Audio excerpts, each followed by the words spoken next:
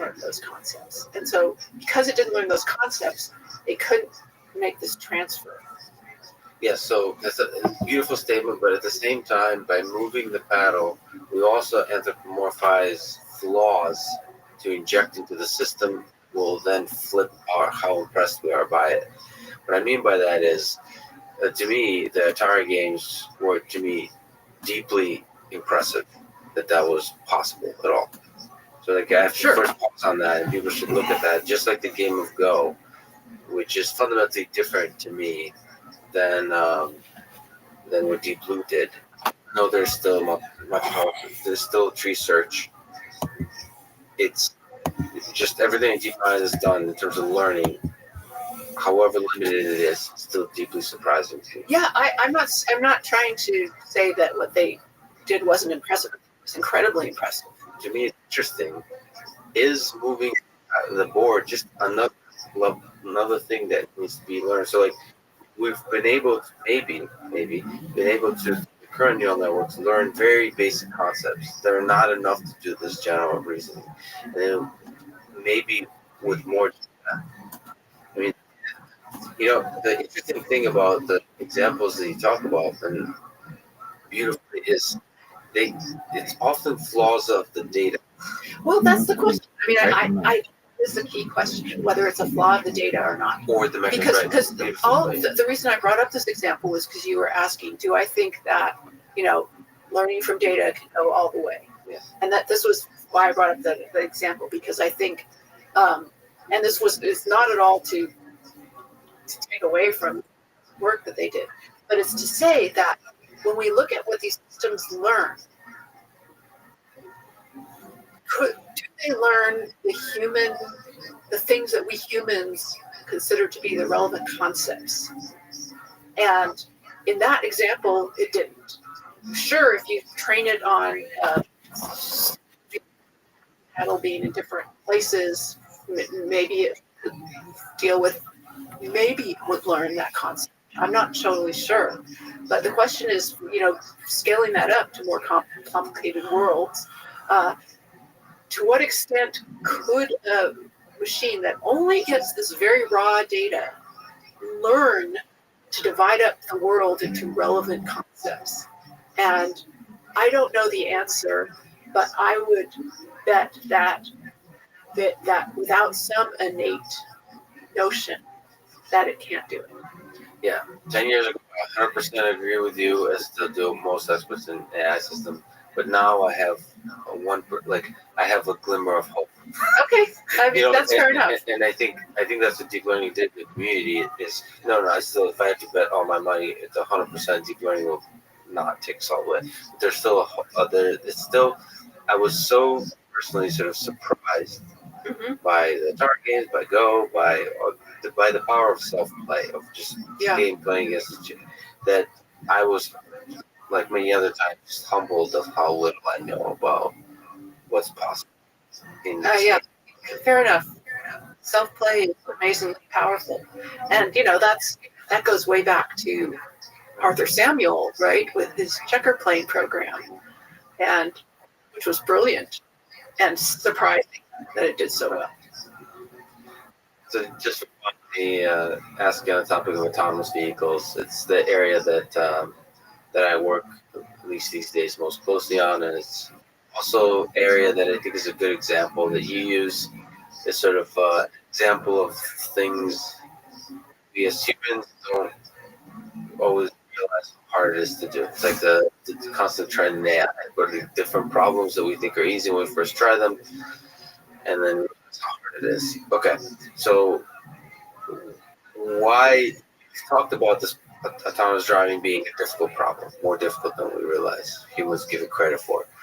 Why is it so difficult? What are the most difficult parts in your view? I think it's difficult because the world is so open-ended as to what kinds of things can happen.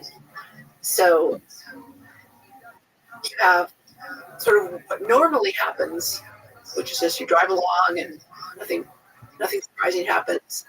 And autonomous vehicles can do, the ones we have evidently do really well. on most normal situations, as long as the weather is reasonably good and everything. But if we have this notion of edge case or things in the tail of the distribution called the long tail problem, which says that there's so many possible things that can happen that is not in the training data of the machine, that it won't be able to handle it because it doesn't have common sense. It's the old paddle moved. Yeah, it's the paddle moves problem. Right. And so my understanding, and you probably are more of an expert than I am on this, is that current driving car vision systems have problems with obstacles, meaning that they don't know obstacles, which quote unquote obstacles they should stop for and which ones they shouldn't stop for. And so a lot of times I read that they tend to slam on the brakes quite a bit, and the most common accident with self-driving cars are people rear-ending them because they were surprised. They weren't expecting the car to stop. Yeah, so there's a lot of interesting questions there. Whether, because you mentioned kind of things. So one is the problem of perception, of understanding, of interpreting the objects that are detected correctly. Right? And the other one is like the policy, the action that you take, how you respond to it. So a lot of the cars braking is a kind of notion of, to clarify it, there's a lot of different kind of things that people calling autonomous vehicles, but a lot the L4 vehicles with a safety driver are the ones like Waymo and Cruise and those companies. They tend to be very conservative and cautious. So they tend to be very, very afraid of hurting anything or anyone and getting in any kind of accidents. So their policy is very kind of that results in being exceptionally responsive to anything that could possibly be an obstacle, right? Right, which the human drivers around it, it behaves unpredictably. Yeah, that's not a very human thing to do. Caution. That's not the thing we're good at, especially in driving. We're in a hurry, often angry, and etc. Especially in Boston. So, and then there's sort of another, and a lot of times that's machine learning is not a huge part of that. It's becoming more and more unclear to me how much, sort of speak public information, because a lot of companies say they're doing deep learning and machine learning just to attract good candidates. The reality is, in many cases, still not a huge part of the perception. There's LiDAR, there's other sensors that are much more reliable for obstacle detection. And then there's test approach, which is vision only. And there's a few companies doing that, but Tesla sort of famously pushing that forward. Because the LiDAR is expensive, right? Well, I mean, yes, I would say if you were to for free give to every Tesla vehicle, Elon Musk fundamentally believes that LiDAR is a crutch, right? He said that if you want to solve the problem of machine learning, LiDAR is not the primary sensor, is the belief. Okay. The camera contains a lot more information. Mm-hmm. So if you want to learn, you want that information. But if not to hit obstacles, you want LiDAR, right? So it's this weird trade-off because, so the vehicles have, which is really a thing, the primary fallback sensor is radar, which is a very crude version of LiDAR. It's a good detector of obstacles, except when those things are standing, right? Stop the. That's why I have problems with tuned to fire trucks. Stop fire trucks, right? So the hope there is that the vision sensor would somehow catch that and infer the perception. You're doing actually some incredible stuff in the almost like an active learning, where it's constantly taking edge cases and pulling back in. There's this data pipeline. Another aspect that's really important that people are studying now is called multitask learning, which is sort of breaking up this problem, in this case driving, into dozens or hundreds of little problems that you can turn into learning problems. So this giant, it's kind of interesting. I've been skeptical from the very beginning. We've become less and less skeptical over time. How much of driving can we learn? I still think it's much farther than the particular company thinks it will be, but it is constantly surprising. Like, through engineering and data collection and active selection of data, how you can attack that long tail. And it's an interesting open question that you're absolutely right. There's a longer tail and all these edge cases that we don't think about. But it's a fascinating question that applies to natural language in all spaces. How big is that long tail? Right. And I mean, not to linger on the point, but what's your sense in driving in these practical problems of the human experience? Can it be learned? What are your thoughts as to Elon Musk's thought? Forget the thing that he says it's here, but can it be in a reasonable timeline? Or do fundamentally other methods need to be met? So I think that ultimately was a trade-off in a way. Being able to drive and deal with any situation that comes up does require kind of full human intelligence, and even humans aren't intelligent enough to do it, because most human accidents are because the human wasn't paying attention, or the human's drunk or whatever, and not because they weren't intelligent enough. Or not because they weren't intelligent enough, right? Whereas the accidents with autonomous vehicles is because they weren't intelligent enough. They're always paying attention. Yeah, they're always paying attention. So it's a trade-off, and I think that it's a very fair thing to say that autonomous vehicles will be ultimately safer than humans. Humans are very unsafe. It's kind of a low bar. But just like you said, I think humans got a better rap. Right, because we're really good at the common sense thing. Yeah, we're great at the common sense thing. We're bad at the paying attention thing. Right? Especially when we're, driving's kind of boring, and we have these phones to play with and everything. But I think what's going to happen is that, for many reasons, not just AI reasons, but also like legal and other reasons, that the definition of self-driving is going to change, or autonomous is going to change. It's not going to be just, I'm going to go to sleep in the back and you just drive me anywhere. It's going to be more, certain areas are going to be instrumented to have the sensors and the mapping and all of the stuff you need for that the autonomous cars don't have to have full common sense. And they'll do just fine in those areas, as long as pedestrians don't mess with them too much. That's another question. Oh, that's right. But I don't think we will have autonomous self-driving in the way that the average person thinks for a very long time. And just to reiterate, this is the interesting open question that I think I agree with you on, is to solve the autonomous driving, you have to be able to engineer in common sense. Yes. That's an important thing to hear and think about. I hope that's wrong, but I currently agree with you that unfortunately you do have to have, to be more specific, sort of these deep understandings of physics and of the way this one works, and also the human dynamic. You mentioned pedestrians and cyclists. Actually, that's whatever that nonverbal communication, as some people call it. There's that dynamic that is also part of this common sense. Right, and we humans are pretty good at predicting what other humans are going to do, and how our actions impact the behaviors. Yeah. This is weird theoretic dance that we're good at somehow.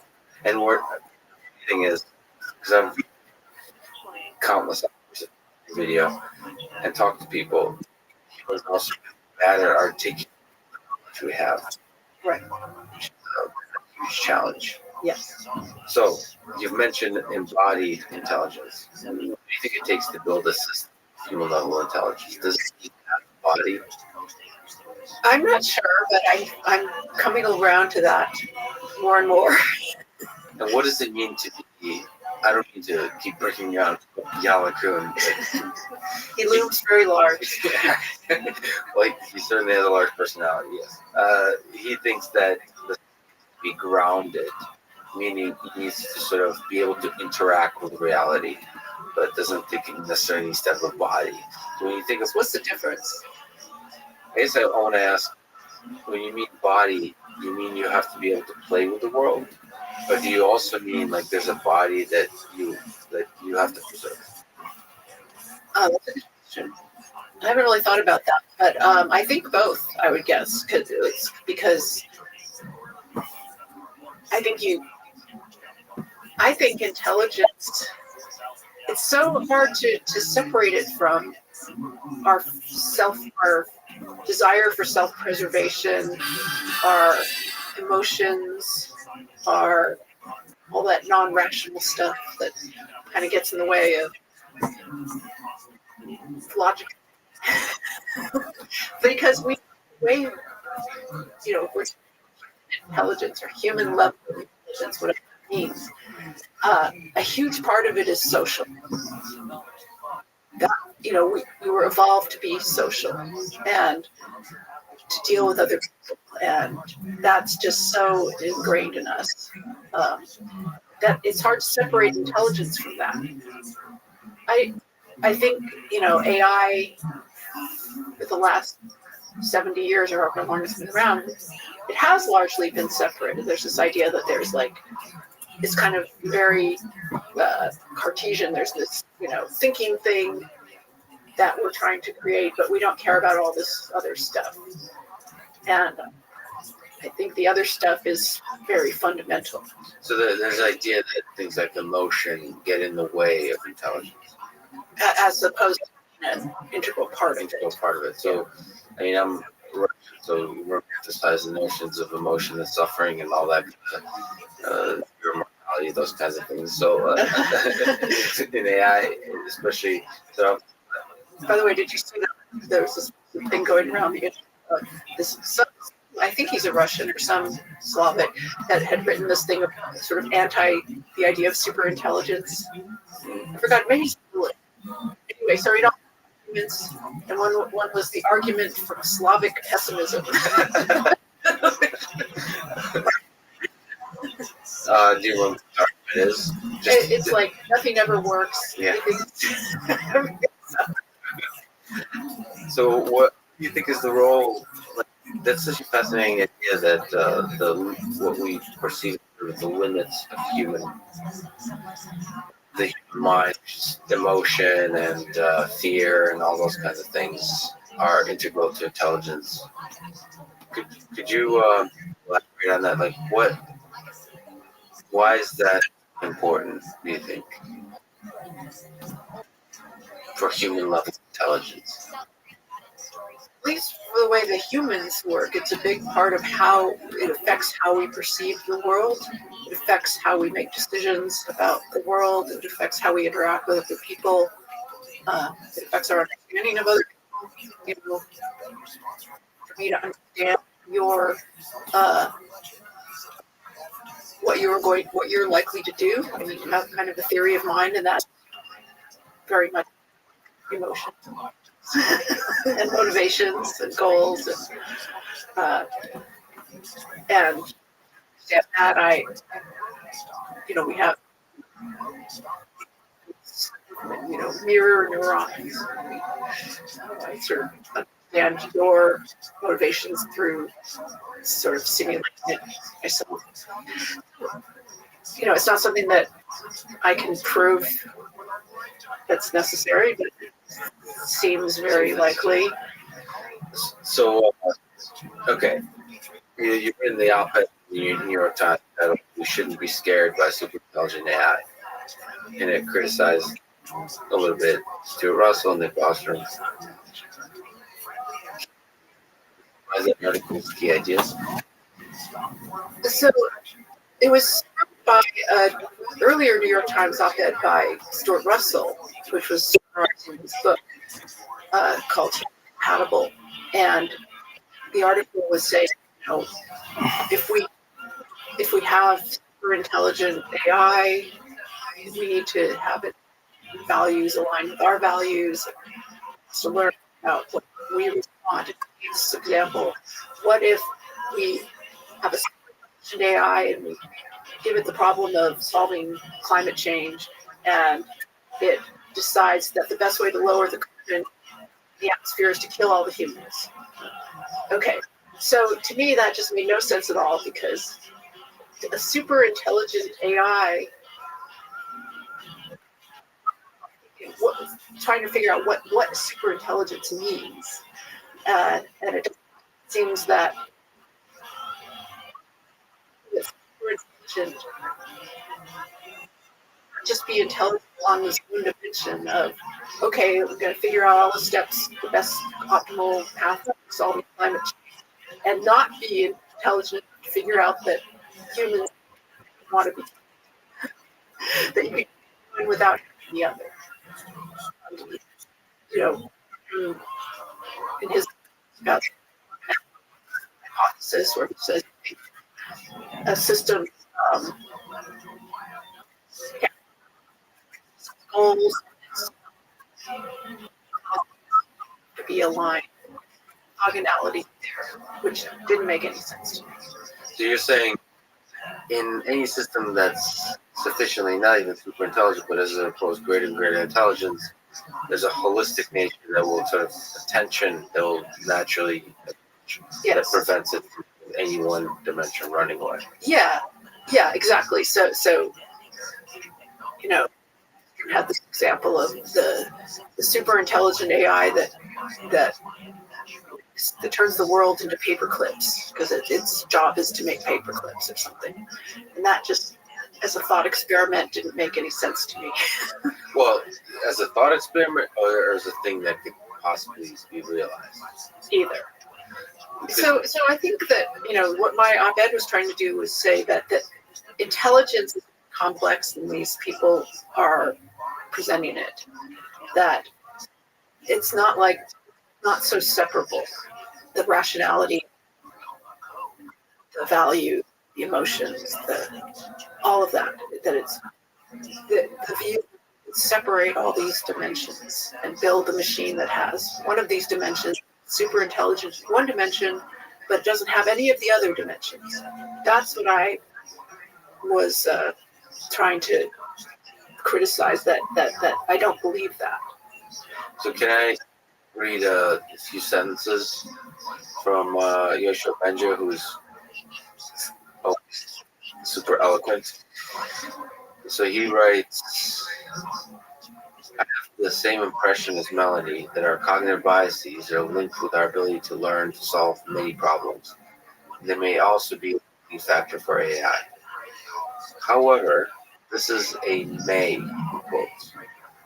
It may also turn out differently, and there's a lot of uncertainty about the capabilities of future machines. But more importantly for me, the value alignment problem is a problem well before we reach some hypothetical superintelligence.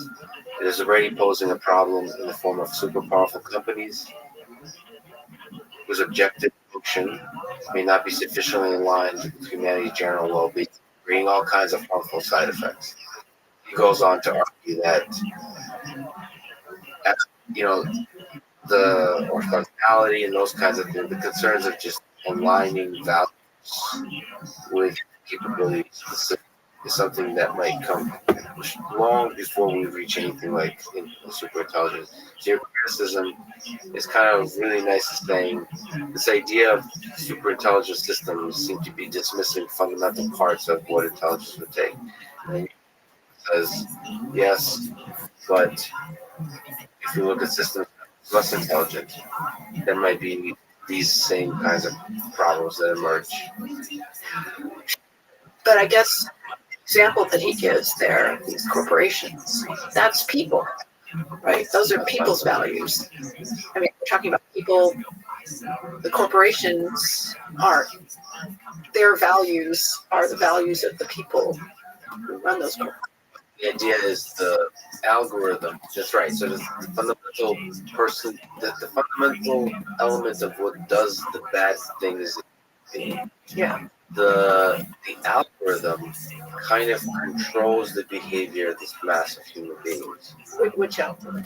For a company that's so for example, if it's an advertisement-driven company that recommends certain things and encourages engagement, so it gets money by encouraging engagement, and therefore the company more and more cycle that builds an algorithm that enforces more engagement and perhaps more division in the culture and so on and so on. I guess the question here is sort of who has the agency. So you might say, for instance, we don't want our algorithms to be racist. And facial recognition, some people have criticized facial recognition systems as being racist because they're not as good on darker skin, lighter skin. Okay, but the agency there, the actual facial recognition algorithm isn't what has the agency. It's not the racist thing, right? It's the I don't know, the combination of the training data, the cameras being used, whatever. But my understanding of, and I agree with Benjio there that he, I think there are these value issues with our use of algorithms. But my understanding of what Russell's argument is the algorithm, the machine itself has the agency. It's the thing that's making the decisions. It's the thing that has what we would call values. Whether that's just a matter of degree, it's hard to say. I would say that's sort of qualitatively different. It's recognition. I'll linger on that point. If you look at Elon Musk, to a Russell or Bostrom, people who are worried about existential risks of AI, however far into the future. The argument goes is it eventually happens. We don't know how far it eventually happens. Do you share any concerns? And what kind of concerns in general do you have about AI that approach anything like existential threat to humanity? So I would say yes, it's possible. I think there's a lot more closer in existential threats to humanity. Because you said like 100 years, so your time's more than 100 years. More than 100 years, and so maybe, that means maybe even more than 500 years. I don't know. I mean, it's so the existential threats are so far out that the future is. I mean, there'll be a million different technologies that we can't even predict now that will fundamentally change the nature of our behavior, reality, society, and so on. Before then, I think so. And we have so many other pressing existential threats going on right now. Nuclear weapons, climate problems, poverty, possible pandemics. You can go on and on. And I think those, worrying about existential threat from AI is not the best priority for what we should be worried about. That's kind of my view because we're so far away. But I'm not necessarily criticizing Russell or Bostrom or whoever for worrying about that. And I think it's some people should be worried about it. It's certainly fine. But I was more sort of getting at their view of what intelligence is. I was more focusing on like their view of the super intelligence than just the fact of them worrying. And the title of the article was written by the New York Times editors. I wouldn't have called it that. We shouldn't be scared by super intelligence. No. If you wrote it, it'd be like, we should redefine what you mean by super intelligence. I actually said something like super intelligence is not is not a sort of coherent idea. So That's not like something the New York Times would put in. and the follow-up argument that Yoshio makes, not argument, a statement, and that after say I think I agree. He's kind of has a way of phrasing it as for a lot of people to believe. He's such a nice guy. Yeah, it's also practically speaking like it shouldn't be like while article stands like still amazing work. So that's what is work, amazing work, and the definition of super or the usefulness of even the term, it's still useful to have people that like use that term, right, and then argue. It's Sure. I absolutely agree with Benjo there, and I think it's great that the New York Times will publish all this stuff. So. That's right. It's an exciting time to be in. What do you think is a good test of intelligence? Like, is natural language ultimately a test that you find the most compelling, like the original, or the higher levels of the Turing test, kind of? Yeah, I still think the original idea of the Turing test is a good test for intelligence. I mean, I can't think of anything better. The Turing test, the way that it's been carried out so far has been very impoverished, if you will. But I think a real Turing test that really goes into depth, like the one that I mentioned, I talk about in the book, I talk about Ray Kurzweil and Mitchell Kapor have this bet, right?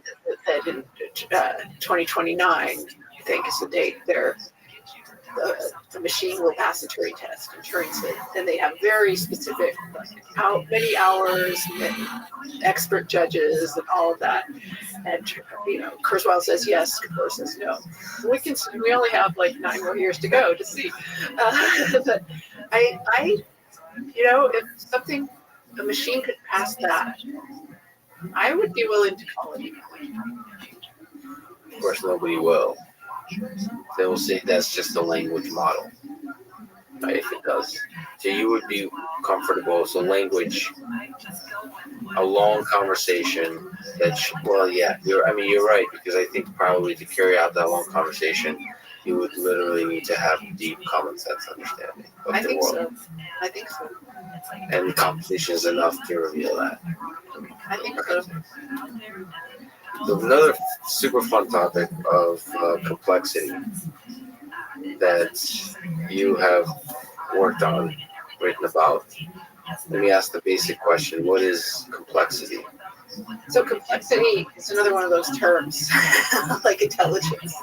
It's perhaps overused, but my book about complexity was about this wide area of complex systems, studying different systems in nature, in technology, society, in which you have emergence. Like I was talking about with intelligence, we have the brain, which has billions of neurons, and each neuron individually could be said to be not very complex compared to the system as a whole, but the system, the interactions of those neurons and the dynamics creates these phenomena that we call intelligence or consciousness, that we consider to be very complex. So the field of complexity is trying to find general principles that underlie all these systems that have these kinds of emergent properties.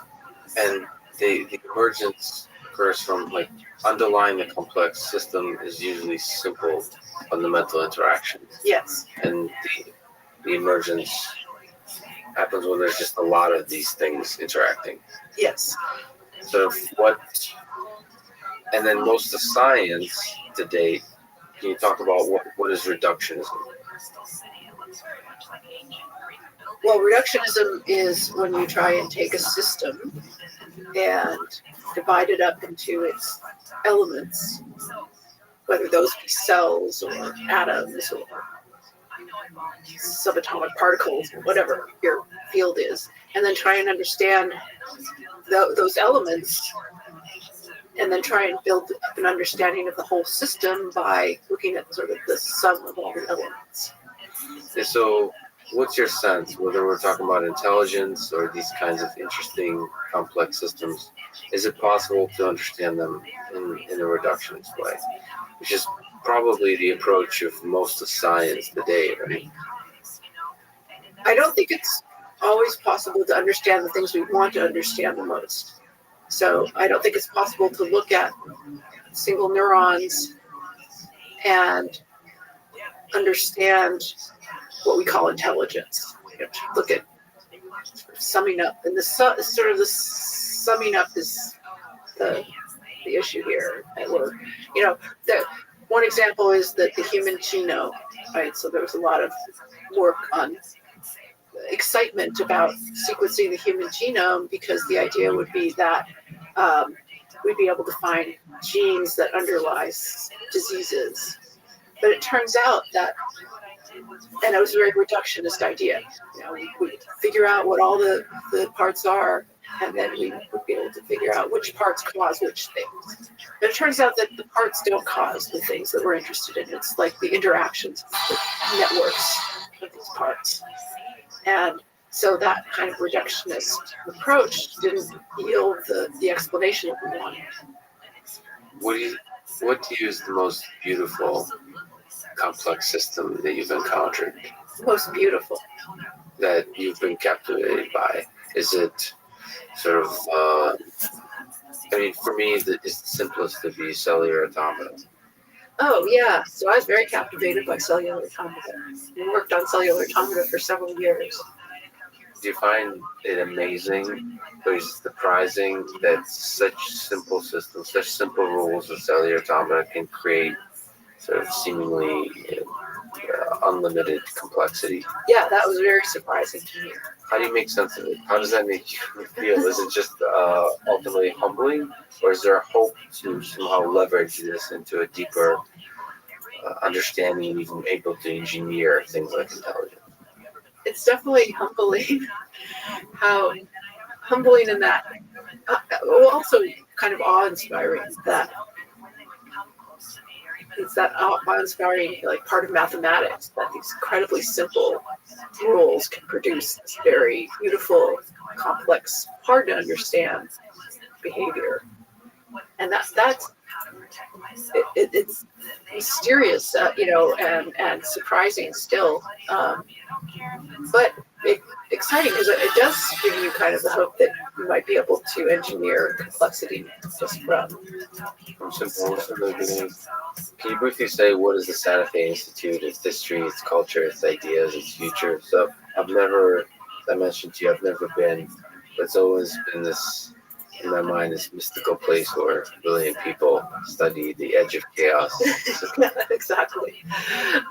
So the Santa Fe Institute was started in 1984, and it was created by a group of scientists, a lot of them from Los Alamos National Lab, which is about a 40-minute drive from the Santa Fe Institute.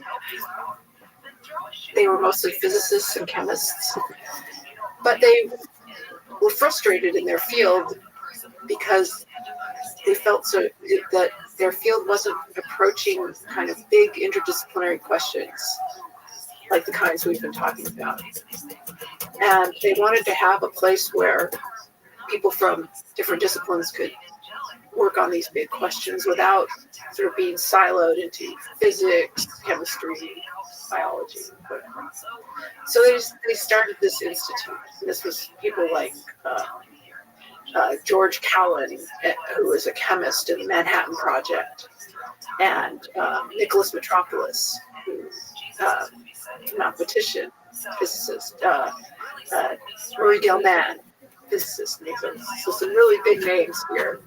Ken Arrow, an economist, Nobel Prize winning economist. And they started having these workshops. And this whole enterprise kind of grew into this research institute that itself has been kind of on the edge of chaos its whole life because it doesn't have a significant endowment, and it's just been kind of living on whatever funding it can raise through donations and grants, and however it can, business associates and so on. But it's a great place. It's a really fun place to go think about ideas that you wouldn't normally encounter. So, Sean Carroll, some physicists. Yeah, he's on the external faculty. And you mentioned that there's some external faculty and there's people that a very small group of resident faculty, maybe about 10, who are there on 5-year terms that can sometimes get renewed. And then they have some postdocs, and then they have this much larger, on the order of 100 external faculty or people like me who come and visit for various periods of time. So what do you think is the future of the Science Institute? Like what, and if people are interested, like what's there in terms of the public interaction or students or so on that could be a possible interaction with the Science Institute or its ideas? Yeah, so there's a few different things they do. They have a complex systems summer school for graduate students and postdocs, and sometimes faculty too. And that's a 4-week, very intensive residential program where we go and listen to lectures and you do projects, and people really like that. I mean, it's a lot of fun. They also have some specialty summer schools. There's one on computational social science. There's one on climate and sustainability, I think it's called. There's a few. And then they have short courses where it's just a few days on different topics. They also have an online education platform that offers a lot of different courses and tutorials for SFI faculty, including an introduction to complexity course that I taught. Awesome. And there's a bunch of talks too on online. There's guest speakers and so on. They host a lot of. Yeah, they have sort of technical seminars at Colloquia. They have a community lecture series, like public lectures, and they put everything on their YouTube channel so you can see it all.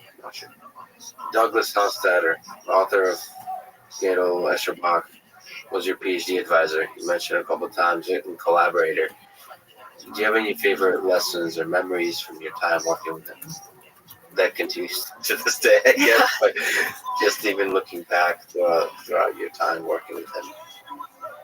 So one of the things he taught me was that when you're looking at a complex problem, to idealize it as much as possible, to try and figure out what is the essence of this problem.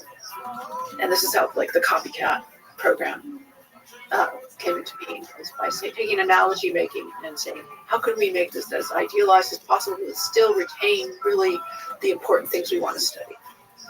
And that's really kept, been a core theme of my research, I think.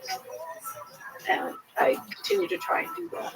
And it's really very much kind of physics inspired. Hofstadter was a PhD in physics. That was his background. Like first principles kind of thing, like you're reduced to the most fundamental aspect of the problem. Yeah. So that you can focus on solving that fundamental aspect. Yeah, and in AI, that was, people used to work in these micro worlds, right?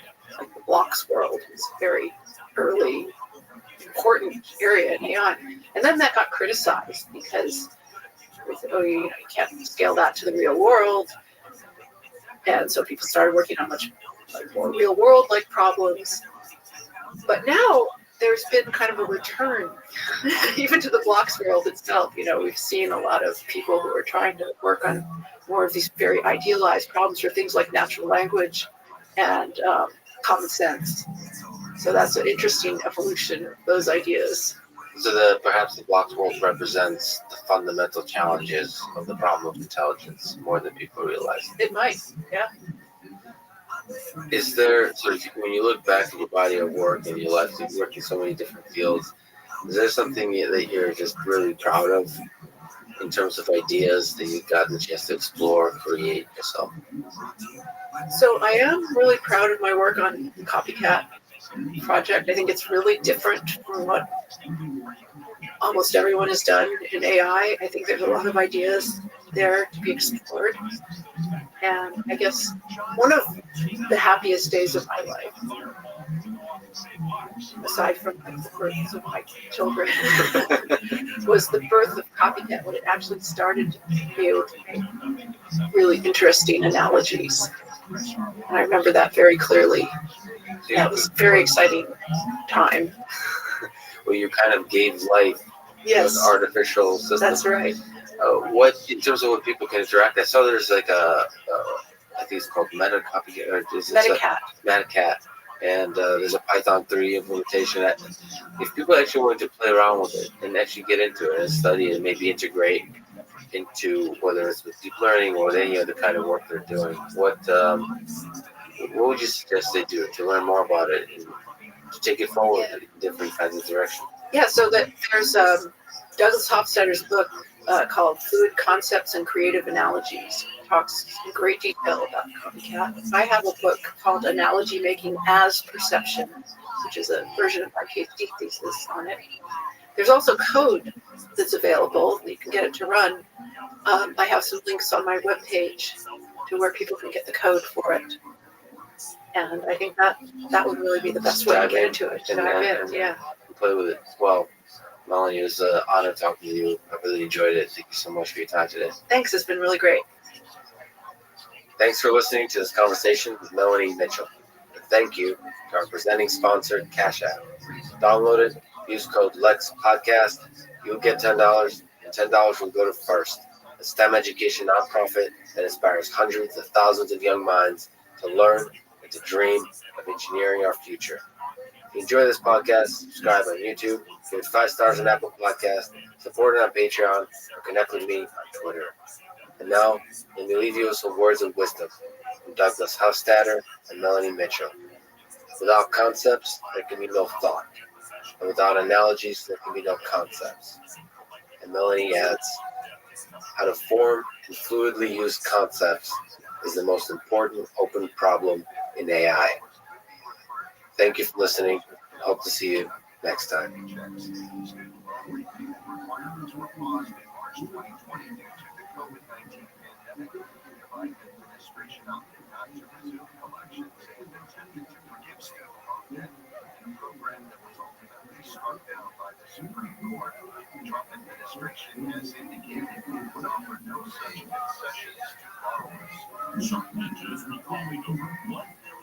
The following is a conversation with Donald Knuth, one of the greatest and most impactful computer scientists and mathematicians ever.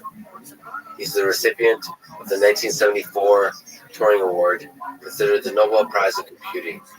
He's the author of the multi-volume work, the magnum opus, The Art of Computer Programming. He made several key contributions to the rigorous analysis of computational complexity of algorithms, including the popularization of asymptotic notation, that we all affectionately know as the Big O notation. He also created the TeX typesetting system, which most computer scientists, physicists, mathematicians, and scientists and engineers in general use to write technical papers and make them look beautiful. I can imagine no better guest than 2019 would than Don, one of the kindest, most brilliant people in our field. This podcast was recorded many months ago. It's one I avoided because, perhaps counterintuitively, the conversation meant so much to me. If you can believe it, I knew even less about recording back then, so the camera angle is a bit off. I hope that's okay with you. The office space was a bit cramped for filming, but it was a magical space where Don does most of his work. It meant a lot to me that he would welcome me into his home. It was quite a journey to get there. As many people know, he doesn't check email, so I had to get creative. The effort was worth it. I've been doing this podcast on the side for just over a year. Sometimes I had to sacrifice a bit of sleep, but always happy to do it and to be part of an amazing community of curious minds. Thank you for your kind words of support, for the interesting discussions, and I look forward to many more of those in 2020. This is the Artificial Intelligence Podcast. If you enjoy it, subscribe on YouTube, give us 5 stars on Apple Podcasts, follow on Spotify, support on Patreon, or simply connect with me on Twitter. and Lex Friedman, spelled Fridman. I recently started doing ads at the end of the introduction. I'll do 1 or 2 minutes after introducing the episode, never any ads in the middle to break the flow of the conversation. I hope that works for you and doesn't hurt the listening experience. I provide timestamps for the start of the conversation that you can skip to, but it helps if you listen to the ad and support this podcast by trying out the product or service being advertised. This show is presented by Cash App, the #1 finance app in the App Store. I personally use Cash App to send money to friends, but you can also use it to buy, sell, deposit Bitcoin in just seconds. Cash App also has a new investing feature. You can buy fractions of the stock, say $1 worth, no matter what the stock price is. Brokerage services are provided by Cash App Investing, subsidiary of Square, and member SIPC. I'm excited to be working with Cash App to support one of my favorite organizations called FIRST, best known for their FIRST robotics and Lego competitions. They educate and inspire hundreds of thousands of students in over 110 countries and have a perfect rating at Charity Navigator, which means that donated money is used for maximum effectiveness. When you get Cash App from the App Store or Google Play and use code LEXPODCAST, you'll get $10, and Cash App will also donate $10 to FIRST, which again is an organization that I've personally seen inspire girls and boys to dream of engineering a better world. And now, here's my conversation with Donald Knuth. In 1957, at Case Tech, you were once allowed to spend several evenings with a IBM 650 computer, as you've talked about in the past, and you fell in love with computing then. Yeah. Can you take me back to that moment with the IBM 650? What was it that grabbed you about that computer? So the IBM 650 was this machine that well, it didn't fill a room, but it was big and noisy. But when I first saw it, it was through a window, and there was just a lot of lights flashing. And I was a freshman. I had a job with the statistics group, and I was supposed to punch cards and for data and then sort them on another machine. But they got this new computer, came in, and it had interesting lights. Okay, so, well, but I had to kind of keep the building, so I could get in and look at it. Got a manual for it, and my first experience was based on the fact that I could punch cards. Basically, it was a big thing for the deal. But the IBM 650 was big in size, but incredibly small in power, in memory. It had 2,000 words of memory, and the word of memory was 10 decimal digits plus a sign. And it would do, to add 2 numbers together, you could probably expect that would take, say 3 milliseconds. So that's pretty fast. It's the memory is the constraint. The memory is the problem. That was why it took 3 milliseconds, because it took 5 milliseconds for the drum to go around, and you had to wait, 5 cycle times. If you have an instruction in one position on the drum, then it was ready to read the data for the instruction in 3 notches. The drum is 50 cycles around, and you go 3 cycles, and you get the data, and then you go another 3 cycles and get to your next instruction. If the instruction is there, otherwise you spin until you get to the right place. And we had no random access memory whatsoever until my senior year. Senior year, we got 50 words of random access memory, which were priceless. And we would move stuff up to the random access memory, 60-word chunks, and then we would store it again. So several people want to go up there. Could you have predicted the future 60 years later of computing from then? In fact, the hardest question I was ever asked was,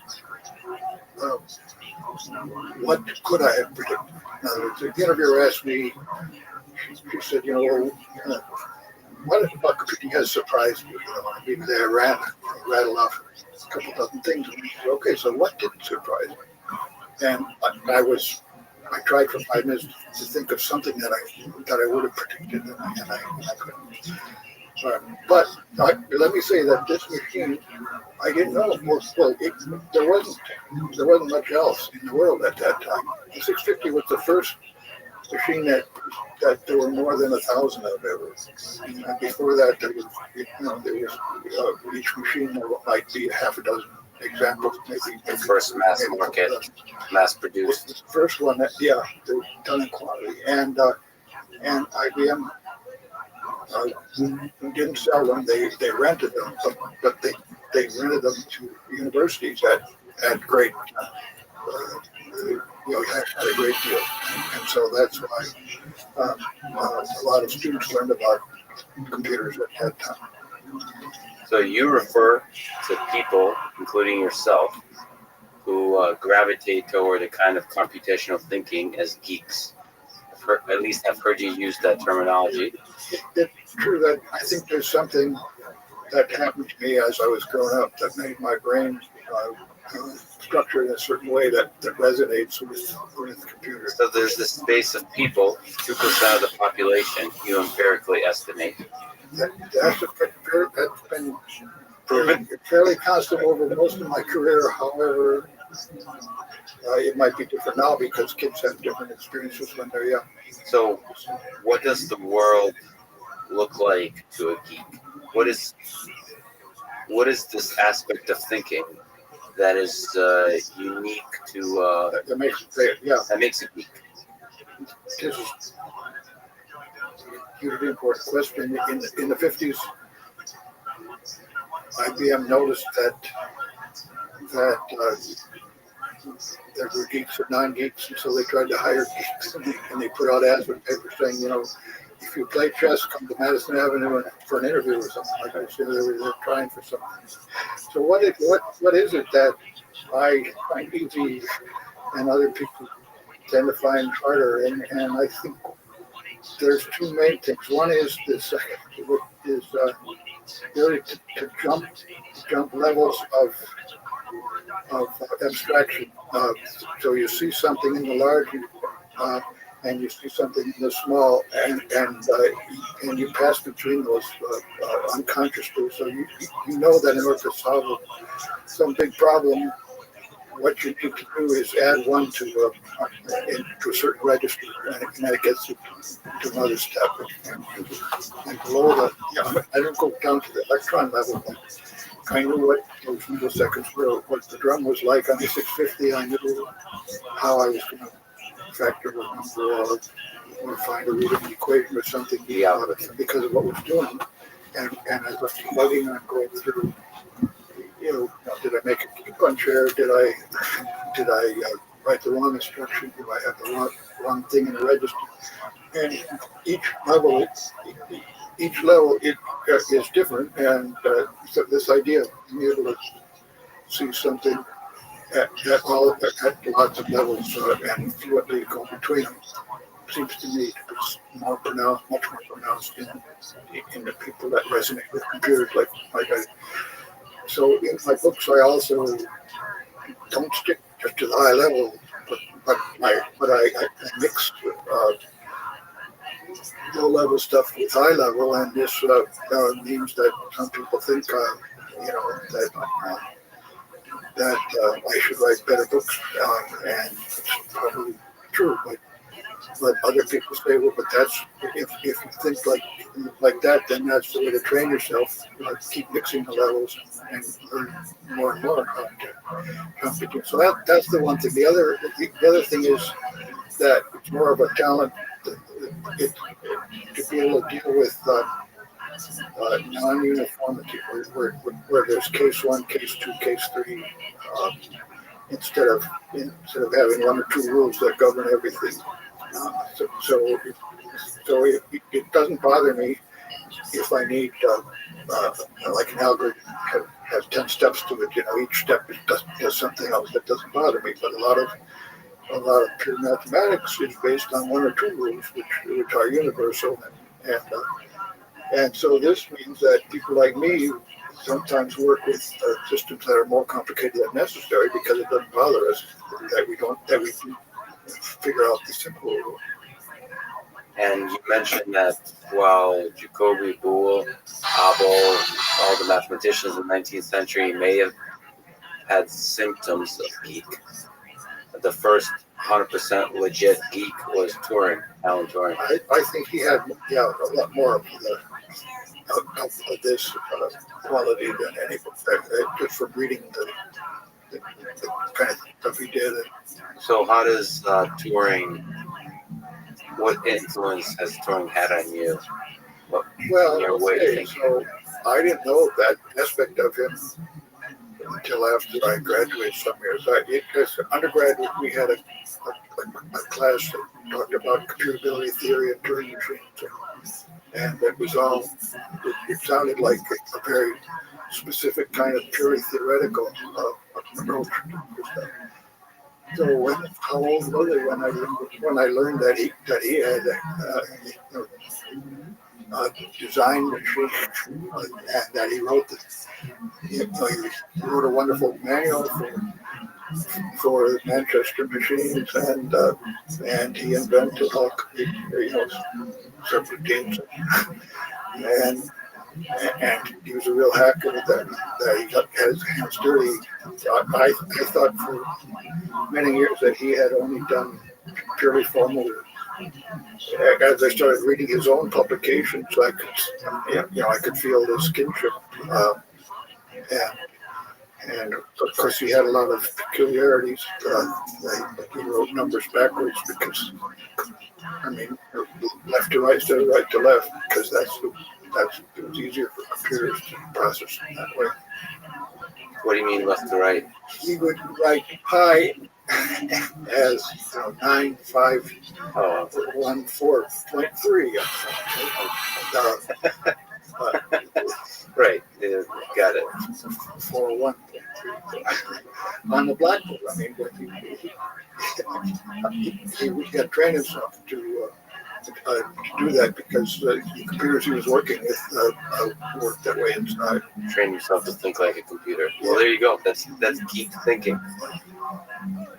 You've practiced some of the most elegant formalism in computer science, and yet you're the creator of a concept like literate programming, which seems to move closer to natural language type of description of programming.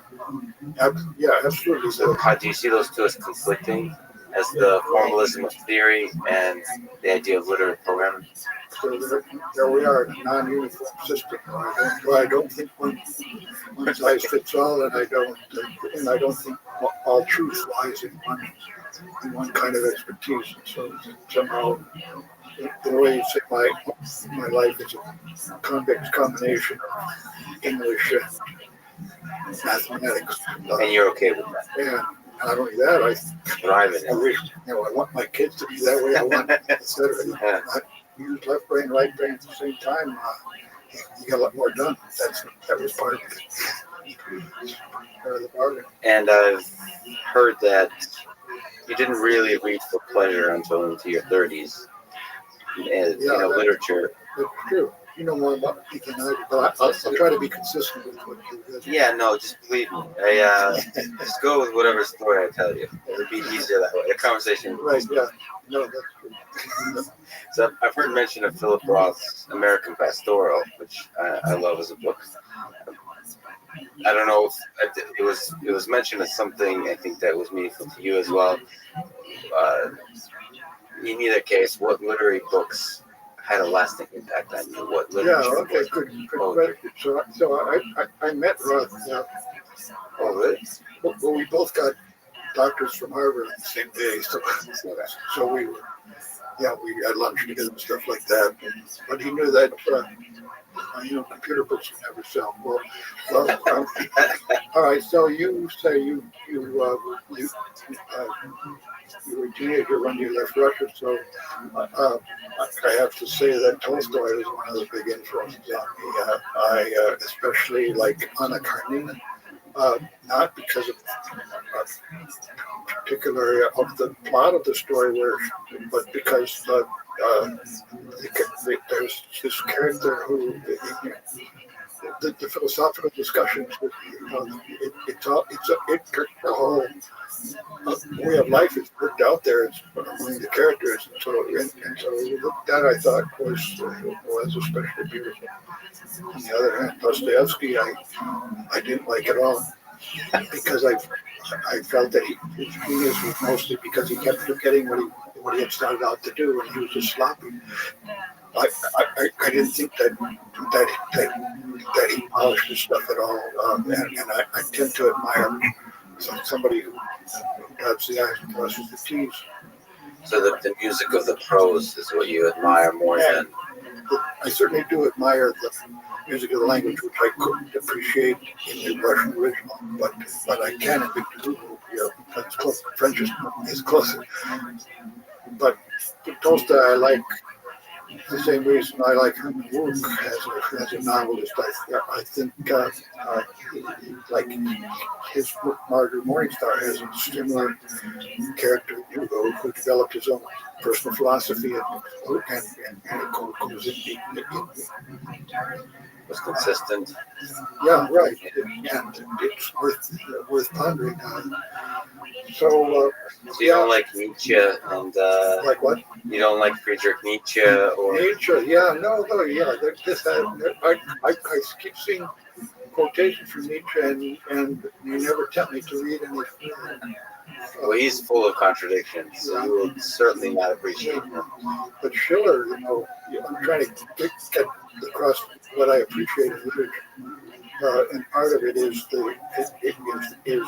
as we say, the music of the language, the way it flows. Take Raymond Chandler versus Dashiell Hammett. Dashiell Hammett's sentences are awful, and Raymond Chandler's are beautiful. They just flow. So I don't read literature because it's supposed to be good for me, or because somebody said it's great, but I find things that I like. You mentioned you were dressed like James Bond, so I love Ian Fleming. I think he had a really great gift. If he has a golf game or a game of bridge or something that comes into a story, it'll be the most exciting golf game or the absolute best possible hand of bridge that exists, and he exploits it and tells it beautifully. So, in connecting some things here, looking at literate programming and being able to convey,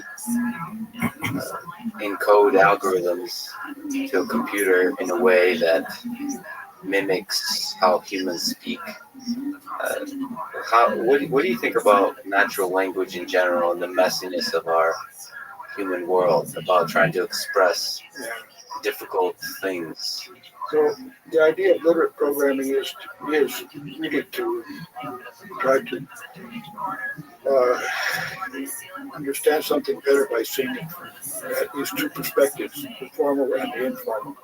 We're trying to understand a complicated thing if we can look at it in different ways. So this is, in fact, the key to technical writing. A good technical writer, trying not to be obvious about it, but says everything twice, formally and informally, or maybe three times. But you try to give the reader a way to put the concept into his own brain or her own brain. Is that better for the writer or the reader, or both? Well, the writer just tries to understand the reader. That's the goal of the writer, is to have a good mental image of the reader, and to say what the reader expects next, and to impress the reader with what has impressed the writer. Why something is interesting. So when you have a computer program, we try to, instead of looking at it as something that we're just trying to give instruction to the computer, what we really want to be is giving insight to the person who's going to be maintaining this program, or to the programmer himself when he's debugging it, as to why stuff is being done. And so all the techniques of exposition that a teacher uses or a book writer uses make you a better programmer if your program is going to be not just a one-shot deal. So, how difficult is that? Do you see hope for the combination of informal and formal for the programming task? Yeah, I'm the wrong person to ask, I guess, because I'm a geek. But I think for a geek, it's easy. Well, I don't know. Not some people have difficulty writing, and that might be because there's something in their brain structure that makes it hard for them to write, or it might be something just that they haven't had enough practice. I'm not the right one to judge, but I don't think you can teach any person any particular skill. I do think that writing is half of my life, and so I put it together in a program. Even when I'm writing a one-shot program, I write it in a literate way because I get it right faster. Now, does it get compiled automatically, or so? I guess on the technical side, my question was, how difficult is it to design a system where much of the programming is done informally? Yeah, informally.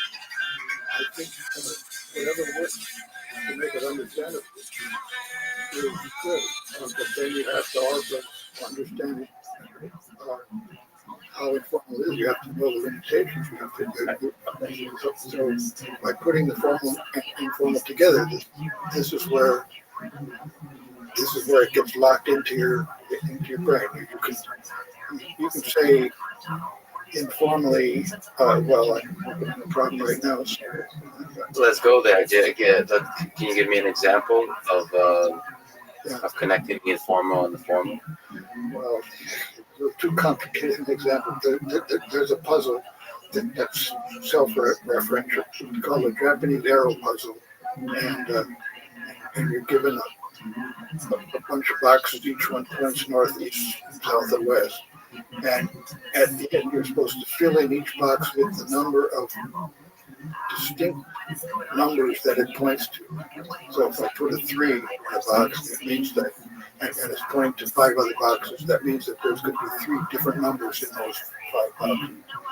And those boxes are pointing, one might be pointing to me, one might be pointing the other way, but anyway, I'm supposed to find this set of numbers that obeys this complicated condition that each number counts how many distinct numbers it points to. Well, so guy sent me his solution to this problem where he presents formal statements that say either this is true or this is true or this is true, and so I try to render that formal statement informally, and I try to say I contain a 3, and the guys I'm pointing to contain the numbers 1, 2, and 6. So by putting it informally and also I convert it into a dialogue statement, that helps me understand the logical statement that he's written down as a string of numbers in terms of some abstract variables that he had. That's really interesting. So maybe an extension of that, there has been a resurgence in computer science and machine learning and neural networks. So using data to construct algorithms. That's another way to construct algorithms, really. Yes, If you can think of it that way. So as opposed to natural language to construct algorithms, use data to construct algorithms. So what's your view of this branch of computer science, where data is almost more important than the mechanism of the algorithm? it seems to be suited to a certain kind of non-geek, and which is probably why it's taken off. It has its own community that really resonates with that. But it's hard to trust something like that because nobody, even the people who work with it, they have no idea what has been learned. That's a really interesting thought, that it makes algorithms more accessible to a different community, a different type of brain. Yep. And that's really interesting because just like literate programming, perhaps could make programming more accessible to a certain kind of brain. There are people who think it's just a matter of education, and anybody can learn to be a great programmer. Anybody can learn to be a great skier. I wish that were true, but I know that there's a lot of things that I've tried to do, and I was well motivated, and I kept trying to build myself up, and I never got past a certain level. I can't do, for example, I can't do three-dimensional objects in my head. I have to make a model, look at it, study it from all points of view, and then I start to get some idea of what other people are good at photomaking. Physicists. Yeah. So let's go to the art of computer programming. In 1962, you set the table of contents for this magnum opus, right? Yep. It was supposed to be a single book, 12 chapters. Today, what is it, 57 years later, you're in the middle of volume 4 of 7. And in the middle of volume 4B is 4B. more precisely. Can I ask you for an impossible task, which is try to summarize the book so far, maybe by giving a little examples. So from the sorting and the search and the combinatorial algorithms, if you were to give a summary, a quick elevator summary. Elevator, that's great. Yeah, right. But depending how many floors there are on the building. Yeah. The first volume, called Fundamental Algorithms, talks about something that the stuff you can't do without. You have to know basic concepts of what is a program, and what is an algorithm, and it also talks about a low-level machine, so you have some kind of an idea what's going on, and it has basic concepts of input output. 17 induction, right? So mathematical preliminary. So the thing that makes my book different from a lot of others is that I try to not only present the algorithm, but I try to analyze them, which means quantitatively I say not only does it work, but it works this fast. Okay. And so I need math for that. And then there's a standard way to structure data inside and represent information in the computer. So that's all volume 1. Volume 2 it's called semi-numerical algorithms, and here we're writing programs, but we're also dealing with numbers. The algorithms deal with any kinds of objects, but specifically when there's objects are numbers, well then we have certain special paradigms that apply to things that have numbers. And so there's arithmetic on numbers, and there's matrices full of numbers, there's random numbers, and there's power series full of numbers. There's different algebraic concepts that have numbers in structured ways. And arithmetic in the way a computer would think about arithmetic. So floating point arithmetic, high precision arithmetic, not only addition, subtraction, multiplication, but also comparison. So then volume 3 talks about. I like that one. Sort and search. Sorting and search. I love sorting. Right. So here, we're not dealing necessarily with numbers because you sort letters and other objects. And searching we're doing all the time with Google nowadays. But I mean, we have to find stuff. So again, algorithms that underlie all kinds of applications. None of these volumes is about a particular application. The applications are examples of why people want to know about sorting, why people want to know about Vancouver. So then volume 4 goes into combinatorial algorithms. This is where we have zillions of things to deal with, and here we keep finding cases where one good idea can make something go more than 1 million times faster, and we're dealing with problems that are probably never going to be solved efficiently, but that doesn't mean we give up on them. And we have this chance to have good ideas and go much faster. So that's combinatorial algorithms, and those are the ones that are, you say sorting is most fun for you. I like satisfiability but too. combinatorial algorithms are the ones that I always enjoyed the most, because that's when my skill at programming had the most payoff. And that was the difference between an obvious algorithm that you think of first thing and a interesting subtle algorithm that's not so obvious, but circles around the other one. That's where computer science really comes in. And a lot of these combinatorial methods were found first in applications to artificial intelligence or cryptography. And in my case, I just liked it. It was associated more with positives. Do you like them most in the domain of graphs? Graph theory? Graphs are great because they're derivative models of so many things in the real world, and you throw numbers on a graph, you get a network, so there you have many more things. So, but combinatorial in general is any arrangement of objects that has some kind of a higher structure, non-random structure. Okay, it's possible to put something together satisfying all these conditions, like I mentioned arrows a minute ago. Is there a way to put these numbers on a bunch of boxes that are pointing to each other? Is that going to be possible? That's volume 4. That's volume 4.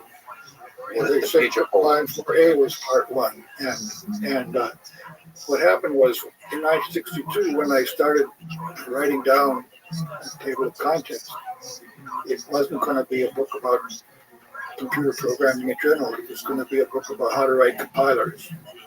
And I was asked to write a book explaining how to write a compiler. And at that time, there were only a few dozen people in the world who had written compilers, and I happened to be one of them. So, and I also had some experience writing for like the campus newspaper, things like that. So I thought, okay, great. I'm the only person I know who's written a compiler but hasn't invented any new techniques for writing compilers. And all the other people I knew had super ideas, but I couldn't see that they would be able to write a book that would describe anybody else's ideas with their own.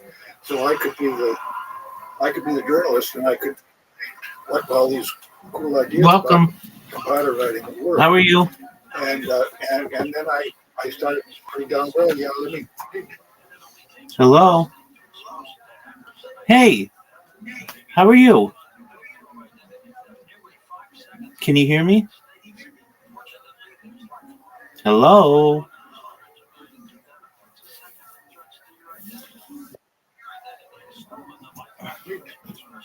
Have a chapter about data structure because you need to have some introductory material. You want to talk about searching because the compiler writer has to look up the variables in a single table and find out which when you write the name of a variable in one place, it's supposed to be the same as the one you put somewhere else. So you need all these basic techniques, and I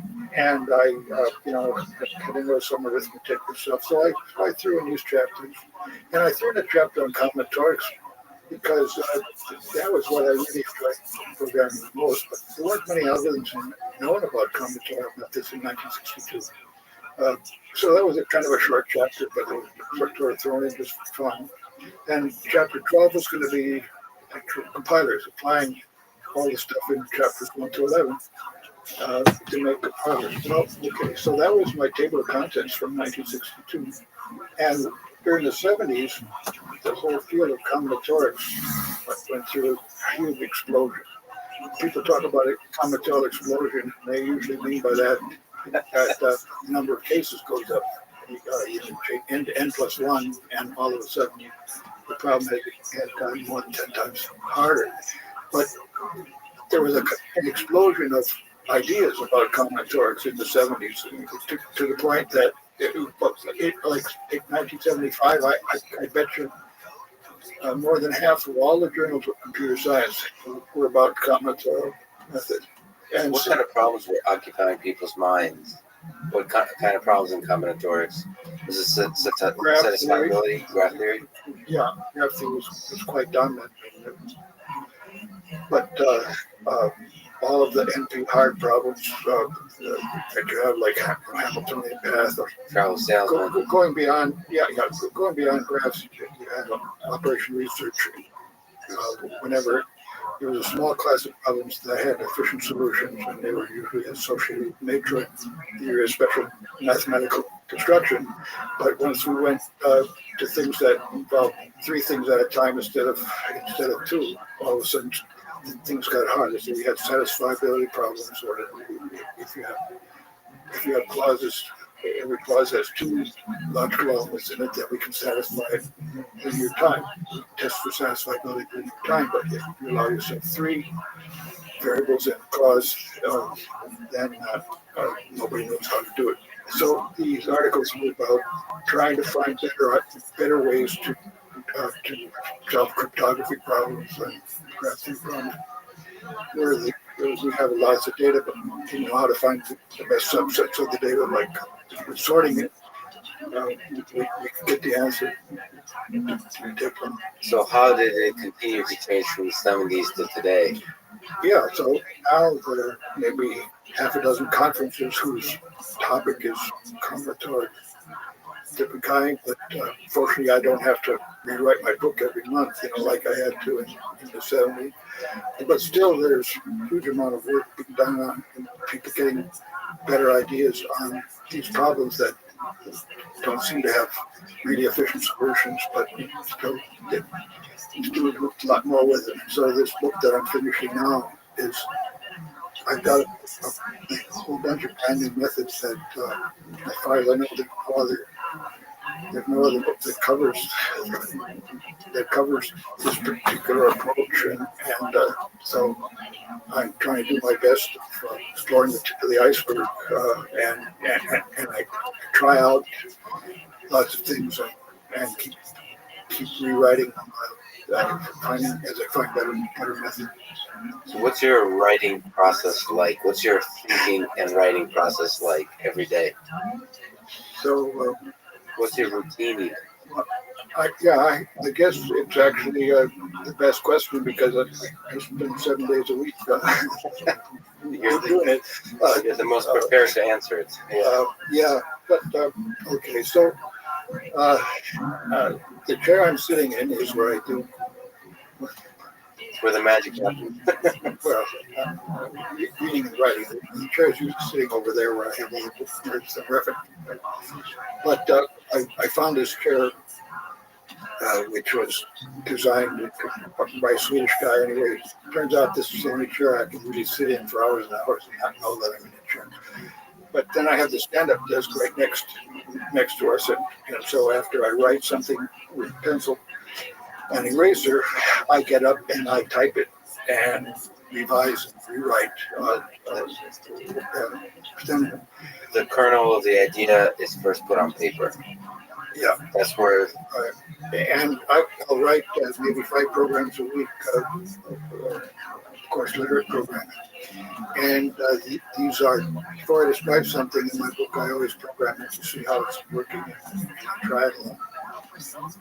So, for example, I learned at the end of January, I learned of a breakthrough by 4 Japanese people who had extended one of my methods in a new direction.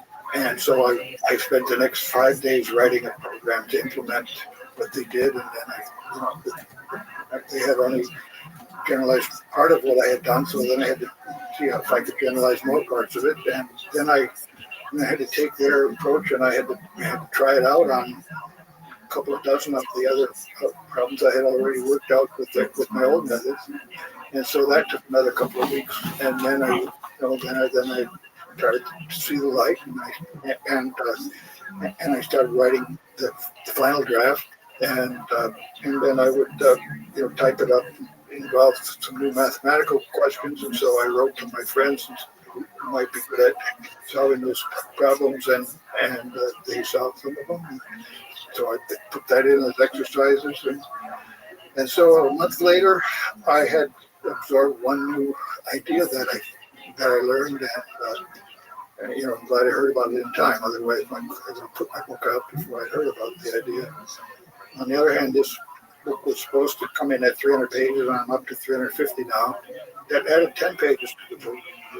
But if I learn about another one, I probably couldn't shoot me. Well, so in that process, in that 1 month process, are some days harder than others?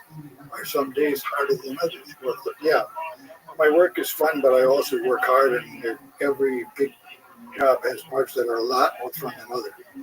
And so many days I'll say, why do I have to have such high standards? Why couldn't I just be sloppy and not try this out? And, just report the answer. But I know that people are counting me to do this, and so okay, Don, I'll grit my teeth and do it.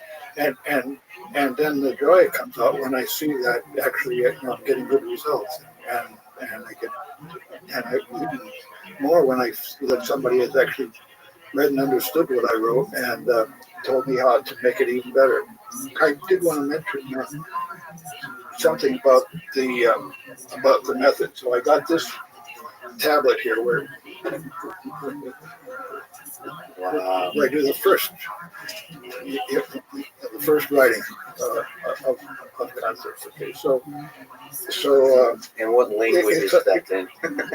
Right. So take a look at it. But here, random say, explain how to draw such skewed pixel diagrams. Okay. So I got this paper about 40 years ago when I was visiting my sister in Canada. They make tablets of paper, this nice large size and just the right. Very small space between lines. Do you mind? Yeah. Maybe show it. Yeah. I've got these manuscripts going back to the 60s. and those are where I get my ideas on paper. Okay? But I'm a good typist. In fact, I went to typing school when I was in high school, so I can type faster than I think. So then when I do the editing, stand up and type, then I revise this, and it comes out a lot different than what for style and rhythm and things like that come out at the typing stage. And you type in tech. And I type in tech. And can you think in tech? No. So to a certain extent, I have only a small number of idioms that I use. Like I'm beginning with theorem, I do something. For displayed equation, I do something, and so on. But I have to see it. And in the way that it's on paper here. Yeah, right. So, for example, Turing wrote the other direction. You don't write macros. You don't think in macros. Not particularly, but when I need a macro, I'll go ahead and do it.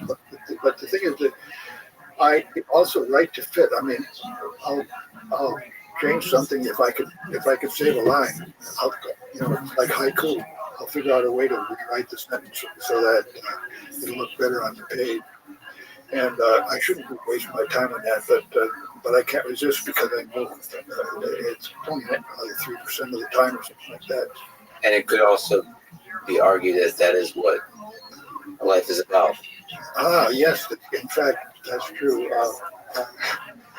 Like I worked in the garden one day a week, and that's kind of a description of my life, is getting rid of weeds, removing bugs from programs. So, a lot of writers talk about, basically suffering. The writing process is having, it's extremely difficult. And I think with programming, especially for technical writing you're doing, can be like that. Do you find yourself methodologically, how do you every day sit down to do the work? Is it a challenge? You kind of say it's, it's fun. but it'd be interesting to hear if there are non-fun parts that you really struggle with. Yeah, so the fun comes when I'm able to put together ideas of two people who didn't know about each other, and so I might be the first person that saw both of their ideas, and so then then I get to make the synthesis, and that it gives me a chance to be creative. But the dreadful part is where I got to chase everything down to its root. This leads me into really interesting stuff. I mean, I learn about Sanskrit, and I try to give credit to all the authors, and so I write to people who know the people, the authors if they're there.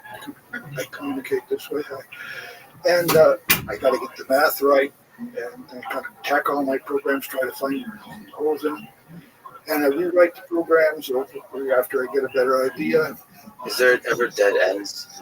Dead ends? Oh yeah, I throw stuff out. Yeah, but one of the things that I spent a lot of time preparing a major example based on the game of baseball, and I know a lot of people who baseball is the most important thing in the world. But I also know a lot of people who cricket is the most important in the world, or soccer or something. And I realized that if I had a big example, I was going to have a fold-out illustration and everything. I would say, well, what am I really teaching about algorithms here? When I had this baseball example, and if I was a person who knew only cricket, what would they think about this? So I've ripped the whole thing out. But I had something that would really appeal to people who grew up with baseball as a major theme in their life. Which is a lot of people, But just so it's still a minority. I took out bowling too. Even a smaller minority. So what's the art in the art of programming? Why is there, of the few words in the title, why is art one of them? Yeah, well, that's what I wrote my Turing lecture about, and so when people talk about art, what the word means is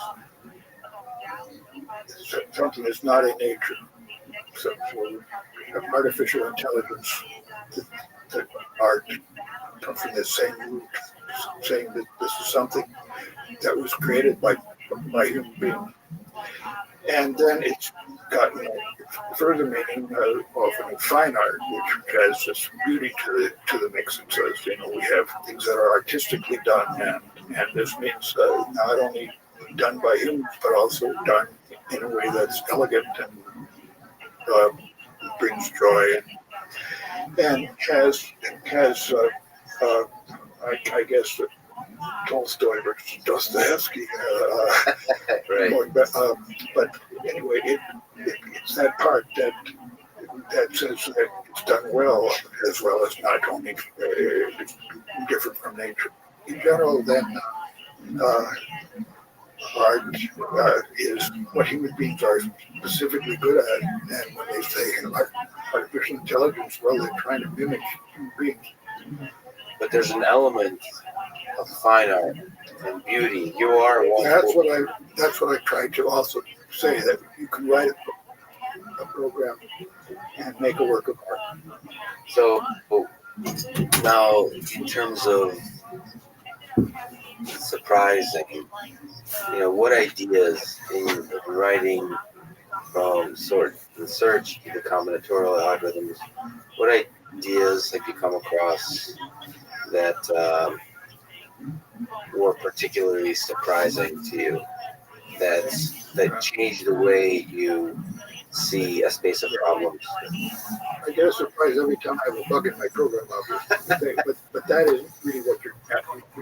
More transformational than right. So, surprising. for example, in volume 4A, I was especially surprised when I learned about the structure called BDD, this Boolean decision diagram. Because I sort of had the feeling that as an old timer, and I've been programming since the 50s, and BDDs weren't invented in 1986. And here comes a brand new idea that revolutionizes the way to represent a Boolean function. And Boolean functions are so basic to all kinds of things that logic is, underlies it. Everything can describe all of what we know in terms of logic somehow, and propositional logic. I thought that was cut and dried and everything was known, but here comes Randy Bryant and discovers that BDDs are incredibly powerful. Then that means I have a whole new section to the book that I never would have thought of until 1986, not even until 1990s when people started to have to use it for billion-dollar applications. And it was the standard way to design computers for a long time until SAT solvers came along in the year 2000. So that's another great big surprise. So a lot of these things have totally changed the structure of my book. And the middle third of volume 4B is about SAT solvers, and that's 300 plus pages, which is all about material, mostly about material that was discovered in this century. And I had to start from scratch and meet all the people in the field. Right, I have 15 different SAT solvers that I wrote while preparing that. 7 of them are described in the book, others were from my own experience. So newly invented data structures or ways to represent A whole new class of algorithms. whole new class. Yeah, and the interesting thing about the BDDs was that the theoreticians started looking at it and started to describe all the things you couldn't do with BDD, and so they were getting a bad name because okay, they were useful, but they didn't solve everything. I'm sure that the theoreticians are in the next 10 years are going to show why machine learning doesn't solve everything. But I not only worry about the worst case, I get a huge delight when I can actually solve a problem that I couldn't solve before, even though I can't solve the problem that it suggests a further problem. I know that I'm way better than I was before. So I found out that BDDs could do all kinds of miraculous things. And so I had to spend quite a few years learning about that territory.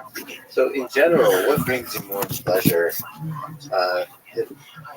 Proving or showing a worst case analysis of an algorithm, or showing a good average case, or just showing a good case that something good pragmatically can be done with this algorithm? Yeah, I like a good case that is maybe only 1,000,000 times faster than I was able to do before, but I'm not worried about the fact that it's still going to take too long if I double the size of the problem. So that said, you popularized the asymptotic notation for describing running time. Obviously, in the analysis of algorithms, worst case is such an important part. Do you see any aspects of that kind of analysis as lacking? And notation too. Well, the main purpose is to have notations that help us for the problems we want to solve, and so that they match our intuition. And people who worked in number theory had used asymptotic notation in a certain way, but it was only known to a small group of people. And I realized that, in fact, it was very useful to be able to have a notation for something that we don't know exactly what it is, but we only know partially about it. So it's technical. For example, instead of big O notation, let's just take a much simpler notation where I'd say 0 or 1, or 0, 1 or 2. Suppose that when I had been in high school, we would be allowed to put in the middle of our formula x plus 0, 1 or 2. equals y. Okay, and then we learn how to multiply two such expressions together and deal with it. Well, the same thing. Big O notation says here's something that's I'm not sure what it is, but I know it's not too big. I know it's not bigger than some constant times n squared or something like that. So I write big O of n squared. Now I learn how to add big O of n squared to big O of n cubed, and I know how to add big O of n squared to plus 1 and square that, and how to take logarithms and exponentials that have big O's in the middle of them.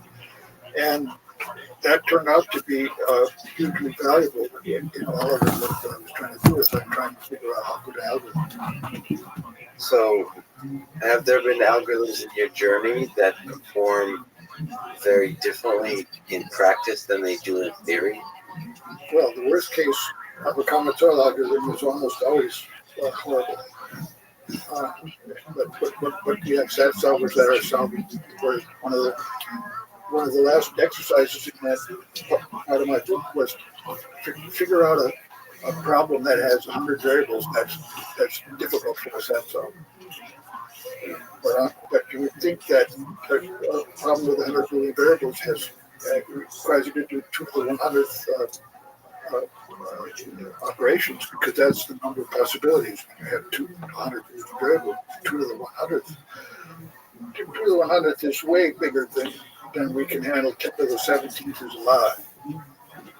You've mentioned over the past few years that you believe P may be equal to NP, but that it's not really, if somebody does prove that P equals NP, it will not directly lead to an actual algorithm to solve difficult problems.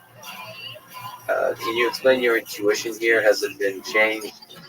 And in general, on the difference between easy and difficult problems, P and NP and so on? Yeah, so the popular idea is if an algorithm exists, then somebody will find it. And it's just a matter of writing it down. But many more algorithms exist than anybody can understand or ever make use of. Discover, Because they're just way beyond human comprehension. The total number of algorithms is more than mind-boggling. So we have situations now where we know that algorithms exist. We don't know the forestry what the algorithms are. There are simple examples based on game playing where you have where you say, well, there must be an algorithm that exists to win in the game of hex, because for the first player to win the game of hex, because hex is always either a win for the first player or the second player. So what's the game of hex? There's a game of hex which is based on putting pebbles onto a hexagonal board, and the white player tries to get a white path from left to right, and the black player tries to get a black path from bottom to top. And how does capture occur? And there's no capture. You just put pebbles down one at a time. But there's no draws, because after all the white and black are played, there's either going to be a white path across from east to west or a black path from bottom to top. So there's always, it's the perfect information game. People play, take turns like tic-tac-toe. And the hex board can be different sizes, but there's no possibility of a draw, and players move one at a time. And so it's got to be either a first player win or a second player win. Mathematically, follow all the trees, and there's always the interest. And it's finite. The game is finite. So there's an algorithm that will decide. You can show it has to be one or the other, because the second player could mimic the first player with kind of a pairing strategy, and so you can show that it has to be one or the other. But we don't know any algorithm. In other words, there are cases where you can prove the existence of a solution, but nobody knows any way how to find it. More like the algorithm question. There's a very powerful theorem in graph theory by Robinson and Seymour that says that every class of graphs that is closed undertaking minors has a polynomial time algorithm to determine whether it's in this class or not. Now, a class of graphs, for example, planar graphs, these are graphs that you can draw on a plane without crossing lines. And the planar graphs, taking minors means that you can shrink an edge into a point, or you can delete an edge. All right? And so you start with a planar graph, and shrink an edge to a point is still planar. Delete an edge is still planar. Okay, now, but there are millions of different ways to describe a family of graph that still remains the same under taking minor. And Robert Stevenson proved that any such family of graphs, there's a finite number of minimum graphs that are obstruction. So that if it's not in the family, then it has to contain, then there has to be a way to shrink it down until you get one of the add minimum graphs that's not in the family. So in case of a planar graph, the minimum graph is a 5-pointed star with everything pointing to another, and the minimum graph consists of trying to connect 3 utilities to 3 houses without crossing lines. And so there are two bad graphs that are not planar. And every non-planar graph contains one of these 2 bad graphs by shrinking and moving the edges. Sorry, can you say it again? So he proved that there's a finite number of these bad graphs. There's always a finite number. So somebody says, here's a family of... It's hard to believe. And they printed this sequence of 20 papers. I mean, it's deep work, but it's because that's for any arbitrary class. So it's for any arbitrary class that's closed under taking minor. It's closed under. Maybe I'm not understanding because it seems like a lot of them are closed under taking minor. Almost all the important classes of graphs are. There are tons of such graphs, but also hundreds of them that arise in applications. I have a book over here called Classes of Graphs, and it's amazing how many different classes of graphs that people have looked at. So why do you bring up this theorem, lower this proof? So now there's lots of algorithms that are known for special classes of graphs. For example, if I have a chordal graph, then I can color it efficiently. If I have some kind of graphs, it will make a great network. So you'd like to test it. Somebody gives you a graph and says, "Oh, is it in this family of graphs?" If so, then I can go to the library and find an algorithm that's going to solve my problem on that graph. Okay, so we want to have a graph that says an algorithm that says. Yeah, you give me a graph, I'll tell you whether it's in this family or not. Okay, and so all I have to do is test whether or not does this given graph have a minor that's one of the bad ones. A minor is everything you can get by shrinking and removing it. And given any minor, there's a polynomial time algorithm saying I can tell whether this is a minor of you. And there's a finite number of bad cases. So I just tried, does it have this bad case? Polynomial time, I got the answer. Does it have this bad case? Polynomial time, I got the answer.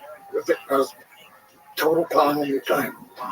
And so I've solved the problem. However, all we know is that the number of minors is finite. We don't know what you might only know 1 or 2 of those minors, but we don't know if we've got 20 of them, we don't know if it might be 21, 25. All we know is that it's finite. So here we have a polynomial time algorithm that we don't know.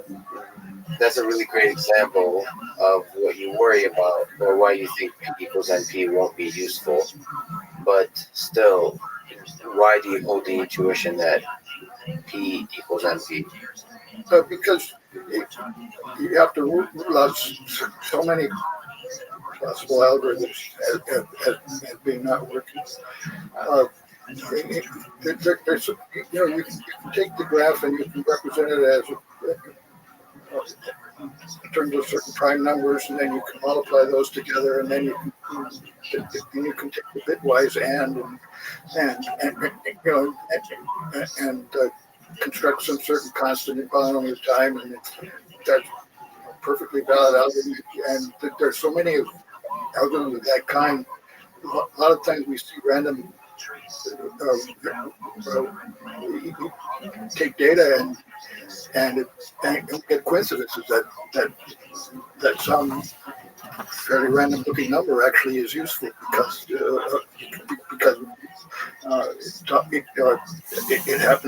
happens to solve a problem just because there's so many hairs on your head. But it seems like unlikely that two people are going to have the same number of hairs on their head. But they're obvious. But you can count how many people there are and how many hairs on their head. So there must be people walking around in the country that have the same number of hairs on their head. Well, that's kind of a coincidence that you might say also, this particular combination of operations just happens to prove that a graph has a Hamiltonian path. I mean, I see lots of cases where unexpected things happen when you have enough of possibilities. So because the space of possibilities is so huge, your intuition just says they have to rule them all out, and so that's reason for my intuition. It's by no means a proof. I mean, some people say, well, P can't equal NP because you've had all these smart people. The smartest designers of algorithms have been racking their brains for years and years, and there's $1 million prizes out there. None of them, nobody has thought of the algorithm, so it must be no such algorithm. Right. On the other hand, I can use exactly the same logic, and I can say, well, P must be equal to NP because there's so many smart people out here been trying to prove it unequal to NP, and they've all failed. This kind of reminds me of the discussion about the search for aliens. We've been trying to look for them, and we haven't found them yet. Therefore, they don't exist. Yeah. But you can show that there's so many planets out there that they very possibly could exist. Yeah. And right. And then there's also the possibility that they exist, but they all discovered machine learning or something, and then blew each other up. Well, on that small, quick tangent, let me ask: do you think there's intelligent life out there in the universe? I have no idea. Do you hope so? Do you think about it? I don't. I don't spend my time thinking about things that I could never know. Really.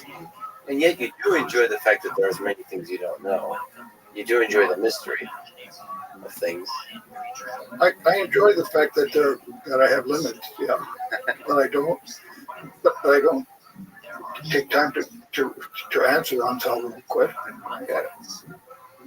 Well, because you've taken on some tough questions that may seem unsolvable. You have taken on some tough questions that may seem unsolvable. And it gives me a thrill when I can get further than I ever thought I could. Right. Yeah. But I don't. But much like with religion, I'm glad that there's no proof that God exists or not. I think let's spoil the mystery. It'd be too dull. Yeah. So. To quickly talk about the other art of artificial intelligence. What's your view? Artificial intelligence community has developed as part of computer science and in parallel with computer science since the 60s. What's your view of the AI community from the 60s to now? So all the way through, it was the people who were inspired by trying to mimic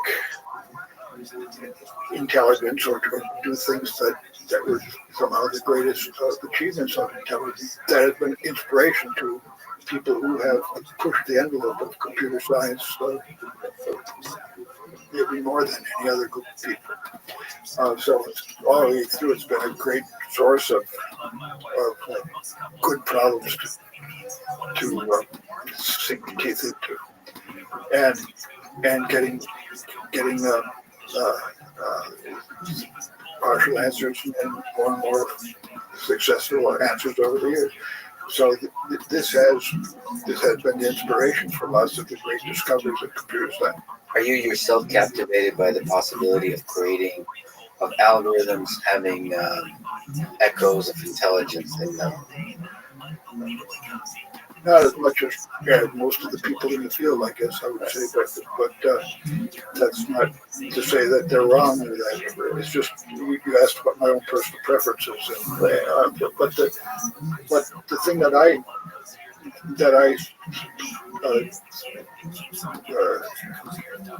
worry about is when people start believing that they've actually succeeded,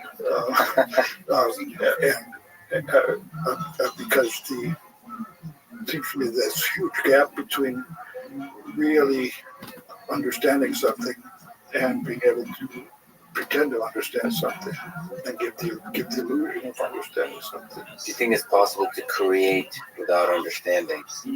Yeah. So to I do that all the time too. I mean, that's why I use random numbers.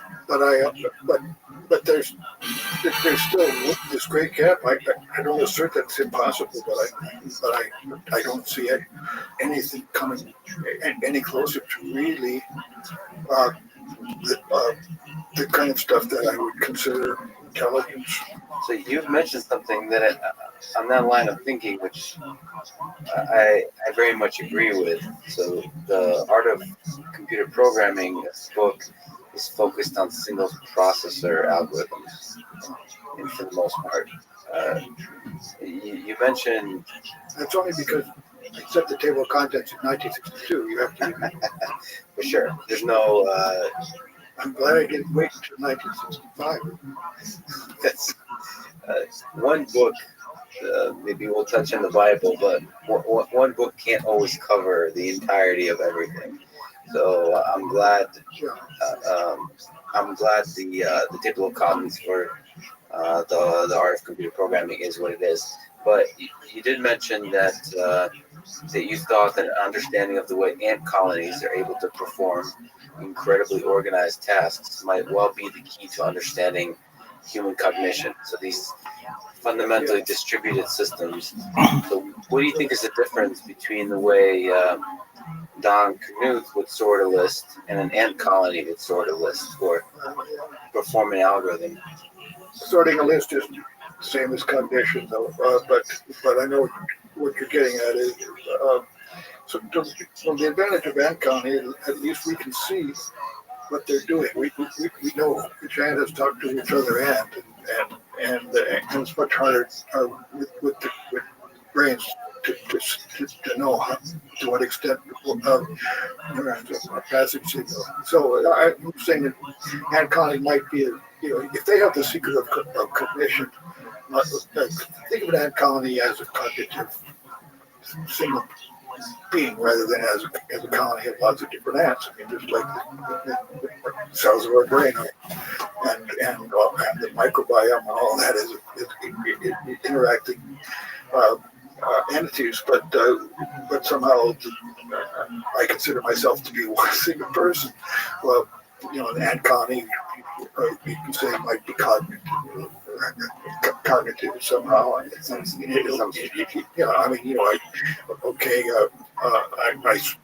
smash a certain ant and that's done. What was that? Right. But if we're going to crack the secret of cognition, it might be that we could do so by psyching out how ants do it, because we have a better chance to measure. They're communicating by pheromones and by touching each other and sight, but not by much more subtle phenomenon like collective currents going through.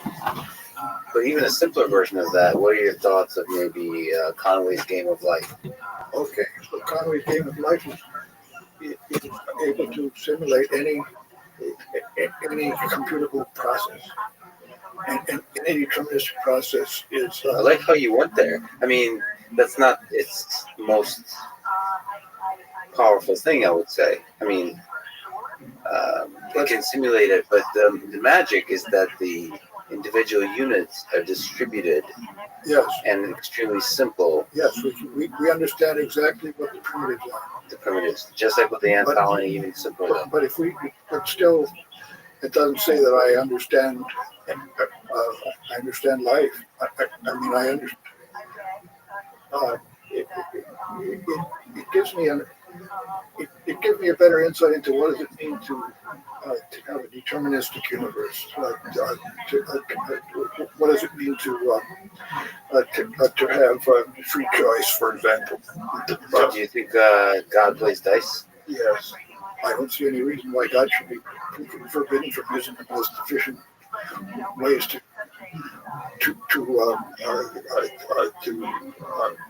I mean, we know that dice are extremely important in efficient algorithms. There are things that couldn't be done well without randomness. So I don't see any reason why God be prohibited from When the algorithm requires it, I don't you don't see why the physics should constrain it. So in 2001, you gave a series of lectures at MIT about religion and science. No, that was 1999. But you published, The book came out in 2000. So in 1999, you spent a little bit of time in Boston, enough to give those lectures. Yeah. And I read the 2001 version, most of it. It's quite fascinating read. I recommend people. It's transcription of your lectures. So, what did you learn about how ideas get started and grow from studying the history of the Bible? So you've rigorously studied a very particular part of the Bible.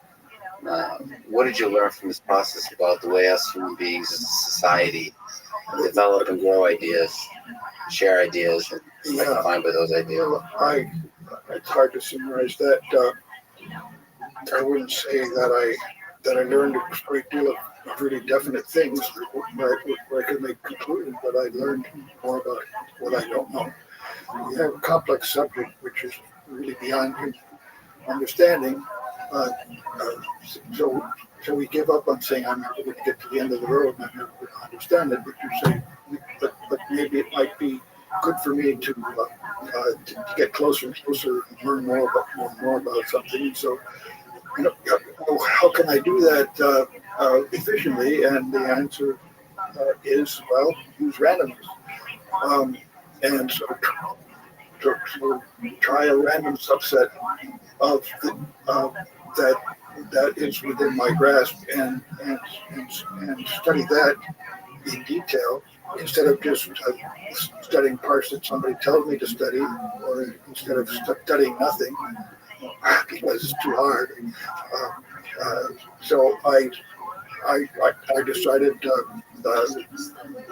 for my own amusement once that I would take a subset of the verses of the Bible, and I would try to find out what the best thinkers have said about that small subset. And I had about, let's say, 60 verses out of 3,000. I think it's 1 out of 500 or something like that. And so then I went to the libraries, which are well indexed. I spent, for example, at Boston Public Library, I would go once a week for a year, and I have done time stuff Andover Harvard Library to look at this that went in Boston Public, where scholars had looked down. You can go down the shelves and you can look at the index and say, oh, is this verse mentioned in this book? If so, look at page 105, 6, 7. I could learn not only about the Bible, but about the secondary literature about the Bible, the things that scholars have written about it. And so that gave me a way to zoom in on parts of the thing so that I could get more insight. And so I look at it as a way of giving me some firm pegs which I could hang pieces of information, not as things where I would say, and therefore this is true. In this random approach of sampling the Bible, what did you learn about the most central? One of the biggest accumulation of ideas. It seems to me that the main thrust was not the one that most people think of as saying, don't have sex or something like this. But the main thrust was to try to figure out how to live in harmony with God's wishes. I'm assuming that God exists, and as I say, I'm glad that there's no way to prove this, because I would run through the proof once and then I'd forget it, and it would and I would never speculate about spiritual things and mysteries. Otherwise, I think my life would be very incomplete. So I'm assuming that God exists, but a lot of the people say God doesn't exist, but that's still important to them. So in a way, that might still be whether God is there or not. In some sense, God is important to them. It's one of the verses I studied. You can interpret it as saying it's much better to be an atheist than not to care at all. So I would say it's similar to the P equals NP discussion. You mentioned mental exercise that I'd love it if you could partake in yourself. Mental exercise of being God, and so how would you, if you were God, Dr. News, how would you present yourself to the people of Earth? You mentioned your love of literature, and there's this book that really I can recommend to you. The title I think is Blasphemy. It talks about God revealing Himself through a computer in Los Alamos, and it's the only book that I've ever read where the punchline was really the very last word of the book, and it explained the whole idea of the book. And so I don't want to give that away, but it's really very much about this question that you raised. But suppose God said, okay, that my previous means of communication with the world are not the best for the 21st century. So what should I do now? And it's conceivable that it would. That God would choose the way that's described in this book. Another way to look at this exercise is looking at the human mind, looking at the human spirit, the human life in a systematic way. I think mostly you want to learn humility. You want to realize that once we solve one problem, that doesn't mean that all of a sudden other problems are going to drop out, and we have to realize that there are things beyond our ability. I see hubris all around. Yeah, well said. If you were to run program analysis in your own life, how did you do in terms of correctness, running time, resource use, asymptotically speaking, of course? Okay, yeah. Well, I would say that question had not been asked me before, and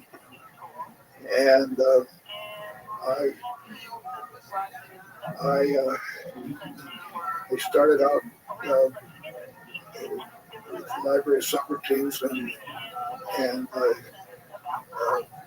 learning how to be an automaton that was obedient, and I had the great advantage that I didn't have anybody to blame for my failures. If I started getting not understanding something, I knew that I should stop playing ping pong, and that it was my fault that I wasn't studying hard enough or something, rather than that somebody was discriminating against me in some way. And I don't know how to avoid the existence of biases in the world, but I know that that's an extra burden that I didn't have to suffer from. And then I found from parents I learned the idea of service to other people as being more important than what I get out of stuff myself. I know that I need to be happy enough in order to be able to be of service, but I came to a philosophy finally that I phrase as 0.8 is enough. There was a TV show called 8 is Enough, which was about somebody had 8 kids. But I say 0.8 is enough, which means if I could have a way of rating happiness, I think it's good design that to have an organism that's happy about 80% of the time. And if it was 100% of the time, it would be like everybody's on drugs and everything collapses and nothing works because everybody's just too happy. Do you think you've achieved that 0.8 optimal balance? There are times when I'm down and I know that I'm chemically I know that I've been programmed to be depressed a certain amount of time, and if that gets out of kilter and I'm more depressed than usual, sometimes I find myself trying to think, now who should I be mad at today? There must be a reason why I'm,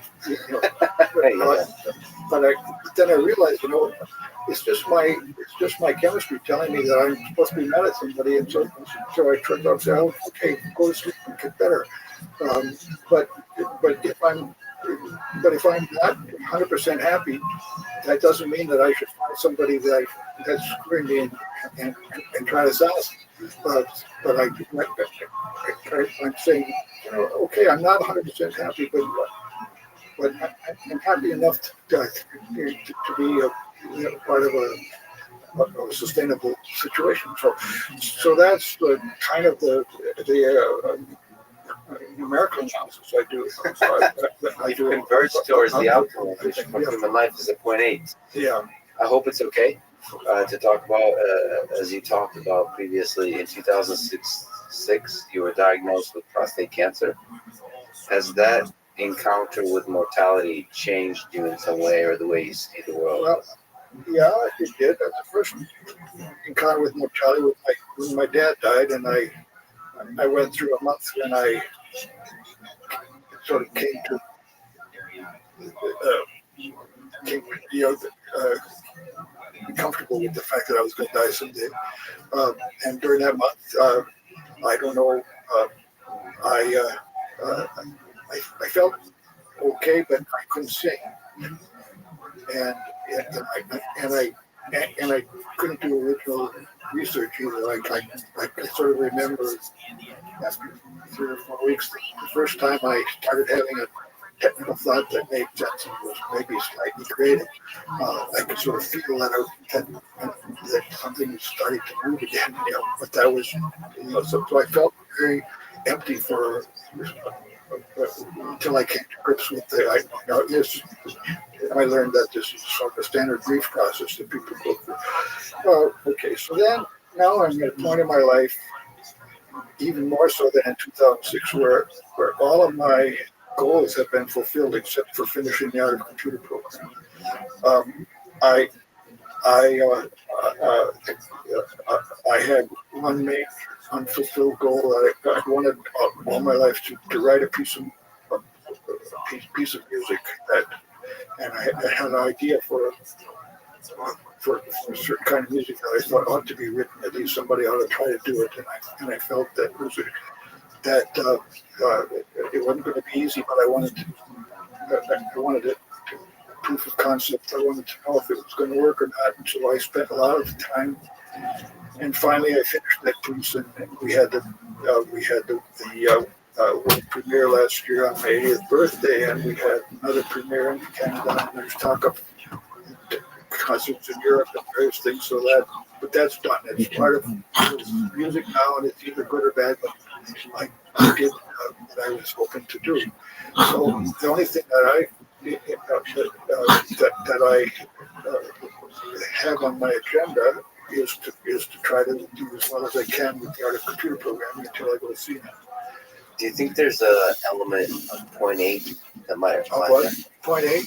Yeah. Well, I look at it more that I got actually to 1.0 when that concert was going. I mean, so in 2006 I was at 0.8. So when I was diagnosed with prostate cancer, then I said, okay, well maybe this is, I've had all kinds of good luck all my life, and I have nothing to complain about. So I might die now, and we'll see what happens. And so it's quite seriously. I went. I didn't. I had no expectation that I deserved better. I didn't make any plans for the future. I had my surgery. I came out of the surgery, and spent some time learning how to walk again and so on. It was painful for a while. But I got home and I realized I hadn't really thought about what to do next. I hadn't any expectation. I said, okay, hey, I'm still alive. Okay, now I can write some more. But I didn't come with the attitude that this was terribly unfair, and I just said, okay, I was accepting whatever turned out. I got more than my share already, so why should I? And I did, and I really. When I got home, I realized that I had really not thought about the next step, what I would do after I would be able to. I sort of thought of it as this might. I was comfortable with the fact that it was at the end, but I was hoping that I was still, be able to learn satisfiability and also someday write music. I didn't start seriously on the music project until 2012. So I'm going to be in huge trouble if I don't talk to you about this. In the 70s, you created the tech typesetting system together with Metafont language for font description and computer modern family of typefaces. That has basically defined the methodology and the aesthetic of the countless research fields, right? Math, physics, beyond computer science, so on. Okay, well, first of all, thank you. I think I speak for a lot of people in saying that. But a question in terms of beauty. There's a beauty typography that you've created, and yet beauty is hard to quantify. Right. How does one create beautiful letters and beautiful equations? Like what? So, I mean, perhaps there's no words to be describing.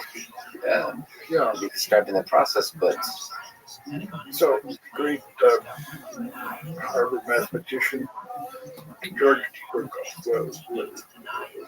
a book in the 30s called Aesthetic Measure, where he had pictures of vases. Underneath would be a number, and this was how beautiful the vase was. And he had a formula for this.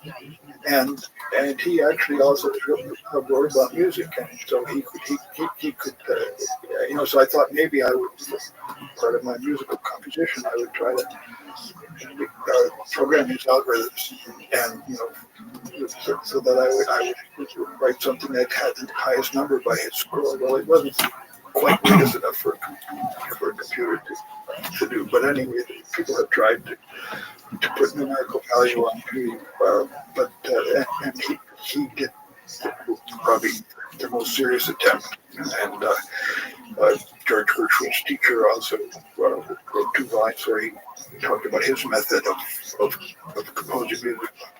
But you're talking about another kind of beauty in letters, letter elegance, and whatever that temperature is. Right. So and so that's the older, as you say, but akin to striving for excellence in whatever definition you want to give to beauty, then you try to get as close to that as you can. I guess I'm trying to ask, and there may not be a good answer. What loose definitions were you operating under with the community of people that you were working with? Oh, the loose definition. I wanted it to appeal to me. To me. To you personally? Yeah. It's a good start. Yeah, no, and it failed that test when I got volume 2 came out with the new printing, and I was expecting to be the happiest day of my life, and I felt it. Like a burning, how angry I was that I opened the book and it was in the same beige covers, and but it didn't look right on the page. The number 2 was particularly ugly. I couldn't stand any page that had a 2 in this page number. And I was expecting that. It was, I spent all this time making measurements, and I had looked at tuffets different ways, and I had great technology, but it didn't, but I wasn't done. I had to retune the whole thing after 1961. Has it ever made you happy, finally? Oh yeah. Or is it a point eight? No, and so many books have come out that would never have been written without this. It's just a joy. But now all these pages that are sitting up there, I don't have if I didn't like them, I would change them. That's my. Nobody else has this ability. They have to stick with what I gave them. Yeah. So in terms of the other side of it, there's the typography, so the look of the type, the curves, and the lines. What about the spacing? What about that? The spacing, Yeah. the white space. Yeah. It seems like you could be a little bit more systematic about the layout or technical. Yeah, you can always go further. I didn't stop at 0.8. I stopped at 1.98. Seems like you're not following your own rule for happiness. Or is No. There's of course there's this. There's some Japanese or Rabbi or something like that, where the most beautiful works of art are those that have flaws, because then the person who perceives them has their own appreciation that gives the viewer more satisfaction and so on. But no, typography I wanted it to look as good as I could in the vast majority of cases, and when it doesn't, then I say, okay, that's 2% more work for the author. But I didn't want to. I didn't want to say that my job was to get 200% out of it and take all the work away from the author. That's what I meant by that. So, if you were to venture a guess, how much of the nature of reality do you think we humans understand? So you mentioned you appreciate mystery. How much of the world about us is shrouded in mystery? Are we? If you were to put a number on it, Yeah. what percent of it all do we understand? Are we totally? How many leading zeros? 0.0. I don't know. No, I think it's infinitesimal. How do we think about that, and what do we do about that? Do we continue one step at a time? Yeah, we muddle through it. We do our best. We realize that nobody's perfect, and we try to keep advancing, but we don't spend time saying we're not there, we're not all the way to the end. Some mathematicians that would be in the office next to me when I was in the math department, they would never think about anything smaller than countable infinity. We intersected that countable infinity because I rarely got up to countable infinity. I was only talking about finite stuff. But even limiting to finite stuff, which universe might be, there's no way to know whether the universe isn't just made out of capital N whatever units you want to call them, quarks or whatever, where capital N is some kind of number. All of the numbers that are comprehensible are still way smaller than almost all finite numbers. I got this one paper called Supernatural Numbers, where I guess you probably ran into something called Knuth arrow notation. Did you ever run into that? Where it's anyway, so take a number, I think it's like, I called it Super K. I named it after myself, but but in arrow notation, it's something like 10 and then 4 arrows and a 3 or something. Okay, now the arrow notation, if you have no arrows, that means multiplication. X, Y means X times X times X times X, Y time. If you have one arrow, that means exponentiation. So X, one arrow, Y means X to the X to the X to the X to the X, Y time. So I found out, by the way, that this notation was invented by a guy in 1830, and he was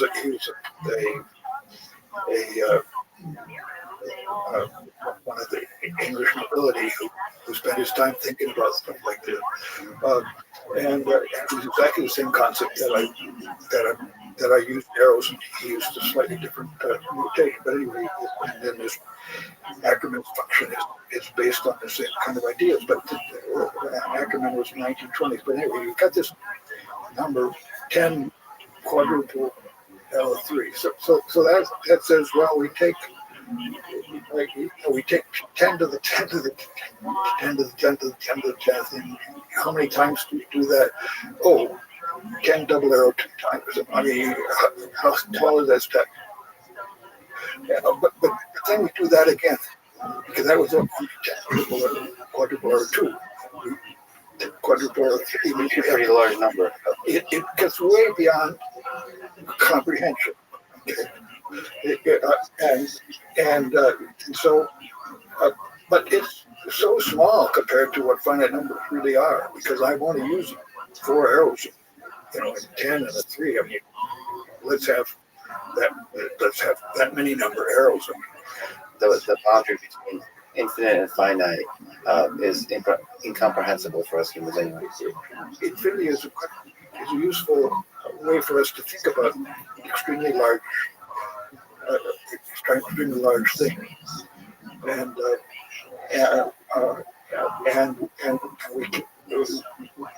we can manipulate it, but we can never know that the universe is actually anywhere near that. So I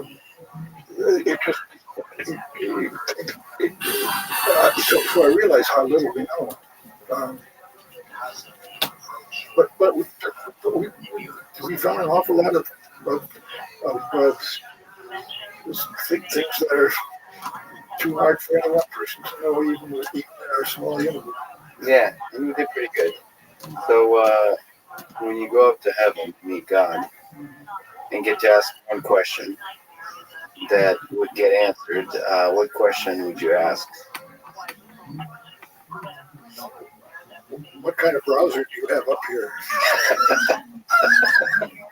I don't know.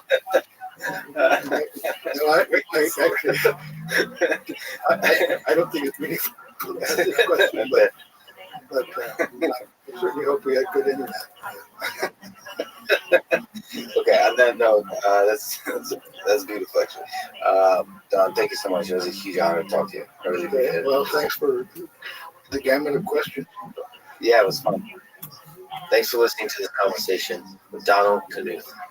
Thank you to our presenting sponsor, Cash App. Download it, use code LEXPODCAST. You'll get $10. $10 will go to FIRST, a STEM education nonprofit that inspires hundreds of thousands of young minds to learn and to dream of engineering our future. If you enjoy this podcast, subscribe on YouTube, give it 5 stars on Apple Podcasts, support it on Patreon, connect with me on Twitter. And now, let me leave you with some words of wisdom from Donald Knuth. We should continually be striving to transform every art into a science, and in the process, to advance the art. Thank you for listening. I hope to see you next time.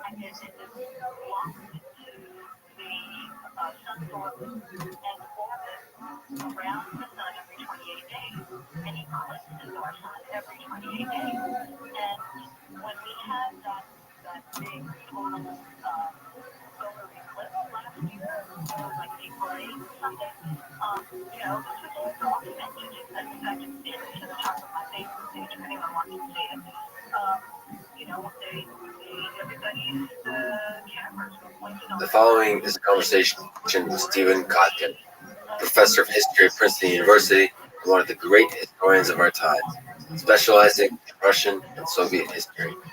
He has written many books on Stalin and the Soviet Union, including the first two of a 3-volume work on Stalin, and he's currently working on volume 3. You may have noticed that I've been speaking with not just computer scientists, but physicists, engineers, historians, neuroscientists, and soon much more. To me, artificial intelligence is much bigger than deep learning, bigger than computing. It is our civilization's journey into understanding the human mind and creating echoes of it in the machine. To me, that journey must include a deep historical and psychological understanding of power. Technology puts some of the greatest power in the history of our civilization into the hands of engineers and computer scientists. This power must not be abused. And the best way to understand how such abuse can be avoided is to not be blind to the lessons of history. As Stephen Kotkin brilliantly articulates, Stalin was arguably one of the most powerful humans in history. I've read many books on Joseph Stalin, Vladimir Putin, and the wars of the 20th century. I hope you understand the value of such knowledge to all of us, especially to engineers and scientists who build the tools of power in the 21st century. This is the Artificial Intelligence Podcast. If you enjoy it, subscribe on YouTube, give us 5 stars on Apple Podcasts, follow on Spotify, support on Patreon, or simply connect with me on Twitter at Lex Friedman, spelled Fridman. I recently started doing ads at the end of the introduction.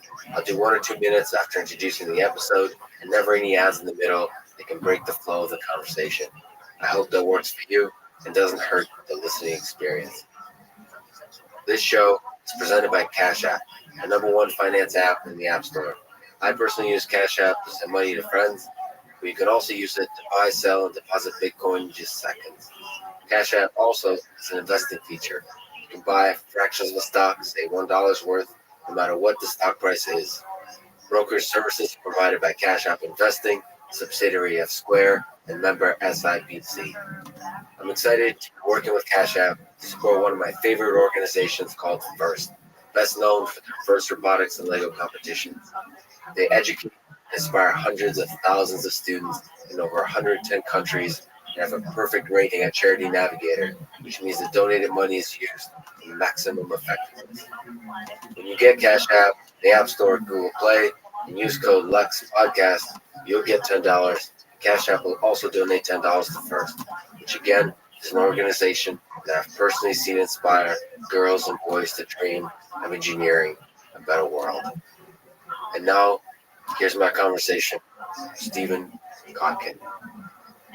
Do all human beings crave power? No. Human beings crave security. They crave love. They crave adventure. They crave power, but not equal. Some human beings, nevertheless, do crave power. For sure. Where is that deeply in the psychology of people? Is it something you're born with? Is it something you develop? Some people crave a position of leadership or of standing out, being recognized. And that could be starting out in the school years, on the schoolyard. It could be within their own family, not just in their peer group.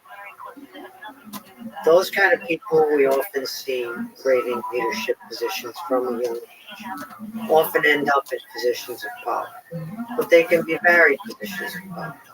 You can have power in an institution where your power is purposefully limited. For example, there's a board or a consultative body or a separation of powers. Not everyone craves power whereby they're the sole power or they're unconstrained power. That's a little bit less usual. We may think that everybody does, but not everybody does. Those people who do crave that kind of power, unconstrained, the ability to decide much as life or death for other people.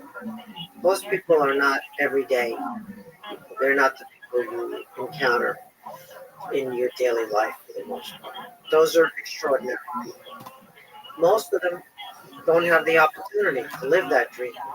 Very few of them end up with the opportunity to live that dream.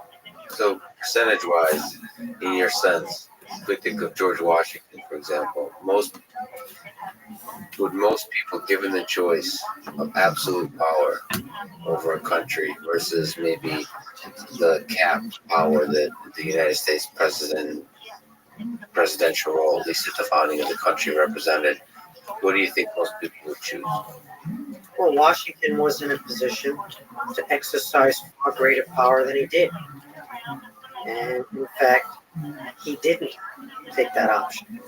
He was more interested in seeing institutionalization, of seeing the country develop strong institutions rather than the individual leader like himself had to exercise. So that's very important. So like I said, not everyone craves unconstrained power, even if they're very ambitious. And of course, Washington was very ambitious. He was a successful general before he was a president. So that clearly comes from the influences on your life, where you grow up, how you're raised, what kind of values are imparted to you along the way. You can understand power as the ability to share, or you can understand for the ability to advance something for the collective in a collective process, not an individual process. So power comes in many different varieties, and ambition doesn't always equate to despotic. Despotic power is something different from ordinary institutional power that we see. The president of MIT does not have unconstrained power. The president of MIT rightly must consult with other members of the administration, with the faculty members, to a certain extent with the student body, and certainly with the trustees of MIT. Those constraints make the institution strong and enduring, and make the decisions better than they would be if he had unconstrained power. But you can't say that the president is not ambitious. Of course the president is ambitious. We worry about unconstrained power. We worry about executive authority that's not limited. That's the definition of authoritarianism or tyranny. Unlimited or barely limited executive authority. Executive authority is necessary to carry out many functions. We all understand that. That's why MIT has an executive, has a president. But unlimited or largely unconstrained executive power is detrimental to even the person who exercises it. So what do you think? It's an interesting notion. We kind of take it for granted that constraints on executive power is a good thing. But why is that necessarily true?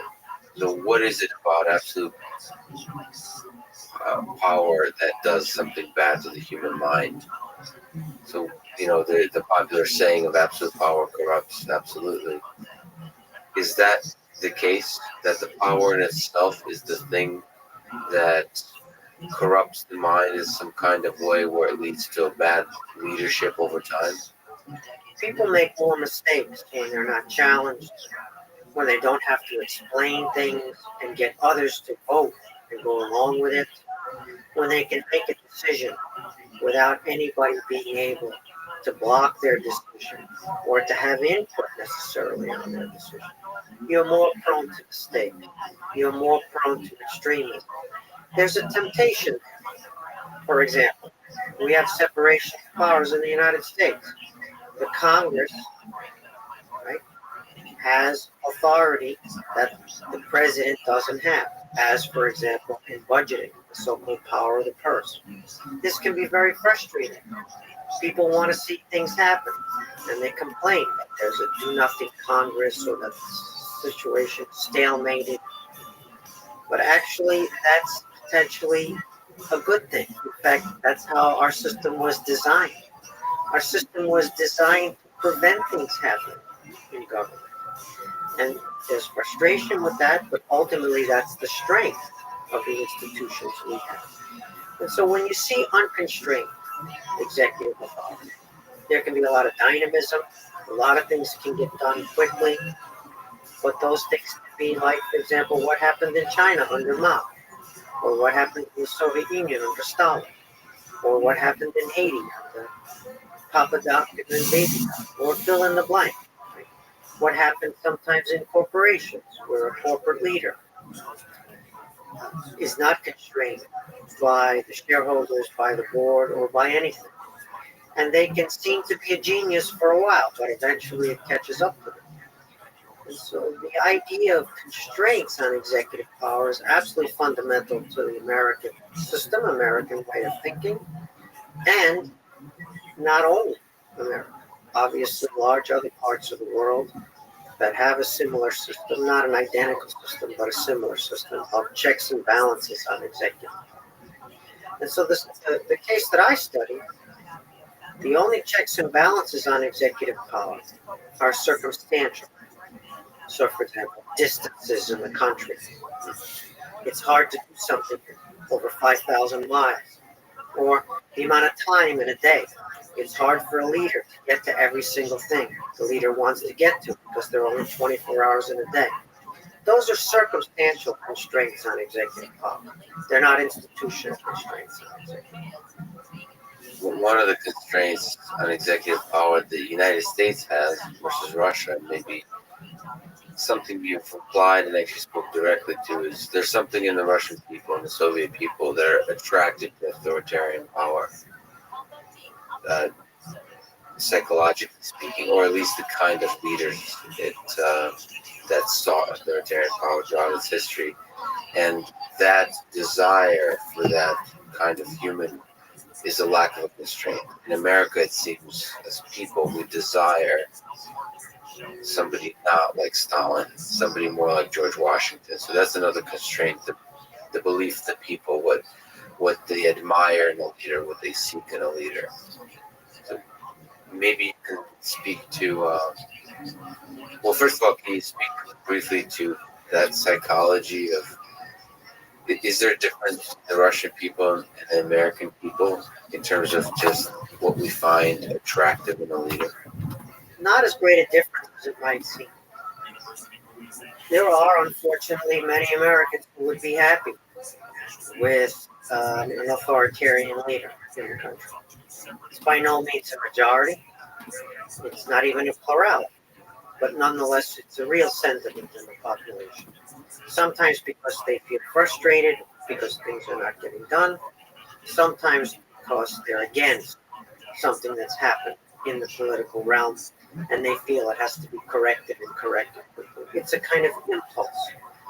People can regret the impulse later on, that the impulse is motivated by reaction to their environment. In the Russian case, we have also people who crave sometimes a strong hand, an iron hand, an authoritarian leader, because they want things to be done and be done more quickly, that align with their desires. But I'm not sure it's a majority in the country today.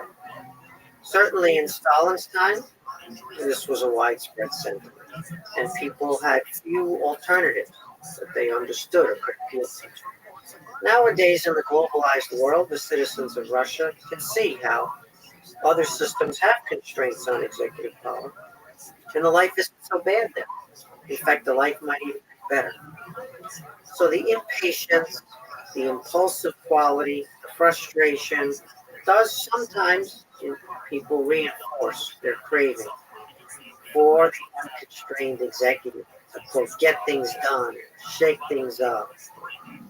Yes, that's true. But in the Russian case, I'm not sure it's cultural today. I think it might be more having to do with the failures, the functional failures of the kind of political system that they tried to institute after the Soviet collapse.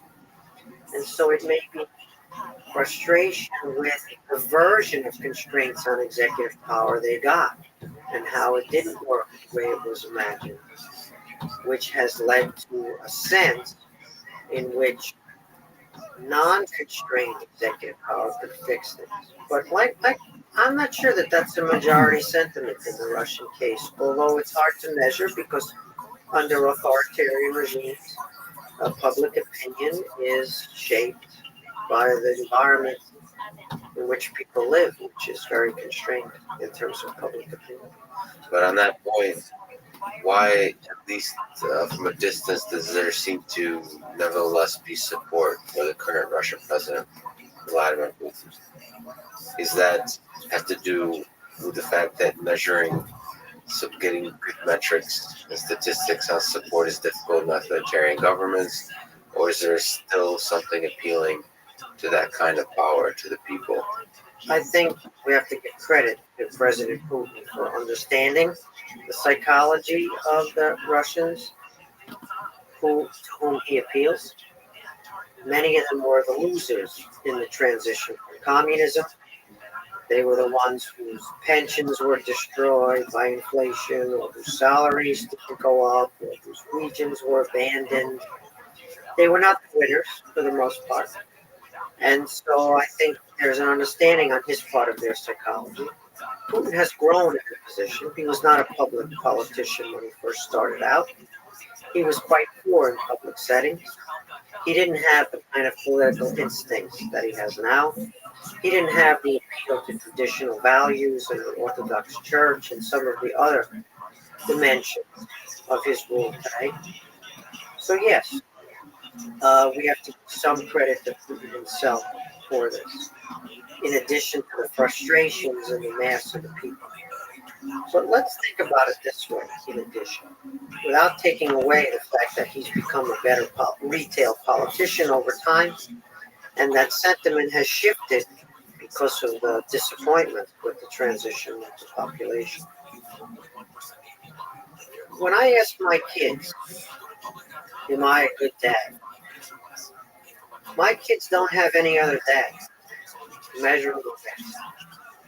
I'm the only dad they know, and I'm the only dad they can choose or not choose. If they don't choose me, they still get me as dad, right? So with Putin today, he's the only dad that the Russian people have. Now, if my kids were introduced to alternative fathers, they might be better than me. They might be more loving, more giving, funnier, richer, whatever it might be. They might be more appealing. There are some blood ties there, for sure, that I my kids, but they would have Welcome. choose alternatives, and then I would have to win their favor in that constellation of alternatives.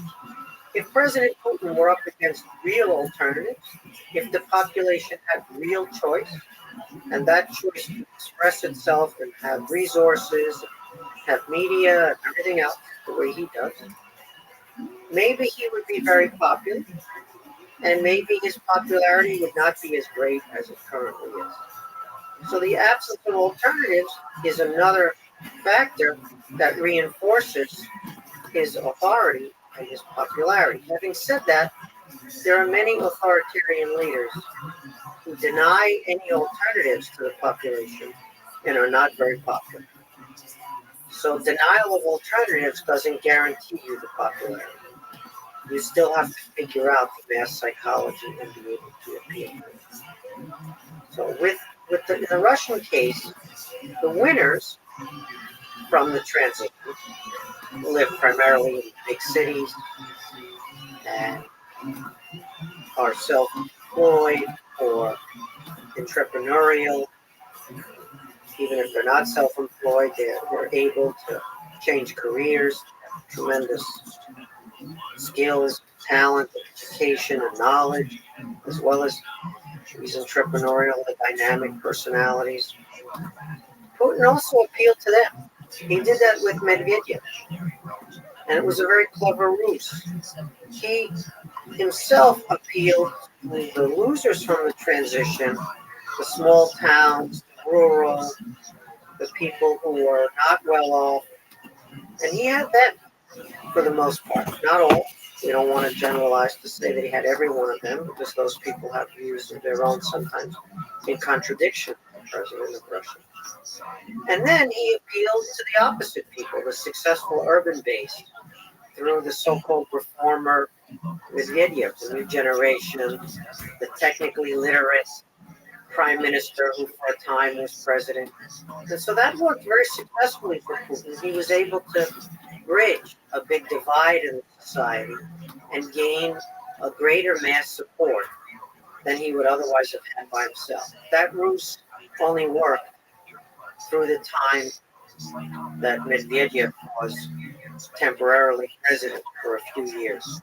Because of the Constitution, Putin couldn't do 3 consecutive terms and stepped aside in what they call castle in chess.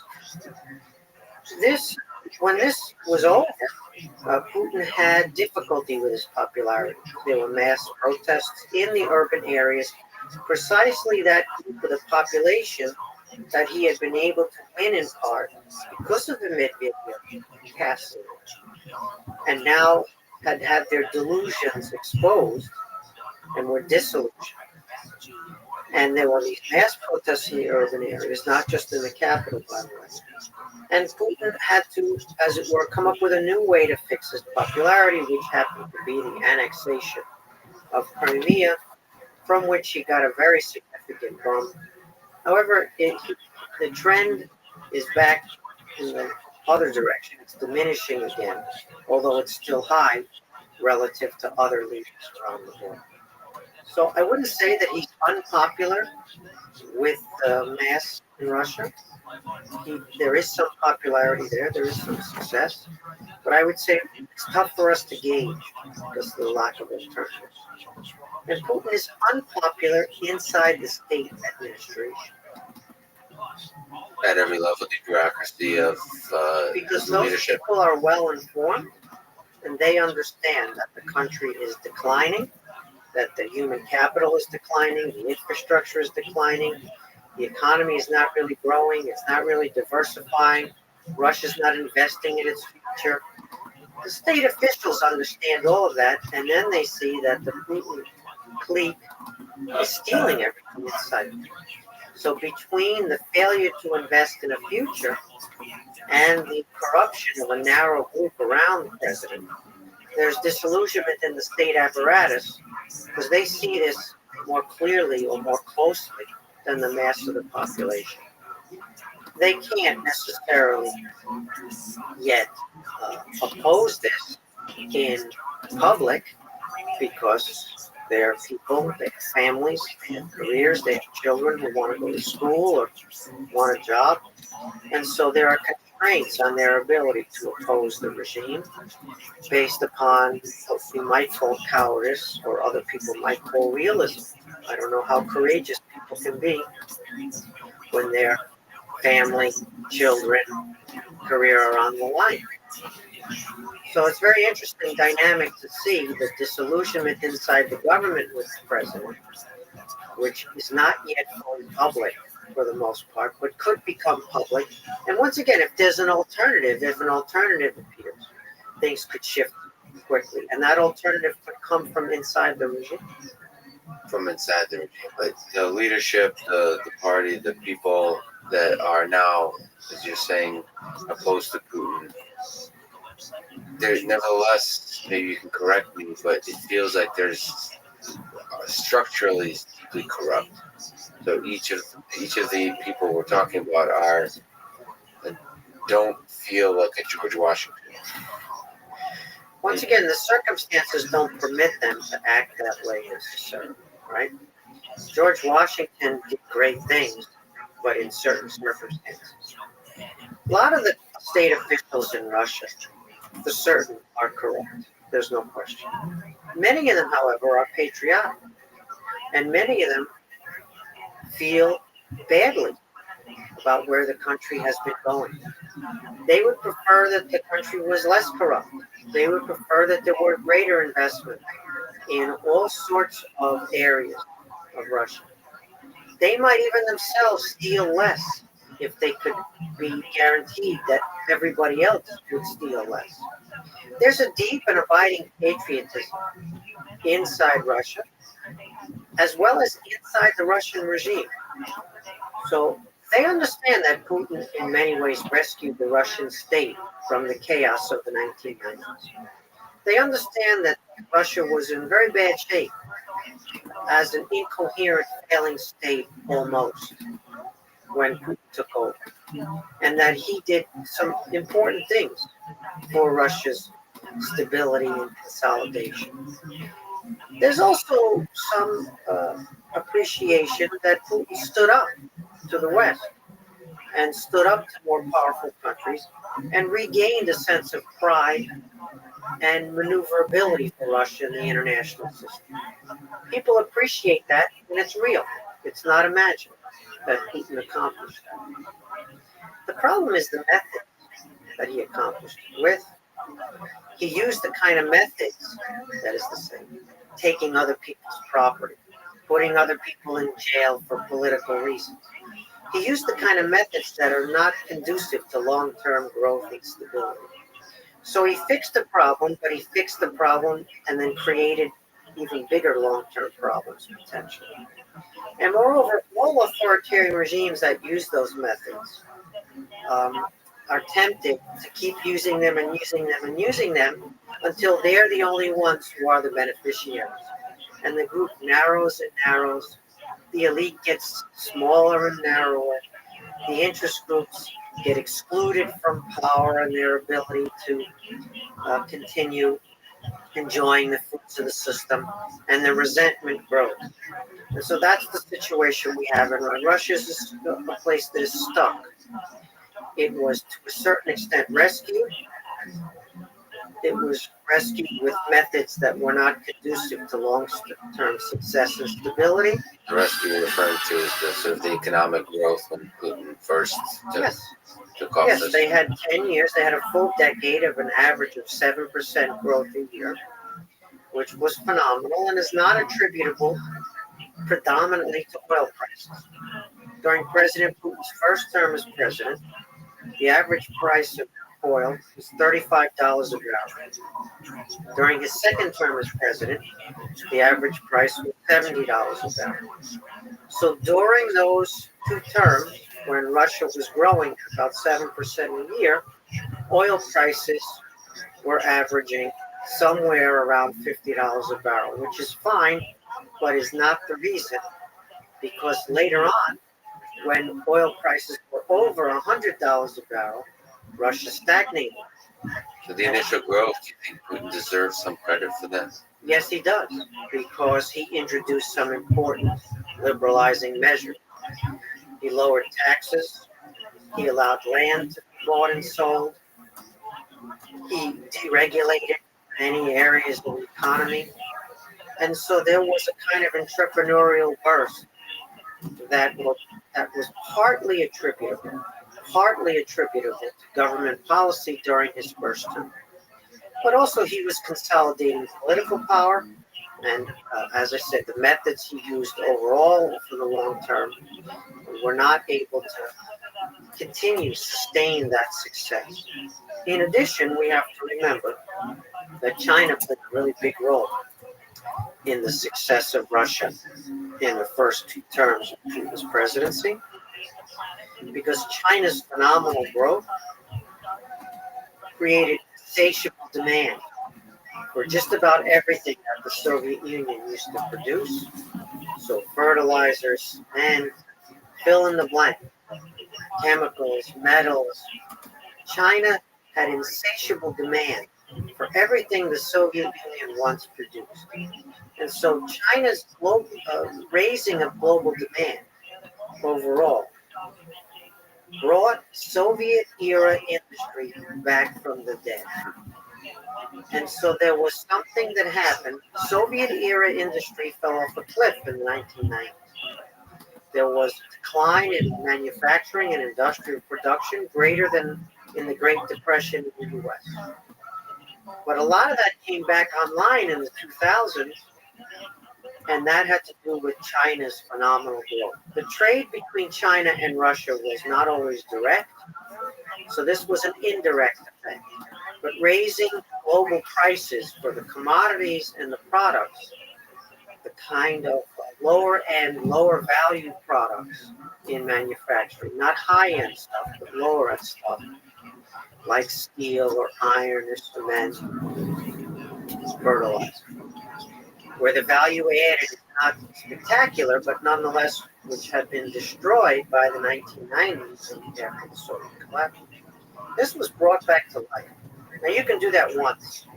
You can bring Soviet era industry back to life once.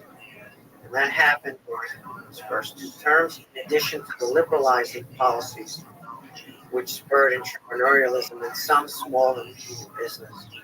The crash of the ruble in 1998, which made Russian products much cheaper abroad and made imports much more expensive, also facilitated the resuscitation, the revival of domestic manufacturing. So all of this came together for that spectacular 10-year, 7% on average economic growth, and moreover, people's wages after inflation, their disposable income grew more even than GDP grew. So disposable income after inflation, that is real income, was growing greater than 7%, in some cases 10%. So there was a boom, and the Russian people felt it, and it happened during Putin's first two terms, and people were grateful, rightly so, for that. And those who don't want to give Putin credit give oil prices all the credit. But I don't think that oil prices can explain this. Having said that, that doesn't mean that this was sustainable over the long term. So you've briefly mentioned, sort of implying a possibility. Stalin held power for, let's say, 30 years. You briefly mentioned that there's a question: will Putin be able to beat that record, to beat that? So can you talk about your sense of, is it possible that Putin holds power for that kind of duration? Let's hope not. Let's hope not for Russia's sake. The primary victims of President Putin's power are Russians. They're not Ukrainians, although to a certain extent Ukraine has suffered because of Putin's actions. And they're not Americans. They're Russian. Moreover, Russia has lost a great deal of human talent. Millions and millions of people have left Russia since 1991 overall. Somewhere between 5 and 10 million people have left the country and are beyond the borders of the former Soviet Union. So they left the Soviet space entirely.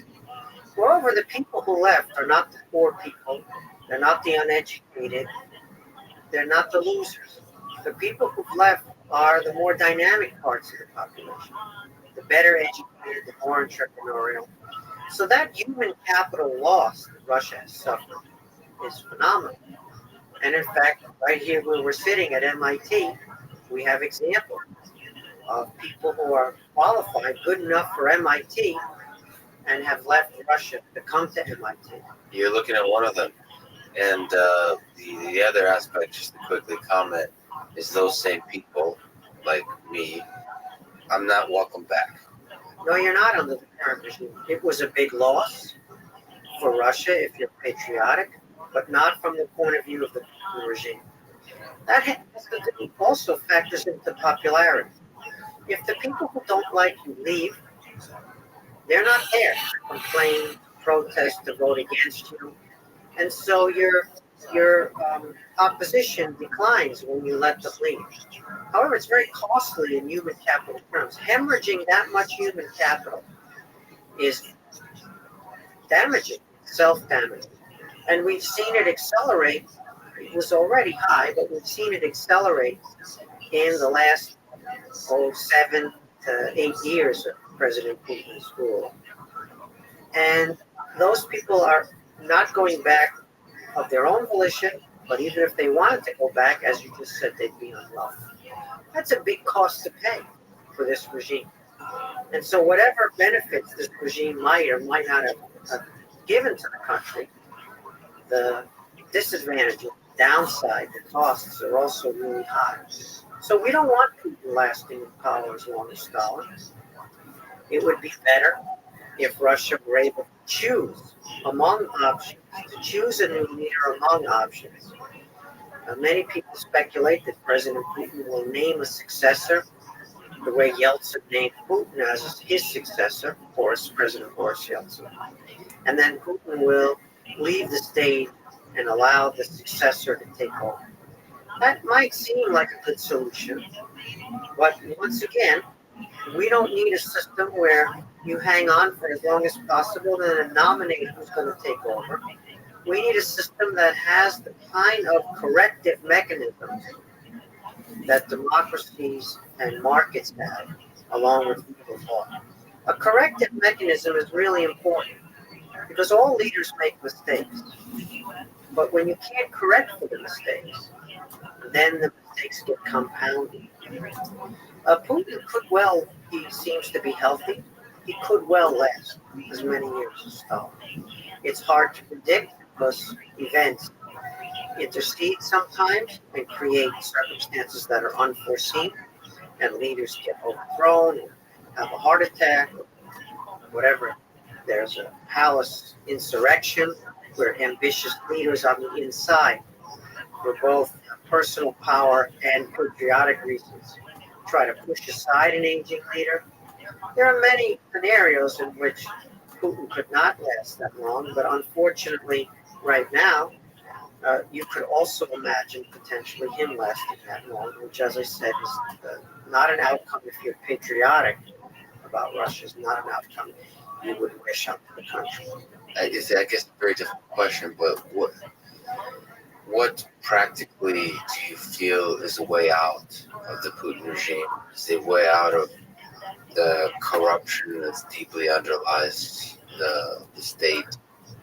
If you look from a history perspective, is a revolution required? Is violence required? Is from violence within or external to the country? Do you see, or is a powerful, is a inspiring leader enough to step in and bring democracy and kind of the free world to Russia? Well, Russia is not a failed country. It's a middle-income country with tremendous potential and has proven many times in the past that when it gets in a bad way, it can reverse its trajectory. Moreover, violence is rarely ever a solution. Violence rarely may break an existing trend, but it's rare that violence produces a non-violent, sustainable, positive outcome. It happens, but it doesn't happen frequently. Societal upheaval is not a way always to institutionalize a better path forward, because you need institutions. People can protest, as they did throughout the Middle East, and the protests didn't necessarily lead to better systems, because the step protest to new, strong, consolidated institutions is a colossal leap, not a small step. What we need and what we see from history in situations like this is a group within the power structures, which is patriotic, that sees things going down, and that is to say that sees things not be developing relative to neighbors, relative to richer countries, relative to more successful countries. And they want to change the trajectory of Russia. And if they can, in a coalition fashion, unseat the current regime for a new power sharing arrangement, which once again can be frustrating because you can't do changes immediately, you can't do things overnight, but that's the point. Constraints on your ability to change everything immediately and to force change overnight is what leads to long-term success, potentially, right? That's the sustainability of change. So Russia needs stronger institutions. It needs court systems, as well as democratic institutions. It needs functioning, open, dynamic markets rather than monopolies. It needs meritocracy and banks to award loans on the basis of business plans, not on the basis of political criteria or corrupt bribery or whatever it might be.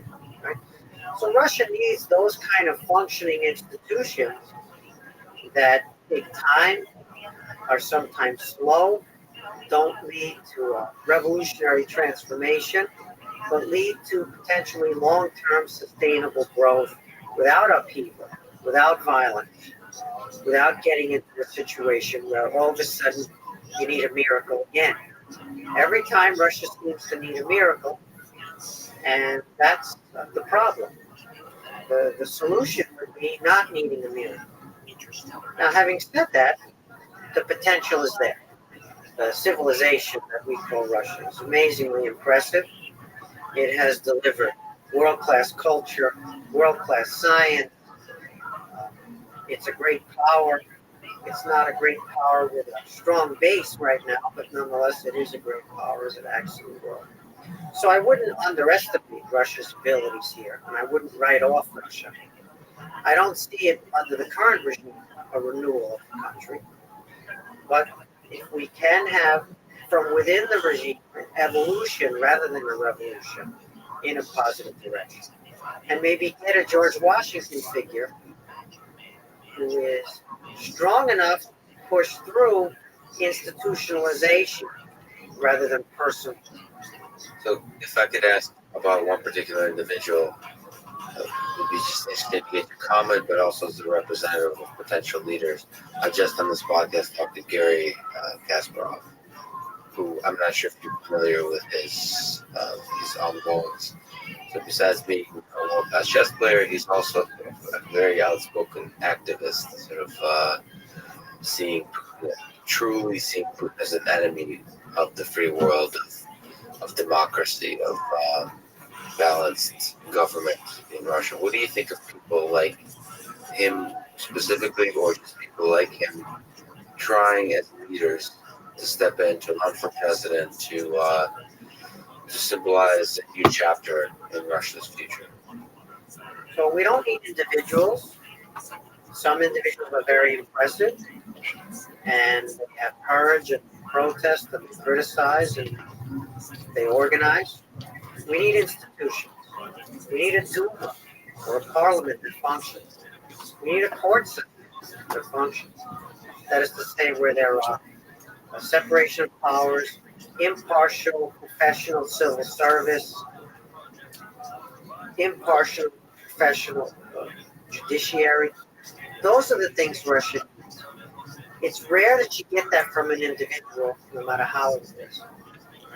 We had Andrei Sakharov, who was an extraordinary individual, who developed the hydrogen bomb under the Soviet regime, was a world-class physicist, was then upset about how his scientific knowledge and scientific achievements were being put to use, and rebelled to try to put limits, constraints, civilizing humane limits and constraints on some of the implications of his extraordinary science.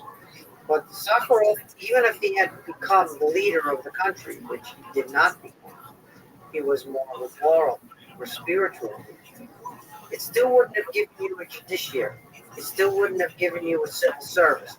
It still wouldn't have given you a functioning parliament. You need a leader in coalition with other leaders. You need a bunch of leaders, a whole group, and they have to be divided a little bit so that not one of them can destroy all the others. And they have to be interested in creating institutions, not solely or predominantly in their personal power. And so I have no objection to outstanding individuals and to the work that they do. But I think in institutional terms, and they need to think that way too in order to be successful. So if we go back to the echoes of that after the Russian Revolution with Stalin, with Lenin and Stalin, maybe you can correct me, but there was a group of people there in that same kind of way, looking to establish institutions that were built in a beautifully built around an ideology that they believe is good for the world.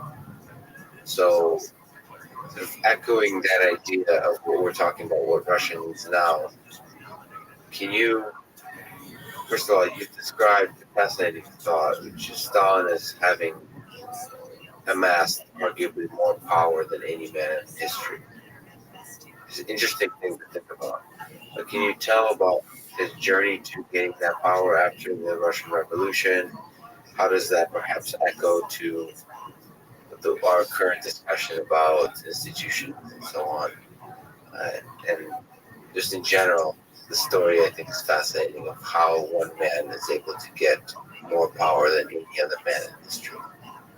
It is a great story, not necessarily from a moral point of view, but if you're interested in power, for sure, it's an incredible story.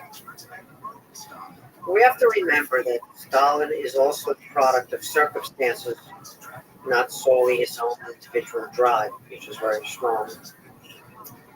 For example, World War I breaks the Tsarist regime, the Tsarist order, the Imperial Russian state. Stalin has no participation whatsoever in World War I. He spends World War I in exile in Siberia until the downfall of the Tsarist autocracy in February 1917. Stalin is in Eastern Siberian exile. He's only able to leave Eastern Siberia when that regime falls. He never fights in the war. He's called up briefly towards the end of the war and is disqualified on physical grounds because of physical deformities from being drafted.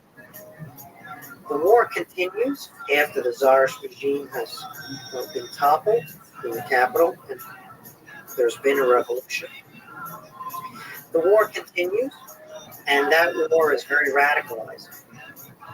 The peasants begin to seize the land after the Tsar falls, essentially destroying much of the gentry class. Stalin has nothing to do with that. The peasants have their own revolution, seizing the land, not in law, but in fact, de facto, not de jure land ownership. So there are these really large processes underway that Stalin is alive during, but not a driver. The most improbable thing happened, which is a very small group of people around the figure of Vladimir Lenin, announces that he has seized power. Now, by this time in October 1917, the government that has replaced the Tsar, the so-called provisional government, has failed. And so there's not so much power to seize from the provisional government. What Lenin does is he does a coup on the left. That is to say, Soviets, or councils, as we would call them in English, which represent people's power or the masses participating in politics, a kind of radical grassroots democracy, are extremely popular all over the country and not dominated by any one group, but predominantly socialist or predominantly leftist. Russia has an election during the war, a free and fair election for the most part, despite the war, at the end of 1917, in December 1917. And 3/4 plus of the country votes socialist in some form or another. So the battle was over the definition of socialism and who had the right to participate in defining socialism. Not only what it would be, but who had the right to decide. So there's a coup by Lenin's group known as the Bolsheviks against all the other socialists. And so Lenin declares a seizure of power whereby all government has failed. People's power, the councils, known as the Soviets, are going to take their place. And Lenin seizes power in the name of the Soviets. So it's a coup against the left, against the rest of the left. Not against the provisional government that has replaced the Tsar, which has already failed. And so Stalin is able to come to power along with Lenin in this crazy seizure of power on the left against the rest of the left in October 1917, which we know as the October Revolution, and I call the October coup, as many other historians. The October Revolution happened after this. What's interesting about this episode is that the leftists seized power in the name of the Soviets, in the name of the masses, in the name of people's power. They retained their hold. Many times in history, there's a seizure of power by the left, and they fail. They collapse. They're cleaned out by an army or what we call forces of order, by counter-revolutionary forces. Lenin's revolution, Lenin's coup, is successful. It is able to hold power, not just seize power. They win a civil war, and they're entrenched in the heart of the country already by 1921. Stalin is part of that group. Lenin needs somebody to run this new regime in the kind of nitty-gritty way. Lenin is the leader, the undisputed leader in the Bolshevik Party, which changes their name to Communists in 1918. He makes Stalin the general secretary of the Communist Party. He creates a new position which hadn't existed before, a kind of day-to-day political manager, a right-hand man. Not because Lenin is looking to replace himself, he's looking to institutionalize a helpmate, a right-hand man. He does this in the spring of 1922. Stalin is named to this position, which Lenin has created expressly for Stalin.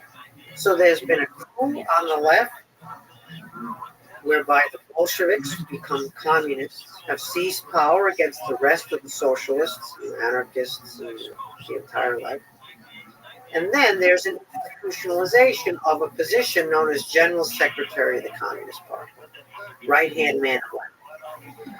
Less than 6 weeks after Lenin has created this position and installed Stalin, Lenin has a stroke, a major stroke, and never really returns as a full actor to power before he dies of a fourth stroke in January 1924. So a position is created for Stalin to run things on Lenin's behalf, and then Lenin has a stroke.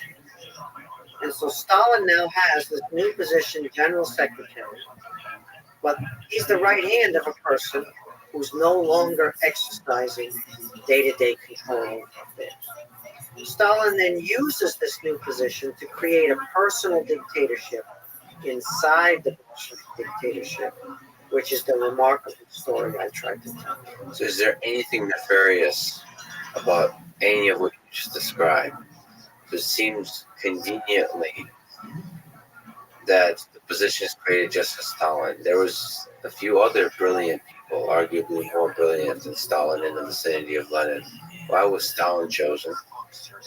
Why did Lenin all of a sudden fall ill? It's perhaps a conspiratorial question, but is there anything nefarious about any of this historical trajectory to power that Stalin took in creating the personal dictatorship? So history is full of contingency and surprise. After something happens, we all think it's inevitable. It had to happen that way. Everything was leading up to it. So Hitler seizes power in Germany in 1933, and the Nazi regime gets institutionalized by several of his moves after being named chancellor. And so all German history becomes a story of the Nazi rise to power, Hitler's rise to power. Every tendency is bent into that outcome. Things which don't seem related to that outcome all of a sudden get bent in that direction. And other trends that were going on are no longer examined because they didn't lead to that outcome. But Hitler's becoming chancellor of Germany in 1933 was not inevitable, it was contingent. He was offered the position by the traditional conservatives. He's part of the radical right, and the traditional right named him chancellor. The Nazi Party never outright won an election. that was free and fair before Hitler came to power.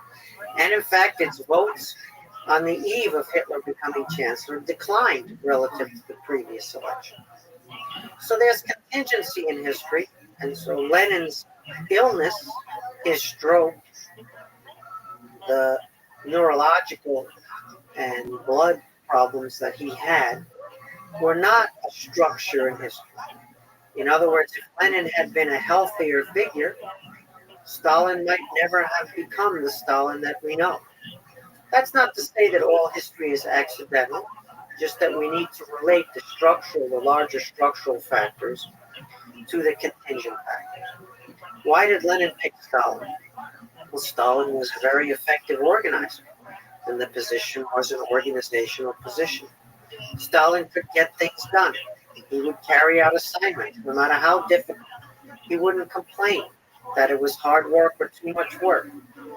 He wouldn't go off womanizing and drinking, ignore his responsibilities. Lenin chose Stalin among other options because he thought Stalin was the better option.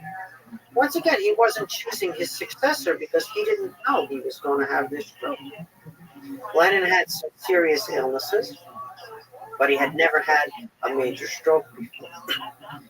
So, the choice was made based upon Stalin's organizational skills and promise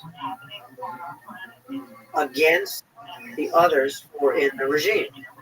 Now, they could seem more brilliant than Stalin, but he was more effective, and I'm not sure they were very brilliant. Well, he was exceptionally competent, actually, at the tasks for running a government of the executive branch, right, of a dictator. Yes, he turned out to be very adept at being a dictator.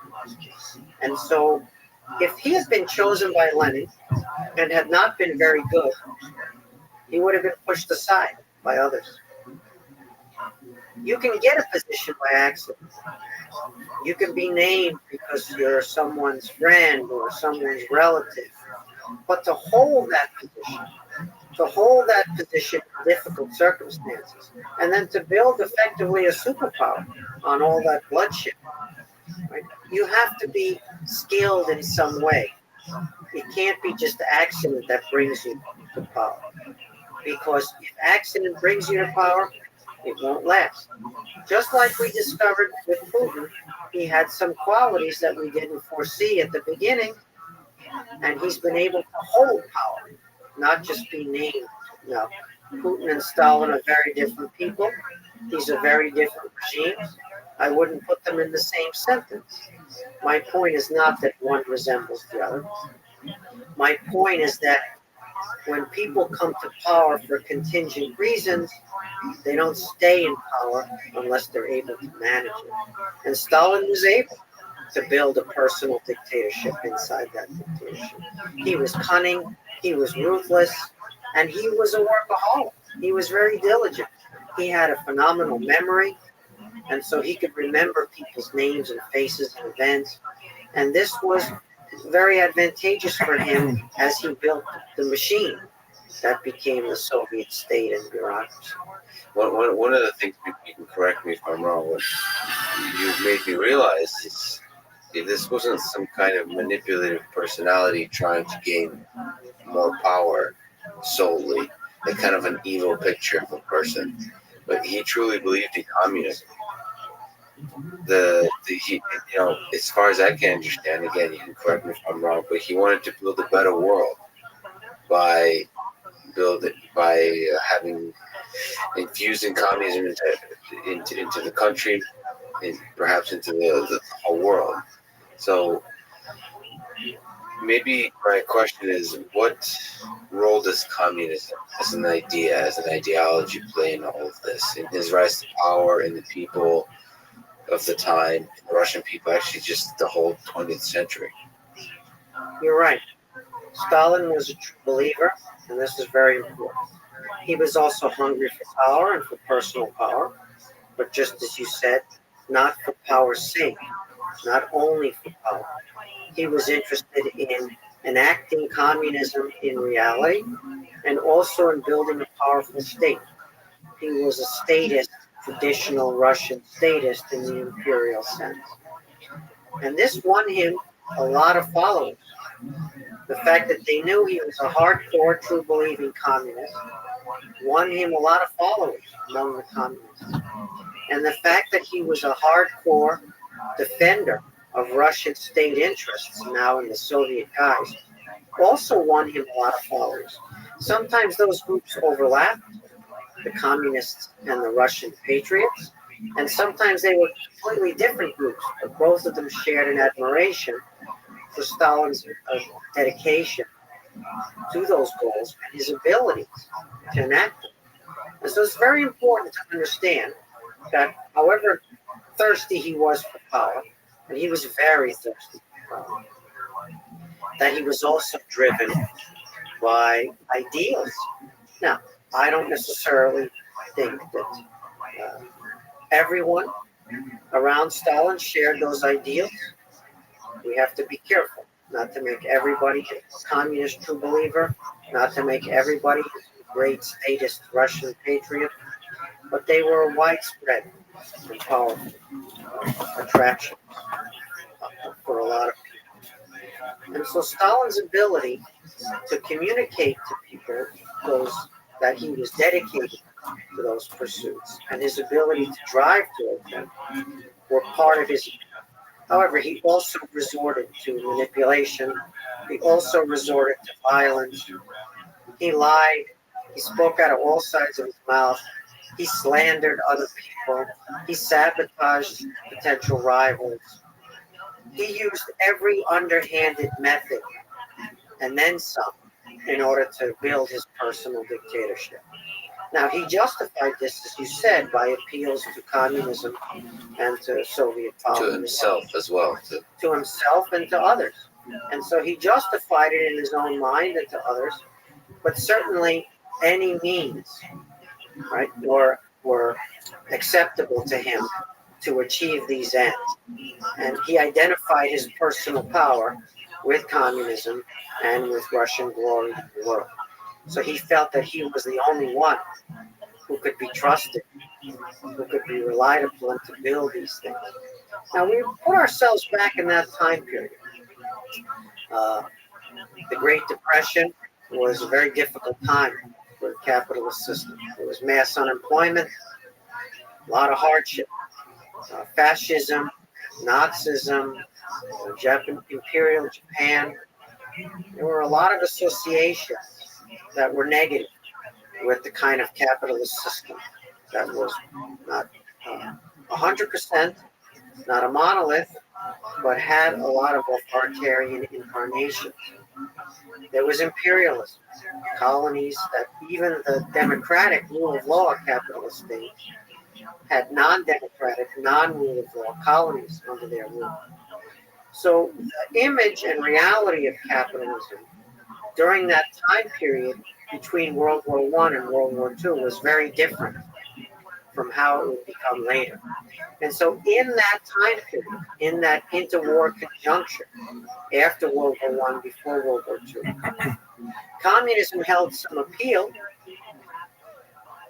inside the Soviet Union for sure, but even outside the Soviet Union, because the image and reality of capitalism disappointed many people. Now, in the end, communism was significantly worse. Many more victims, and the system, of course, would eventually implode.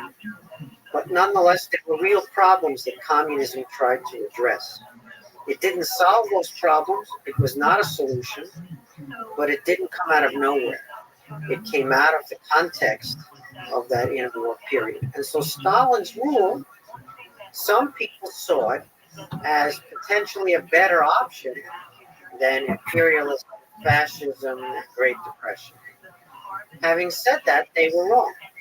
It turned out that Stalin wasn't a better alternative to markets and private property and rule of law and democracy. However, that didn't become clearer to people until after World War II, after Nazism had been defeated, Imperial Japan had been defeated, the Fascist Italy had been defeated, and decolonization had happened around the world, and there was a middle-class economic boom in the period from the late 40s through the 70s. that created a mass middle class in many societies. So capitalism rose from the ashes, as it were. And this changed the game for Stalin and communism. Communism is about an alternative to capitalism. And if that alternative is not superior, there's no reason for communism to exist. But if capitalism is in foul odor, if people have a bad opinion, strong critique of capitalism, there can be appeal to alternatives. And that's kind of what happened with Stalin's rule. But after World War II, the context changed a lot. Capitalism was very different, much more successful, not non-violent compared to what it was in the interwar period. And the Soviet Union had a tough time competing against that new context. Now today, we see similarly that the image and reality of capitalism is under question again, which leads some people to find an answer in socialism as an alternative. So you just kind of painted a beautiful picture of comparison. This is the way we think about ideologies, is what's working better. Do you separate in your mind the ideals of communism to the Stalinist implementation of communism? And again, capitalism and American implementation of capitalism. And as we now the 21st century, where yes, this idea, of socialism being a potential political system that we would, or economic system we would operate under in the United States, rising up again as an idea. So how do we think about that again in the 21st century, about these ideas, fundamental deep ideas of communism and capitalism? Yeah. So in the Marxist schema, there was something called feudalism, which was supposedly destroyed by the bourgeoisie who created capitalism. And then the working class was supposed to destroy capitalism and create socialism. But socialism wasn't the end stage. The end stage was going to be communism. So that's why the Communist Party in the Soviet Union first built socialism, transcending capitalism. The next stage was socialism, and the end game, the final stage, was communism. So their version of socialism was derived from Marx. And Marx argued that the problem was capitalism had been very beneficial for a while. It had produced greater wealth and greater opportunity than feudalism had. But then it had come to serve only the narrow interests of the so-called bourgeoisie or the capitalists themselves. And so for humanity's sake, the universal class, the working class, needed to overthrow capitalism in order for greater productivity, greater wealth to be produced, for all of humanity to flourish and on a higher level. So you couldn't have socialism unless you destroyed capitalism. So that meant no markets, no private property, no so-called parliaments or bourgeois parliaments, as they were called. So you got to socialism in Marxist schema by transcending, by eliminating capitalism. Now, Marx also called for freedom. He said that this elimination of markets and private property and bourgeois parliaments would produce greater freedom in addition to greater abundance. However, everywhere this was tried, it produced tyranny and mass violence, death, and shortages. Everywhere it was tried. There's no exception in historical terms. And so it's very interesting. Marx insisted that capitalism had to be eliminated. You couldn't have markets. Markets were chaos. You needed planning. You couldn't have hiring of wage labor. That was wage slavery. You couldn't have private property because that was a form of theft. So in the Marxist scheme, somehow you were going to eliminate capitalism and get to freedom. It turned out you didn't get to freedom, so then people said, well, you can't blame Marx because he said we needed freedom. He was pro-freedom. So it's kind of like dropping a nuclear bomb. You say you're going to drop a nuclear bomb, but you want to minimize civilian casualties. So the dropping of the nuclear bomb is the elimination of markets, private property, but you're going to bring freedom, or you're going to minimize civilian casualties.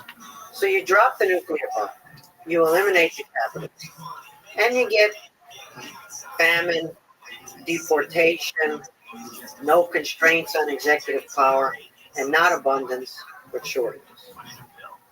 And people say, well, that's not what Marx said. That's not what I said. I said I wanted to minimize civilian casualties. The nuclear bomb goes off, and there's mass civilian casualties. And you keep saying, but I said drop the bomb, but minimize civilian casualties. So that's where we are. That's history, not philosophy. I'm speaking about historical examples, all the cases that we have. Marx was not a theorist of inequality. Marx was a theorist of alienation, of dehumanization, of fundamental constraints, or he called fetters, on productivity and on wealth, which he all attributed to capitalism. Marx wasn't bothered by inequality. He was bothered by something deeper, something worse, right? Those socialists who figured this out, who understood that if you dropped the nuclear bomb, there was no way to minimize civilian casualties. Those socialists who came to understand that if you eliminated capitalism, markets, private property, parliaments, if you eliminated that, you wouldn't get freedom. Those Marxists, those socialists became what we would call social democrats, or people who would use the state to regulate the market, not to eliminate it. They would use the state to redistribute income, not to destroy private property and markets. And so this, in the Marxist schema, was apostasy, because they were accepting markets and private property. They were accepting alienation and wage slavery. They were accepting capitalism in principle, but they wanted to fix it. They wanted to ameliorate it. They wanted to regulate it. And so they became what was denounced as revisionists, not true Marxists, not real revolutionaries, but parliamentary road, parliamentarian. We know this as normal politics, normal social democratic politics from the European case or from the American case. But they are not asking to eliminate capitalism, but blaming markets and private property. So this rift among the socialists, the ones who are for elimination of capitalism, transcending capitalism, otherwise you could never, ever get to abundance and freedom in the Marxist scheme, versus those who accept capitalism but want to regulate and redistribute. That rift on the left has been with us almost from the beginning. It's a kind of civil war on the left between the Leninists and the Social Democrats, or the revisionists, as they're known pejoratively by the Leninists. We have the same confusion today in the world today, where people also cite Marx, saying capitalism is a dead end, and we need to drop that nuclear bomb and get freedom, get no civilian casualties, versus those who say, yes, there are inequities, there's a lack of equality of opportunity, there are many other issues that we need to deal with, and we can fix those issues, we can regulate, we can redistribute. I'm not advocating this as a political position. I'm not taking a political position myself. I'm just saying that there's a confusion on the left between those who accept capitalism and want to regulate it, versus those who think capitalism is inherently evil, and if we eliminate it, we'll get to a better world, when in fact history shows that if you eliminate capitalism, you get to a worse world. The problems might be real, but the solutions are worse. From history's lessons. Now we have deep, painful lessons, but there's not that many of them. You know, our history is relatively short as a human species. Do we have a good answer on the left of Leninist Marxist versus social democrat versus capitalism versus any anarchy? Do we have sufficient samples from history to make better decisions about the future of our politics and economics? For sure. We have the American Revolution, which was a revolution not about class, not about workers, not about a so-called universal class of the working class, elimination of capitalism, markets, and the bourgeoisie. It was about the category citizen. It was about universal humanity, where everyone, in theory, could be part of it as a citizen. The revolution fell short of its own ideals. Not everyone was a citizen. For example, if you didn't own property, you were a male but didn't own property, you didn't have full rights as a citizen. If you were a female, whether you owned property or not, you weren't a full citizen. If you were imported from Africa against your will, you were a slave and not a citizen. And so not everyone was afforded the rights in actuality that were declared in principle. However, over time, the category citizen could expand, and slaves could be emancipated, and they could get the right to vote. They could become citizens. Non-property owning males could get the right to vote and become full citizens. Females could get the right to vote and become full citizens. In fact, eventually my mother was able to get a credit card in her own name in the 1970s without my father having to co-sign the paperwork. It took a long time. But nonetheless, the category citizen can expand and it can become a universal category. So we have that, the citizen universal humanity model of the American Revolution, which was deeply flawed at the time it was introduced, but fixable over time. We also had that separation of powers, the constraint on executive power that we began this conversation with. That was also institutionalized in the American Revolution because they were afraid of tyranny. They were afraid of unconstrained executive power. So they built a system that would contain that, constrain it institutionally, not circumstantially. So that's a great gift. Within that universal category of citizen, which has over time come closer to fulfilling its original promise, and within those institutional constraints, that separation of powers, constraint on executive power, within that, we've developed what we might call normal politics, left-right politics. People can be in favor of redistribution and government action, and people can be in favor of small government, hands-off government, no redistribution or less redistribution. That's the normal left-right political spectrum, where you respect the institutions and separation of powers, and you respect the universal category of citizenship and equality before the law and everything else. I don't see any problems with that whatsoever. I see that as a great gift, not just to this country, but around the world, and other places besides the United States have developed this. The problems arise at the extreme, the far left and the far right, that don't recognize the legitimacy either of capitalism or of democratic rule of law institutions. And they want to eliminate constraints on executive power. They want to control the public sphere or diminish the independence of the media. They want to take away markets or private property, and redistribution becomes something bigger than just redistribution. It becomes actually that original Marxist idea of transcending capitalism. So I'm not bothered by the left or the right. I think they're normal, and we can have that debate. We're a gigantic, diverse country of many different political points of view. I'm troubled only by the extremes that are against the system plus system, that want to get rid of it, and supposedly that will be the right path to the future. History tells us that the far left and the far right are wrong about that. But once again, this doesn't mean that you have to be a social democrat. You could be a libertarian. You could be a conservative. You could be a centrist.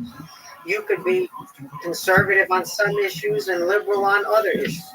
All of that comes under what I would presume to be normal politics. And I see that as the important corrective mechanism. Normal politics and market economies, non-monopolistic, open, free, and dynamic market economies. I don't like concentrations of power politically, and I don't like concentrations of power economically. I like competition in the political realm. I like competition in the economic realm. This is not perfect. It's constantly needs to be protected and reinvented. And there are flaws that are fundamental and need to be adjusted and addressed and everything else, especially equality of opportunity. Equality of outcome is unreachable and is a mistake because it produces perverse and unintended consequences. Equality of outcome attempts to make people equal on the outcome side, but attempts to make them more equal on the front end, on the opportunity side. That's really, really important for a healthy society. That's where we've fallen down. Our schools are not providing equality of opportunity for the majority of people in all of our school systems. And so I see problems there. I see a need to invest in ourselves, invest in infrastructure, invest in human capital, create greater equality of opportunity, but also to make sure that we have good governance. Because governance is the variable that enables you to do all these other things. I've watched quite a bit, returning back to Putin. I've watched quite a few interviews with Putin and conversation. Especially because I speak Russian fluently, I can understand. Often the translation lose a lot. I find the man putting morality aside very deep and interesting. And I found almost no interview with him to get at that depth. I was very hopeful for the Oliver Stone documentary, and with him, and to me, because I deeply respect Oliver Stone as a filmmaker in general, but it was a complete failure in my eyes, that interview. The lack of it. I mean, I suppose you could toss it up to a language barrier, but a complete lack of diving into the person. That's what I saw. My question is a strange one, but if you were to sit down with Putin and have a conversation, or perhaps if you were to sit down with Stalin and have a conversation, what kind of questions would you ask? This wouldn't be televised unless you want it to be. So this is only you. So you're allowed to ask about some of the questions that are sort of not socially acceptable, meaning putting morality aside, getting into the depth of the human character. What would you ask? So once again, they're very different personalities and very different time periods and very different regimes. So what I would talk to Stalin about and Putin about are not in the same category necessarily. So let's take Putin. So I would ask him where he thinks this is going, where he thinks Russia's going to be in 25 years, 50 years. What's the long-term vision? What does he anticipate the current trends are going to produce? Is he under the illusion that Russia is on the upswing, that things are actually going pretty well, that in 25 years Russia is going to still be a great power with a tremendous dynamic economy, a lot of high tech, a lot of human capital, wonderful infrastructure, and a very high standard of living, and a secure borders, sense of security. Does he think the current path is leading in that direction? And if not, if if he understands that the current trajectory does not provide for those kinds of circumstances. Does it bother him? Does he worry about it? Does he care about the future 25 or 50 years from now? Deep down, what do you think the answer is? It's honest answer. Either he thinks he's on that trajectory already, or he doesn't care about that long-term trajectory. So that's the mystery for me with him. He's clever. He has tremendous sources of information. He has great experience now as a world leader, having served for effectively longer than Lenin and Brezhnev's long 18-year reign. And so Putin has accumulated a great deal of experience at the highest level compared to where he started. And so I'm interested to understand how he sees this long-term evolution or non-evolution of Russia, and whether he believes he's got them on the right trajectory, or whether, if he doesn't believe that, he cares. I have no idea because I've never spoken to him about this, but I would love to hear the answer. Sometimes you have to ask questions not directly like that, but you have to come a little bit sideways. You can elicit answers from people by making them feel comfortable and coming sideways with them. On just a quick question, so that's talking about Russia, Yeah. Putin's role in Russia. Do you think it's interesting to ask, and you can say the same for Stalin, the more personal question of how do you feel yourself about this whole thing, about your life, about your legacy, looking at the person that's one of the most powerful and important people in the history of civilization, both Putin and Stalin, you could argue. Once you experience power at that level, it becomes something that's almost necessary for you as a human being. It's a drug, it's an aphrodisiac, it's a feeling. You know, you go to the gym, exercise, and the endorphins, the chemicals get released. And even if you're tired and you're sore, you get this massive chemical change, which has very dynamic effects on how you feel, the kind of level of energy you have for the rest of the day. And if you do that for a long time, and then you don't do it for a while, you're like a drug addict not getting your fix. You miss it. Your body misses that release of endorphins to a certain extent. That's how power works for people like you. That's how power works for people who run universities or are secretaries of state or run corporations, fill in the blank. In whatever ways power is exercised, it becomes almost a drug to people. It becomes something that's difficult for them to give up. It becomes a part of who they are. It becomes necessary for their sense of self and well-being. The greatest people, the people I admire the most, are the ones that can step away from power, can give it up, can give up the drug, can be satisfied, can be stronger even by walking away from continued power when they had the option to continue. So with a person like Putin, once again, I don't know him personally, so I have no basis to judge this. This is a general statement observable with many people and in historical terms. With a person like Putin who's exercised this much power for this long, it's something that becomes a part of who you are, and you have a hard time imagining yourself without it. You begin to conflate your personal power with the well-being of the nation. You begin to think that the more power you have, the better off the country is, this conflation. You begin to be able to not imagine. You can no longer imagine what it would be like just to be an ordinary citizen or an ordinary person running a company, even something much smaller than the country. So I anticipate that, without knowing for sure, that he would be in that category of person. But you'd want to explore that with questions with him about, so what's his day look like from beginning to end? Just take me through a typical day of yours. What do you do in a day? How does it start? What are the ups? What are the downs? What are the parts of the day you look forward to the most? What are the parts of the day you don't look forward to that much? What do you consider a good day? What do you consider a bad day? How do you know that what you're doing is having the effects that you intend?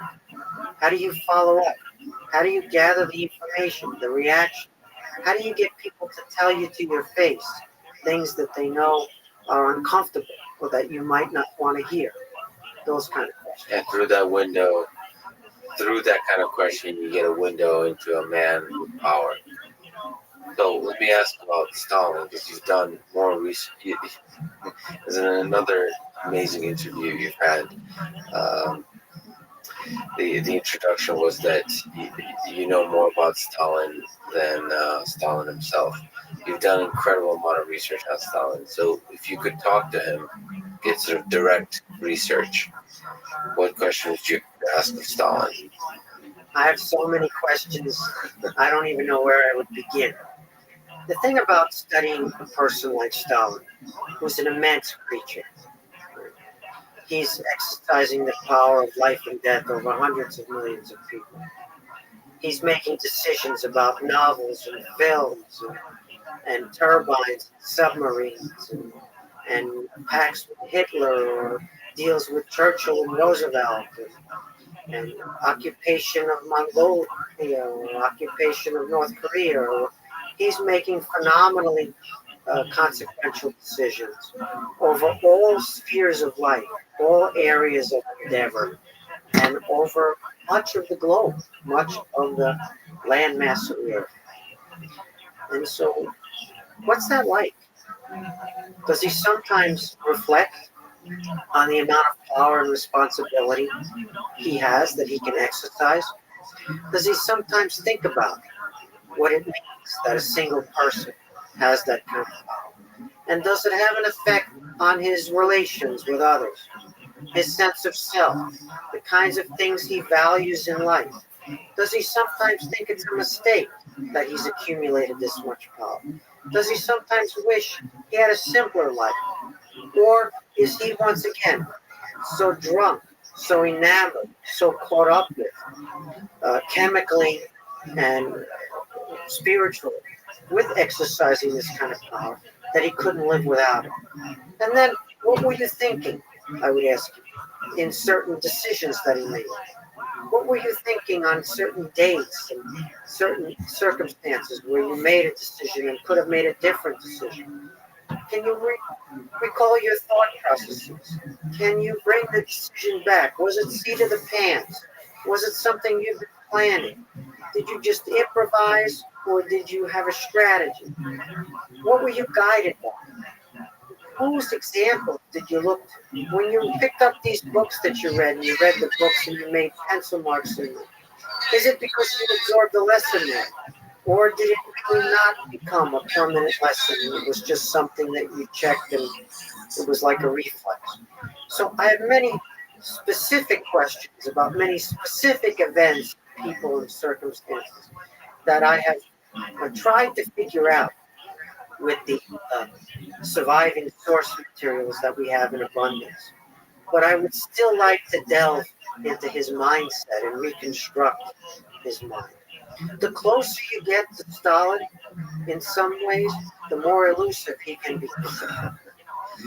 And especially around World War II, you've already illuminated a lot of interesting aspects about Stalin's role in the war. But it'd be interesting to ask people more questions about how seat of the pants or deliberate some of the decisions. Oh no. If I could ask just one last quick question. And you're constrained in time in answering it. Do you think there will always be evil in the world? Do you think there will always be war? Unfortunately, yes. There are conflicting interests, conflicting goals that people have. Most of the time, those conflicts can be resolved peacefully. That's why we build strong institutions, to resolve different interests and conflicts peacefully.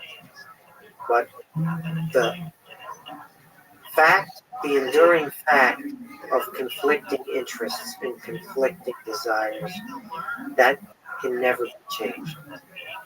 So the job that we have for humanity's sake is to make those conflicting interests, those conflicting desires, to make them, to put them in a context where they can be resolved peacefully and not in a zero-sum fashion. So we can't get there on the global scale. So there's always going to be the kind of conflict that sometimes gets violent. What we don't want is a conflict among the strongest powers. Great power conflict is unbelievably bad. There are no words to describe it. At least 55 million people died in World War II. If we have a World War III, a war between the United States and China or whatever it might be, who knows what the number would be? 155 million, 255 million, 555 million. I don't even want to think about it. And so it's horrible when wars break out in the humanitarian catastrophes. For example, Yemen and Syria and several other places I could name today. It's just horrible what you see there. And the scale is colossal for those places. But it's not planetary scale. And so avoiding planetary scale destruction is really important for us. And so having those different interests be somehow managed in a way that that no one sees advantage in a violent resolution. And a part of that is remembering history. So they should read your books. Stephen, thank you so much. It was a huge honor talking to you today. I really enjoyed it. Thank you for the opportunity. My pleasure. Thanks for listening to this conversation with Stephen Conkin. And thank you to our presenting sponsor, Cash App. Download it and use code LEXPODCAST. You'll get $10, and $10 will go to FIRST, a STEM education nonprofit that inspires hundreds of thousands of young minds to become future leaders and innovators. If you enjoy this podcast, subscribe on YouTube, give it 5 stars on Apple Podcasts, support it on Patreon, and connect with me on Twitter. And now, let me leave you with words of Joseph Stalin, spoken shortly before the death of Lenin and at the beginning of Stalin's rise to power. First, in Russian. Я считаю, что совершенно не важно, кто и как будет в партии голосовать. Но вот что чрезвычайно важно, это кто и как будет считать голоса.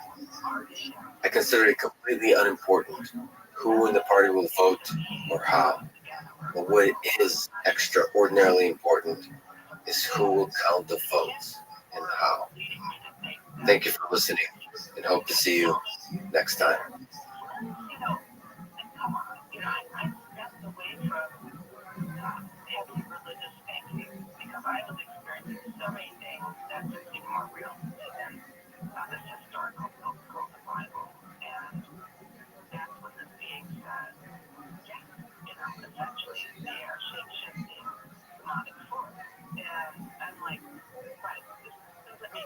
The following is a conversation with Grant Sanderson.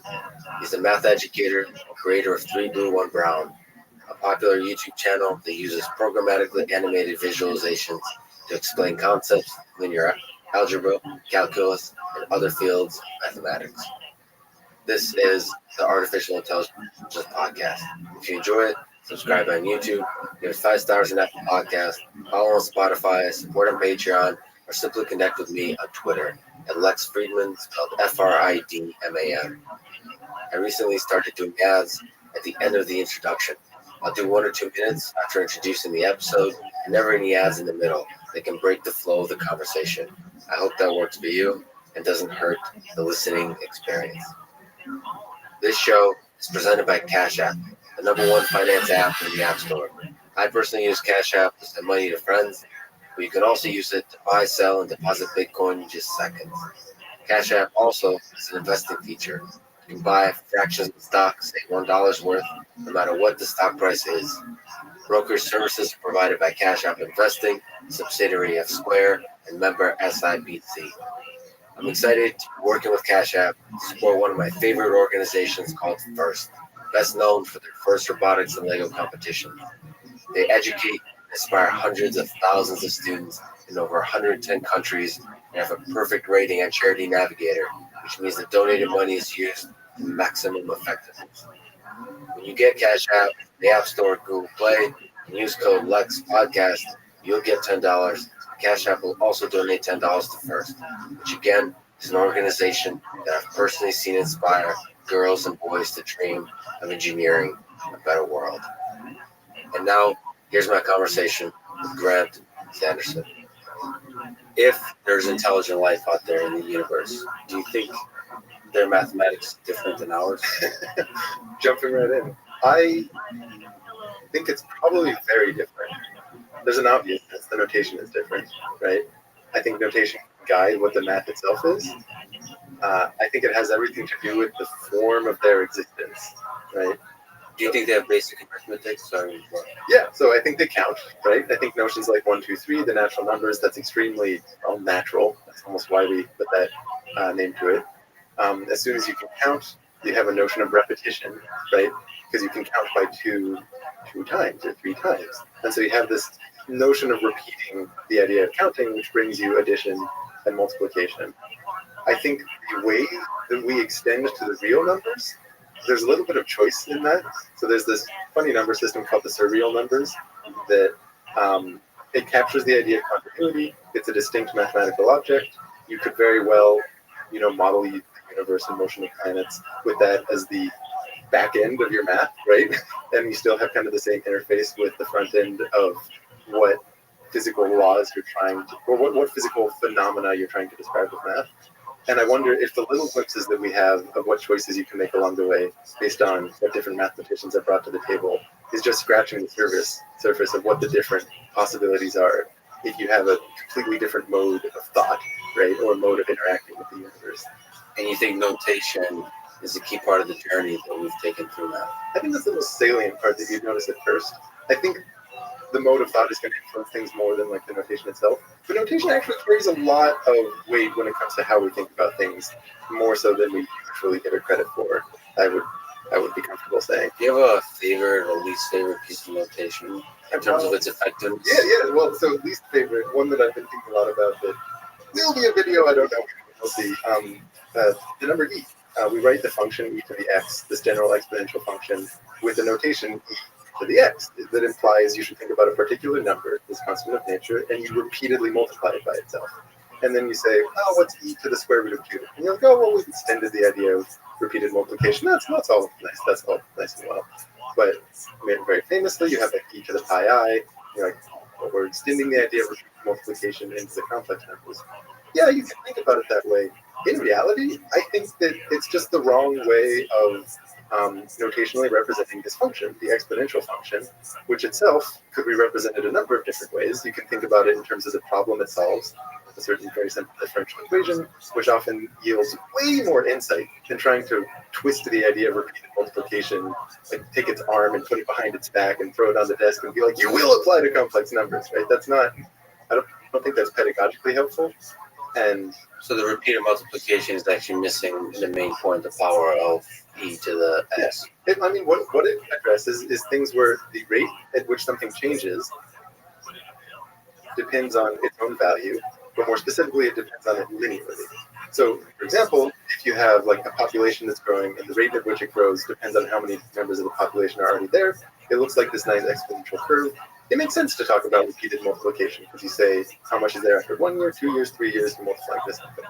The relationship can be a little bit different sometimes, where let's say you've got a ball on a string, like a game of tetherball going around a rope, right? And you say its velocity is always perpendicular to its position. That's another way of describing its rate of change as being related to where it is, but it's a different operation. You're not scaling it; it's a rotation. It's this 90-degree rotation. That's what the whole idea of like complex explanation is trying to capture, but it's obfuscated in the notation when what it's actually saying, like if you really parse something like e to pi I, what it's saying is choose an origin, always move perpendicular to the vector from that origin to you, okay? Then when you walk, pi times that radius, you'll be halfway around. Like that's what it says. It's kind of you turn 90 degrees, then you walk, you'll be going in a circle. That's the phenomenon that it's describing, but trying to twist the idea of repeatedly multiplying a constant into that, like I can't even think of the number of human hours, of like intelligent human hours that have been wasted trying to parse that to their own liking and desire among like scientists or electrical engineers or students everywhere, which if the notation were a little different or the way that this whole function was introduced from the get-go were framed differently, I think could have been avoided, right? And you're talking about the most beautiful equation in mathematics, but it's still pretty mysterious, isn't it? Like No. you're making it seem like it's a notation. No, It's not mysterious. I think the notation makes it mysterious. I don't think it's. I think the fact that it represents, it's pretty. It's not like the most beautiful thing in the world, but it's quite pretty. The idea that if you take the linear operation of a 90-degree rotation, and then you do this general exponentiation thing to it, that what you get are all the other kinds of rotation, which is basically to say if your velocity vector is perpendicular to your position vector, you walk in a circle. That's pretty. It's not the most beautiful thing in the world, but it's quite pretty. the beauty of it, I think, comes from perhaps the awkwardness of the notation somehow still nevertheless coming together nicely, because you have like several disciplines coming together in a single equation. Well, I think In a sense, like historically speaking. that's true. You've got some like the number e is significant. Like it shows up in probability all the time. It like shows up in calculus all the time. It is significant. You're seeing it sort of mated with pi, this geometric constant, and pi, like the imaginary number and such. I think what's really happening there is the way that it shows up is when you have things like exponential growth and decay, right? It's when this relation that something's rate of change has to itself is a simple scaling, right? A similar law also describes circular motion. Because we have bad notation, we use the residue of how it shows up in the context of self-reinforcing growth, like a population growing or compound interest. The constant associated with that is awkwardly placed into the context of how rotation comes about, because they both come from pretty similar equations. And so what we see is the e and the pi juxtaposed a little bit closer than they would be with a purely natural representation, I would think. Here's how I would describe the relation between the two. You've got a very important function we might call exp, that's like the exponential function. When you plug in 1, you get this nice constant called e that shows up in like probability and calculus. If you try to move in the imaginary direction, it's periodic, and the period is tau. So those are these two constants associated with the same central function, but for kind of unrelated reasons, right? And not unrelated, but like orthogonal reasons. One of them is what happens when you're moving in the real direction. One's what happens when you move in the imaginary direction. And like, yeah, those are related. They're not as related as the famous equation seems to think it is. It's sort of putting all of the children in one bed, and they kind of like to sleep in separate beds if they had the choice. But you see them all there. And, there is a family resemblance, but it's not that close. So actually, thinking of it as a function is the better idea, and that's a notational idea. And yeah, and like here's the thing: the constant e sort of stands as this numerical representative of calculus, right? Calculus is like the study of change. So at the very least, there's a little cognitive dissonance using a constant to represent the science of change. I never thought of it that way. Yeah, Right? yeah. It makes sense why the notation came about that way, Yes. because it's the first way that we saw it. In the context of things like population growth or compound interest, it is nicer to think about as repeated multiplication. Definitely nicer. But it's more that that's the first application of what turned out to be a much more general function that maybe the intelligent life theoretical question asked about would have come to recognize as being much more significant than this single use case, which lends itself to repeated multiplication notation. But Let me jump back for a second to aliens and the nature of our universe. Okay. Do you think math is discovered or invented? So we're talking about the different kind of mathematics that could be developed by the alien species.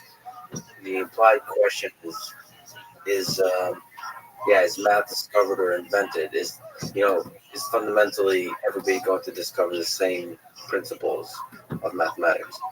So the way I think about it, and everyone thinks about it differently, but here's my take. I think there's a cycle at play where you discover things about the universe that tell you what math will be useful, and that math itself is invented in a sense. But of all the possible maths that you could have invented, it's discoveries about the world and how you choose which ones are. So like a good example here is the Pythagorean theorem. When you look at this, do you think of that as a definition or do you think of that as a discovery? From the historical perspective, right, it's a discovery because they were, but that's probably because they were using physical object to build their intuition. And from that intuition came the mathematics. So the mathematics wasn't in some abstract world detached from physics. But I think more and more math has become detached from, when you even look at modern physics, from string theory, to even general relativity, all math behind the 20th and 21st century physics kind of takes a brisk walk outside of what our mind can actually even comprehend. And in multiple dimensions, for example, anything beyond 3 dimensions, maybe 4 dimensions. No. Higher dimensions can be highly, highly applicable. I think this is a common misinterpretation that if you're asking questions about like a 5-dimensional manifold, that the only way that that's connected to the physical world is if the physical world is itself a 5-dimensional manifold or includes them. Well, wait a minute. You're telling me you can imagine a 5-dimensional manifold? No, that's not what I said. I would make the claim that it is useful to a 3-dimensional physical universe, despite itself not being 3-dimensional. So it's useful, meaning to even understand a 3-dimensional world, it'd be useful to have 5-dimensional manifolds.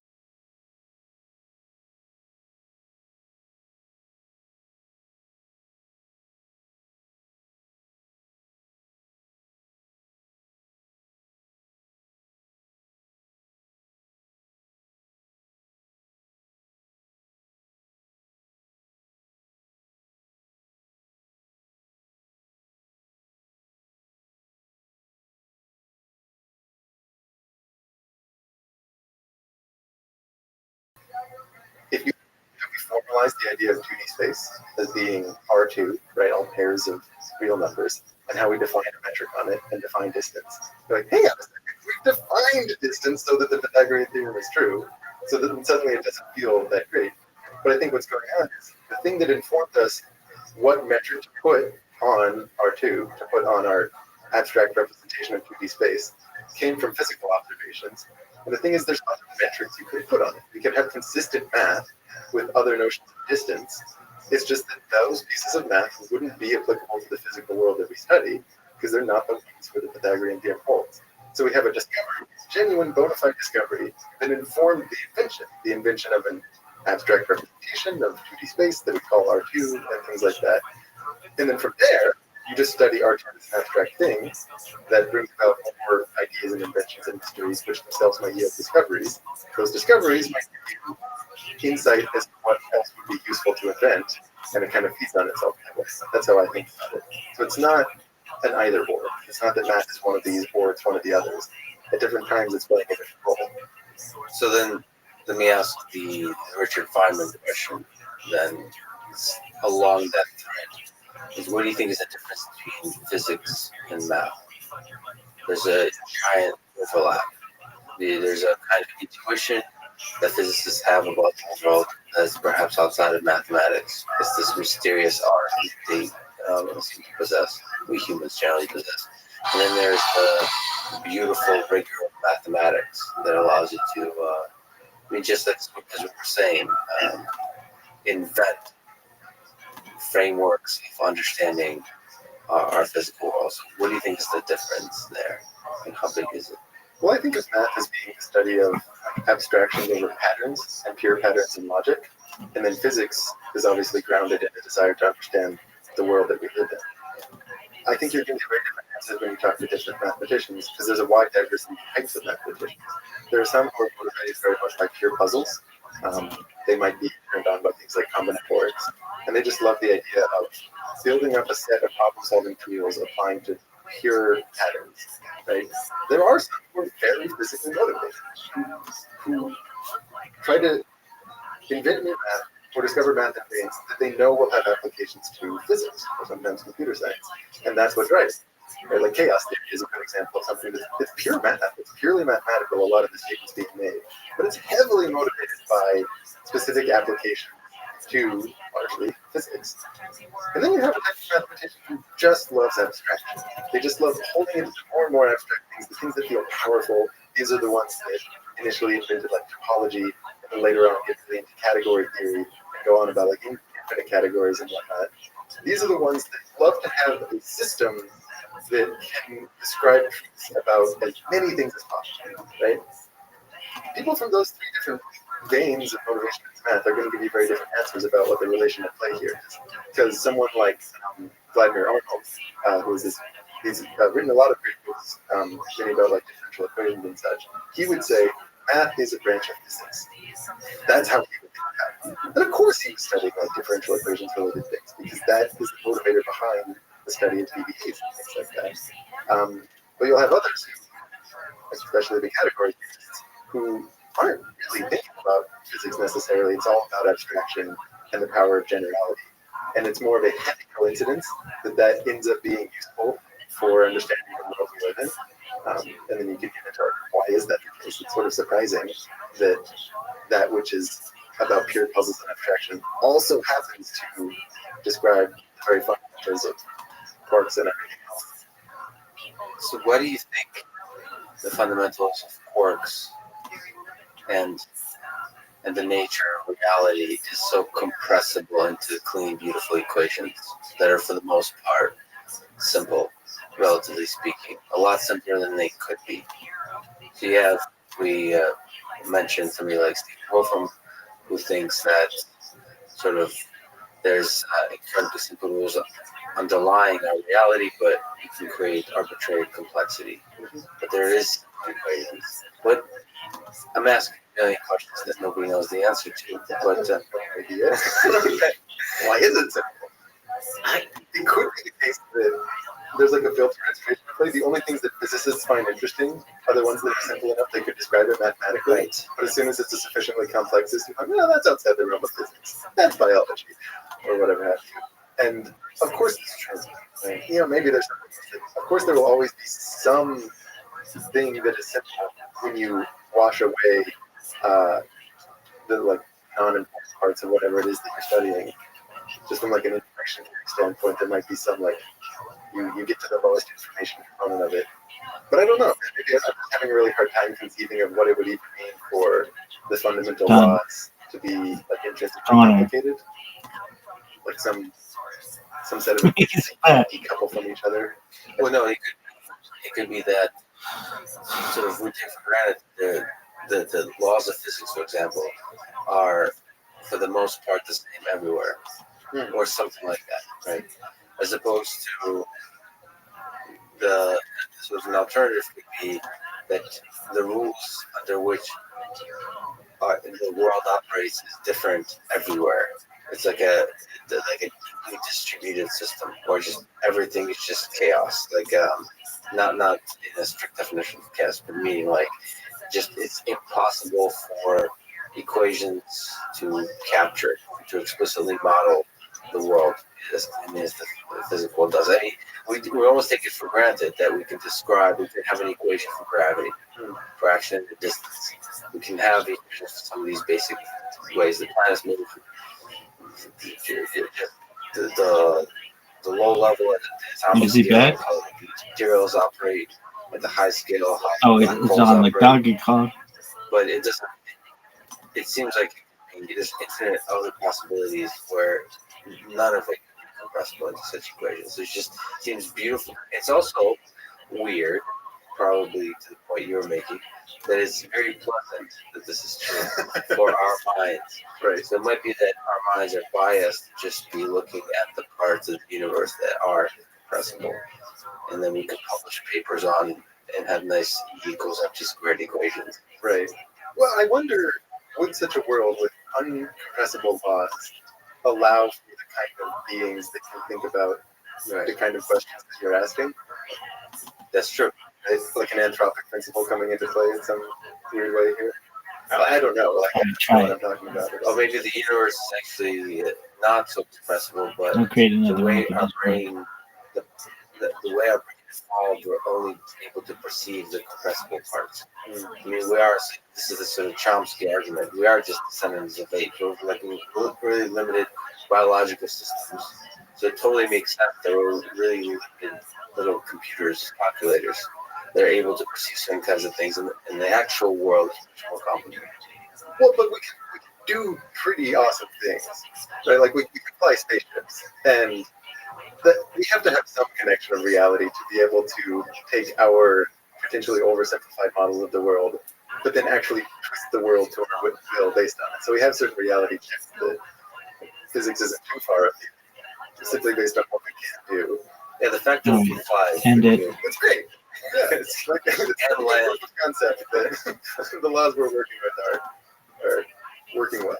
So I mentioned to the internet that I'm talking to you, and so the internet gave some questions. So I apologize for these, but do you think we're living in a simulation? That the universe is a computer, or the universe is a computation running a computer?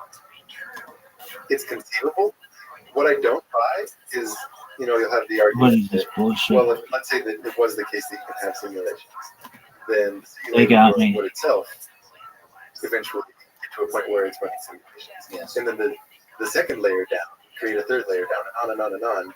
So probabilistically, you just throw a dart at one of those layers, we're probably in one of the simulated layers. Mm-hmm.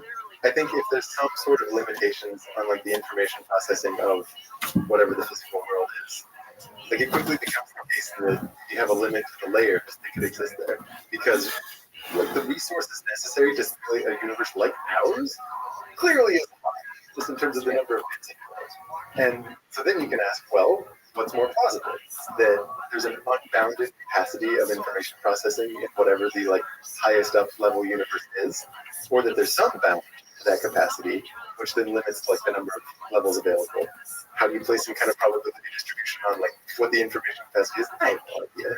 But I don't like people almost assume a certain uniform probability over all of those meta layers that could conceivably exist when it's a little bit like a Pascal's wager on a low enough prior to the mere existence of that infinite set of layers.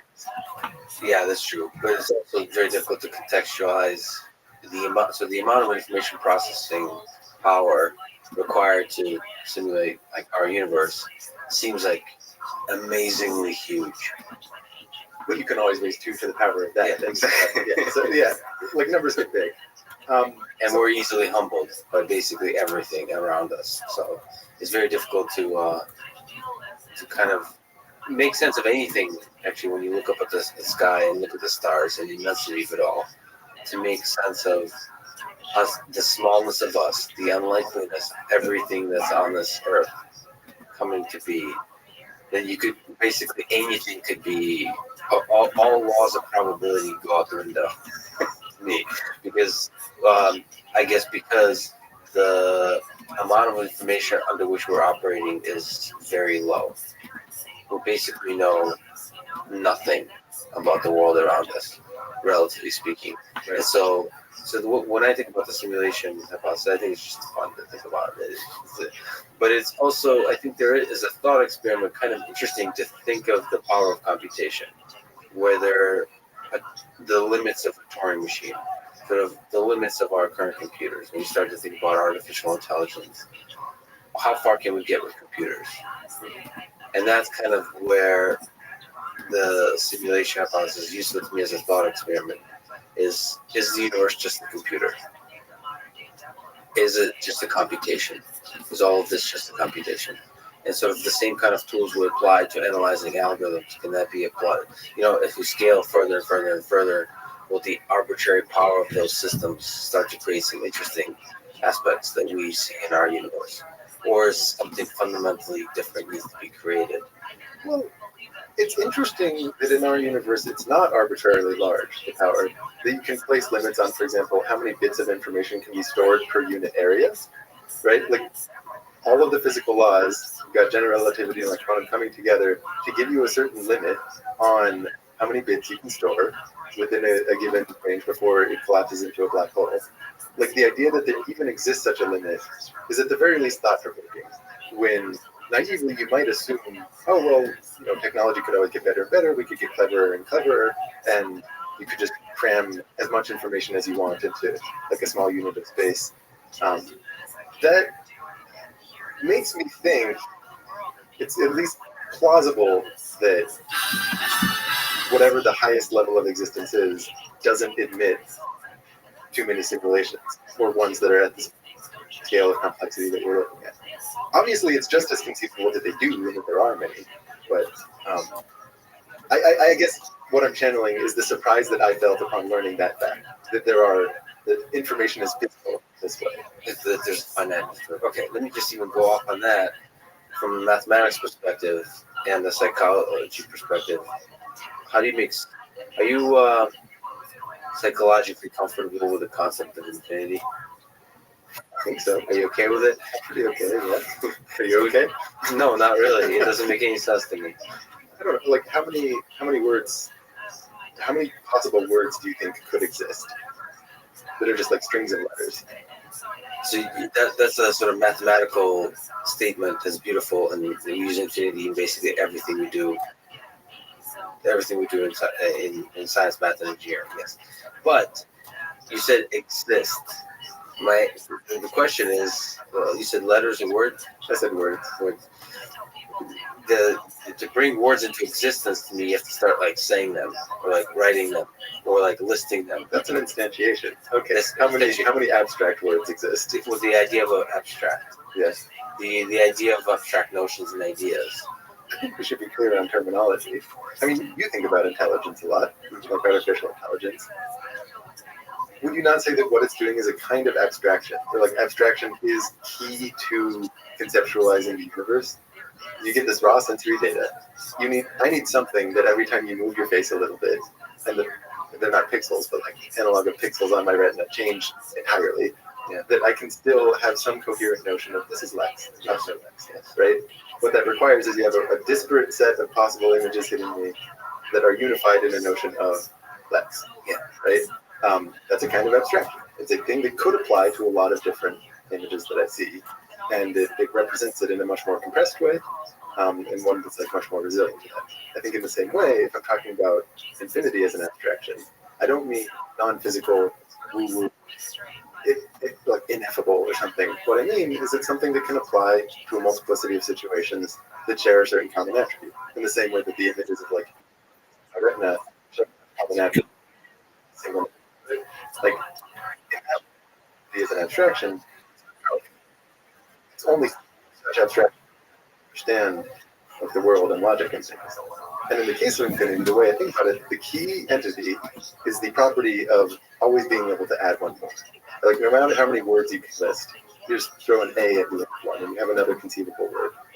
You don't have to think of all the words at once. It's that property, I could always add one more, that gives it this nature of infinity. In the same way that there's certain like, properties of your face that give that the Lex this, right? So like infinity should be no more worrying than the I can always add one more sentiment. That's a really elegant, much more elegant way than I could put it. So thank you for doing that as yet another abstraction. Yes, indeed. That's what our brain does. That's what intelligent systems do. That's what programming does. What science does is Good morning. abstractions of each other. Yeah, there is a certain.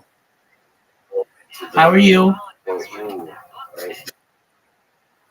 I'm well. Apologies, I was And because we're out like a light last night. I hope you have a wonderful day. And if you're bored during the day, come play with me. true is the stuff that's in the ground. Take care. Have a wonderful day. Floating into Thank you. that are Take care. areas that are What up, disconnected from Dory reality Crypto? How you in a living? way that we can never get back. What if instead of calling these abstract, how different would it be in your mind if we called Dory them general? Crypto. Like phenomena that you're describing as overgeneralization. When you try to Dory have a concept Crypto. that's so general as to apply to nothing in particular in a useful way. Does that map to what you're thinking of when you think of? First of all, I'm playing a little just in front of it. Yeah, The devil's advocate. And I think our cognition, our mind is unable to visualize. So you do some incredible work with visualization and video. I think infinity is very difficult to visualize for our mind. we can delude ourselves into thinking we can visualize it. We can't. I don't. I mean, I don't. I would venture to say it's very difficult. And so there's some concepts in mathematics, like maybe multiple dimensions, we can sort of talk about, that are impossible for us to truly intuit. Like, and it just feels dangerous to me to use these as part of our toolbox of abstractions. On behalf of your listeners, I almost fear we're getting too philosophical, right? No. Heck no. Heck no. But I think to that point, for any particular idea like this, there's multiple angles of attack. I think when we do visualize infinity, what we're actually doing, you write ... right? 1, 2, 3, 4, ... Right? Those are symbols on the page that are insinuating a certain infinity. What you're capturing with a little bit of design there is the I can always add one more property, right? I think I'm just as uncomfortable as you are if you try to concretize it so much that you have a bag of infinitely many things that I actually think of, no, not 1, 2, 3, 4, ... 1, 2, 3, 4, 5, 6, 7, 8. I try to get them all in my head, and you realize, your brain will literally collapse into a black hole. All of that, and I honestly feel this with a lot of math that I try to read, where I don't think of myself as like particularly good at math.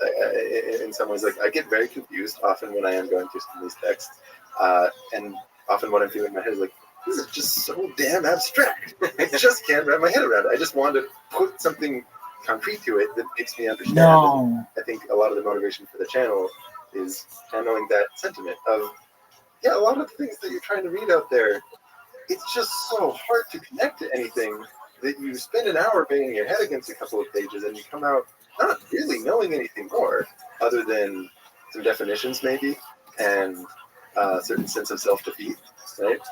One of the reasons I focus so much on visualizations is that I'm a big believer in, I'm sorry, I'm just really hampering on this idea of abstraction. Being clear about your layers of abstraction, right? It's always tempting to start an explanation from the top to the bottom. Okay, you give the definition of a new theorem. Like this is the definition of a vector space, for example. That's how we'll start a course. These are the properties of a vector space. First, from these properties, we will derive what we need in order to do the math of linear algebra or whatever it might be. I don't think that's how understanding works at all.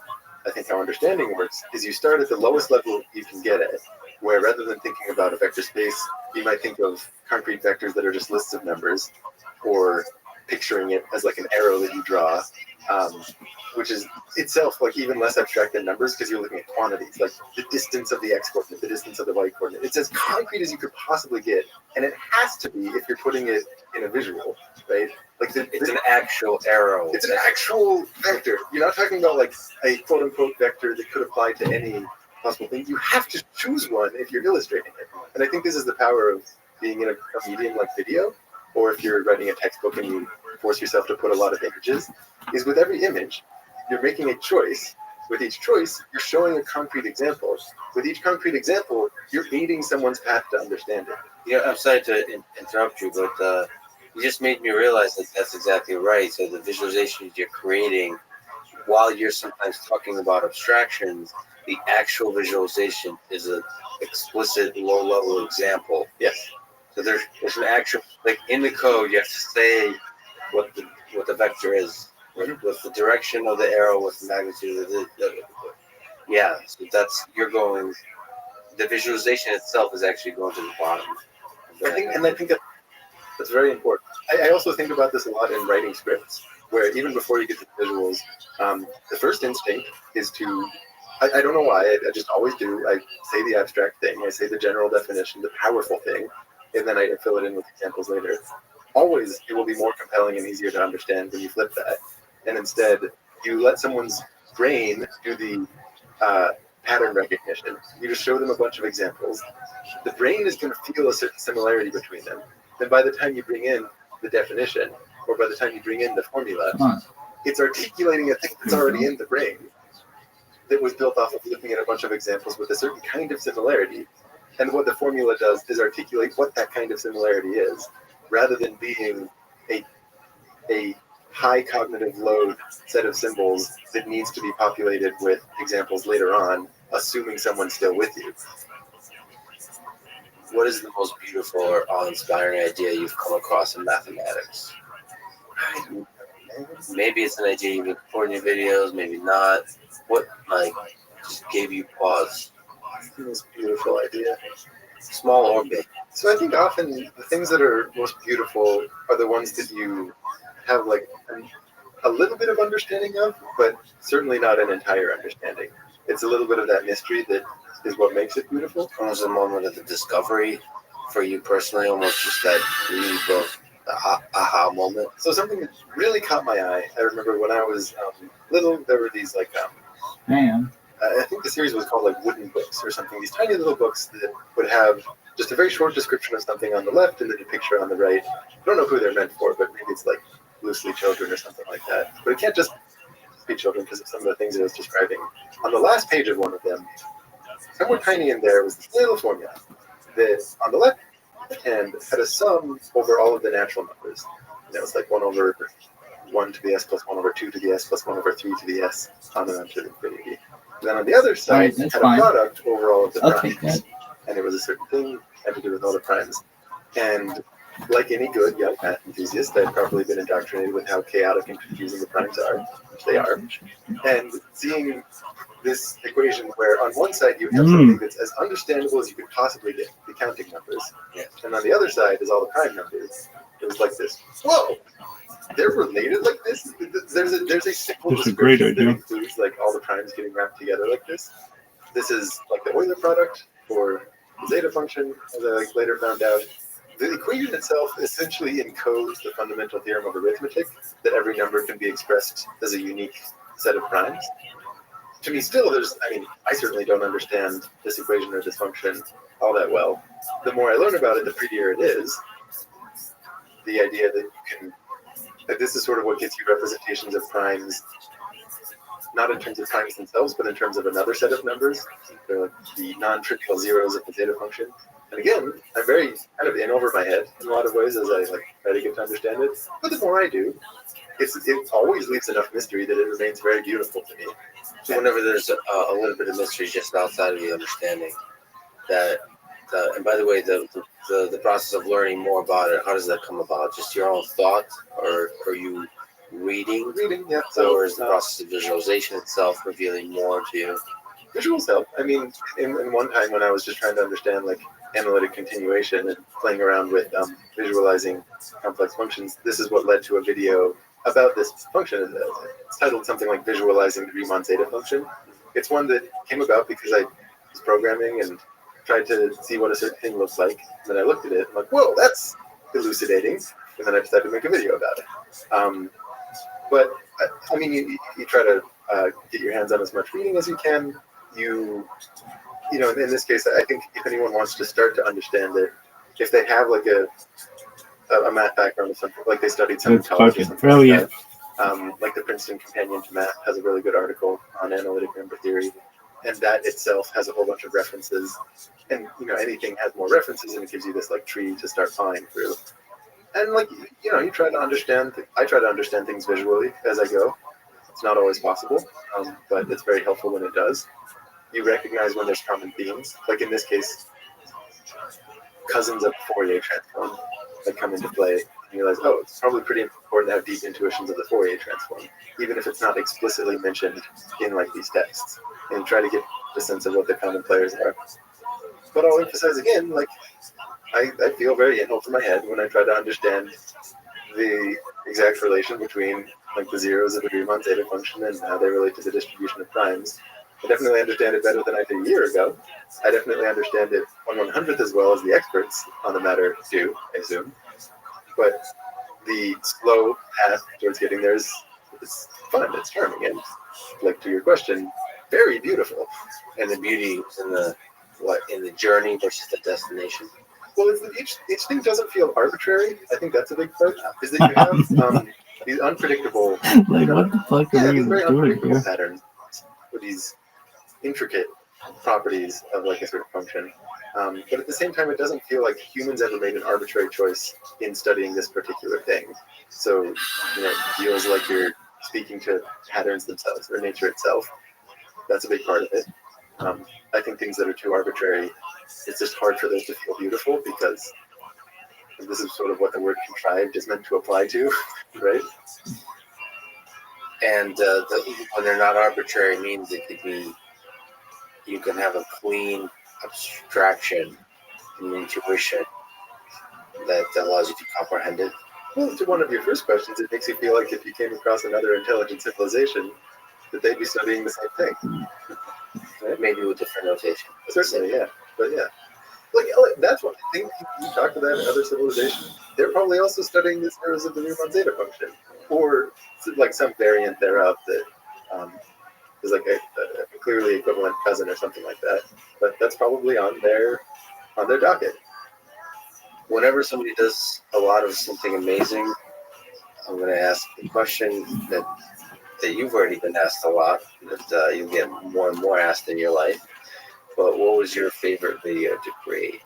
Oh, favorite to create. One of my favorites is the title is "Who Cares About Topology?" You want me to pull it up or not? If you want, sure. Yeah, it is about. Well, it starts by describing an unsolved problem that's still unsolved in math, called the inscribed square problem. You draw any loop, and then you ask are there 4 points on that loop that make a square. Totally useless, right? This is not answering any physical questions. It's mostly interesting that we can't answer that question, and it seems like such a natural thing to ask. Now, if you weaken it a little bit and you ask, can you always find a rectangle? You choose 4 points on this curve, can you find a rectangle? That's hard, but it's doable, and the path to it involves things like looking at a torus, this surface with a single hole in it, like a donut, or looking at a Mobius strip. In ways that feel so much less Mobius strip. to when I first, as like a little kid, learned about these surfaces and shapes, like a Mobius strip and a torus. Like what you learn is, oh, this Mobius strip, you take a piece of paper, put a twist, glue it together, and now you have a shape with one edge and just one side. And as a student, you should think, who cares, right? Like, how does that help me solve any problems? I thought math was about problem solving. So what I liked about the piece of math that this was describing, that was in this paper by a mathematician in Bonn, was that it arises very naturally. It's clear what it represents. It's doing something. It's not just playing with construction paper. And the way that it solves the problem is really beautiful. So kind of putting all of that down and concretizing it, right? Like I was talking about how when you have to put visuals to it, it demands that what's on screen is a very specific example of what you're describing. The construction here is very abstract in nature. You describe this very abstract kind of surface in 3D space. So then when I was finding myself, in this case I wasn't programming, I was using Grapher that's like built into OS X for the 3D stuff to draw that surface. You realize, oh man, topology are very non-constructive. I have to make a lot of, you have to do a lot of extra work in order to make the surface show up. But then once you see it, it's very pretty. And it's very satisfying to see a specific instance of it. And you also feel like, I've actually added something on top of what the original paper was doing. That it shows something that's completely correct. It's a very beautiful argument, but you don't see what it looks like. And I found something satisfying in seeing what it looked like that could only ever have come about from the forcing function of getting some kind of image on the screen to describe the thing I was talking about. So you almost weren't able to anticipate what it's going to look like. I had no idea. And it was wonderful.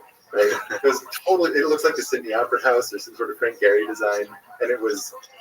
You knew it was going to be something, and you can say various things about it, like, oh, it touches the curve itself. It has a boundary that's this curve on the 2D plane. It all sits above the plane. But before you actually do it, it's very unclear what the thing will look like, and to see it, it's just pleasing, right? So that was fun to make, very fun to share. I hope that it has elucidated for some people out there where these constructs of topology come from, that it's not arbitrary play with construction paper.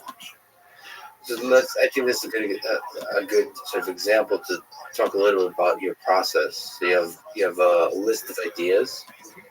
So that's sort of the curse of having an active and brilliant mind, because I'm sure you have a list that's growing faster than you can utilize. No, absolutely.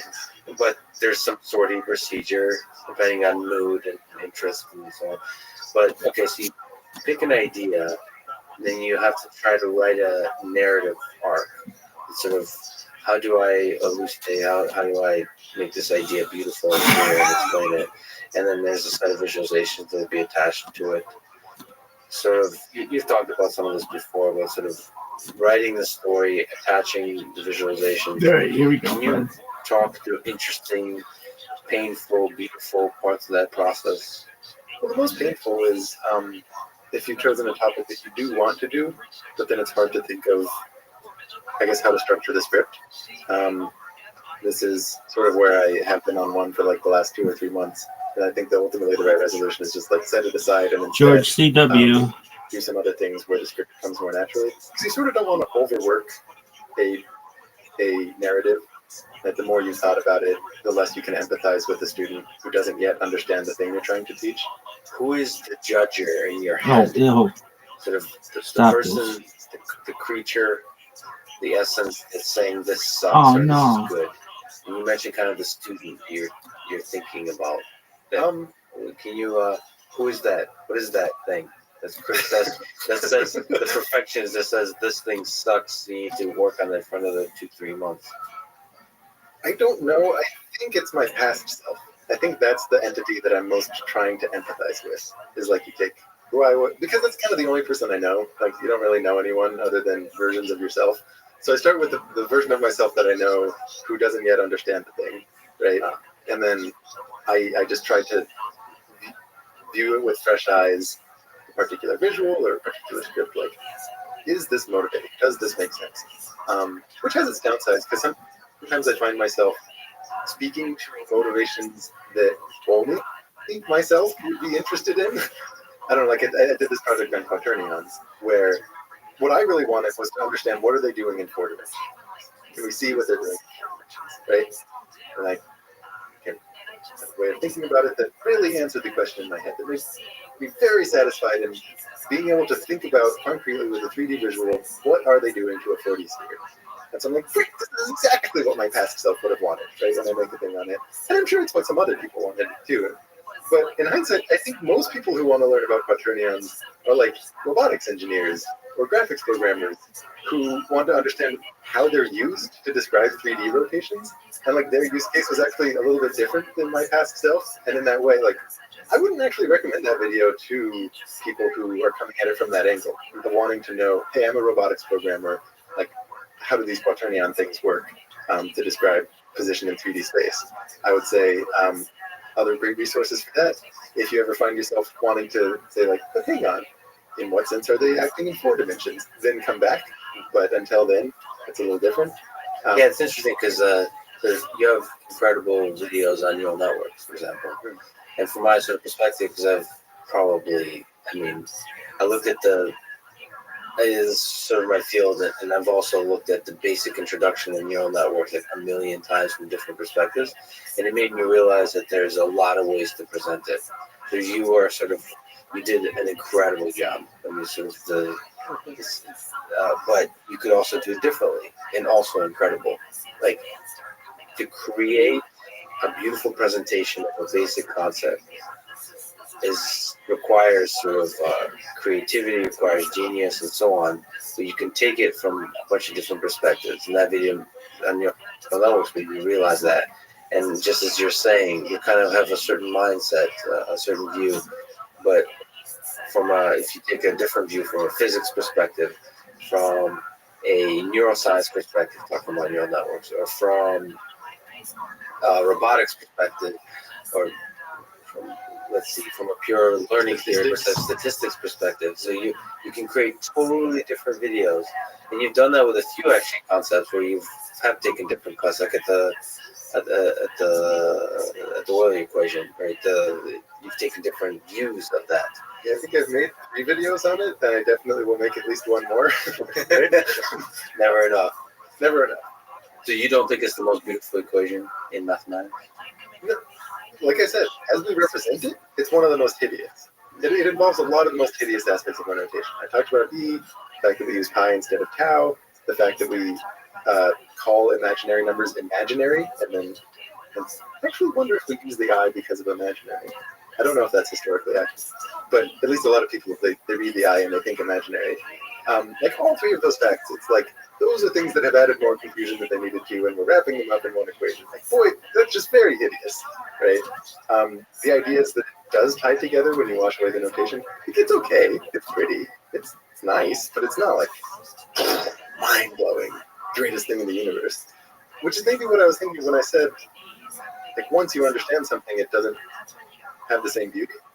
Like, I feel like I understand Euler's formula, and I feel like I understand it enough to sort of see the version that just woke up, that hasn't really gotten itself dressed in the morning, that's a little bit groggy, and there's bags under its eyes. So you're it's you're past the dating stage, and you're not We're no longer dating, right? I'm still dating the zeta function, and like she's beautiful, and right, and like we have fun, and it's that high dopamine part. Maybe at some point we'll settle into the more Yo, what's going on, Dory? relationship where I like see her for who she truly is, and she'll still be beautiful in her own way, but it won't have the same romantic pizzazz, right? Well, that's the nice thing about mathematics. I think as long as you don't live forever, there'll always be enough history and fun with some of the equation. Even if you do, the rate at which questions comes up is much faster than the rate at which answers come up. So if you could live forever, would you? I think so. Yeah. Do you don't think mortality is the thing that makes life meaningful? Would your life be 4 times as meaningful if you died at 25? So this goes to infinity. I think you and I.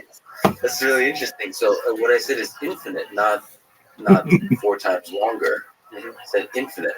So the existence of the finiteness, the existence of the end, no matter the length, is the thing that may sort of, for my comprehension of psychology, it's such a deeply human, it's such a fundamental part of the human condition, the fact that we're mortal, that the fact that things end, it seems to be a crucial part of what gives them meaning. I don't think, at least for me, like, it's a very small percentage of my time that mortality is salient, that I'm like aware of the end of my life. What do you mean by me? I'm trolling. Is it the ego? Is it the id? Or is it the superego? Is so you're the reflective self, the Wernicke's area that puts all this stuff into words. Yeah, a small percentage of your mind that is actually aware of the true motivations that drive you. But my point is that most of my life I'm not thinking about that. But I still feel very motivated to like make things, to like interact with people, like experience love, things like that. I'm very motivated, and it's strange that motivation comes while death is not in my mind at all. This might just be because I'm young enough that it's not salient, or it's in your subconscious, or that you've constructed an illusion that allows you to escape the fact of your mortality by enjoying the moment, sort of the existential approach to life. Could be. Gun to my head, I don't think that's it. Yeah, another sort of way to say gun to the head is the deep psychological introspection of what drives us. I mean, that's in some ways, to me, when I look at math, when I look at science, is a kind of an escape from reality, in the sense that it's so beautiful. It's such a beautiful journey of discovery that it allows you to actually, allows you to achieve a kind of immortality of. Is this going to work? Explore ideas and sort of connect yourself to the thing that is seemingly infinite, like the universe, right? That allows you to escape the limited nature of our little so far, so good, baby. Or of our existence. What else would give this podcast meaning? That's right. If not the fact that it will end. This place closes in 40 minutes. And it's so much more meaningful for it. How much more I love this room because we'll be kicked out. So I understand, just because you're trolling me doesn't mean I'm wrong. So, but I take your point. Oh, what the fuck? I take your point. Boy, that would be a good Twitter bio. Just because you're trolling me doesn't mean I'm wrong. Yeah, and sort of difference in backgrounds. I'm a bit Russian, so we're a bit melancholic, and seem to maybe assign a little too much value to suffering, mortality, and things like that. Makes for a better novel, I think. Oh yeah, you need some sort of existential thread to drive a plot. So when do you know when the video is done? That's pretty easy actually, because I mean I'll write the script. I want there to be some kind of aha moment in there, and then hopefully the script can revolve around some kind of aha moment. And then from there, you're putting visuals to each sentence that exists, and then you narrate it, you edit it all together. So given that there's a script, the end becomes quite clear. And you're as I animated, I often change certainly the specific words, sometimes the structure itself. But it's a very deterministic process at that point. It makes it much easier to predict when something will be done.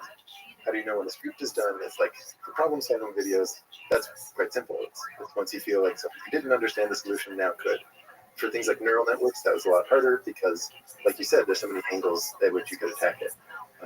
And there, it's just at some point you feel like this asks a meaningful question and it answers that question. Right? What is the best way to learn math for people who might be at the beginning of that journey? I think that's a question that a lot of folks kind of ask to think about, and it doesn't. Even for folks who are not really at the beginning of their journey, like they might be actually deep in their career, they've taken college, they've taken calculus and so on, but still want to explore math. What would be your advice of education at all ages? Your temptation will be to spend more time watching lectures or reading.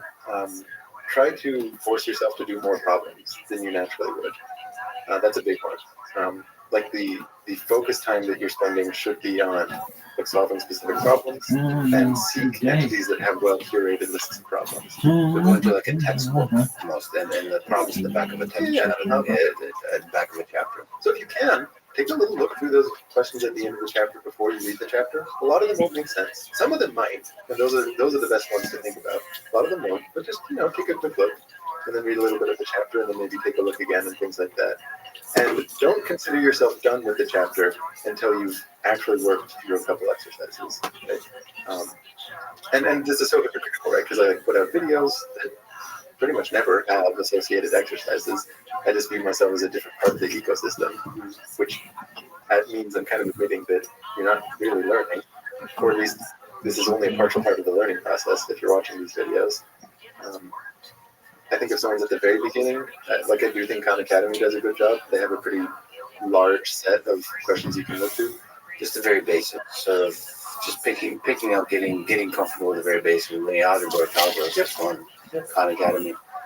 Programming is actually, I think, a great, learn to program and let the way that math is motivated from that angle push you through.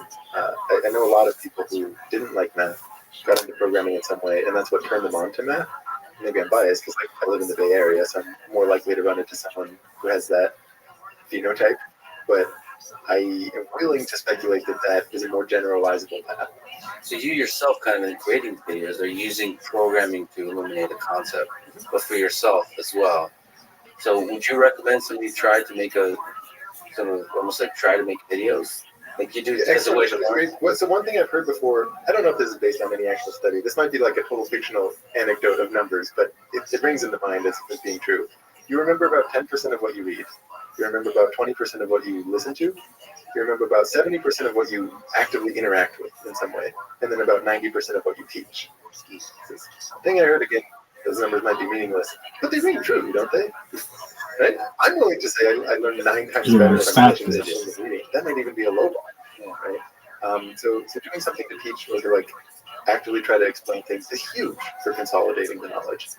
Outside of family and friends, is there a moment you can remember that you would like to relive because it made you truly happy, or it was transformative in some fundamental way? A moment that was transformative, or made you truly happy? Yeah, I think there's times, music used to be a much bigger part of my life than it is now, when I was, let's say, a teenager. And I can think of some times in there he is. My brother. Dog. You came in and awoke me, and then had your phone on for 4 hours.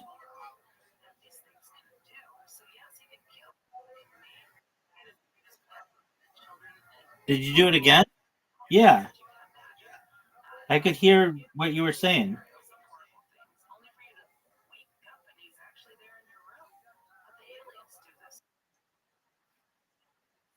Yeah.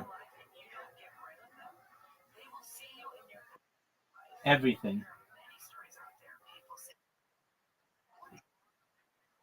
Yep.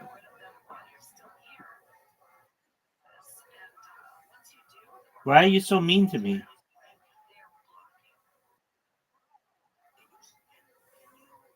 Are you ready to play? You're not. You're a nice person. What event? At what event were you? Oh, okay. Well, it sounded like fun.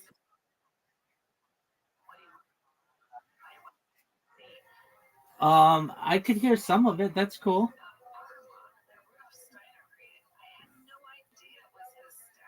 Are you ready to play?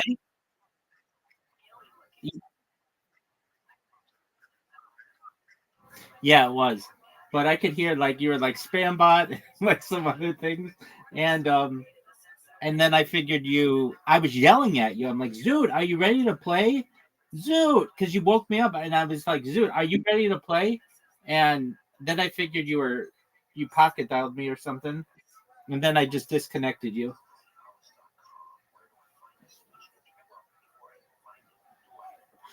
Are you ready to play?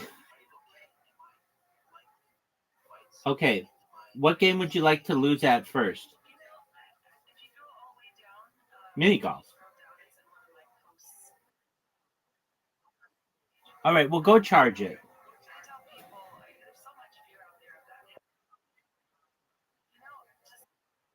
All right, well, then come back in 15 minutes. All right, I'll see you in 20 minutes.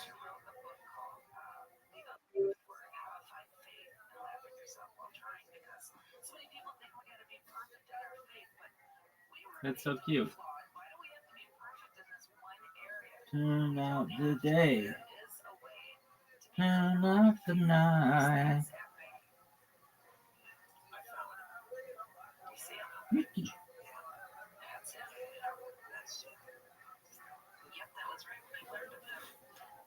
Turn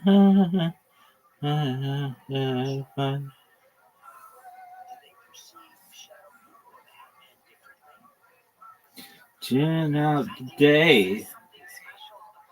Turn out the night.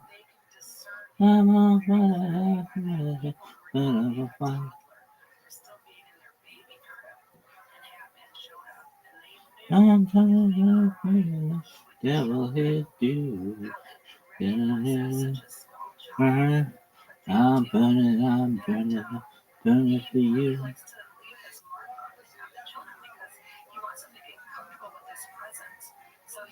Turn out the day. Turn out the night. Head of a fight. I'm tired of getting yellow hair. I'm burning for you. Ahmed, we're in the same boat, big dog. Really?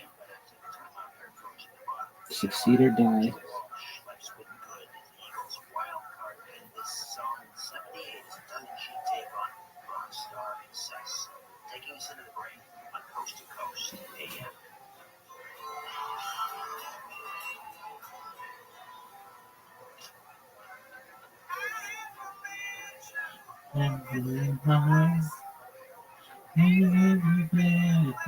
Family is nice.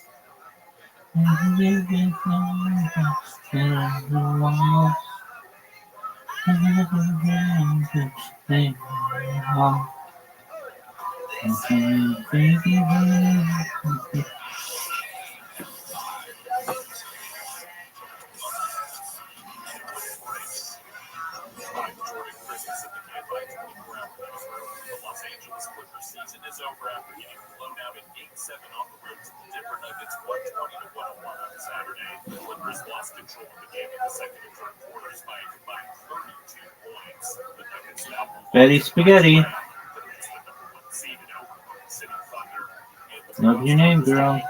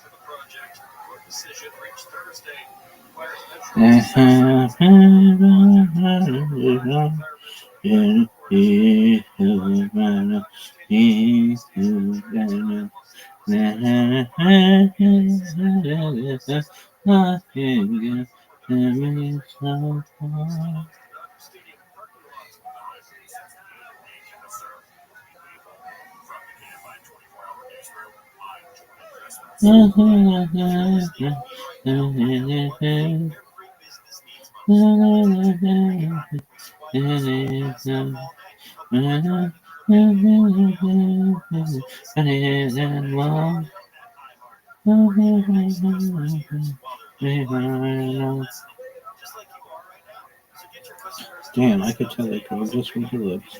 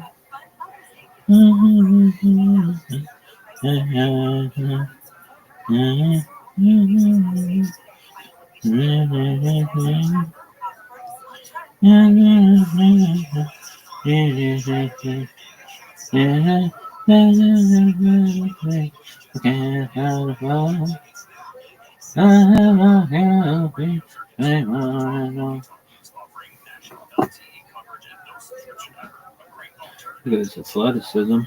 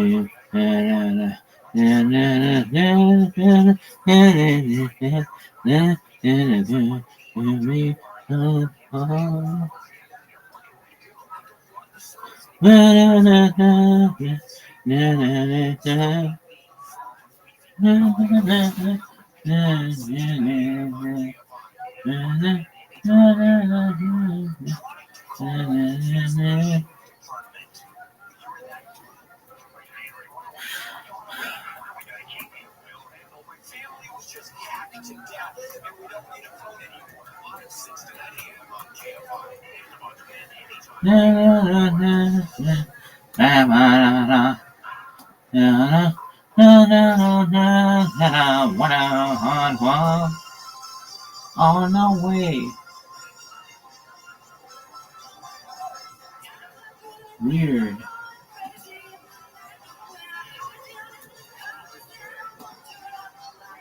Weird.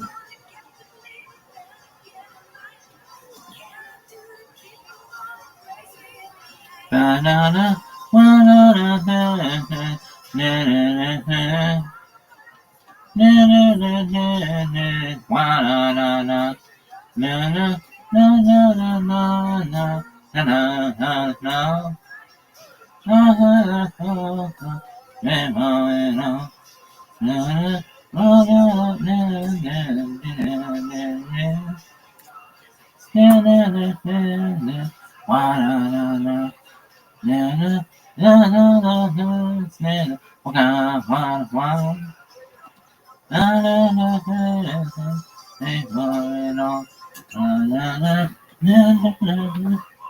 What did somebody write? Rothschild art maker. That's tight.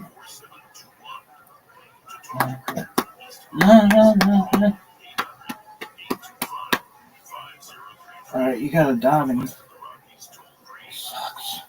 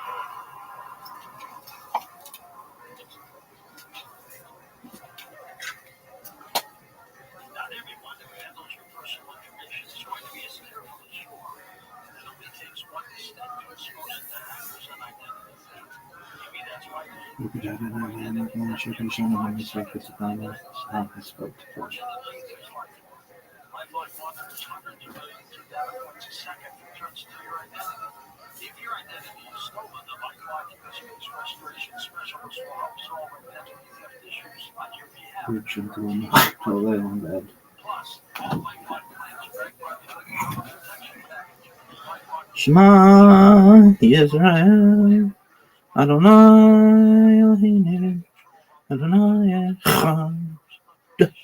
Baruch Shem Kol Malchut Olam Abed.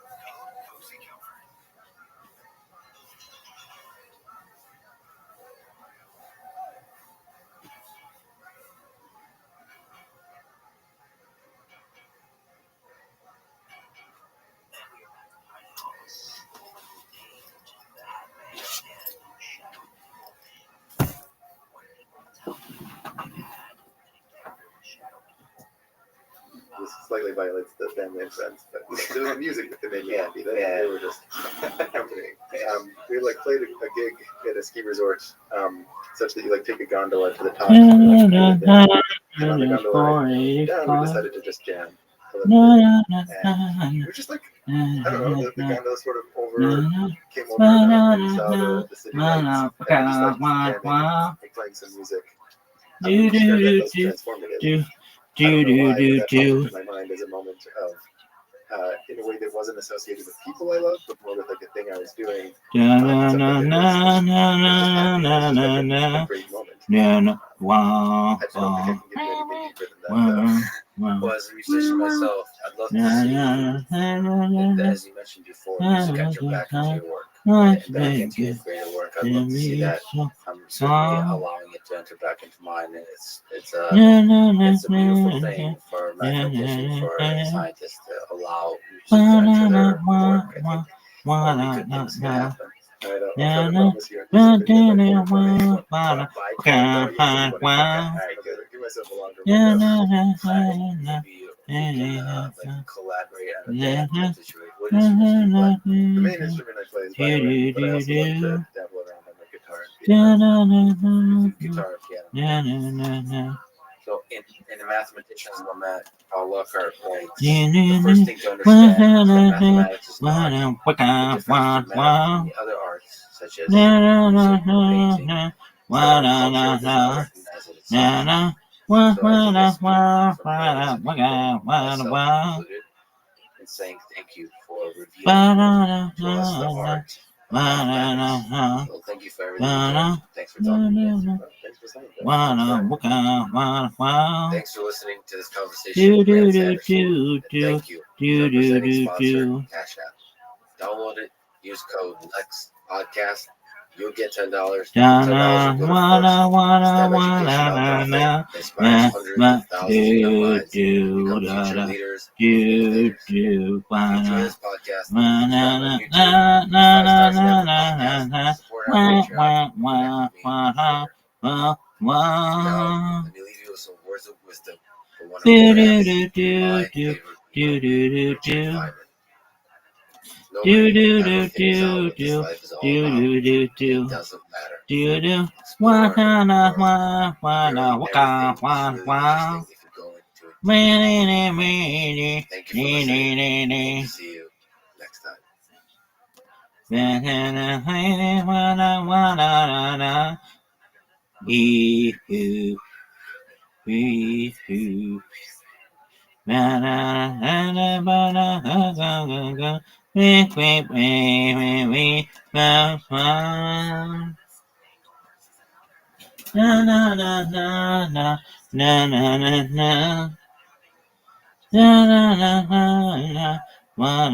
The following is a conversation with Daniel Kahneman, Nobel Prize in economics for his integration of economic science, psychology, behavior, judgment, and decision making. He's the author of a popular book, Thinking Fast and Slow, that summarizes in an accessible way his research of several decades, often in collaboration with Amos Tversky, on cognitive biases, process theory, and happiness.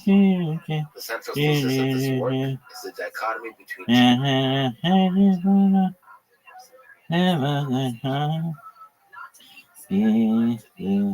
two modes of thought. What he calls System 1 is fast, instinctive, and emotional. System 2 is slower, more deliberative, and more logical.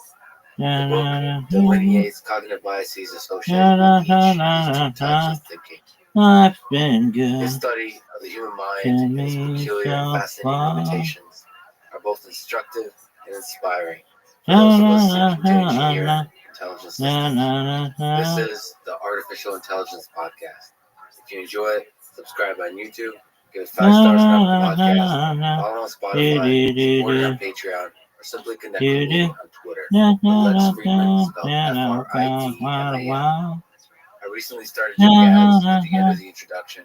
I'll do 1 or 2 minutes after introducing the episode, and never any ads in the middle. I can break the flow of the conversation. I hope that works for you. It doesn't hurt the listening experience.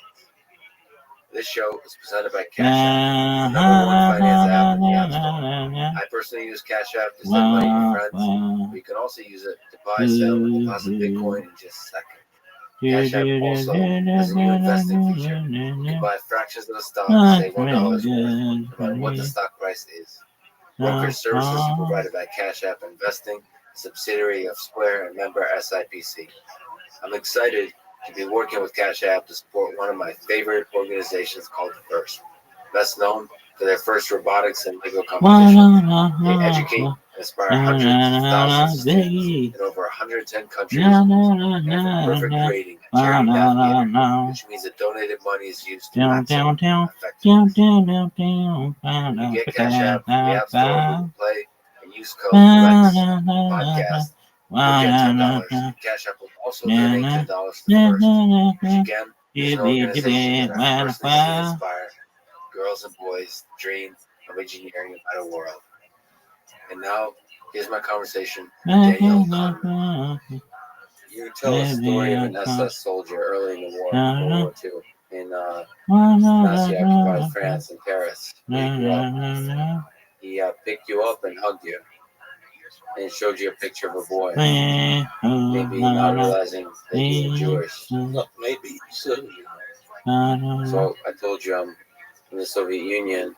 That was significantly impacted by the war as well, and I'm Jewish as well. What do you think World War II taught us about human psychology broadly? Well, I think the only big surprise is the extermination policy, genocide, by the German people.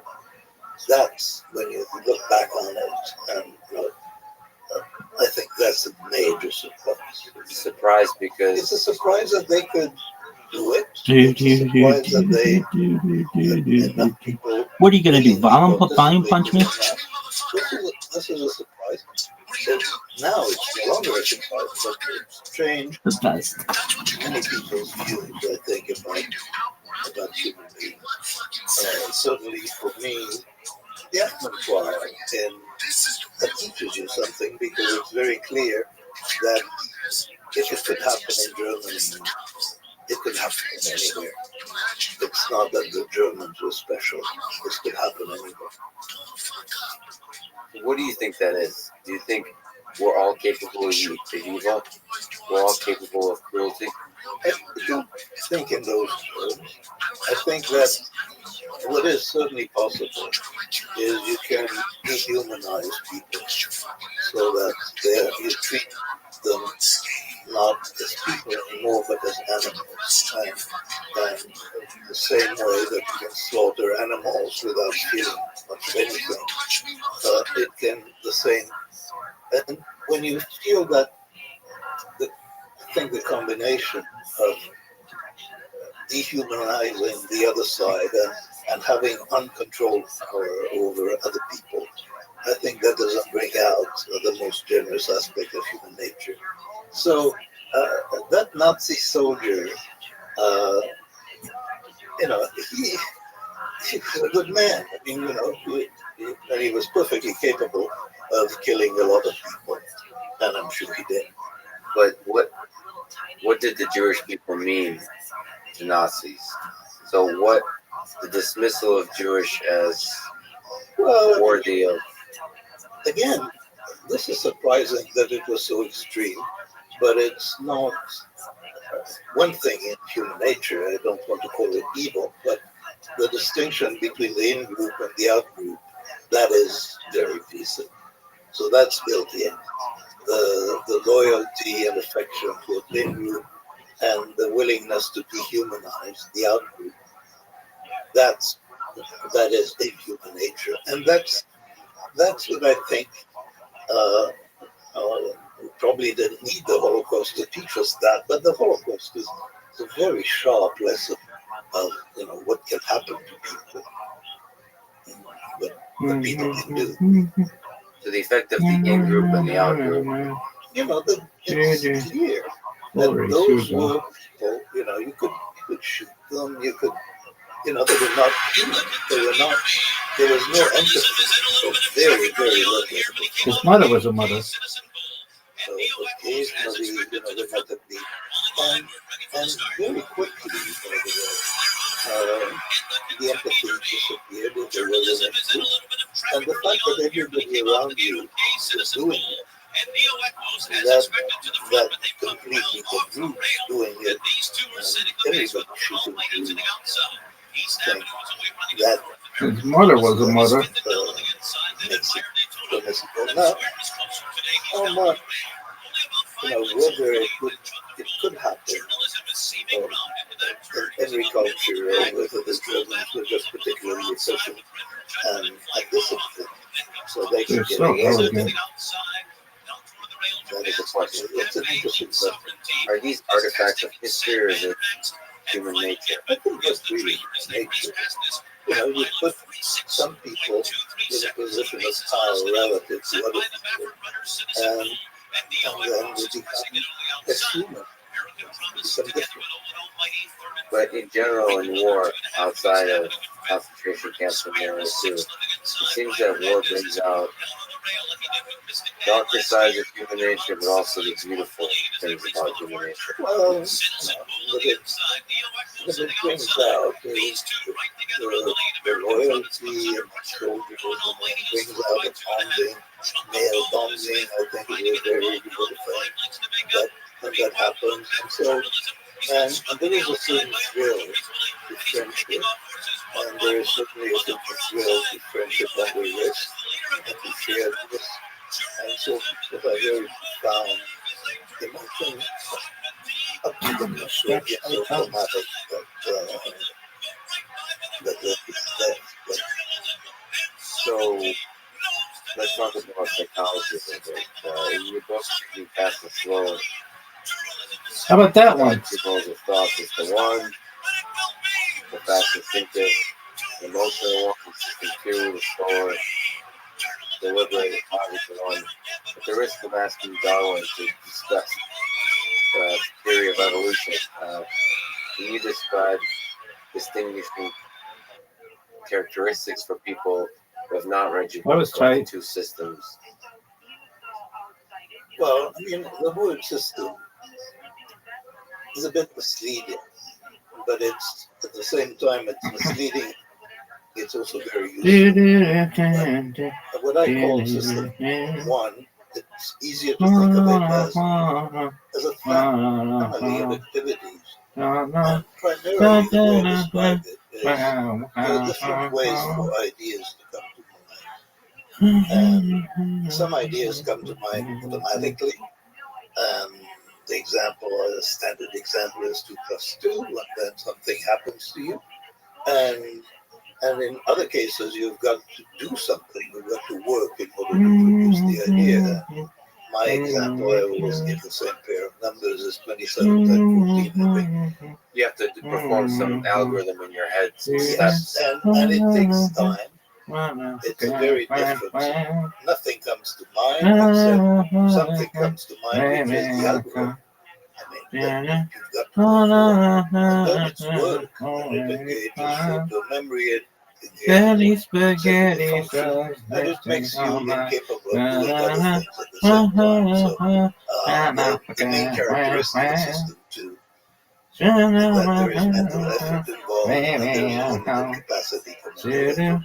Whereas system one is effortless, essentially. That's the major distinction. So you talk about their convenient to talk about two systems, but you also mentioned just now in general that there's no distinct two systems in the brain, from neurobiological and from psychology perspective. But why does it seem to,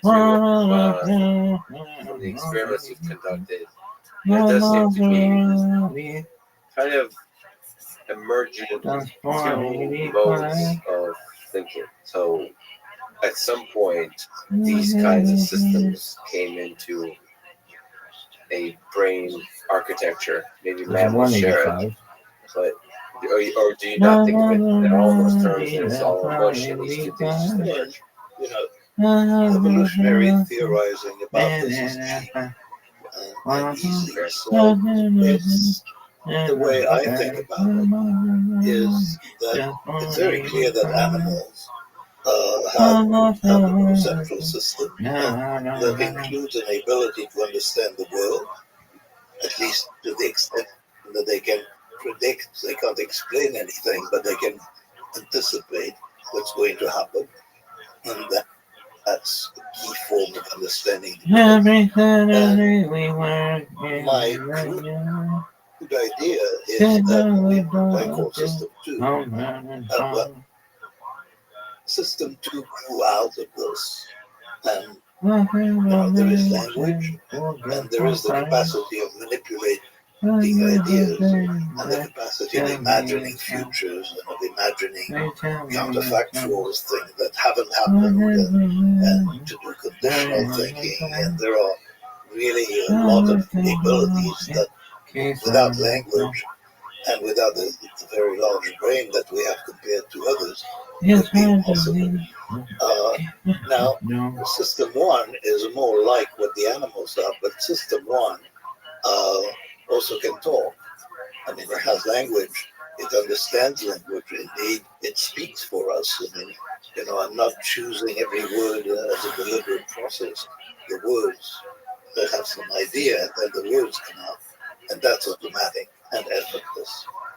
And many of the experiments you've done is to show that listen, System One exists and it does speak for us, and we should be careful about the voice it provides because Well, I mean, we have to trust it because it's the speed at which it acts. System two, if we depended on system two for survival, we wouldn't survive very long because it's very slow. yeah, crossing the street. Crossing the street, I mean, many things depend on there being automatic. One very important aspect of System 1 is that it's not instinctive. You use the word instinctive. It contains skills that clearly have been learned. So that skilled behavior, like driving a car or speaking, in fact, skilled behavior has to be learned. And so it doesn't, you don't come equipped with driving. You have to learn how to drive. And you have to go through a period where driving is not automatic before it becomes automatic. So, Yeah, you construct, and this is where you talk about heuristic and biases to make it automatic. You create a pattern, and then System 1 essentially matches a new experience against the previously seen pattern. And when that match is not a good one, that's when all the mess happens. But it's most of the time it works, and so it's pretty. Most of the time, the anticipation of what's going to happen next is correct, and most of the time, the plan about what you have to do is correct. And so most of the time, everything goes just fine. What's interesting actually is that in some sense, System 1 is much better at what it does, and System 2 is at what it does. That is, there is that quality of effortlessly solving enormously complicated problems, which clearly exists. A chess player, a very good chess player. All the moves that come to their mind are strong moves. So all the selection of strong moves happen unconsciously and automatically and very, very fast. And all that is in System 1. So the System 2 verifies. So along this line of thinking, really what we are machines that construct pretty effective System 1. You can think of it that way. So we're now talking about humans, but if you think about building artificial intelligence systems, robots, do you think all the features and bugs that you have highlighted in human beings are useful for constructing AI systems? So both systems are useful for perhaps robots? What has happened? Welcome. How are you, Pimp? What's good? Actually, Oh, it's Connor. Connor Kind of changed his thing. is more like the System 1 product than like the System 2 product. Deep learning matches patterns and anticipate what's going to happen, so it's highly predictive. What deep learning doesn't have, and many people think that this is the critical. It doesn't have the ability to reason, so it doesn't. There is no System 2 there. But I think very importantly, it doesn't have any causality or any way to represent meaning and to represent real interaction. So until that is solved, what can be accomplished is marvelous and very exciting, but limited. That's actually really nice to think of. Current advances in machine learning is essentially System 1 advances. So how far can we get with just System 1? If we think of deep learning and artificial intelligence systems, it's very clear that DeepMind has already gone way beyond what people thought was possible. I think the thing that has impressed me most about the developments in AI is the speed. It's that things, at least in the context of deep learning, and maybe this is about to slow down, but things moved a lot faster than anticipated. The transition from solving chess to solving Go, that's bewildering how quickly it went. The move from AlphaGo to AlphaZero is sort of bewildering, the speed at which they accomplished that. now clearly there are many problems that you can solve that way, but there are some problems for which you need something else. Something like reason. Reasoning and so, one of the real mysteries was the ecologist there, Gary Marcus, who is also a critic of AI. What he points out, and I think he has a point, is that humans learn quickly. Children don't need a million examples. They need 2 or 3 examples. So clearly there is a fundamental difference. And what enables a machine to learn quickly, what you have to build into the machine, because it's clear that you have to build some expectations or something in the machine to make it ready to learn quickly. That at the moment seems to be unsolved. I'm pretty sure that DeepMind is working on it, but if they have solved it, I haven't heard yet. They're trying to actually, them and OpenAI are trying to start to get to use neural networks for reason. So assemble knowledge. Of course, temporal causality is out of reach for most everybody. You mentioned the benefits of System 1 is essentially that it's fast, allows us to function in the world. Fast and skilled. It's skill. And it has a model of the world. In a sense, there was the earliest phase of AI attempted to model reasoning. And they were moderately successful, but reasoning by itself doesn't get you much. Deep learning has been much more successful in terms of what they can do. But now, that's an interesting question, whether it's approaching its limits. What do you think? I think absolutely. So I just talked to Jan LeCun. You mentioned, I know him. So he thinks that the limits, we're not going to hit the limits with neural networks. That ultimately, this kind of System 1 pattern matching will start to look like System 2, without significant transformation of the architecture. So I'm more with the majority of the people who think that yes, neural networks will hit the limits in their capabilities. On the one hand, I have heard him tell them Mr. Subbies essentially that what they have accomplished is not a big deal, that they have just touched, that basically they can't do unsupervised learning in an effective way. But you're telling me that he thinks that within the current architecture you can do causality and reasoning?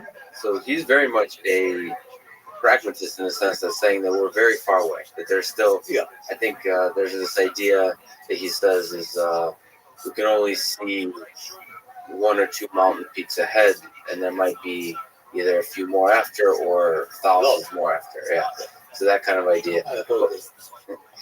Right, but nevertheless, it doesn't see the final answer not fundamentally looking like one that we currently have.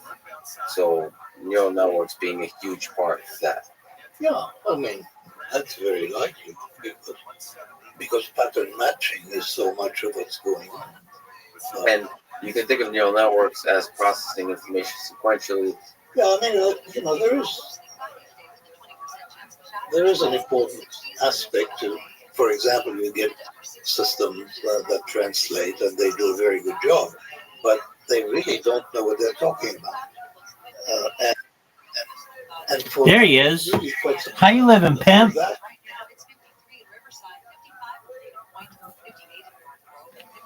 Do you remember that time I asked you how you're doing, and you were like quiet? All right, are you ready? Is your phone charged? That's what I'm talking about. All right, now here's my first question. How many games in a row do you think you're going to win? You're just gonna straight up 5. Are we gonna tie any of the games? You're just gonna straight up win 5 straight games. That's what I'm like. That's the confidence I like because I like to destroy it. Let's see you, Zoot. I see you, baby. Oh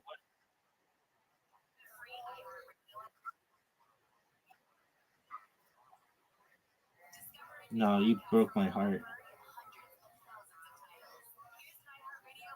Oh, what a shot, dude.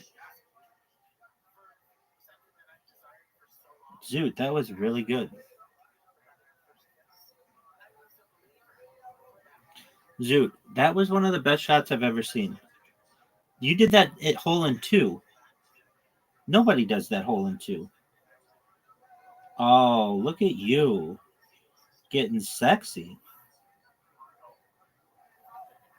Zoot, you know you just did one of the most difficult hard holds to do in 2 shots? Hit that fucking tree.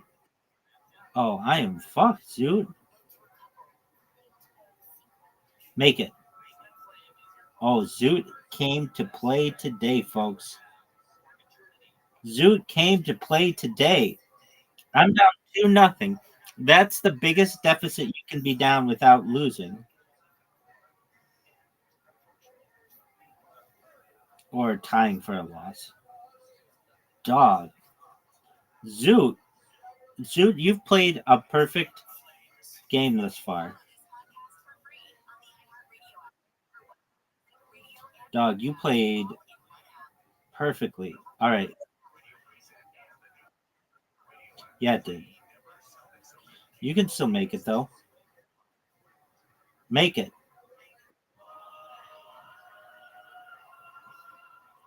All right, I need this shot to stay in contention. Oh, I fucked myself, Zoot. Zoot won. Zoot. Yeah, but I want the win. The straight up W.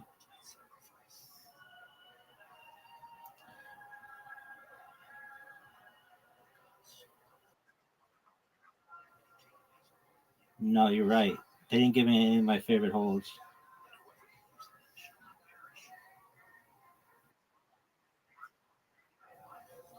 Word.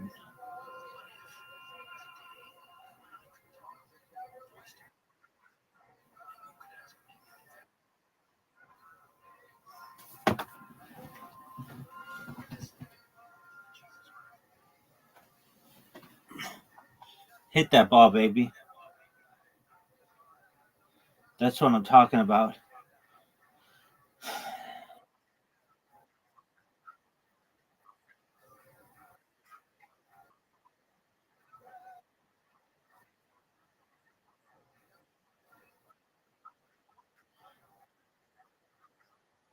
Were there any sexy bitches there?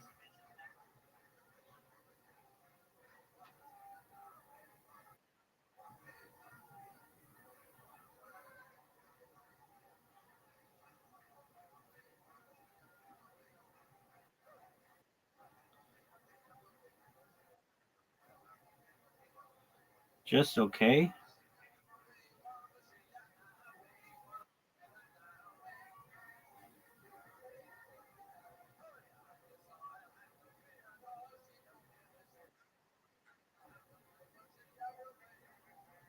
Oh, Zoot. To stay in contention. Oh, no. Zoot won. Garbage, Zoot. Absolute positive garbage. Zoot, you're a champion. How does that make you feel?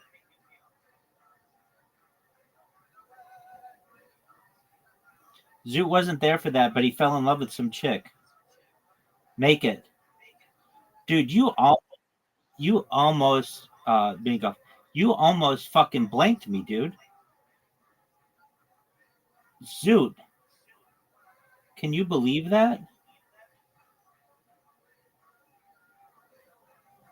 Zoot. Zoot plays the best game of his entire career. All right. Connor, I'll send you an invite. Zoot, phenomenal job. I mean, you walked in, slapped me in the face, and walked out with the title. That's what I like, Zoot. Good job, dude. If only you could always play like that. You played like a perfect game. Dude, you played very, very well.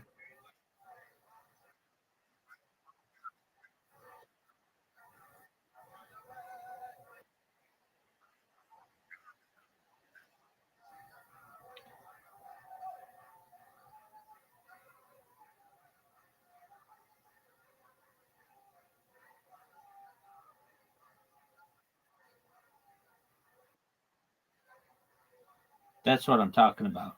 That's a great shot. Zoot, let's see what you've got.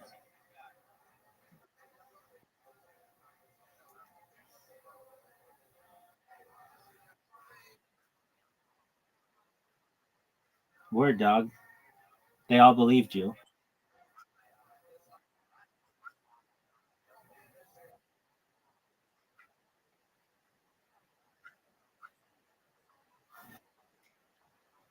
That's 100% right. You answered the answer. You answered the question correctly.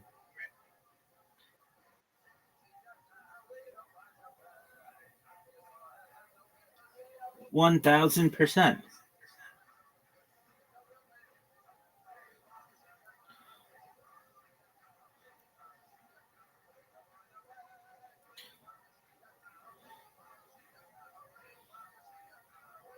Dude, I can't believe how well you played that last game. That was like the best game I've ever seen you play.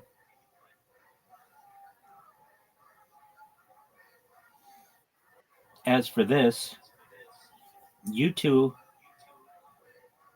get it, Zoot. Water. I'm up 2-0.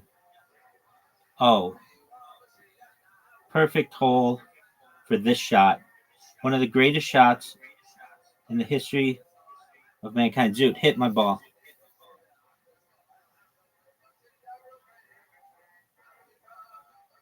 Oh, Zoot. That's one of the greatest shots in the history of humankind.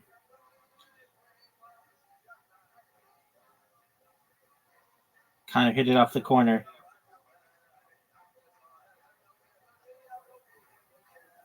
Oh, Zoot, I'm done.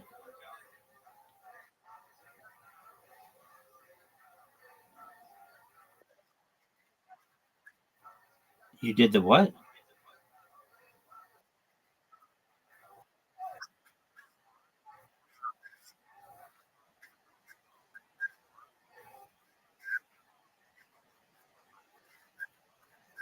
Yeah, dog. That's why I keep saying, man, I make everybody trillionaires.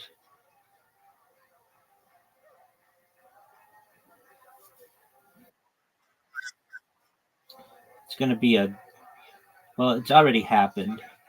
You mean first publicly acknowledged trillionaire? It's going to be a foot race between one Rabbi Rothschild and Elon Musk.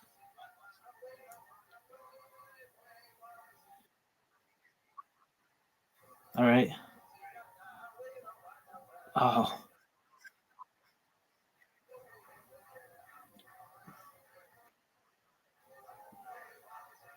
dude,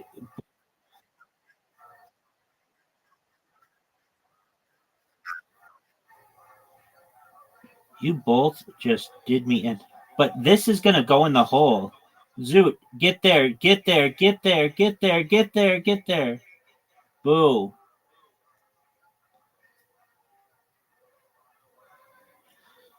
Zoot, are you proud of that shot? You should be.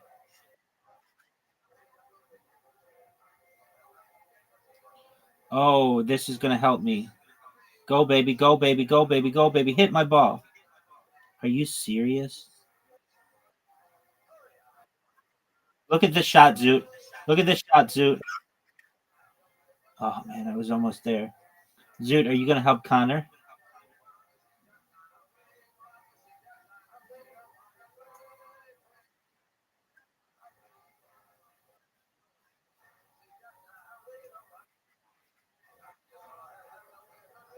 No, don't. Just put it in the hole. Oh, you water bumped me, dude. You fucked me. Connor straight up fucks me. Hilarious. That was a great way to fuck me up. And then I'm gonna put his ball in the hole. Are you serious? That was a great water bump.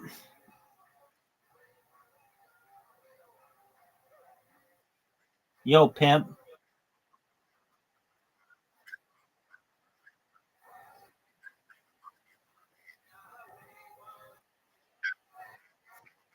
Did you guys elect a koala?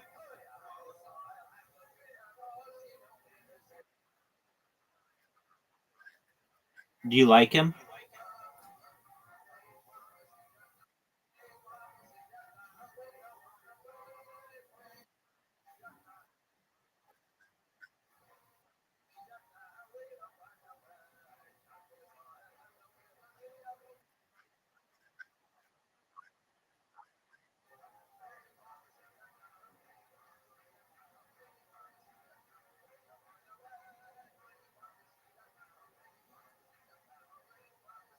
Go in the water. Go in the water. Go in the water. Go in the water. Zoot, you need an amazing shot here. You just put Connor in the black shit, and then I put you in the black shit. Yeah, but that gives you guys an open lane at the hole. Open lane at the hole. Zoot, you know what to do. There's an open lane at the hole. Just don't fuck it up. You fucked it up.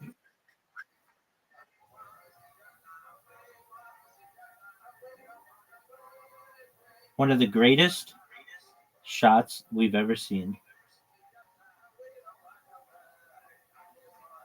Actually, that's a really difficult shot for me.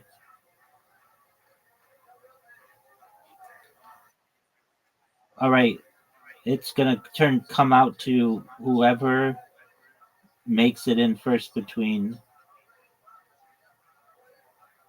Connor.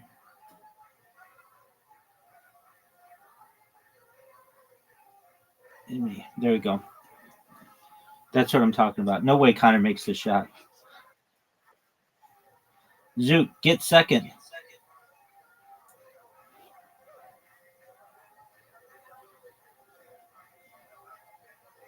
There we were. I've never seen a ball on that little strip just stay. Zoot's going for the win, and he lost. Perfect. Oh, that looked perfect. Zoot going for the win. Zoot makes this. He ties for second.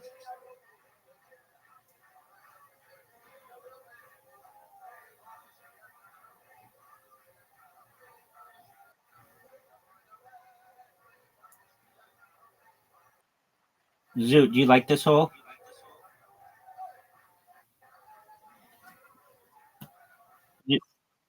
Zoot, you're the only person I've ever seen make it in two on this hole.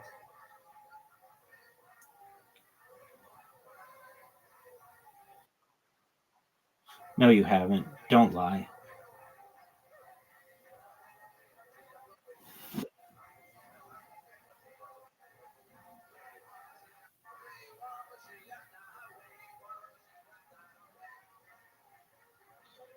Bad shot.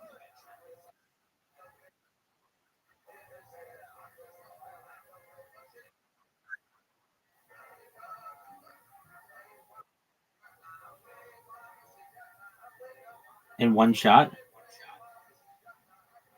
No.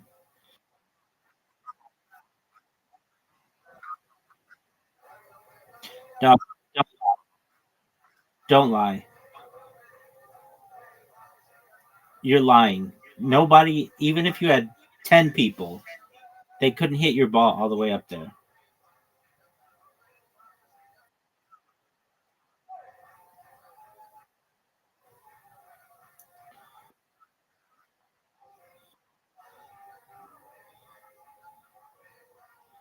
I don't know if I believe you. That could happen, but you'd have to like help the person.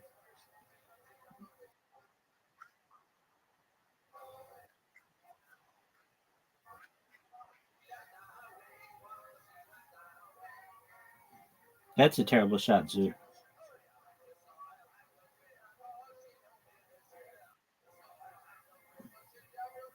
Get out of my way. Dude, get out of my way.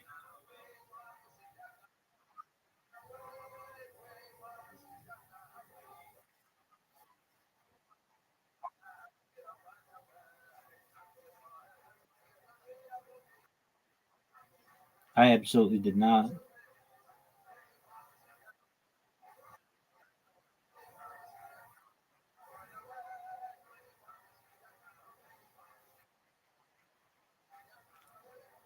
Oh, Zoot. Zoot, what are you doing to me? One of the best shots we've ever seen. You know it. I know it. We all know it.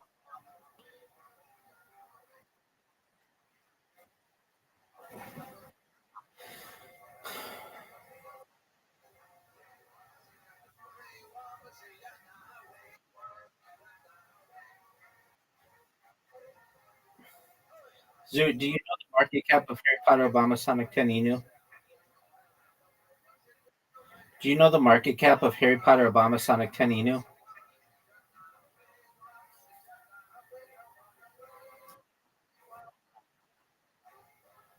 All right. That's better than it was.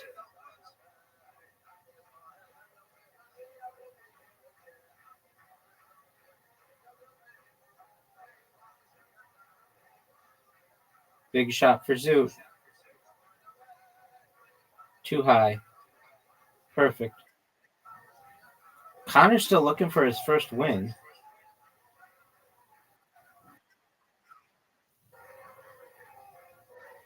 Dude, you do whatever you need to do.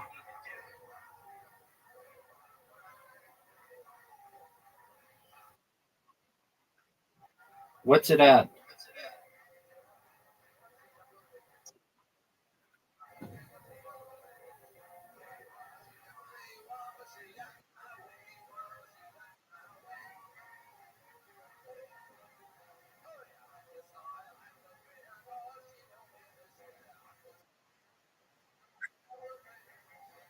Okay. It's lost its momentum.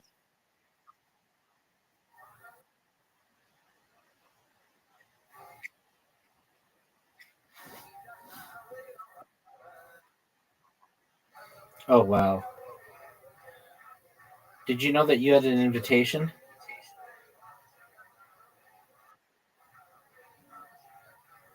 Zoot.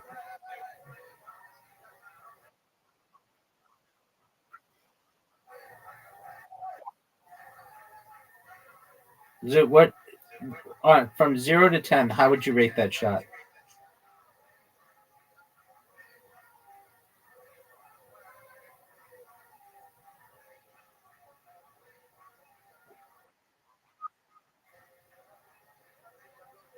Zoot, I just asked you a question. 0 to 10.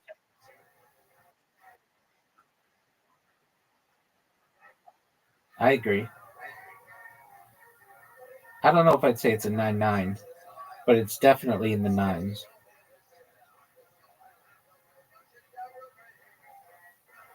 Look at the efficiency, Zoot. Oh, Connor making a run. Zoot, are you going to blast it? That's what I'm talking about. That's what I'm talking Wow, Zoo. That's too hard. Oh, what a what a fluke shot. What a fluke shot. Make it.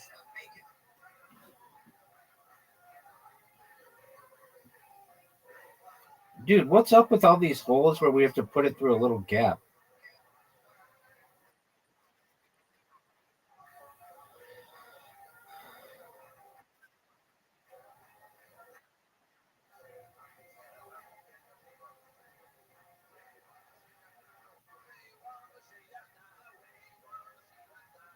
Dude, you were in the middle of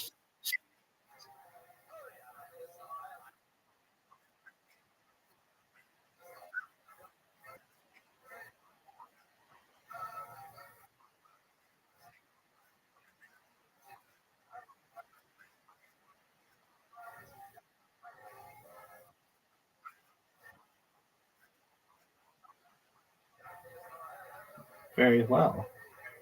Are you going to have a good shot here? That's all I want to know.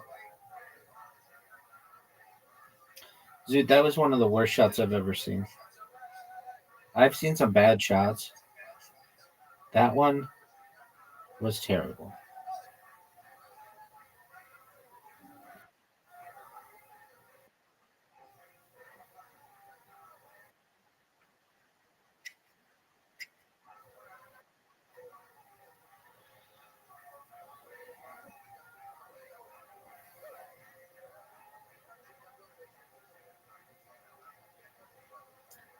Zoot, rank that shot.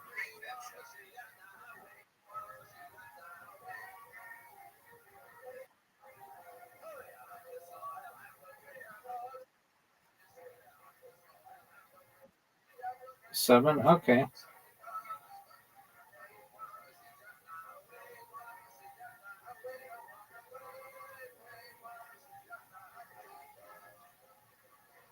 Rank that shot.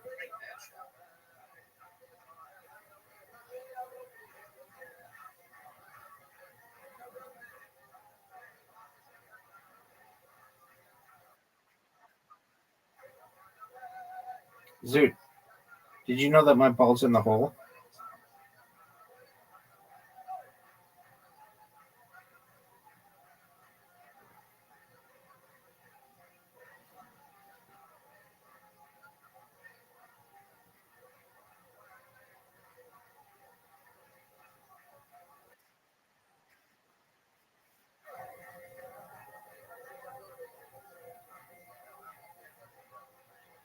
Zoot, rank that shot.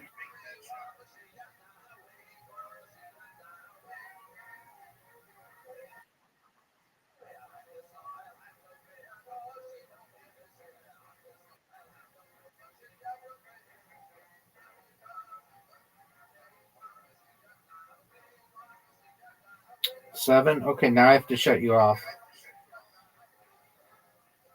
Dude, what the fuck? You guys are all both in my way.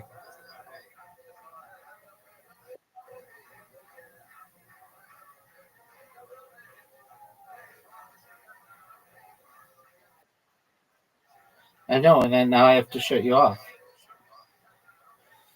Because your chat is distracting.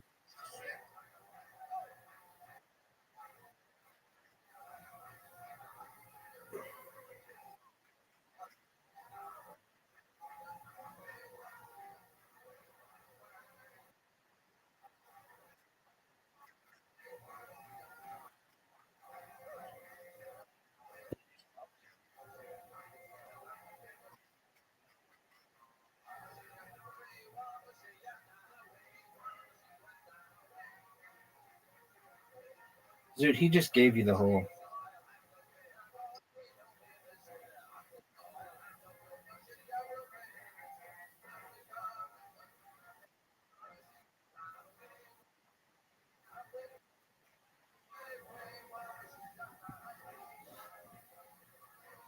Way too hard.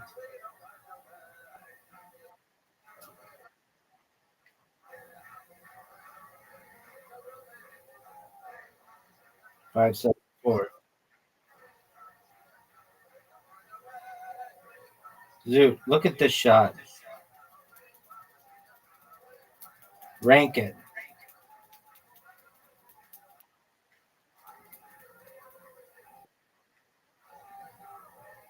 I'll take it. It's hard to not have like a shot just right in the spot, unless you really mess up.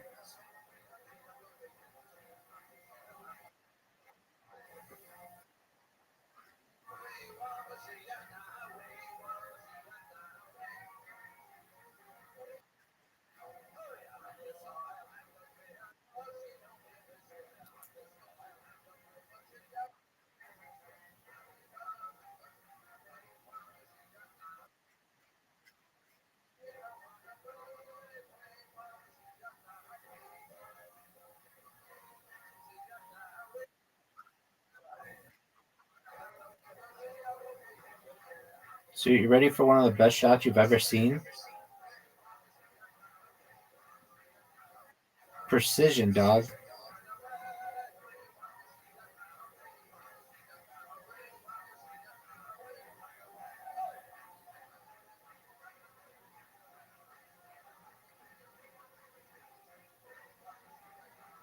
What are you doing, Connor? Don't hit it as hard.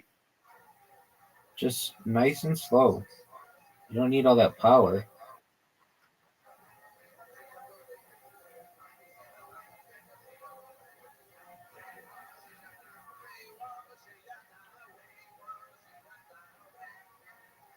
Zoot, are you proud of that shot?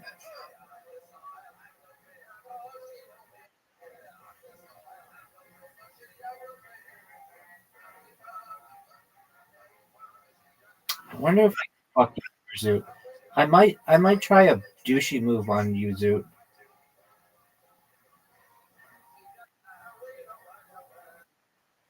Look at this move, Zoot.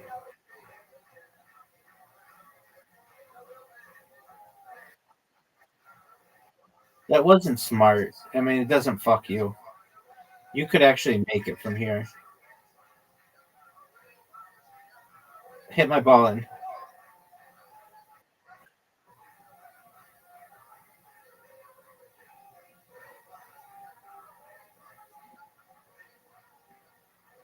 There you go.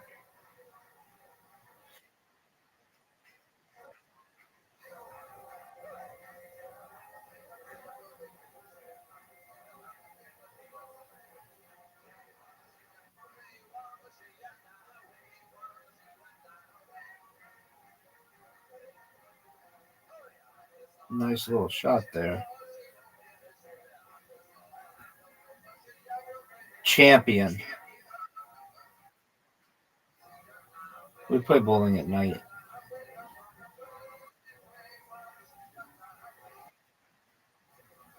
Not a lot of person games. They have like 4.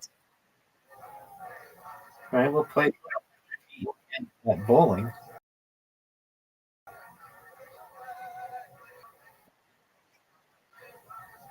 No, it should be though. I don't understand why they can't just make it be 100 people. I agree with you. I'm not proud of my tee shot.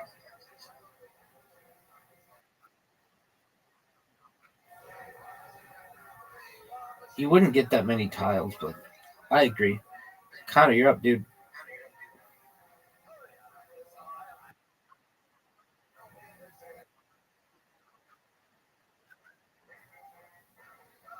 I know, I saw that. Connor, are you playing? Absolutely. Connor, are you done?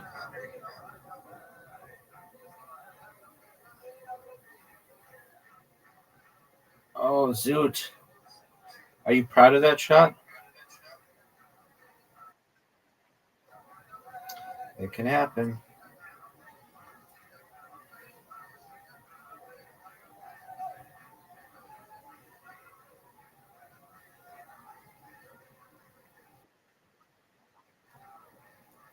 Can you?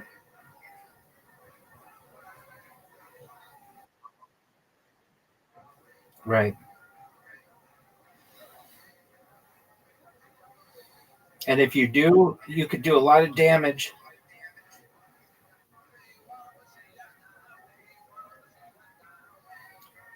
He's going to be out in 3, 2, 1. Burn.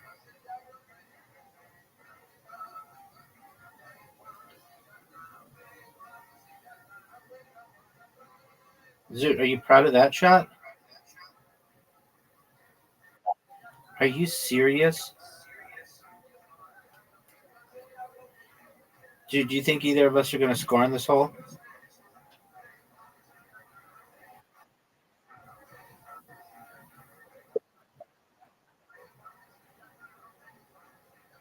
Oh, you got a good shot. That was a really good shot.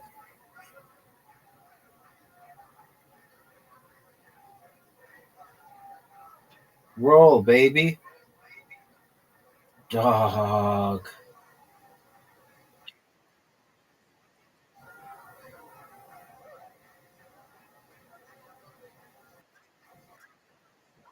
I don't know.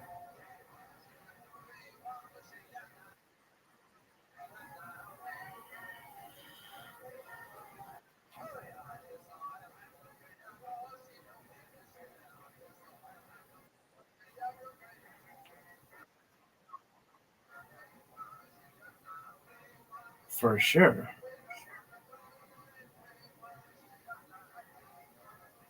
I'm going to put this ball in the perfect position to get it in 2. Stop.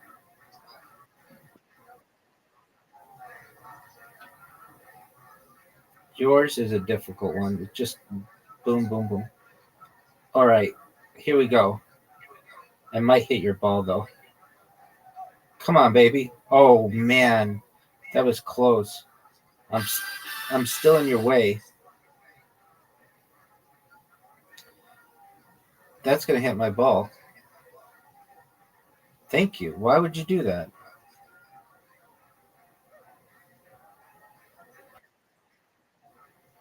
Perfect win. Yeah, I do think you care. I think you care more than anybody. Look at this shot.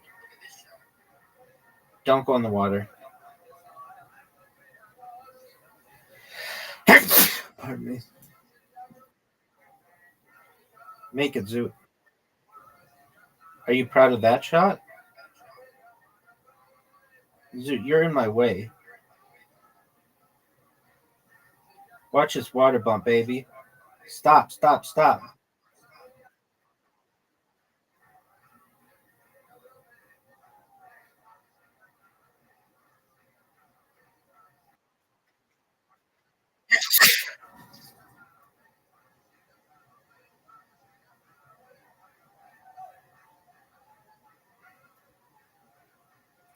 Zoot, let me see it.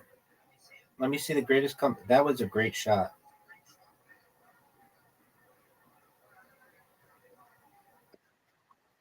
Dude, it was amazing. Dude, you know that was a good move on my part.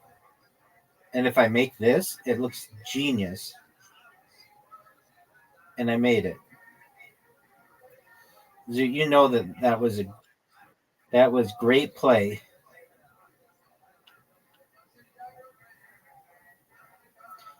I don't think either of us have ever made it on this hole.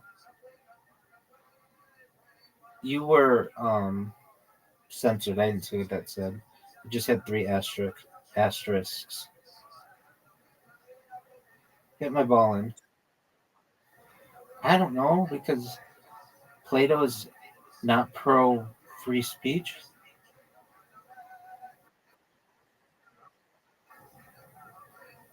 Oh, look at this shot. Well, what did you write? Okay.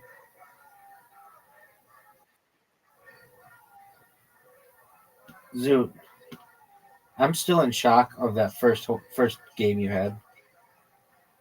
One of the greatest games I've ever seen you play. Dude, it's the hole where you've never scored. I don't understand why you've. I mean, I get it. This is a long hole. Is it because? Well, I fuck with you at the beginning.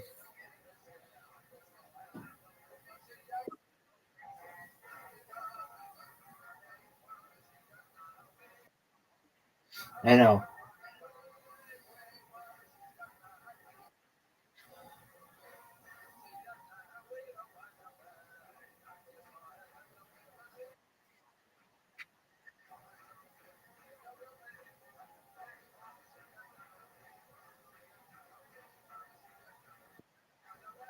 Yo, pimp, hit my ball.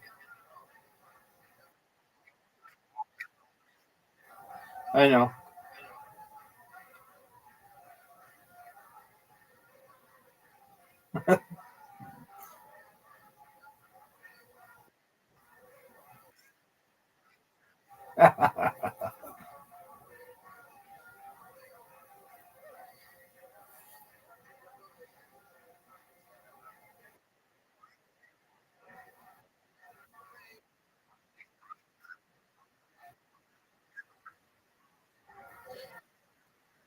I'm in agreement with you on that.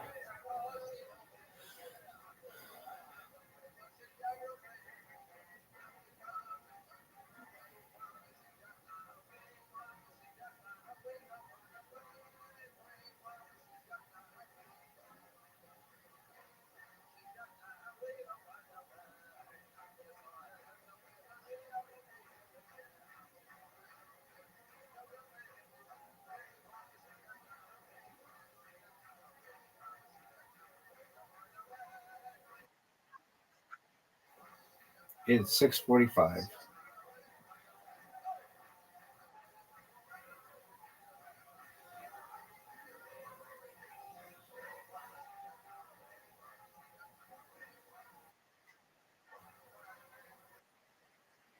Take care, big dog.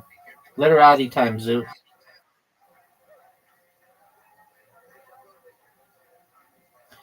Zoot, I want you to beat me at this game. I really do. Because then we'll never play it again.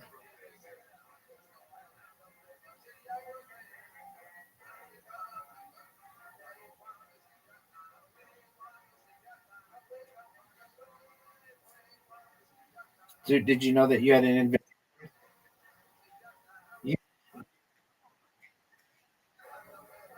Dude, I don't know. Do you know that you have an invitation?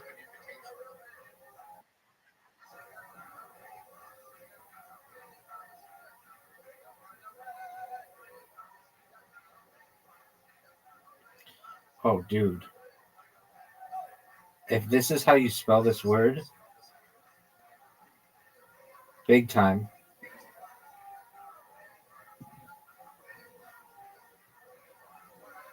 It's a French origin.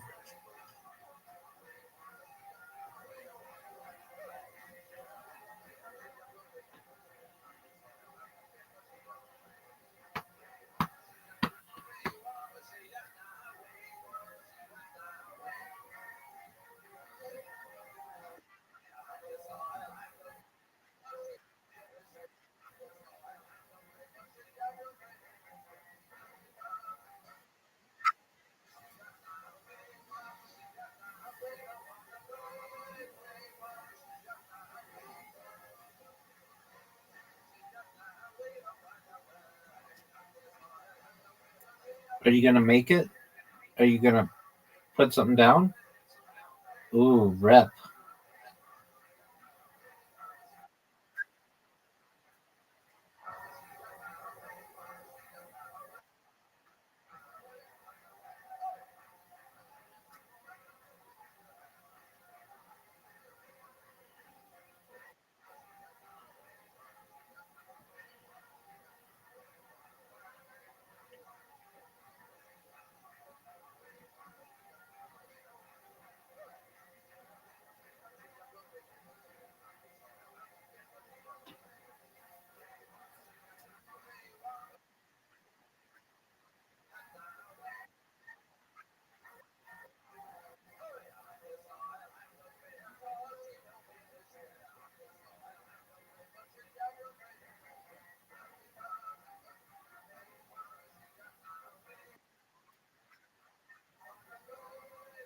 Hilarious. That was a good word, dude.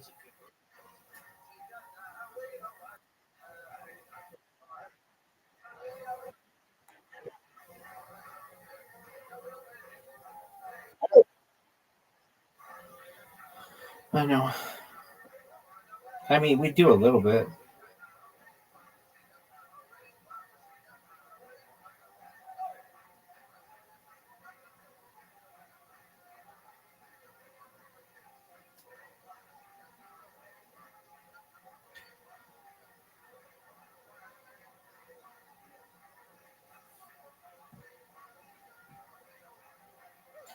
This is like my best start of any game I've ever had. I've played 3. Okay. Do you want to know what word is played most? I'll make you guess it.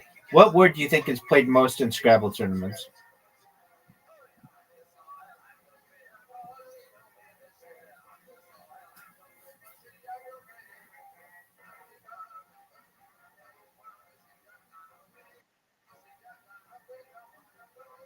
No. No, that's in the word.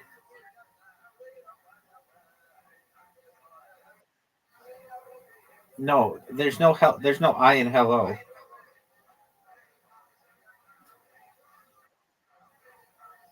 Jizz?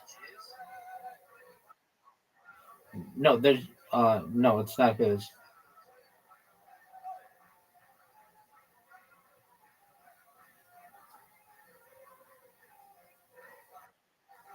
It's not him.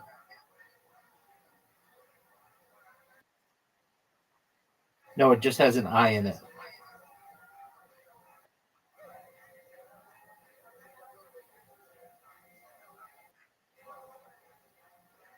By? No, it's not by.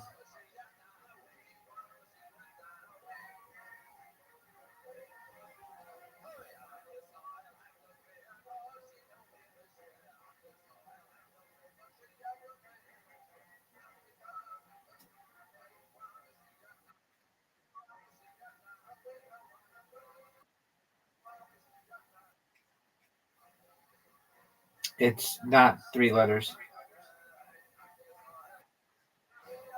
It is 2 letters. Is his 2 letters? Oh, it is not is.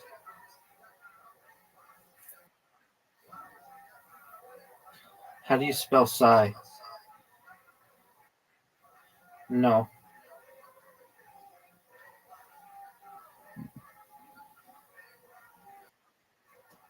it is not AI.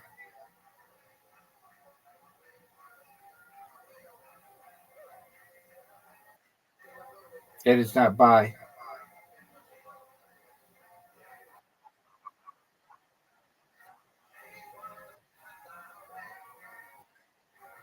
It is not lie. It is not MI.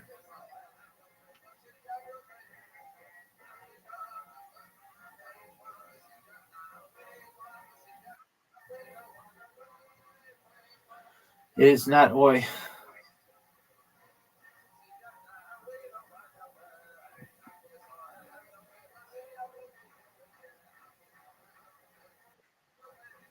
It is not pi.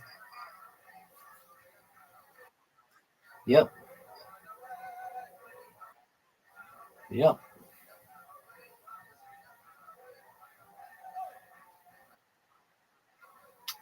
It means like spelled out. It's CHI chi. It's like a loan word from Chinese.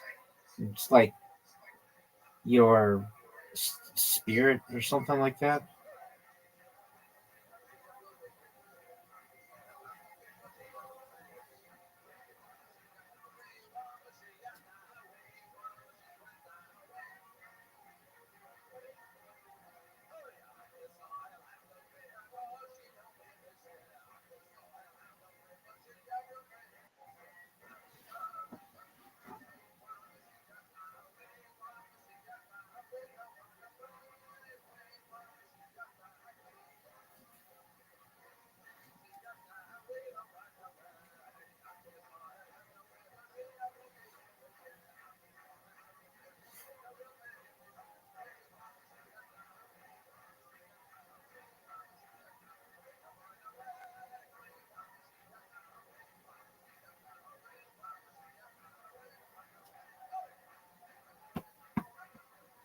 Ooh, that's an interesting one.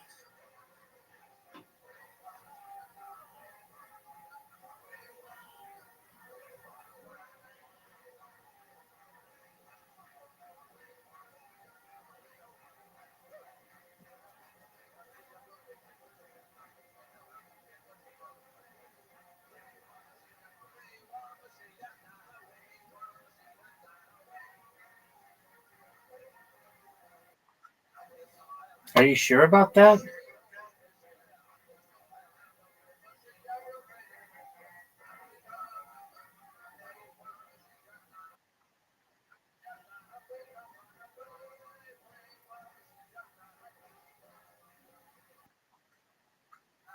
Thanks, big dog.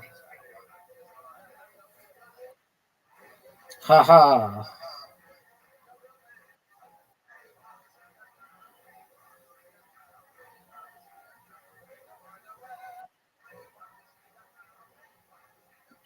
Oh,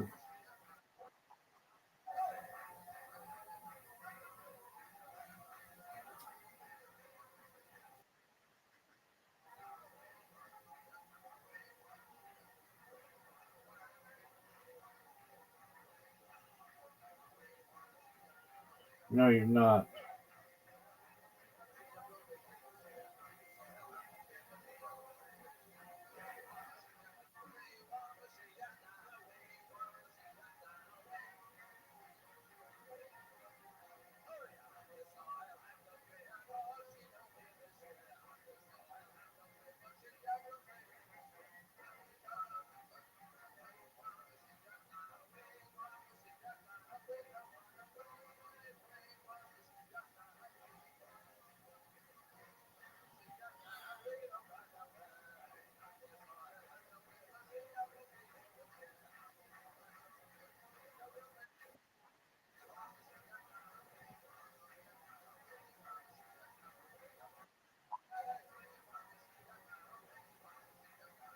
Let's see it, big dog.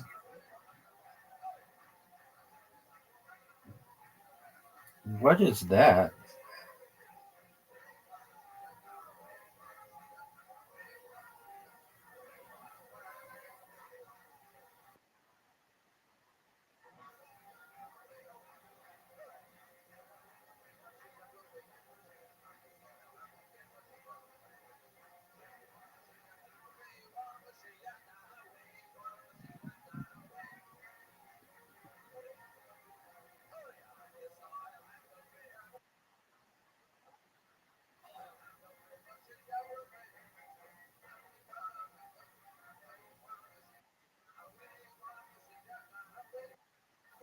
I love it. You've never won, so I don't know what that's like.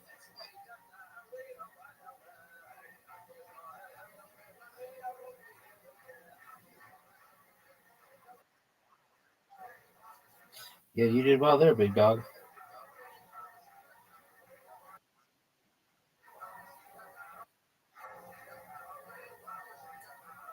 Yesterday.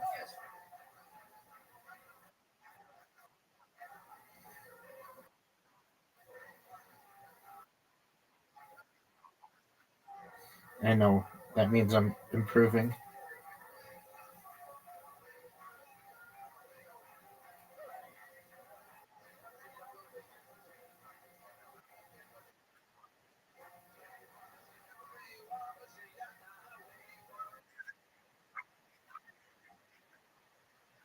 I know.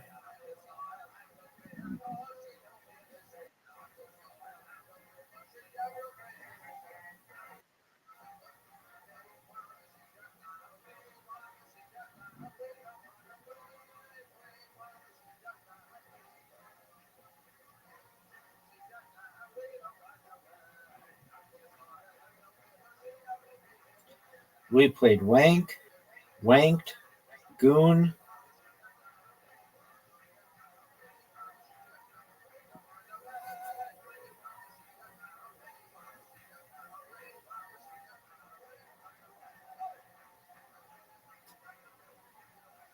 Finn.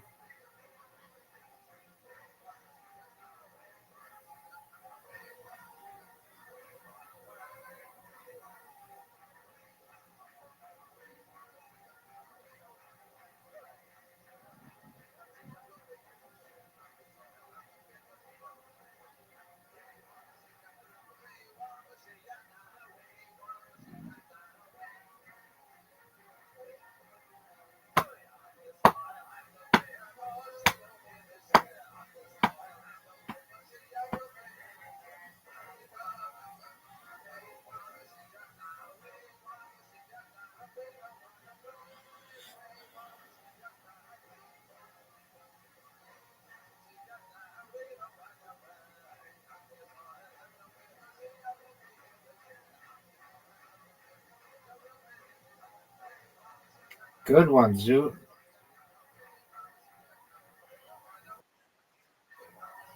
I think it's good. I think it's pretty good.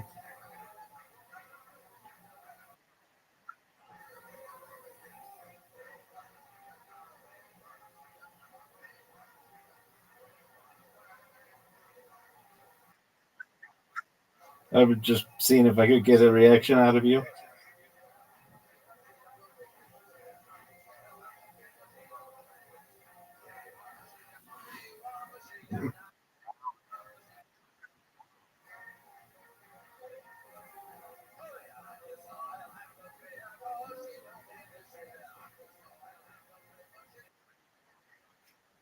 No, you shouldn't. I'm doing really well.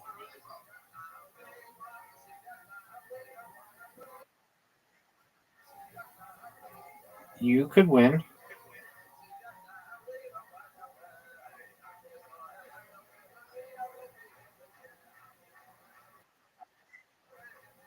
Calm down.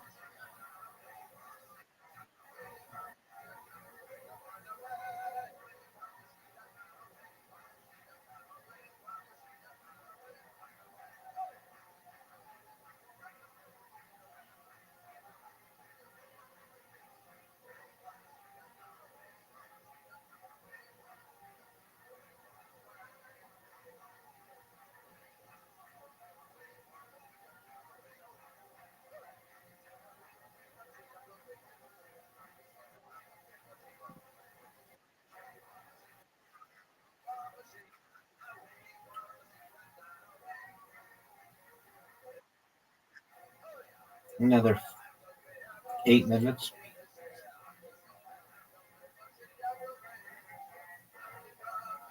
Dude, you fucked me with that.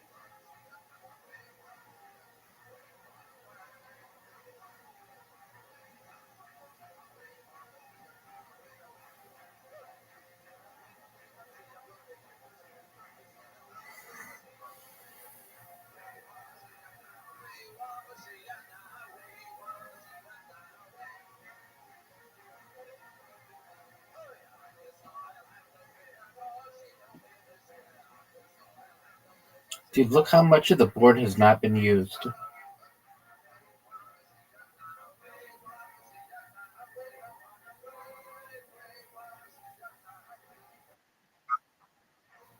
I know, but there's not a lot of left.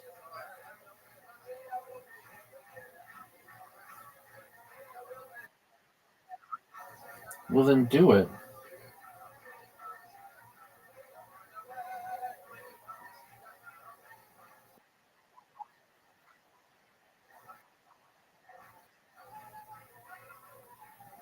What word?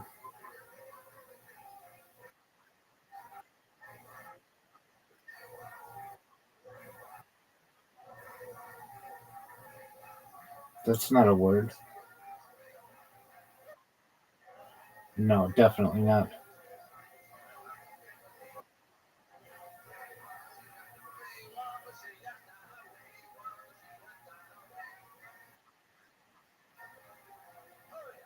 Huh?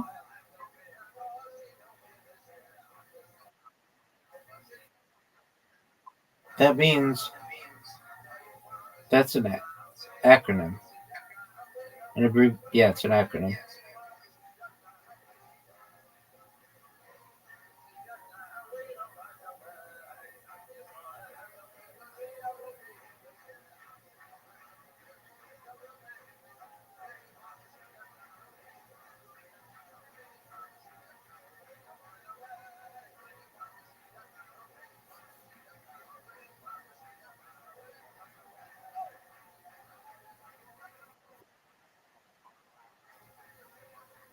No, that has a word. That we looked it up. It was like I.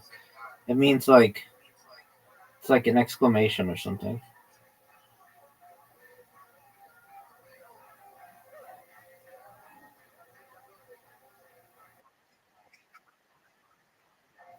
No, but there should be. But then you could just make them up. You could just be like, "Oh, that means, whatever, whatever, whatever society or whatever," and people would be like, "What? I've never heard of that." You'd have to make up your own dictionary.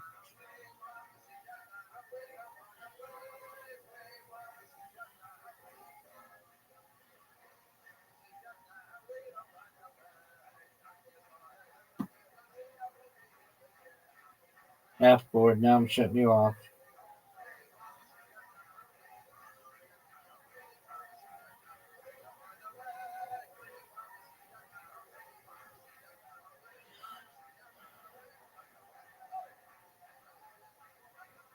I don't know where to play anything.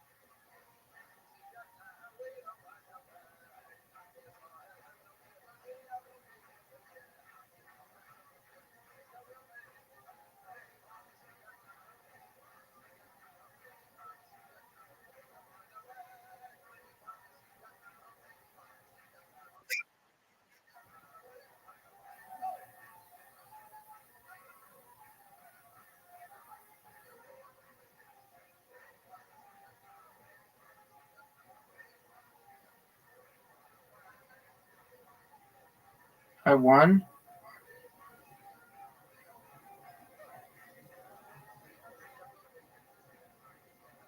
Zoot resigned.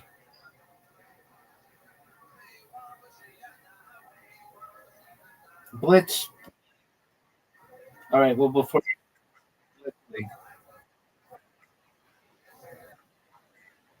sounds like a plan.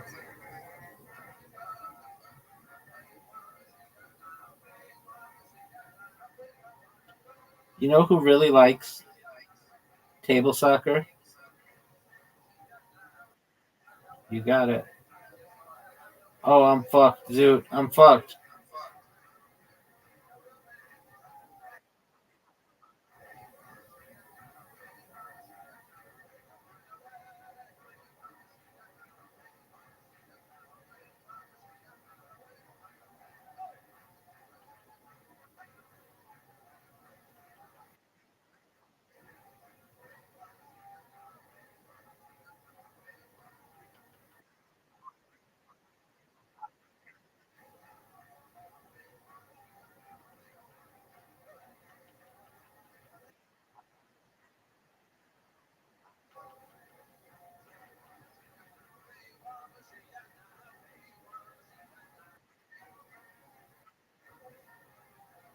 Dude, you fucked me.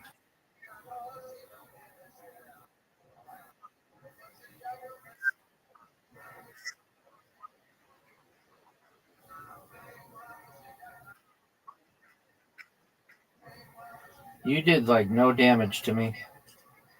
For as badly as you beat me.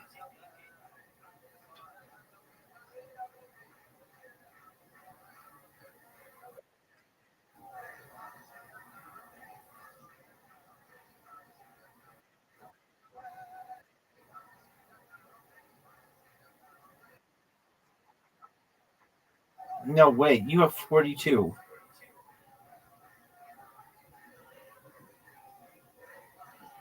You're at 25 right now.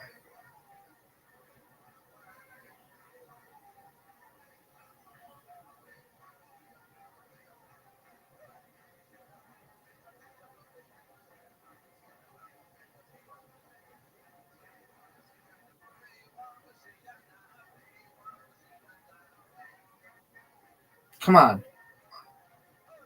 Oh, I got fucked. Dude, do you think you could have the best comeback of your career?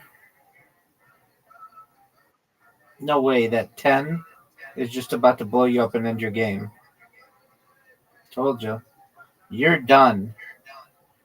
We're going to play until you win.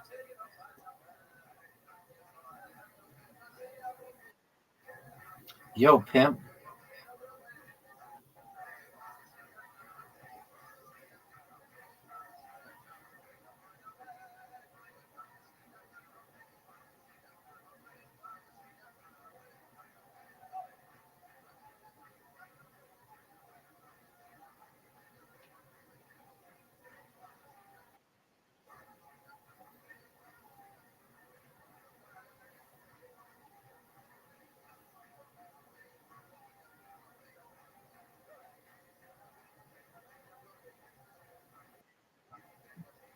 What do you mean, fuck?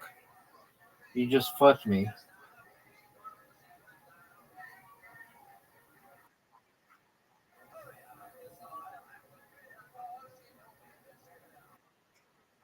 I am. Just whenever you say that, just, dude. Dude.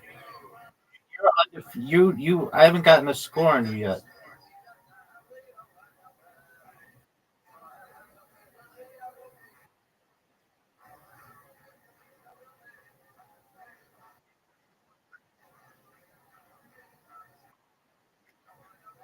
You're winning by, you're winning by 40.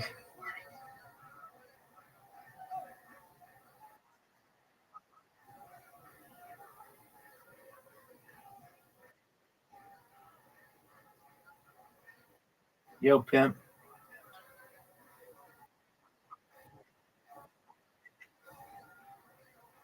That's a big mistake.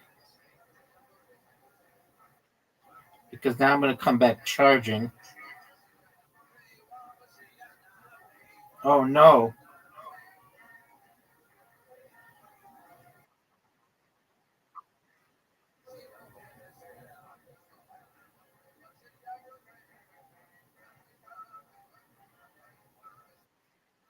Yo, pimp. Shut the fuck up.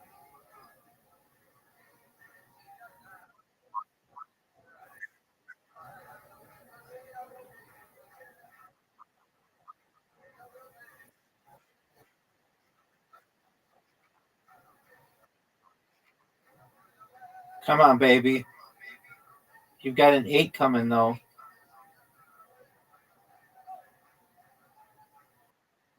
Got me. You got me. You got me, Zoot. Oh, dude, just barely, too. I almost won. All right. Table soccer.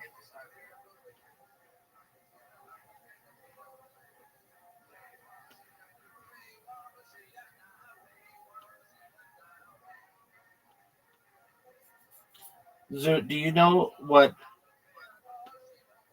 the dragon attack is? Do you know why they call it the dragon attack?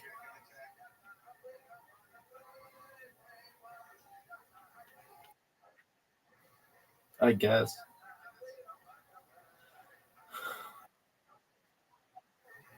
Not even close.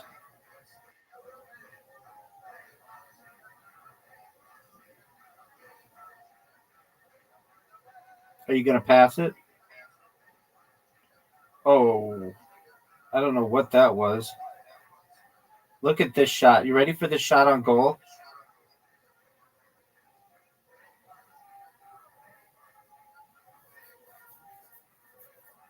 Are you going to pass it and try to score? Oh, easy score. What's going on here? Yeah, it is. You just, oh, you guys in the. Oh, what a miss.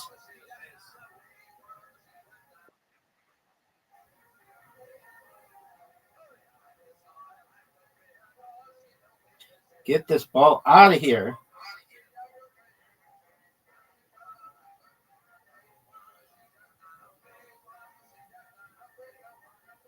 Oh. Get this ball out of here. Oh. That was beautiful. Good job, Zoot.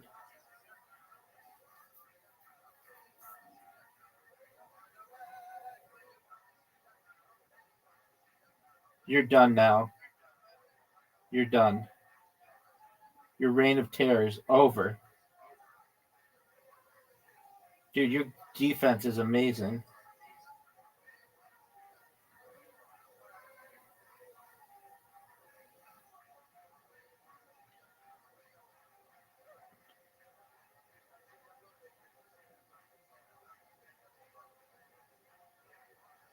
Pass it. You ready for this, Zoot? Dragon attack.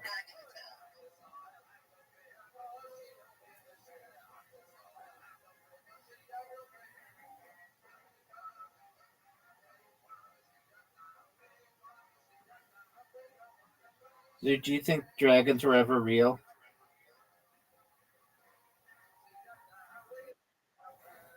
Are you serious?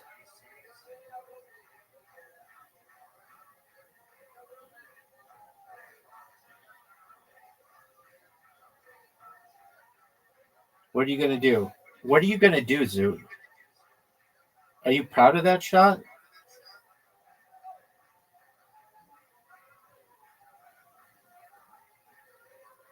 Oh, that was almost one of the best goals of all time. Are you proud of your defense?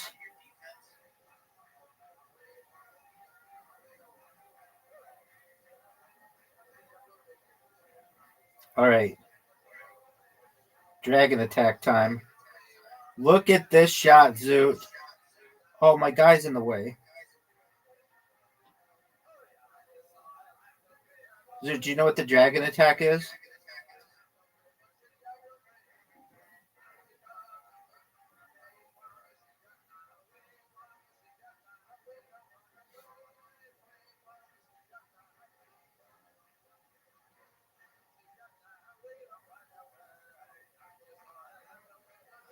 Are you proud of that shot? You could score.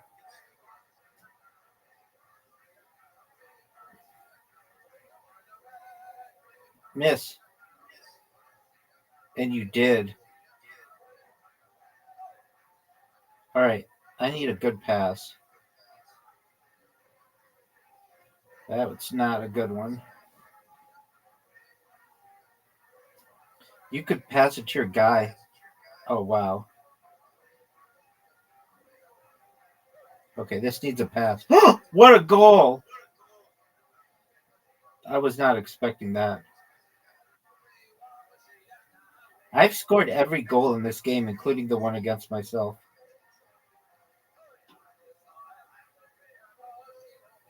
Oh, almost.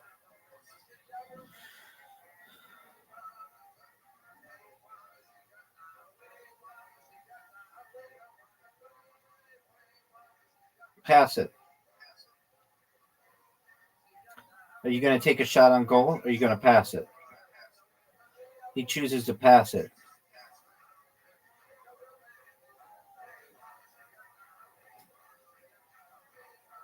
Oh, what are you doing? Get this ball out of here.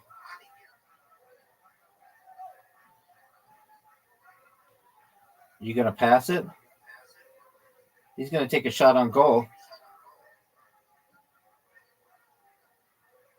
Get this out of here. Pass it. Oh, no. If you can get that pass to your guy, it's an automatic score. Passing is so key in this game.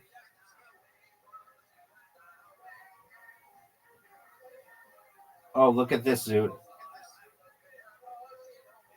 Look at this. I'm going to try to pass it again. Get it. Shot on goal, Zoot. Shot on goal, Zoot. Oh, I missed twice.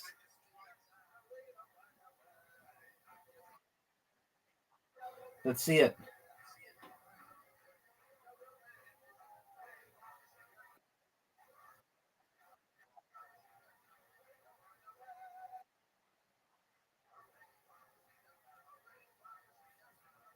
That was a fortunate goal. I've scored 5 goals in this game. Yeah.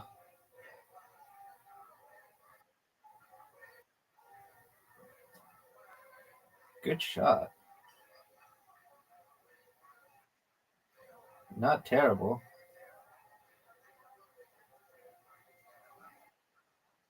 Shot on goal. Get it. Oh, and I scored every single goal in that game. I got really fortunate with all my goals. All right, darts time, son. You ready for it? Yes, I did. I scored the one that you scored.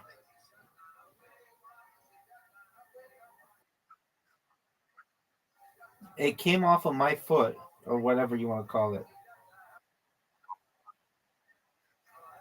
Yeah, I said that.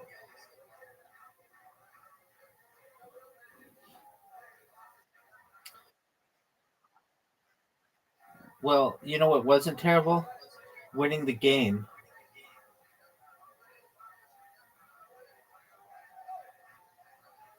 Oh, what was that?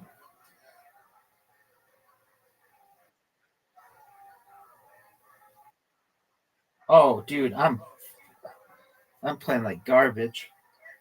Straight up garbage.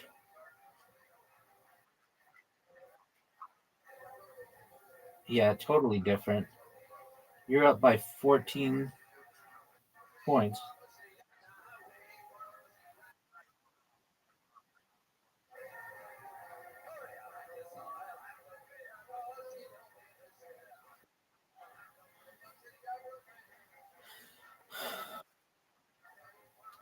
Round 3, turn 2. Get it. Get that 15. Get that 10. Get it, Zoot. That 8 or get that 12. Get that 8. Check out.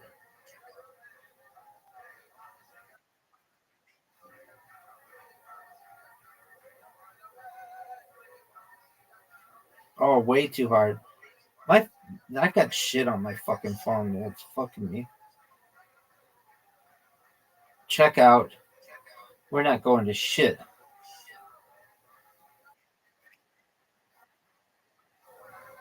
You are not. I do too.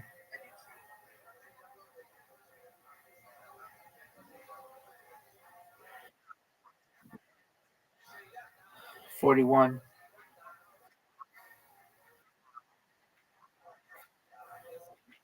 20.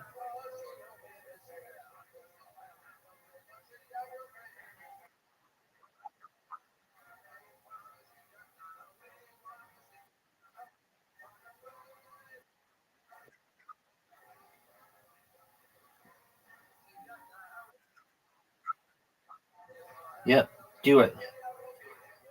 Bullseye and a 5. You busted. Now you're fucked. You know why? That's why. I'm at a checkout. Son, you need a bullseye and a 6. Get that 18. Oh, you just missed. Gotcha.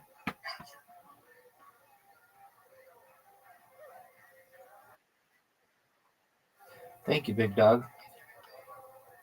All right. I do too.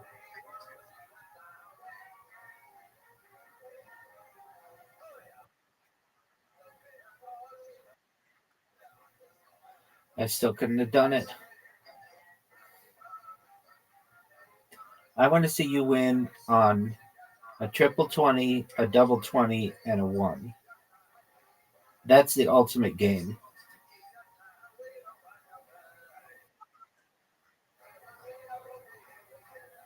That works too.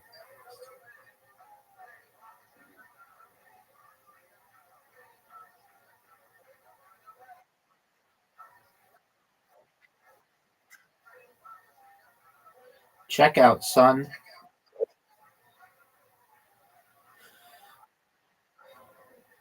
Double 20 and a 1. That's 1. Get it, baby. You know you can get that. I know you can get it.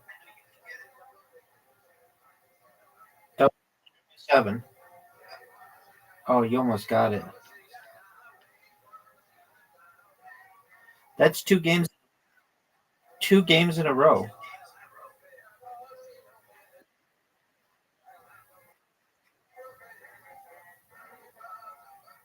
Zoot's going first. That's a miss. That's a 20. That's a 20. I'll take that.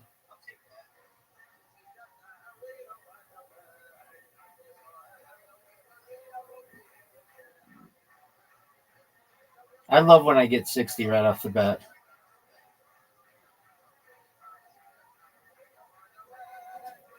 That's a 20. Bust.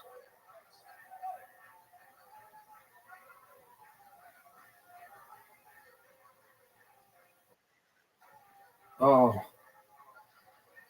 I just need 1 point, Zoot. You need a triple 20 and a 1. That's a 20. That's a double 20. Get the 1 and check out. What a shot.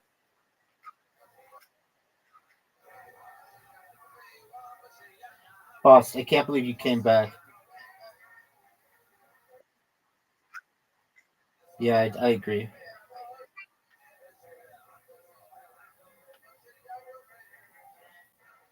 I like going second.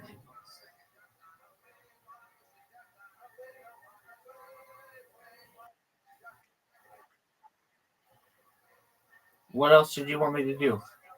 Go for a 7?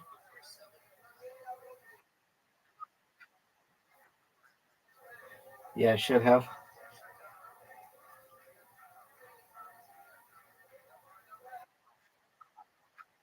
No.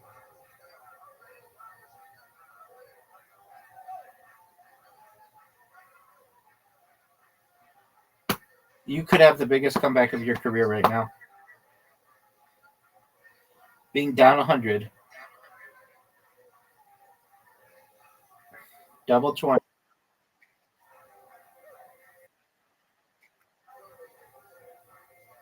Go for whatever you want to go for, baby.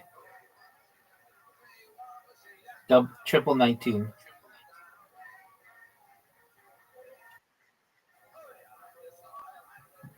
Not as badly as I am.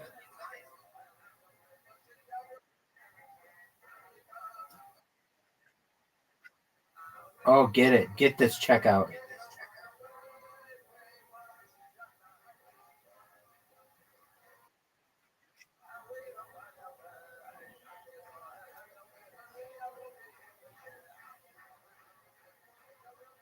This 3 is easy.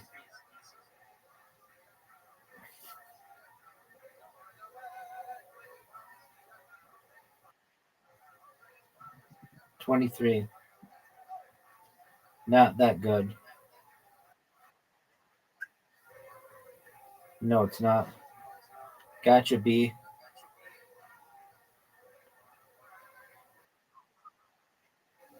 I know.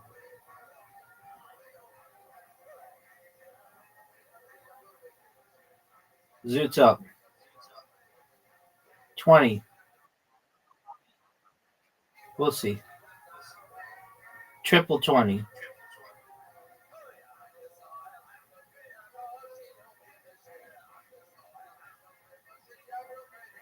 Triple 20.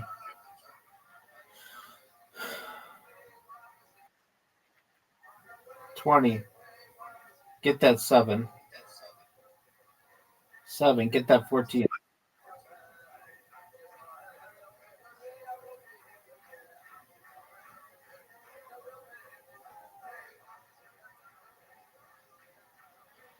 Oh, man.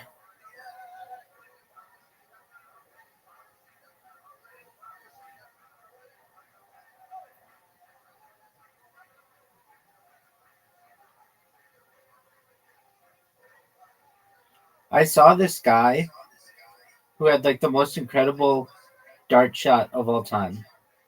He hit triple 20, triple 20, and then he threw it again, and it got caught between the two darts and started hanging down on the bullseye and counted, and he won.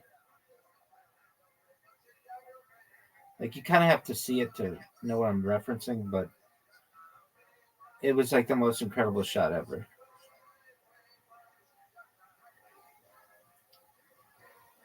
Oh, bullseye. Get another one.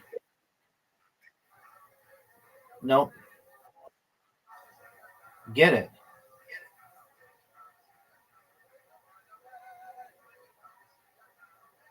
60 points. 20. 20. Double 20. Thank you. Too high. 20.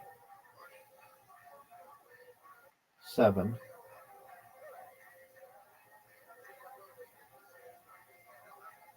20. Oh, I can't believe I missed.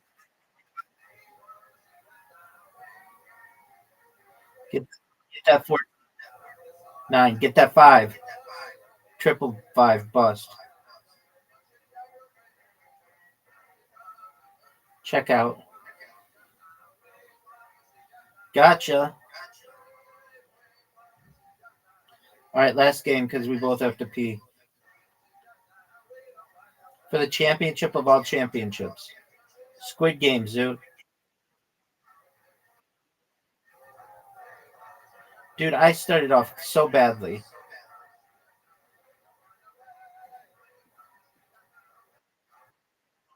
$20.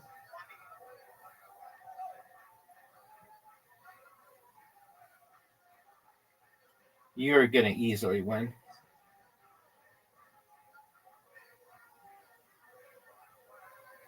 Wow, that was so bad.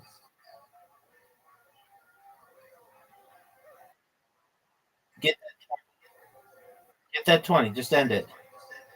Get that 19 and end it.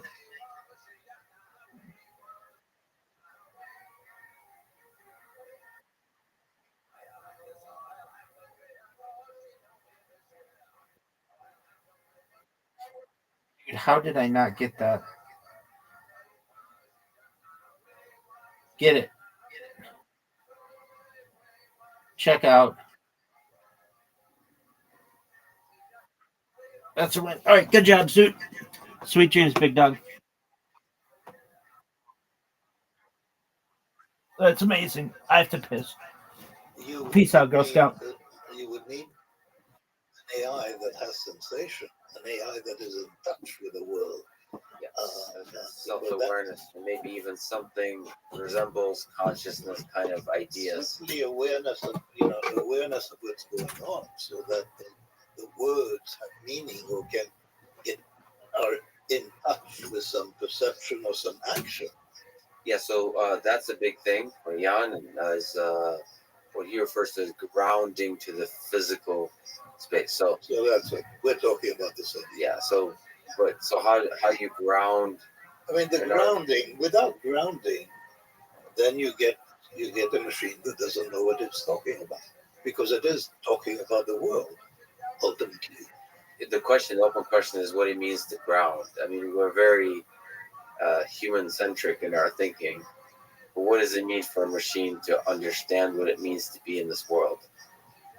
Does it need to have a body? Does it need to have a finiteness like we humans have? All of these elements, it's no. I'm not sure about having a body, but having a perceptual system, having a body would be very helpful too. I mean, if you think about mimicking human, but having a perception, that seems to be essential, so that you can accumulate knowledge about the world. So you can imagine a human completely paralyzed, and there's a lot that the human brain could learn, with a paralyzed body. So if we got a machine that could do that, that would be a big deal.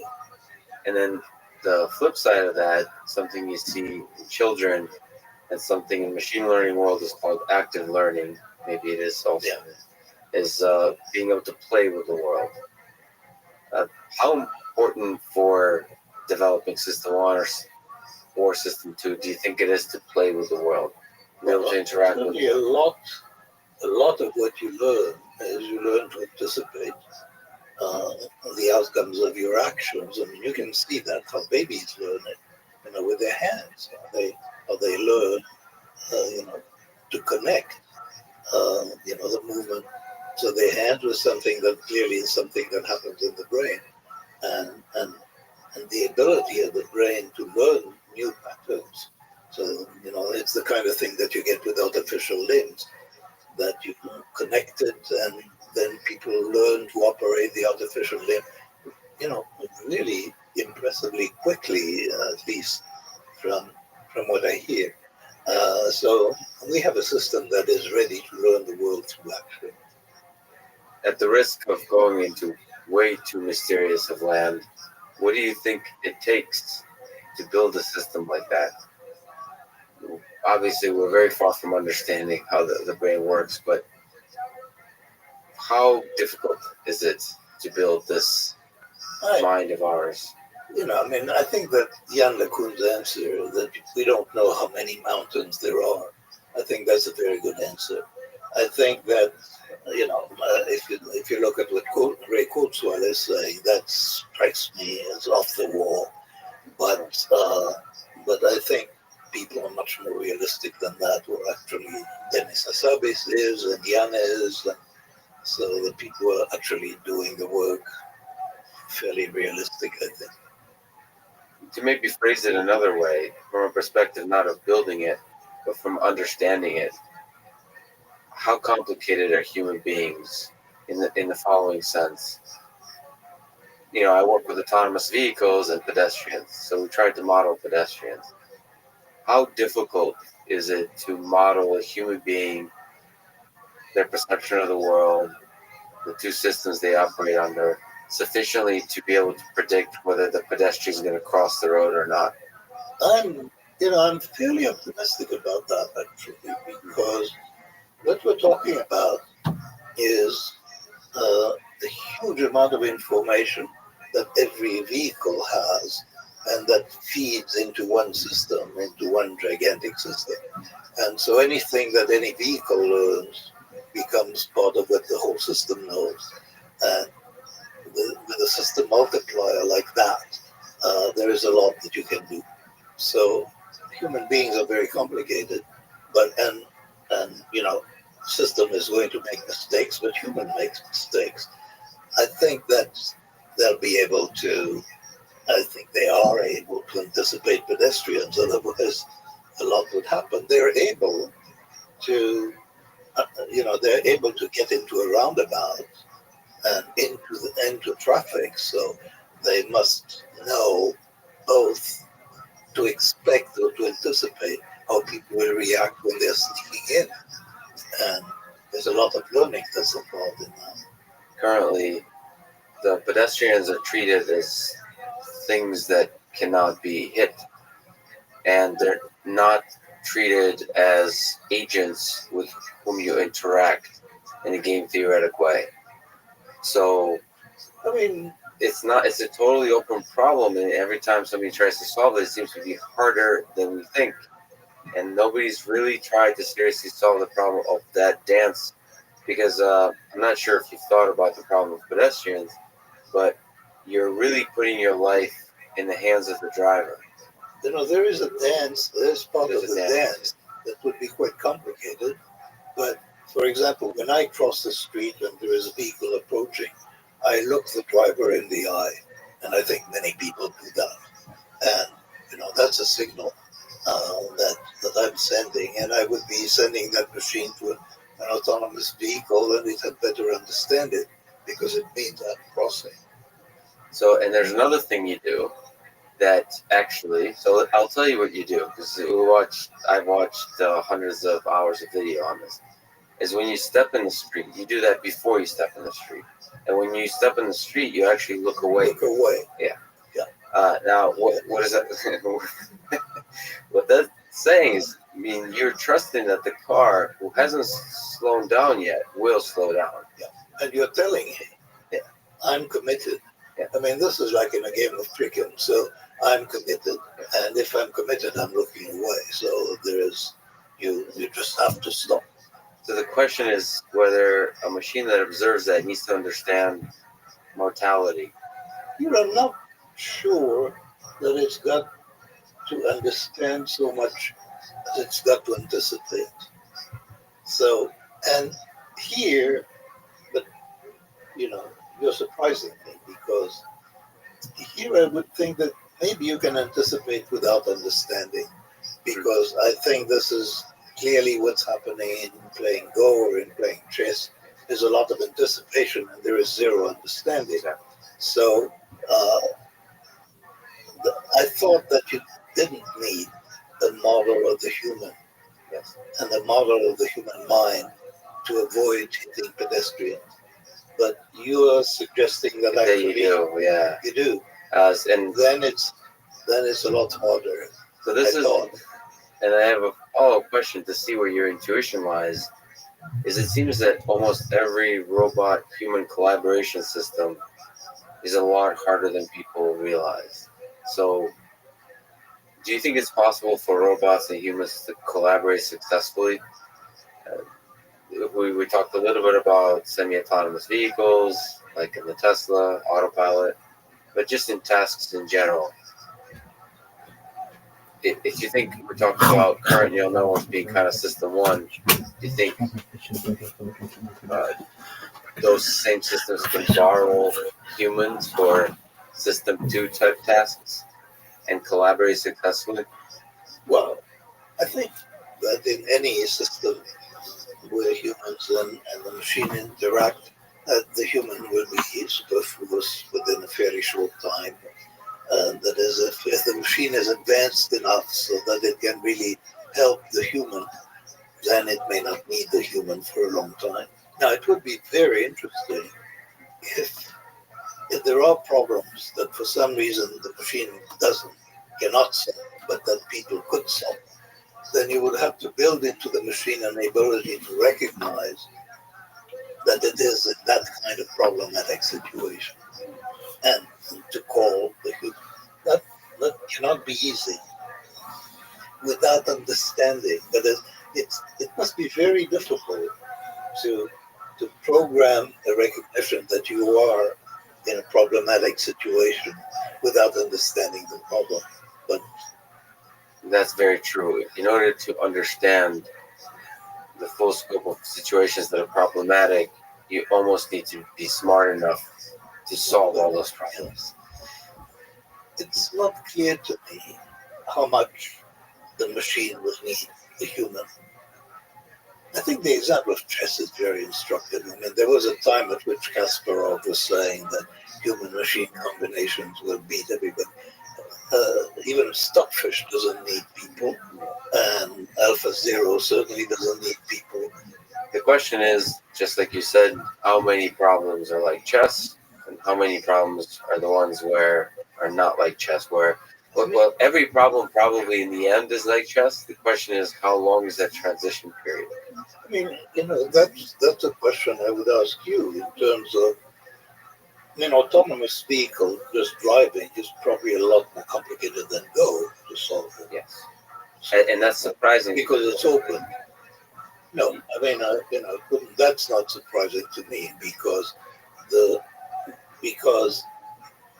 that there is a hierarchical aspect to this, which is recognizing a situation and then within the situation bringing up the relevant knowledge and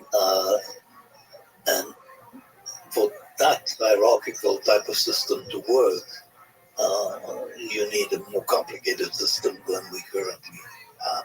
A lot of people think, because as human beings, this is probably the cognitive biases. They think of driving as pretty simple because they think of their own experience.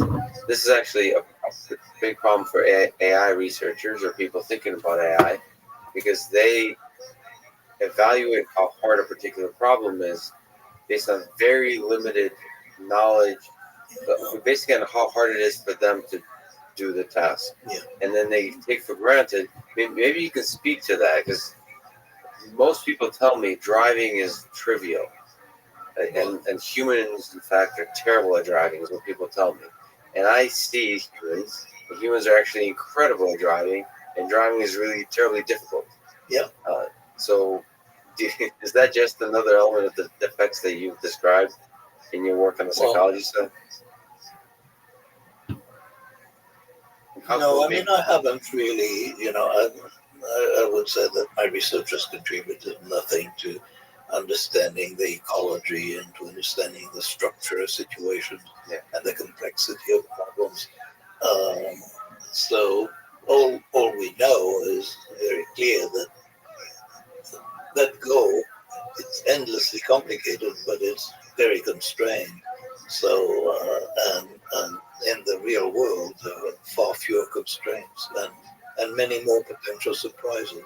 So that's obvious, because it's not always obvious to people, right? So when you think about, well, I mean, people thought that reading was hard and perceiving was easy, but they quickly learned that actually modeling vision was tremendously complicated, and modeling, even proving theorems, was relatively straightforward.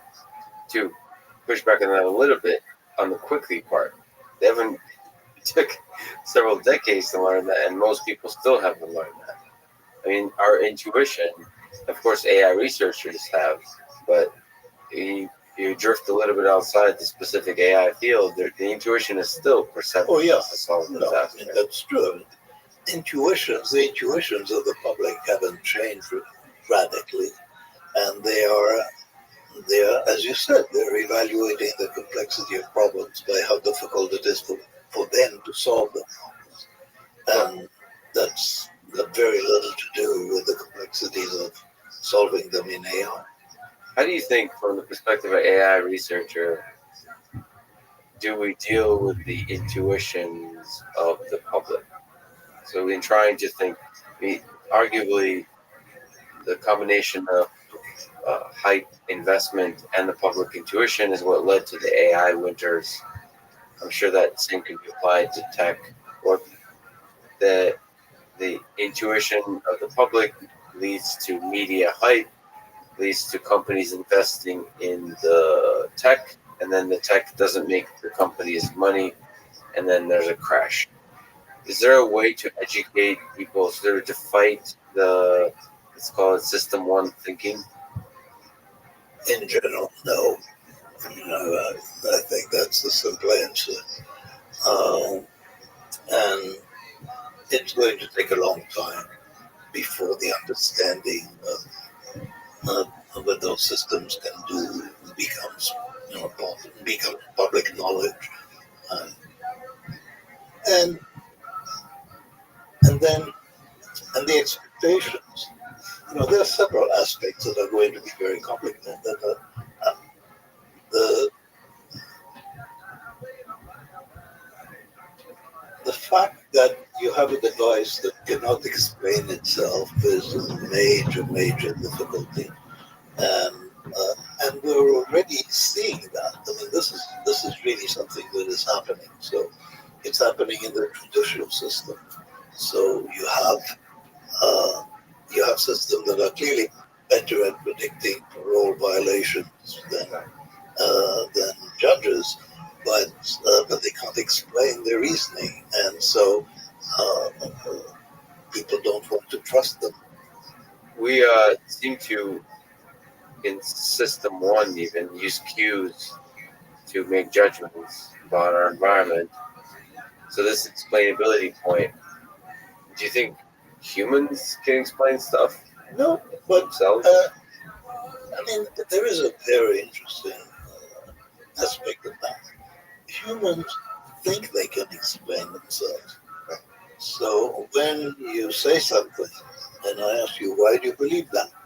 Then reasons will occur to you, but actually, my own belief is that in most cases, the reasons have very little to do with why you believe what you believe. So that the reasons are a story that comes to your mind when you need to explain yourself. But but but people traffic in those explanations. I mean, the human interaction depends on those shared fictions and the stories that people tell themselves. You just made me actually realize, and we'll talk about stories in a second, that, not to be cynical about it, but perhaps there's a whole movement of people trying to do explainable AI. And really, we don't necessarily need to explain, AI doesn't need to explain itself, it just needs to tell a convincing story.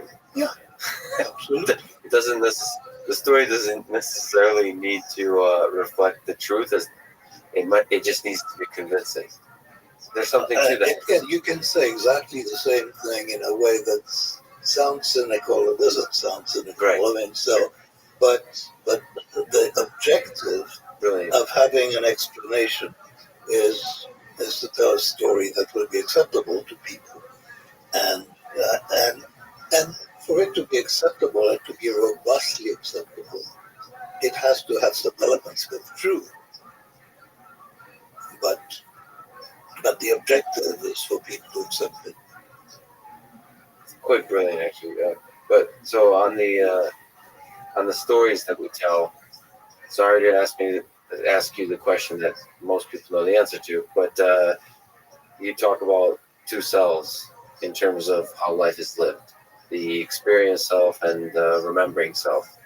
Can you describe the distinction between the two? Well, sure. I mean, there is an aspect of life that occasionally, most of the time we just live, and we have experiences that are better and they're worse, and it goes on over time. And mostly we forget everything that happens, and we forget most of it. Then occasionally, when something ends or different comes, you evaluate the past and you form a memory, and the memory is schematic. It's not that you can roll a film of an interaction. You construct, in effect, the elements of a story about an episode. So there is the experience and there is the story that is created about the experience, and that's what I call the remembering. So I had the image of two selves. So there is a self that lives and there is a self that evaluates life. Now, the paradox, and the deep paradox in that, is that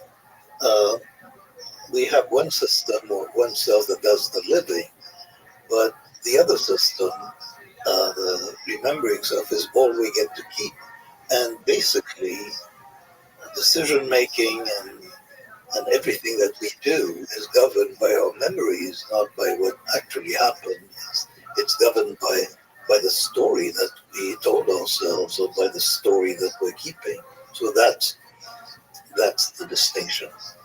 I mean, there's a lot of brilliant ideas about the pursuit of happiness that come out of that. What are the properties of happiness which emerge from remembering self? There are properties of how we construct stories that are really so.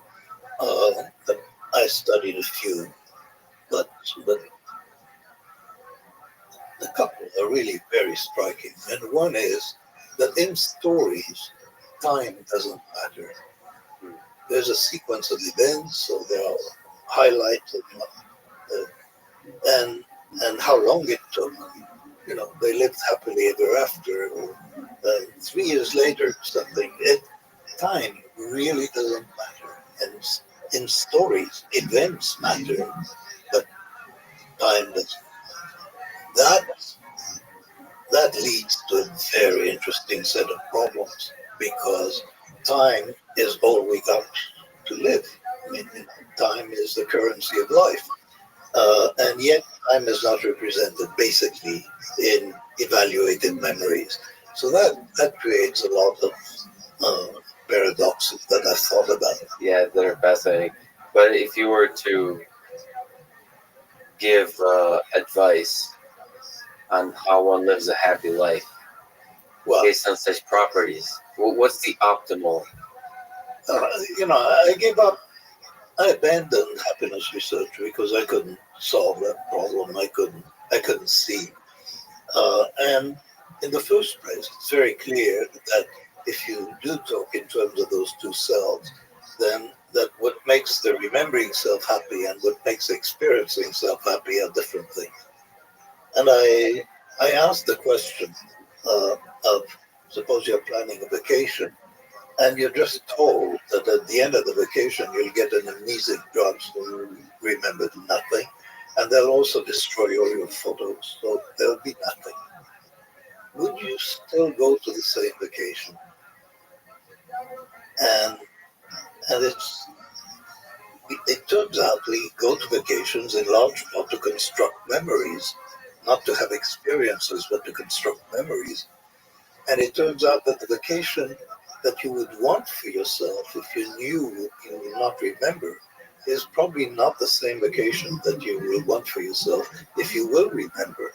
So I have no solution to these problems, but clearly those are big issues. And you've talked about issues. You've talked about sort of how many minutes or hours you spend about the vacation. It's an interesting way to think about it because that's how you really experience the vacation outside the being in it.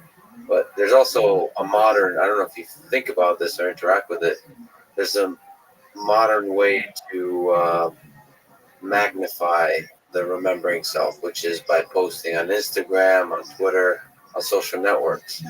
A lot of people live life for the picture that you take, that you post somewhere. And now thousands of people share it, potentially millions, and then you can relive it even much more than just those minutes. Do you think about that magnification much? I'm too old for social networks. I've never seen Instagram, so I cannot really speak intelligently about those things. I'm just too old. But it's interesting to watch the exact effects you described. It will make a very big difference. And it will also make a difference, and that I don't know whether it's clear that in some ways the devices that serve us supplant function. So you don't have to remember phone numbers. You really don't have to know facts. I mean, the number of conversations I'm involved with when somebody says, well, let's look it up. So it's in a way, it's make conversations, well, it means that it's much less important to know things. It used to be very important to know things. This is changing. So the requirements of that we have for ourselves and for other people are changing because of all those supports and I have no idea what Instagram does, but it's Well, I'll tell I wish I you. knew. I mean, I wish I could just have my remembering self could enjoy this conversation, but I'll get to enjoy it even more by watching it and then talking to others. There'll be about 100,000 people, as scary as it is to say, who listen or watch this. Right? It changes things. It changes the experience of the world.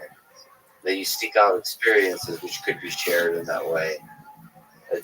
And I haven't seen it's the same effects that you described, and I don't think the psychology of that magnification has been described yet because it's a new world. The sharing.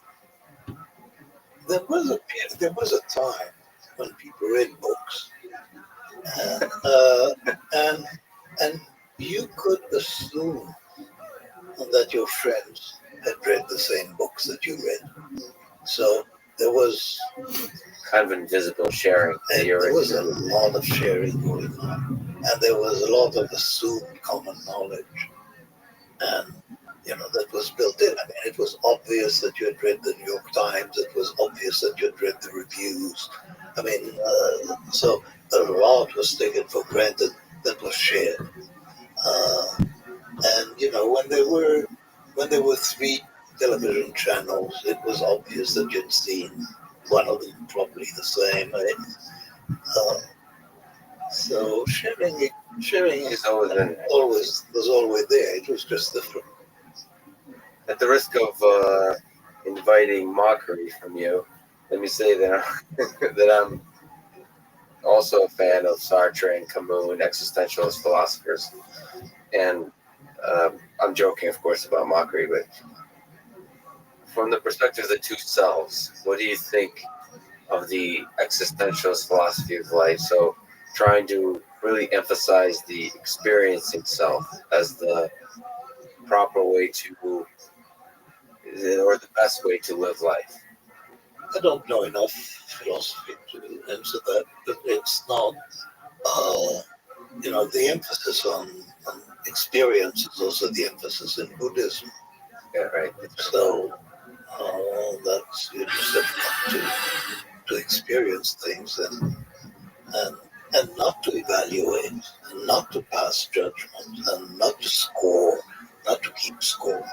So If when you look at the grand picture of experience, you think there's something to that one of the ways to achieve contentment and maybe even happiness is letting go of any of the things, any of the procedures of the remembering self.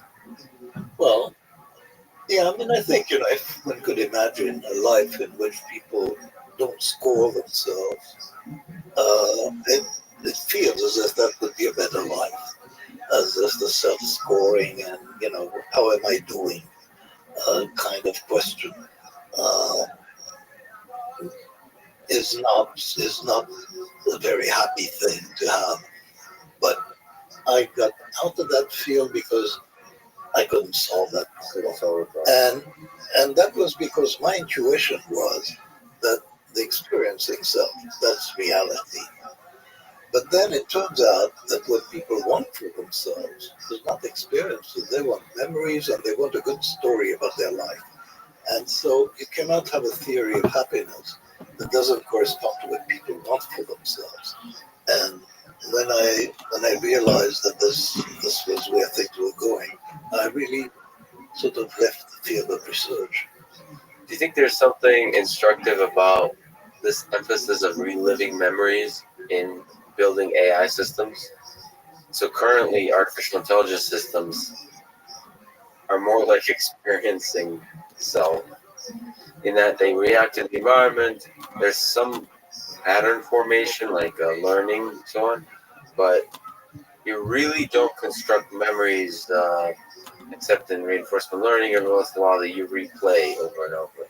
Yeah, But that in principle would not be. Do you think that's useful?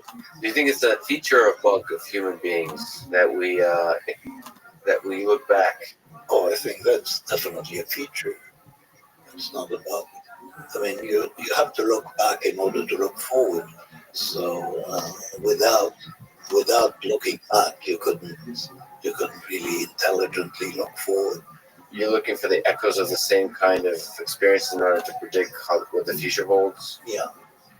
Though Viktor Frankl, in his book *Man's Search for Meaning*, I'm not sure if you've read, describes his experience at concentration camps during World War II as a way to describe that identifying a purpose in life, a positive purpose in life, can save one from suffering. First of all, do you connect with the philosophy that he describes there? Not really. I mean, so I can really see that somebody who has that feeling of purpose and meaning and so on, that could sustain you. I, in general, don't have that feeling, and I'm pretty sure that if I were in a concentration camp, I'd give up and die. So he talks. He's a survivor. Yeah. And he survived with that, and I'm not sure how essential to survival this sense Purpose is, but I do know when I think about myself that I would have given up. And this isn't going anywhere. And there is a sort of character that manages to survive in conditions like that, and then. Because they survived, they tell stories, and it sounds as if they survived because of what they were doing. We have no idea. They survived because the kind of people that they are, and they are the kind of people who survive that will tell themselves stories of a particular kind. So I'm not. So do you don't think seeking purpose is a significant driver in our behavior? It's a very interesting question, because when you ask people whether it's very important to have meaning in their life, they say, oh yes, that's the most important thing. But when you ask people, what kind of a day did you have? And what were the experiences that you remember? You don't get much meaning. You get social experiences. Then, and some people say that, for example,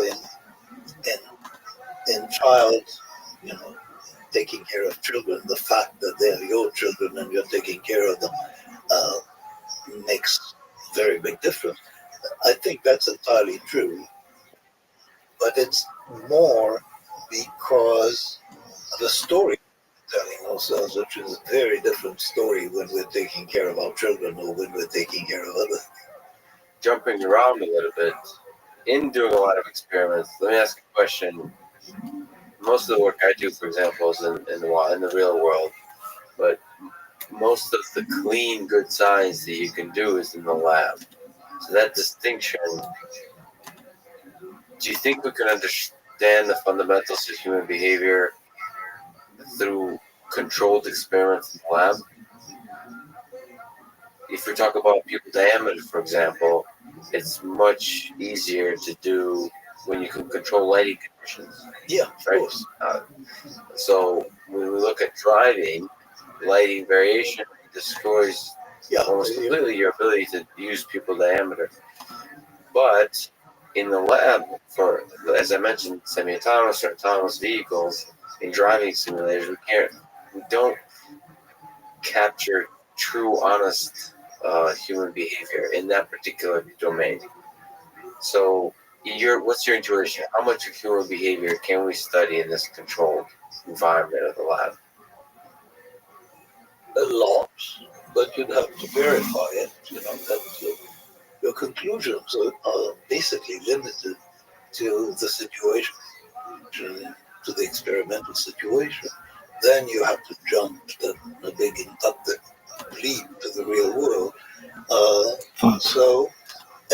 And that's the flair. That's where the difference, I think, between the good psychologists and others that are mediocre is in the sense that your experiment captures something that's important and something that's real, and others are just running experiments.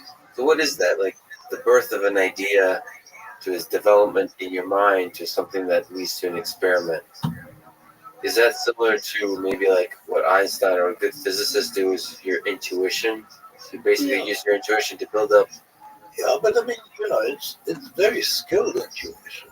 Right. I mean, I just had that experience actually. I had an idea that turned out to be a very good idea a couple of days ago, and you have a sense of that building up. So I'm working with a collaborator, and he essentially was saying, what are you doing? What's going on? And I couldn't exactly explain it, but I knew this is going somewhere. But I've been around that game for a very long time, and so you develop that anticipation that yes, this is worth following up with. There's something here. That's part of the skill. Is that something you can reduce to words in describing a process in the form of advice to others? No. Follow your heart, essentially. I mean, it's like trying to explain what it's like to drive. It's not. You've got to break it apart, and it's not. And then you lose. And then you lose the experience. You mentioned collaboration. You've written about your collaboration with Amos Tversky. That this is you writing over 13 years in which most of our work was joint, were years of interpersonal and intellectual bliss. Everything was interesting, almost everything was funny, and there was a recurrent joy of seeing an idea take shape.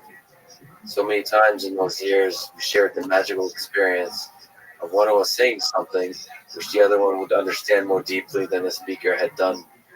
Contrary to the old laws of information theory, it was common for us to find that more information was received than had been sent. I have almost never had the experience with anyone else. If you have not had it, you don't know how marvelous collaboration can be. So, let me ask a perhaps a silly question. How does one find and create such a collaboration? That may be asking like, how does one find love? But you have to be lucky, and I think you have to have the character for that, because I've had many collaborations. I mean, none with as exciting as with Amos, but I'm having just very. So it's a skill. I think I'm good at it. Not everybody's good at it, and then it's the luck of finding people who are also good at it. is there advice for a young scientist who also seeks to violate this law of information theory?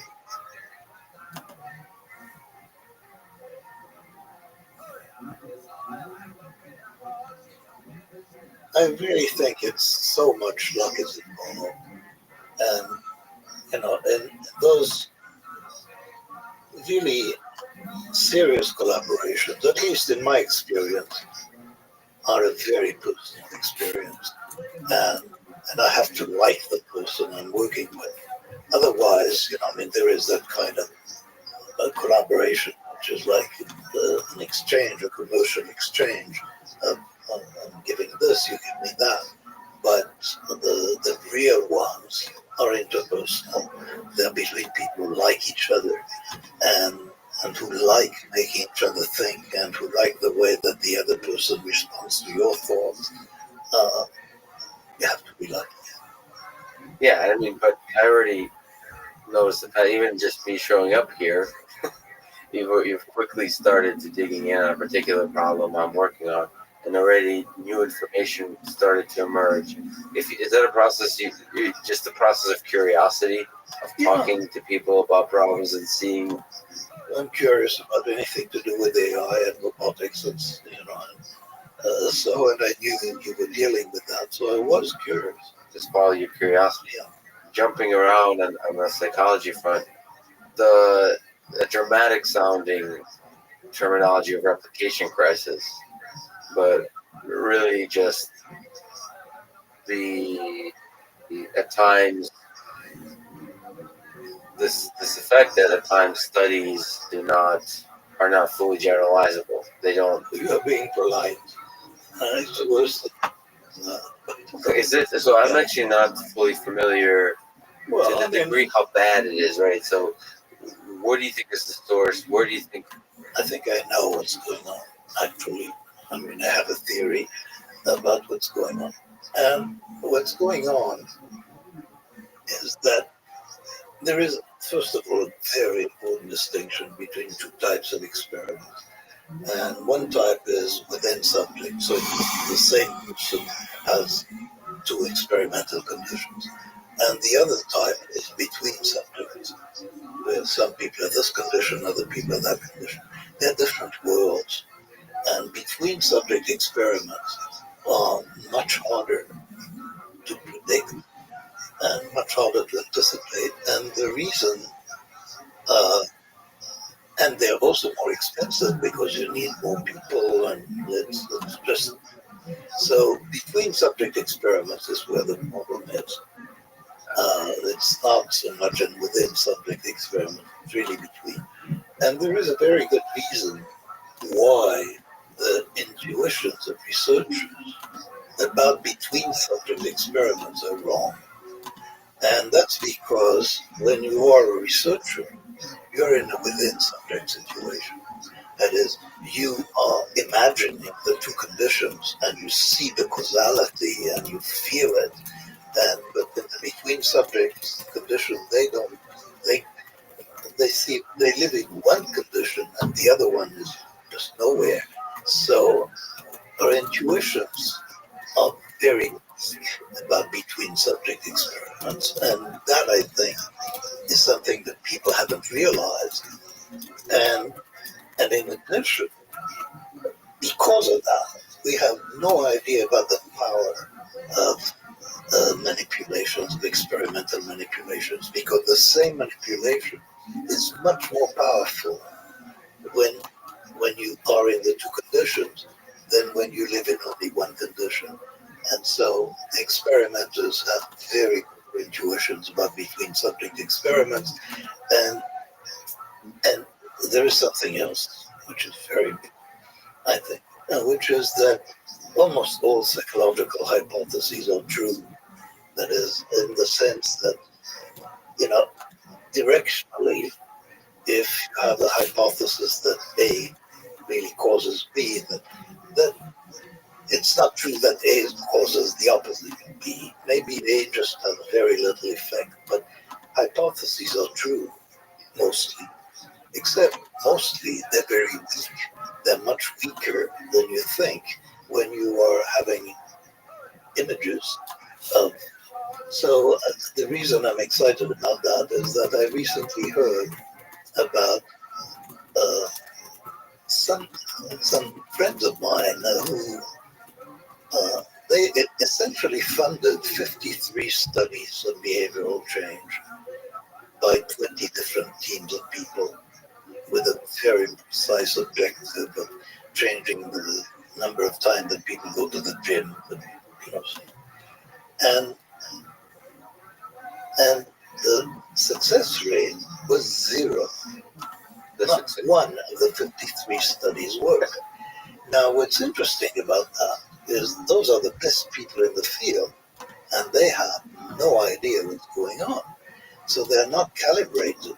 They think that it's going to be powerful because they can imagine it, but actually it's weak because you're focusing on your manipulation and it feels powerful to you. There's a thing that I've written about that's called the focusing illusion. That is that when you think about something, it looks very important, more important than it really is. More important than it really is. But if you don't see that effect, the 53 studies, doesn't that mean you just report that? But what's, I guess, the solution to that? Well, I mean, the solution is for people to trust their intuitions less or to try out their intuitions before. I mean, experiments have to be pre-registered, and by the time you run an experiment, you have to be committed to it, and you have to run the experiment seriously enough and in a public. And so this is happening. The interesting thing is what happens before, and how do people prepare themselves, and how they run pilot experiments. It's going to train the way psychology is done, and it's already happening. Do you have a hope for this? Might connect to this study sample size. Yeah. Do you have a hope for the internet, for Well, digitization? this is really happening. MTurk, everybody's running experiments on MTurk. And it's very cheap and very effective. So, Do you think that changes psychology essentially? Because you can now run 10,000 subjects. Eventually it will. I mean, I can't put my finger on how exactly, but that's been true in psychology. Whenever an important new method came in, it changes the field. So, and MTurk is really a method because it makes it very much easier to do something.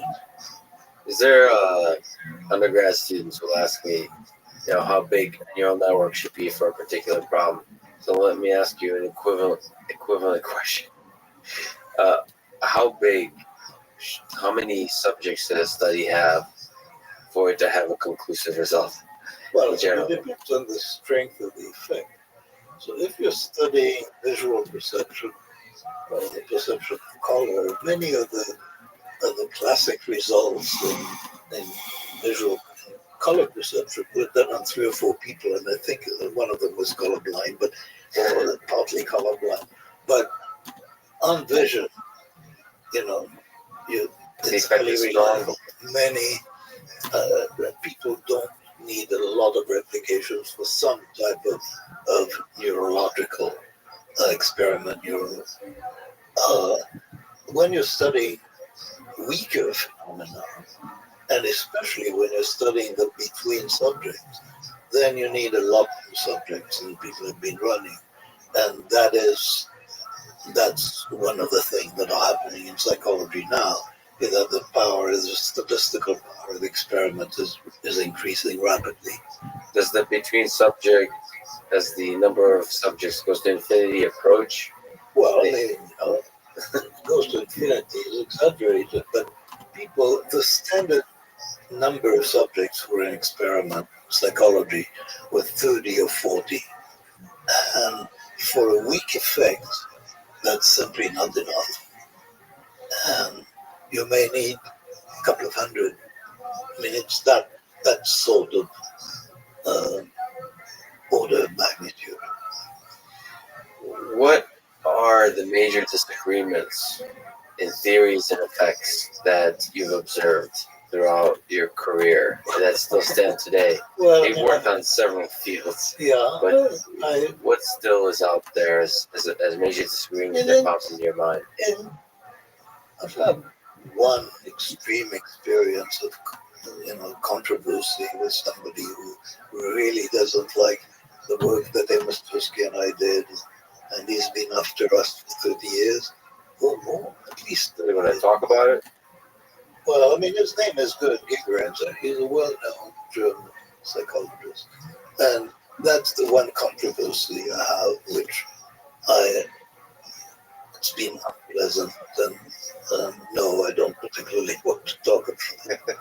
But is there open questions, even in your own mind? Every once in a while, we talked about semi-autonomous vehicles. In my own mind, I see what the data says, but I also am constantly torn. Do you have things where your studies have found something, but you're also intellectually torn about what it means, and there's maybe disagreements within your own mind about particular things? I mean, one of the things that are interesting is how difficult it is for people to change their mind. Essentially, once they're committed, people just don't change their mind about anything that matters. And that is surprisingly, but it's true about scientists. So the controversy that I described, that's been going on like 30 years, and it's never going to be resolved. And you build a system and you live within that system, and other systems of ideas look foreign to you, and there's very little contact and very little mutual influence. That happens a fair amount. Do you have a hopeful advice or message on that?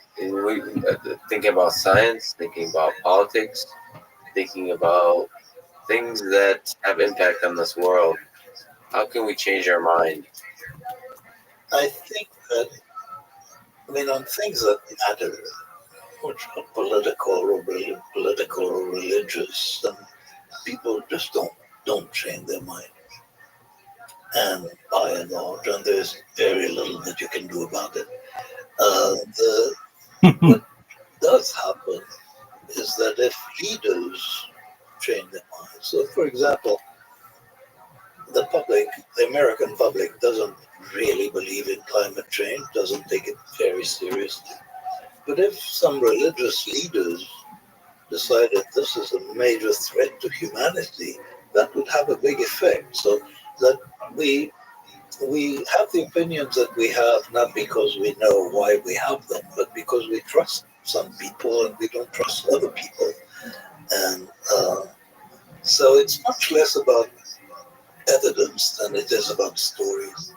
So one way to change your mind isn't at the individual level, is that the leaders of the communities you look up with, the stories change, and therefore your mind changes with them. So there's a guy named Alan Turing, came up with a Turing test. Yeah. What do you think is a good test of intelligence? Perhaps we're drifting in a topic that we're maybe philosophizing about, but what do you think is a good test for intelligence, for an artificial intelligence system? Well, the standard definition of, you know, of artificial general intelligence is that it can do anything that people can do, and it can do them better. Yes. But what we are seeing is that in many domains, you have domain specific and devices or programs or software, and they beat people easily in specified way. What we are very far from is in the general ability, general purpose intelligence. So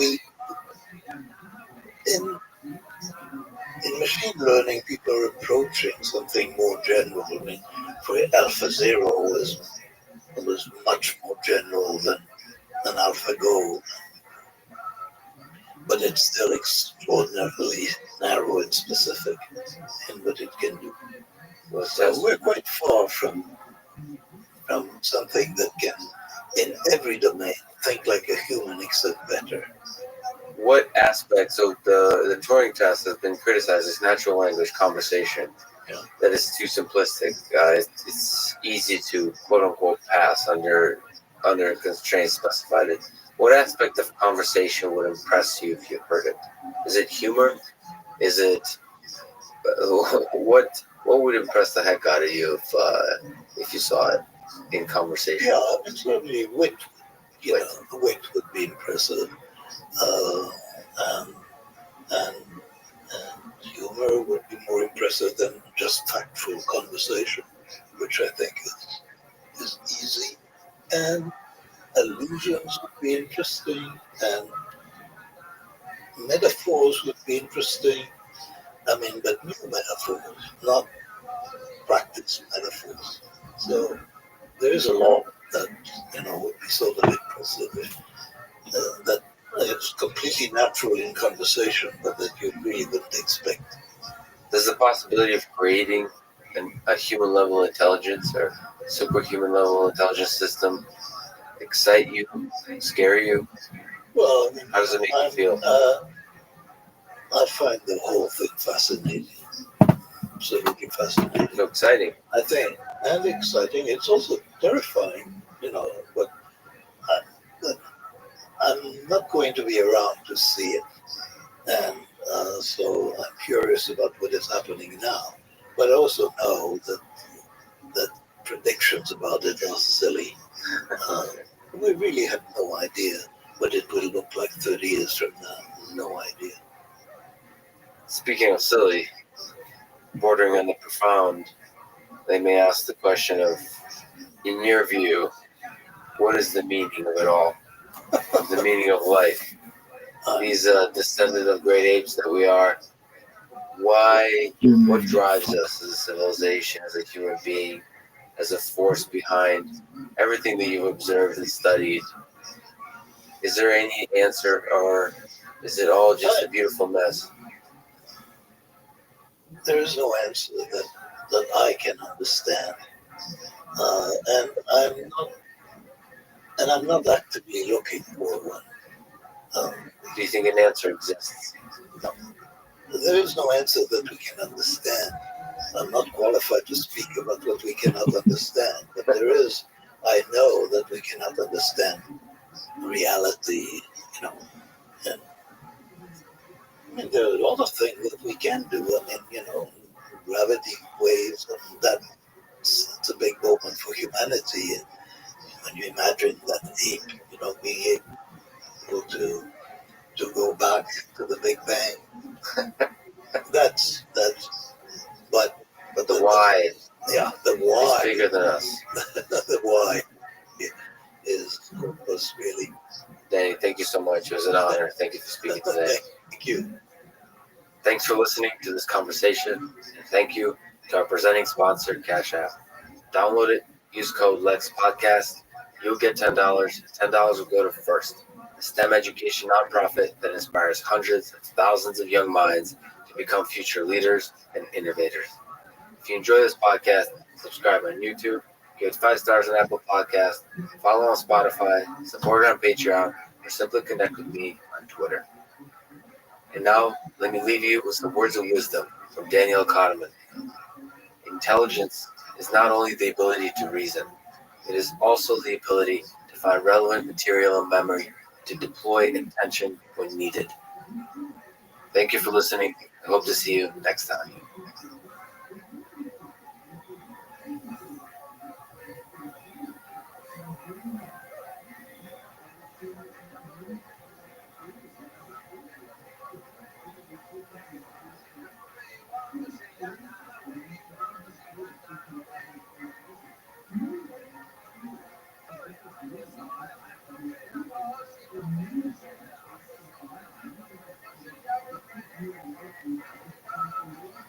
The following is a conversation with Ayana Howard. She's a roboticist, professor at Georgia Tech, and director of the Human Automation Systems Lab. With research interests in human-robot interaction, assisted robots in the home, therapy gaming apps, and remote robotic exploration of extreme environments. Like me, in her work, she cares a lot about both robots and human beings. And so I really enjoyed this conversation. This is the Artificial Intelligence Podcast. If you enjoy it, subscribe on YouTube, give it 5 stars on Apple Podcasts, follow on Spotify, support it on Patreon, or simply connect with me on Twitter at Lex Friedman, spelled Fridman. I recently started doing ads at the end of the introduction. I'll do 1 or 2 minutes after introducing the episode, and never any ads in the middle that can break the flow of the conversation. I hope that works for you and doesn't hurt the listening experience. This show is presented by Cash App, the #1 finance app in the App Store. I personally use Cash App to send money to friends, but you can also use it to buy, sell, and deposit Bitcoin in just seconds. Cash App also has a new investing feature. You can buy fractions of a stock, say $1 worth, no matter what the stock price is. Brokerage services are provided by Cash App Investing, a subsidiary of Square and member SIPC. I'm excited to be working with Cash App to support one of my favorite organizations called FIRST, best known for their FIRST robotics and Lego competitions. They educate and inspire hundreds of thousands of students in over 110 countries and have a perfect rating at Charity Navigator, which means that donated money is used to maximum effectiveness. When you get Cash App, the App Store or Google Play, and use code LEXPODCAST, you'll get $10. Cash App will also donate $10 to FIRST, which again is an organization that I've personally seen inspire girls and boys to dream of engineering a better world. And now, here's my conversation with Ayana Howard. What or who is the most amazing robot you ever met, or perhaps had the biggest impact on your career? I haven't met her, but I grew up with her. But of course, Rosie. So, and I think it's because also Who's Rosie? Rosie from the Jetsons. She is all things to all people, right? Think about it. Like anything you wanted, it was like magic. It happened. So people not only anthropomorphize but project whatever they wish for the robot to be onto. To Rosie. But also, I mean, think about it. She was socially engaging. She every so often had an attitude, right? She kept us honest. She would push back sometimes when George was doing some weird stuff. But she cared about people, especially the kids. She was like the perfect robot. And you've said that people don't want their robots to be perfect. Can you elaborate that? What do you think that is? Just like you said, Rosie pushed back a little bit every once in a while. Yeah, so I think it's that. So if you think about robotics in general, we want them because they enhance our quality of life. And usually that's linked to something that's functional, right? Even if you think of self-driving cars, why is there a fascination? Because people really do hate to drive. Like there's the Saturday driving where I can just speed, but then there's the I have to go to work every day and I'm in traffic for an hour. I mean, people really hate that. And so robots are designed to basically enhance our ability to increase our quality of life. And so the perfection comes from this aspect of interaction. If I think about how we drive, if we drove perfectly, we would never get anywhere, right? So think about how many times you had to run past the light because you see the car behind you is about to crash into you, or that little kid kind of runs into the street, and so we have to cross on the other side because there's no cars, right? Like if you think about it, we are not perfect drivers. Some of it is because it's our world. And so if you have a robot that is perfect in that sense of the word, they wouldn't really be able to function with us. Can you linger a little bit on the word perfection? So from the robotics perspective, what does that word mean, and how is sort of the optimal behaviors you're describing different than what we think of as perfection? Yeah, so perfection, if you think about it in the more theoretical point of view, it's really tied to accuracy, right? So if I have a function, can I complete it at 100% accuracy with zero errors? And so that's kind of if you think about perfection in the sense of the word. And in a self-driving car realm, do you think from a robotics perspective, we kind of think that perfection means following the rules perfectly, sort of defining, staying in the lane, changing lanes. When there's a green light, you go. When there's a red light, you stop. And and be able to perfectly see all the entities in the scene. That's the limit of what we think of as perfection. And I think that's where the problem comes, is that when people think about perfection for robotics, the ones that are the most successful are the ones that are quote unquote perfect. Like I said, Rosie is perfect, but she actually wasn't perfect in terms of accuracy, but she was perfect in terms of how she interacted and how she adapted. And I think that's some of the disconnect, is that we really want perfection with respect to its ability to adapt to us. We don't really want perfection with respect to 100% accuracy with respect to the rules that we just made up anyway, right? And so I think there's this disconnect sometimes between what we really want and what happens. And we see this all the time, like in my research, right? Like the optimal, quote unquote, optimal interactions are when the robot is adapting based on the person, not 100% following what's optimal based on the rules. Just to linger on autonomous vehicles for a second, just your thoughts, maybe off the top of the head. How hard is that problem, do you think, based on what we just talked about? There's a lot of folks in the automotive industry that are very confident, from Elon Musk to Waymo to all these companies. How hard is it to solve that last piece? Last That's mile. the gap between the perfection and the human definition of how you actually function in this world. Yeah, so this is a moving target. So I remember when all the big companies started to heavily invest in this. And there was a number of even roboticists, as well as folks who were putting in the VCs and corporations, Elon Musk being one of them, that said, self-driving cars on the road with people, within 5 years. That was a little while ago, and now people are saying 5 years, 10 years, 20 years. Some are saying never.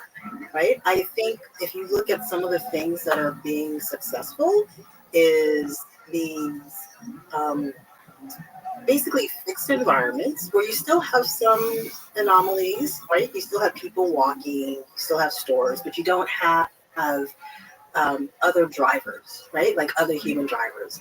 Is a dedicated space for the cars. Because if you think about robotics in general, where it's always been successful is, you can say manufacturing, like way back in the day, right? It was a fixed environment. Humans were not part of the equation. We're a lot better than that, but like when we can carve out scenarios that are closer to that space, then I think that it's where we are. So a closed campus where you don't have self-driving cars and maybe some protection so that the students don't jet in front just because they want to see what happens. Like having a little bit, I think that's where we're going to see the most success in the near future. It'd be slow moving. Right. Not 55, 60, 70 miles an hour, but the speed of a golf cart, right? So that said, the most successful in the automotive industry robots operating today in the hands of real people are ones that are traveling over 55 miles an hour and in unconstrained environments, which is Tesla vehicles, Tesla Autopilot. So I would love to hear some of your just thoughts of two things. So one, I don't know if you've heard about something called Smart Summon, where Tesla autopilot system, where the car drives zero occupancy, no driver in the parking lot, slowly sort of tries to navigate the parking lot to find itself to you. And there's some incredible amounts of videos and just hilarity that happens as it awkwardly tries to navigate this environment. But it's a beautiful nonverbal communication between machine and human that I think is it's some of the work that you do in this kind of interesting human robot interaction space. So what are your thoughts in general? So I do have that feature. Do you drive a Tesla? I do. Mainly because I'm a gadget, right? So I say it's a gadget that happens to have some wheels. And yeah, I've seen some of the videos. But what's your experience like? I mean, you're a human robot interaction roboticist. You're legit sort of expert in the field. So what does it feel for a machine to come to you? It's one of these very fascinating things, but also I am hyper alert, right? Like I'm hyper alert. Like my thumb is like, oh, okay, I'm ready to take over. Even when I'm in my car, I'm doing things like automated backing into. So there's like a feature where you can do this automated backing into a parking space, or putting the car out of your garage, or even pseudo autopilot on the freeway, right? I am hypersensitive. I can feel like as I navigate, like, yeah, that's an error right there. Like I am very aware of it, but I'm also fascinated by it, and it does get better. Like I look and see it's learning from all of the people who are cutting it on. Like every time I cut it on, it's getting better, right? And so I think that's what's amazing about it, is that this nice dance of you're still hyper vigilant, so you're still not trusting it at all. Yeah, and yet you're using it. What on the highway? If I were to what as a roboticist, we'll talk about trust a little bit. What? How do you explain that? You still use it. Is it the gadget-free part, like where you just enjoy exploring technology, or is that the right actually balance between robotics and humans, where you use it but don't trust it, and somehow there's this dance that ultimately is a positive? Yeah, so I think I just don't necessarily trust technology, but I'm an early adopter. right? So when it first comes out, I will use everything, but I will be very, very cautious in how I use it. Do you read about it, or do you explore it by just try it? Do you do like crudely, to put it crudely? Do you read the manual, or do you learn through exploration? I'm an explorer. If I have to read the manual, then I do design. Then it's a bad user interface. It's a failure.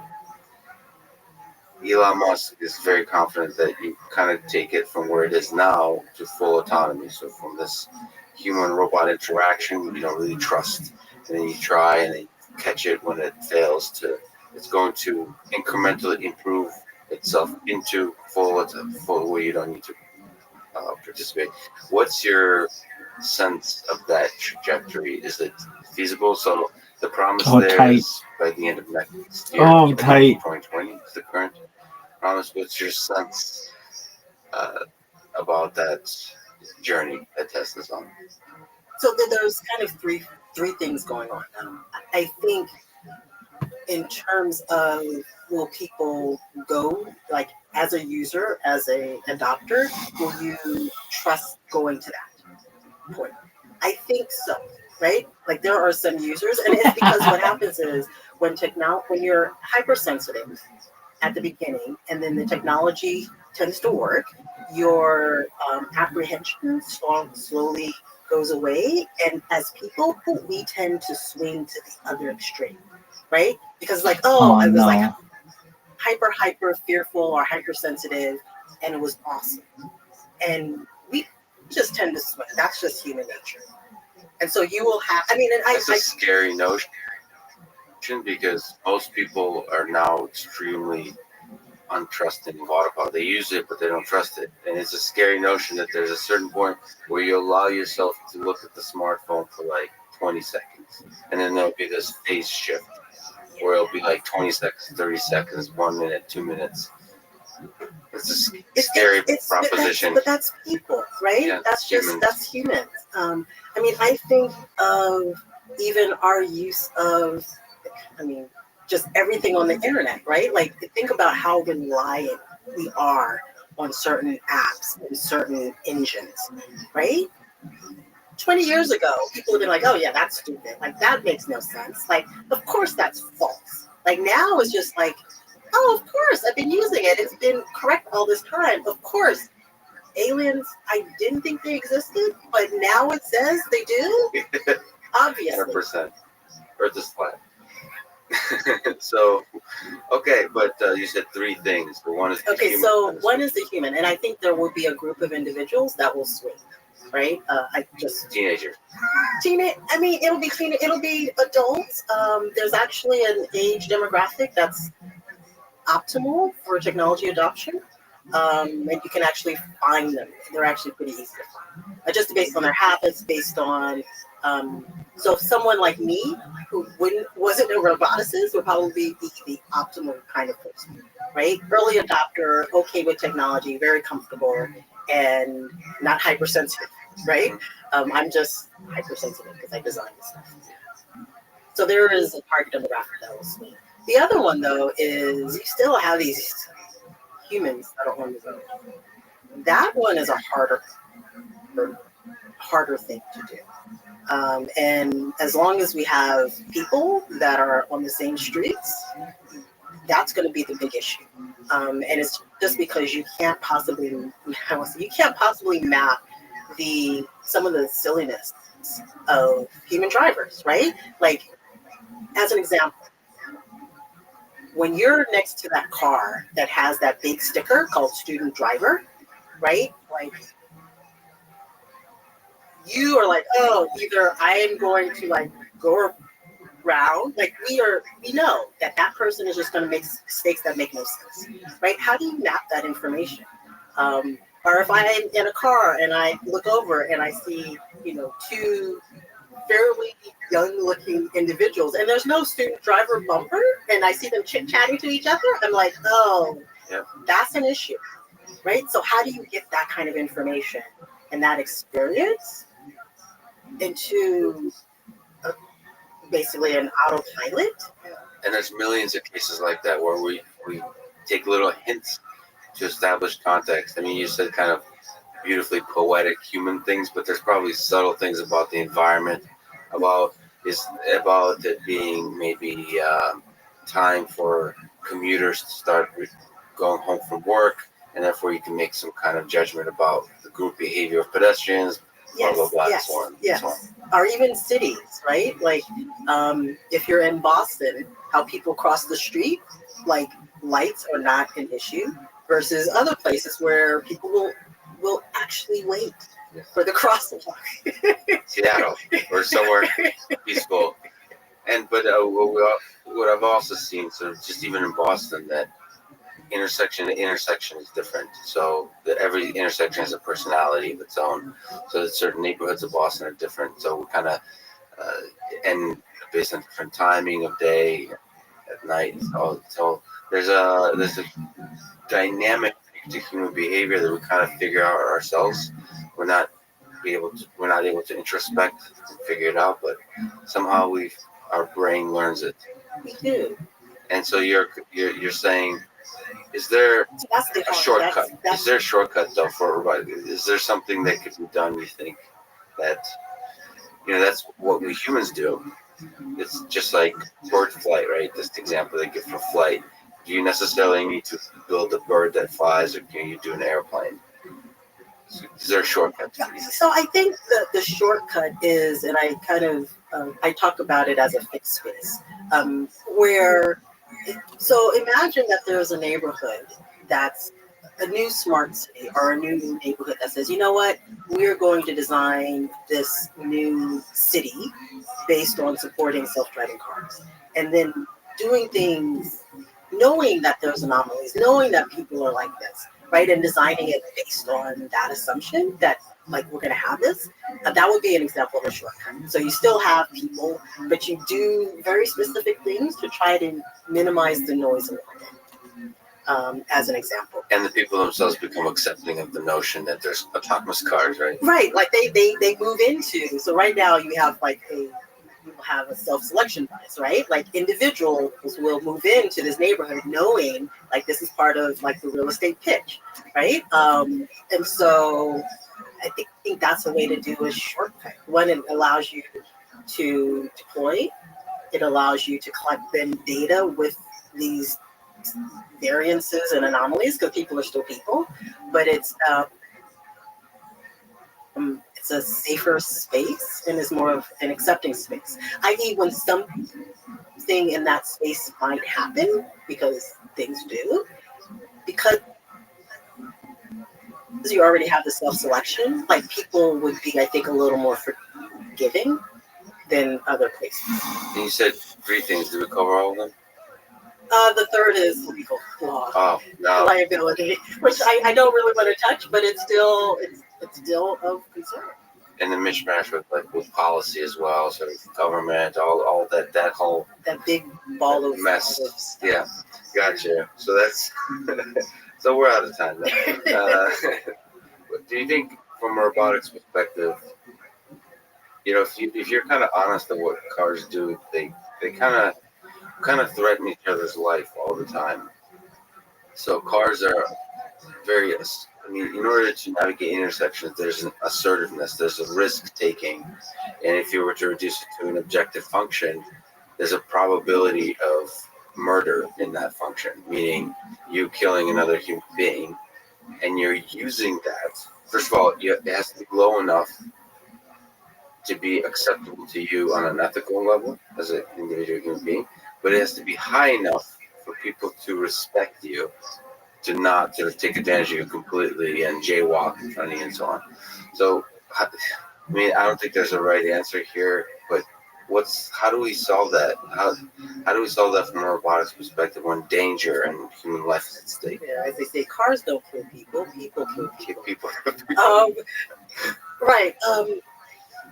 So I think. And now robotic algorithms would be killing people. Right. So it will be robotics algorithms that are it will be robotic algorithms don't kill people. Developers of robotic algorithms kill people. Right. I mean, one of the things is people are still in the loop, and at least in the near and mid-term, I think people will still be in the loop at some point, even if it's the developer. Like we're not necessarily at the stage where, robots are programming autonomous robots with different behaviors quite yet. Not That's a scary notion. Sorry to interrupt. That a developer has some responsibility in the death of a human being. That's a.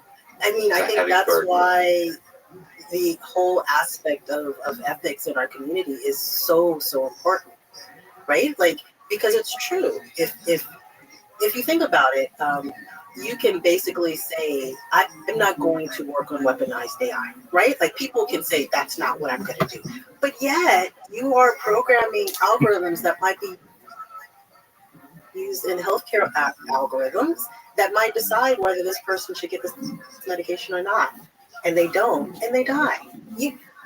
So that is your responsibility, right? And if you're not conscious and aware that you do have that power when you're coding and things like that, I think that's just not a good thing. Like we need to think about this responsibility as we program robots and computing devices much more than we are.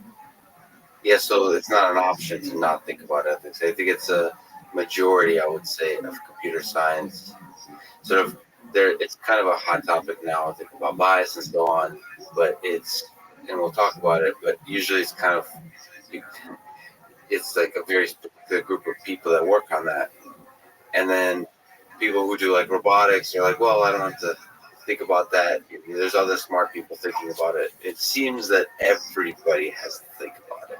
It's not, you can't escape the ethics, whether it's bias or just every aspect of ethics that has to do with human beings. Everyone. So think about, I'm going to age myself, but I remember when we didn't have like testers, right? And so what did you do? As a developer, you had to test your own code, right? Like you had to go through all the cases and figure it out, and and then they realized that, like we probably need to have testing because we're not getting all the things.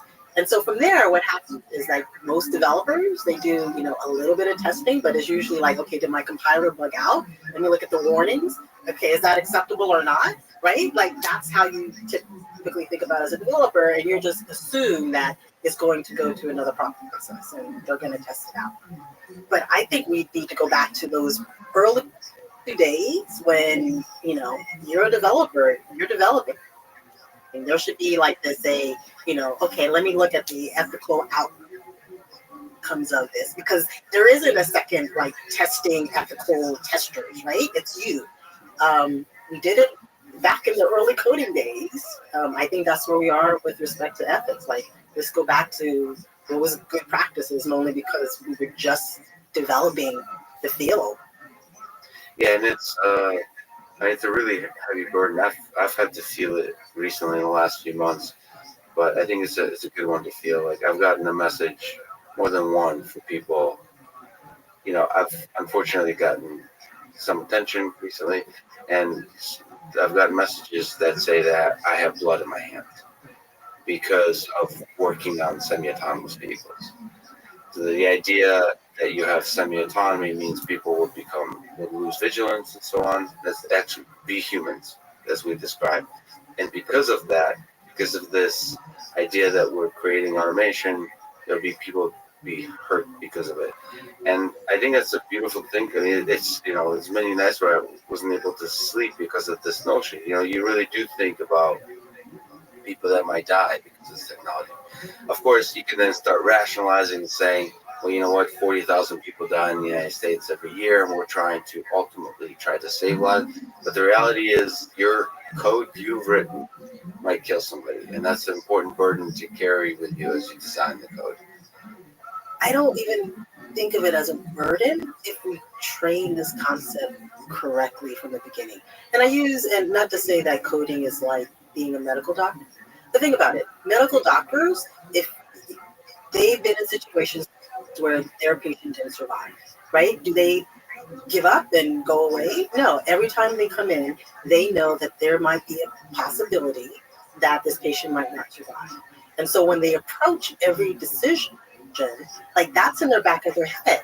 And so why isn't that we aren't teaching, and those are tools though. right? They are given some of the tools to address that so that they don't go crazy. But we don't give those tools so that it does feel like a burden versus something of, I have a great gift and I can do great, awesome, good, but with it comes great responsibility. I mean, that's what we teach in terms of, you think about the medical schools, right? Great gift, great responsibility. I think if we just change the messaging a little, great gift, being a developer, great responsibility, and this is how you combine those. But do you think, and this is really interesting, it's outside, I actually have no friends who are sort of surgeons or doctors. And what does it feel like to make a mistake in a surgery and somebody to die because of that? Like, is that something you could be taught in medical school, sort of how to be accepting of that risk? So, because I do a lot of work with healthcare robotics, I have not lost a patient, for example. The first one's always the hardest, right? But they really teach the value, right? So they teach responsibility, but they also teach the value. Like, you're saving 40,000, but in order to really feel good about that, when you come to a decision, you have to be able to say at the end, I did all that I could possibly do, right? Versus well, I just picked the first widget, and right? Like, so every decision is actually thought through. It's not a habit. It's not let me just take the best algorithm that my friend gave me, right? It's is this it? This the best? Have I done my best to do good, right? And so You're right, and I think burden is the wrong word. It's a gift, but you have to treat it extremely seriously. correct. So on a slightly related note, in a recent paper, The Ugly Truth About Ourselves and Our Robot Creations, you highlight some biases that may affect the function in various robotic systems. Can you talk through, if you remember, examples of some? There's a lot of examples. What is bias? Yeah, so bias is this, and so bias, which is different than prejudice. So bias is that we all have these preconceived notions about particular, everything from particular groups to habits to identity, right? So we have these predispositions. And so when we address a problem, we look at a problem and make a decision, those preconceived notions might affect our outputs or outcomes. So there, the bias could be positive, negative, and then is prejudice the negative? Prejudice is the negative, right? So prejudice is that not only are you aware of your bias, but you are then take it and have a negative outcome, even though you're aware. Like, and there could be gray areas too. there's always gray areas. That's the challenging aspect for all ethical questions. Right? So I always like, so there's a funny one, and in fact, I think it might be in the paper, because I think I talk about self-driving cars. But think about this. We, for teenagers, right, typically, Welcome. Insurance companies charge quite a bit of money. Yo, what's going on, Dory Crypto? You come in here. I want to talk with you. How are you? I'm really into crypto. I'm wearing crypto merchandise right now. This is all crypto merchandise. Let's chop it up.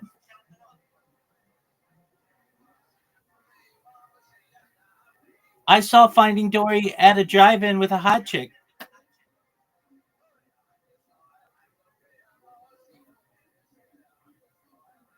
All right, well, we'll continue watching AI stuff.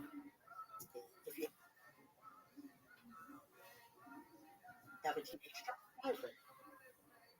This girl's fine, dog. Her smile could have licked her teeth. Right? But no She one licked mine. I mean, parents will be grumpy, but no one really Allegedly. says that that's not fair. That's interesting. We don't. That's right. That's right. It's everybody in human factors and safety research almost. I mean, it's quite ruthlessly critical with teenagers, and we don't question. Is that okay? Is that okay to be ageist in this kind of way? It is, and it is ageist, right? It's definitely ageist. There's no question about it. And so this is the gray area, right? Because Teenagers are more likely to be in accidents, and so there's actually some data to it. But then if you take that same example and you say, well, I'm going to make the insurance higher for an area of Boston because there's a lot of accidents, and then they find out that that's correlated with socioeconomics. Well, then it becomes a problem, right? Like that is not acceptable. But yet the teenager, which is age, it's against age, is, right? So we figure that out as a society by having conversations, by having discourse. I mean, throughout history, the definition of what is ethical and not has changed, and hopefully always for the better. Correct. So in terms of bias or prejudice in algorithms, what examples do you sometimes think about? So I think about quite a bit the medical domain, just because historically, right, the healthcare domain has had these biases, typically based on gender and ethnicity, primarily, a little on age, but not so much. Historically, if you think about FDA and drug trials, it's harder to find women that aren't childbearing, and so you may not test on drugs at the same level, right? So there's these things, and so if you think about robotics, right, something as simple as I'd like to design an exoskeleton, right? What should the material be? What should the weight be? What should the form factor be? Who are you going to design it around? I will say that in the U.S., women average Audie, how are you, is girl? slightly different than guys. So who are you going to choose? What's good?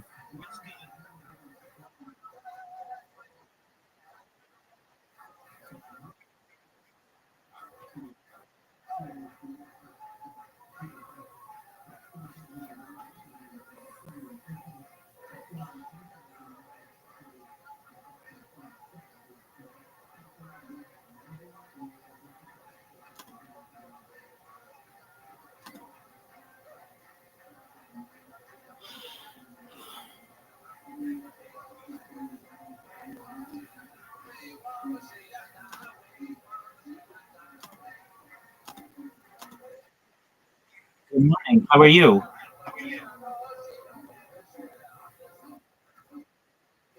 Would you like a briefing on all that is good in my world? All right. Well, firstly, you're here. Bing. Secondly, all right. So Blue Sky and I are just going at it. Did you ever see Rocky 4?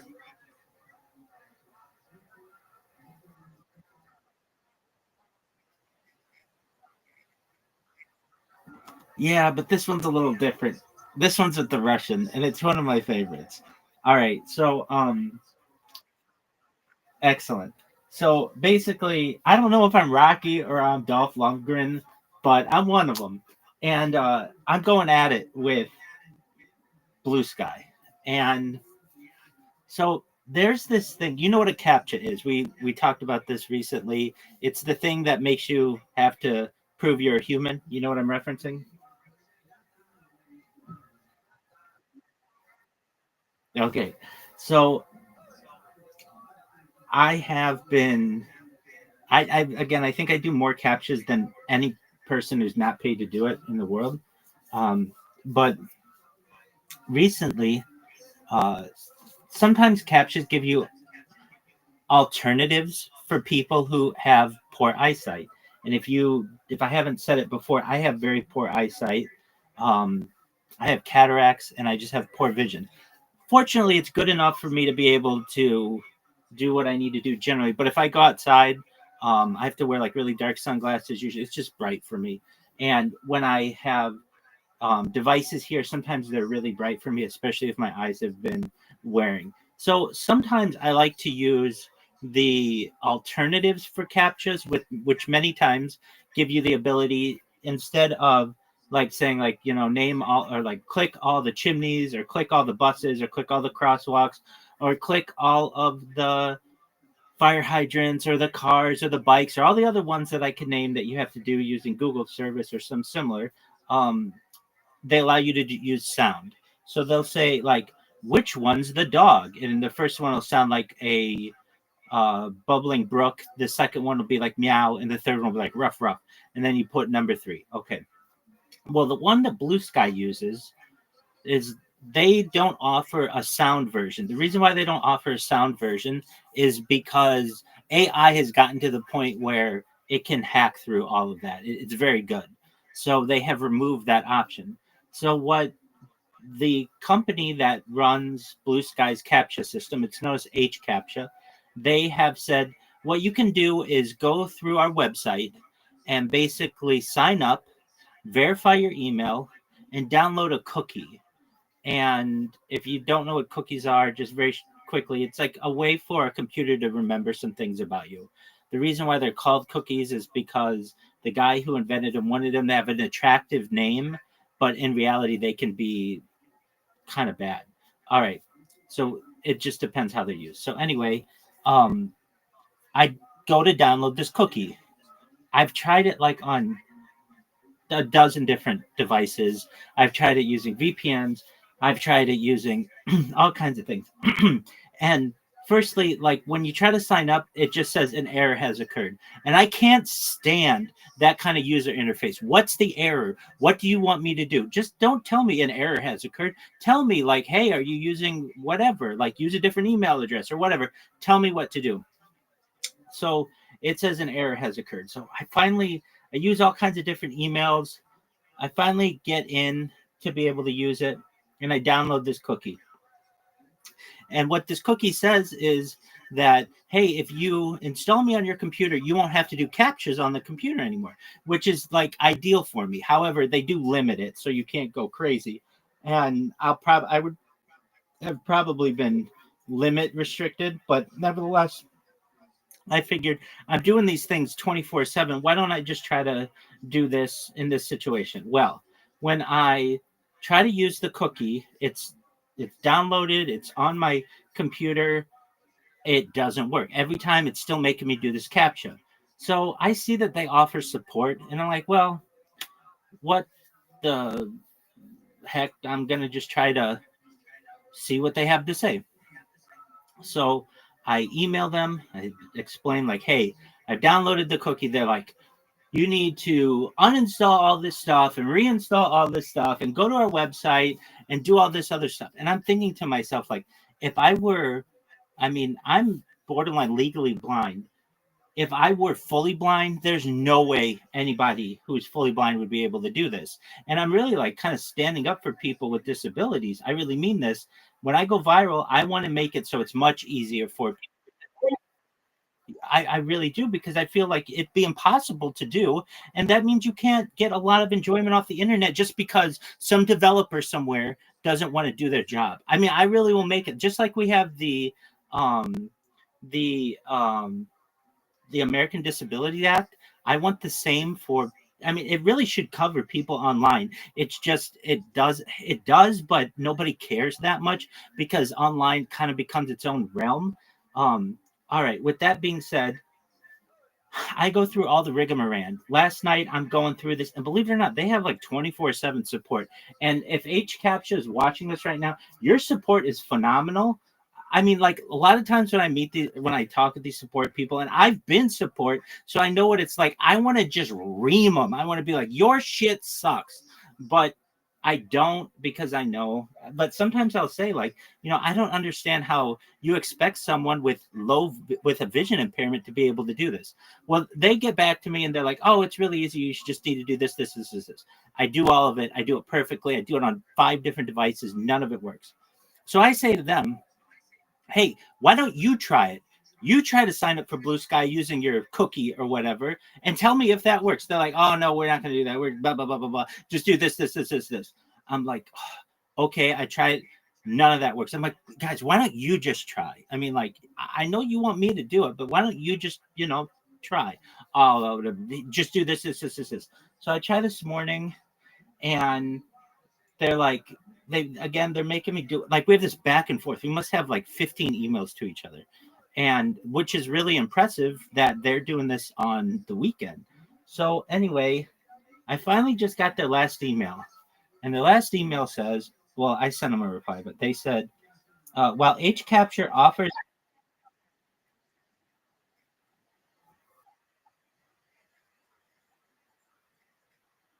Oh, absolutely. Welcome to my world, Audie. So they say while HCAPTCHA offers an accessibility solution, integrators may choose to disable this option.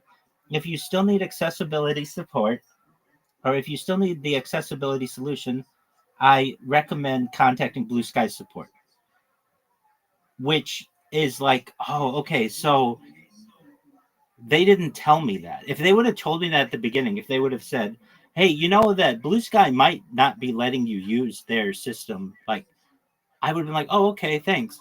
But instead, they're like, no, this must work. This is good. This is all you have to do is these 4 different steps, take screenshots, click, like, do all. I did all these tests for them. So I just replied, like, put this to me, this in simple language, and they'll get back to me. They haven't yet, but I just sent it like 14 minutes ago, not a long time. I said, oh, okay. So you're saying that Blue Sky may have enabled a feature to turn off the accessibility cookie? Just curious, are you able to get the accessibility cookie to work on Blue Sky? So they'll get back to me and they'll be like, oh, no, it doesn't work. And I would be like, dog, I asked you to do that yesterday and 14 emails ago. We could have, like, not had to go through this little tango. But nevertheless, that's where I'm at with them.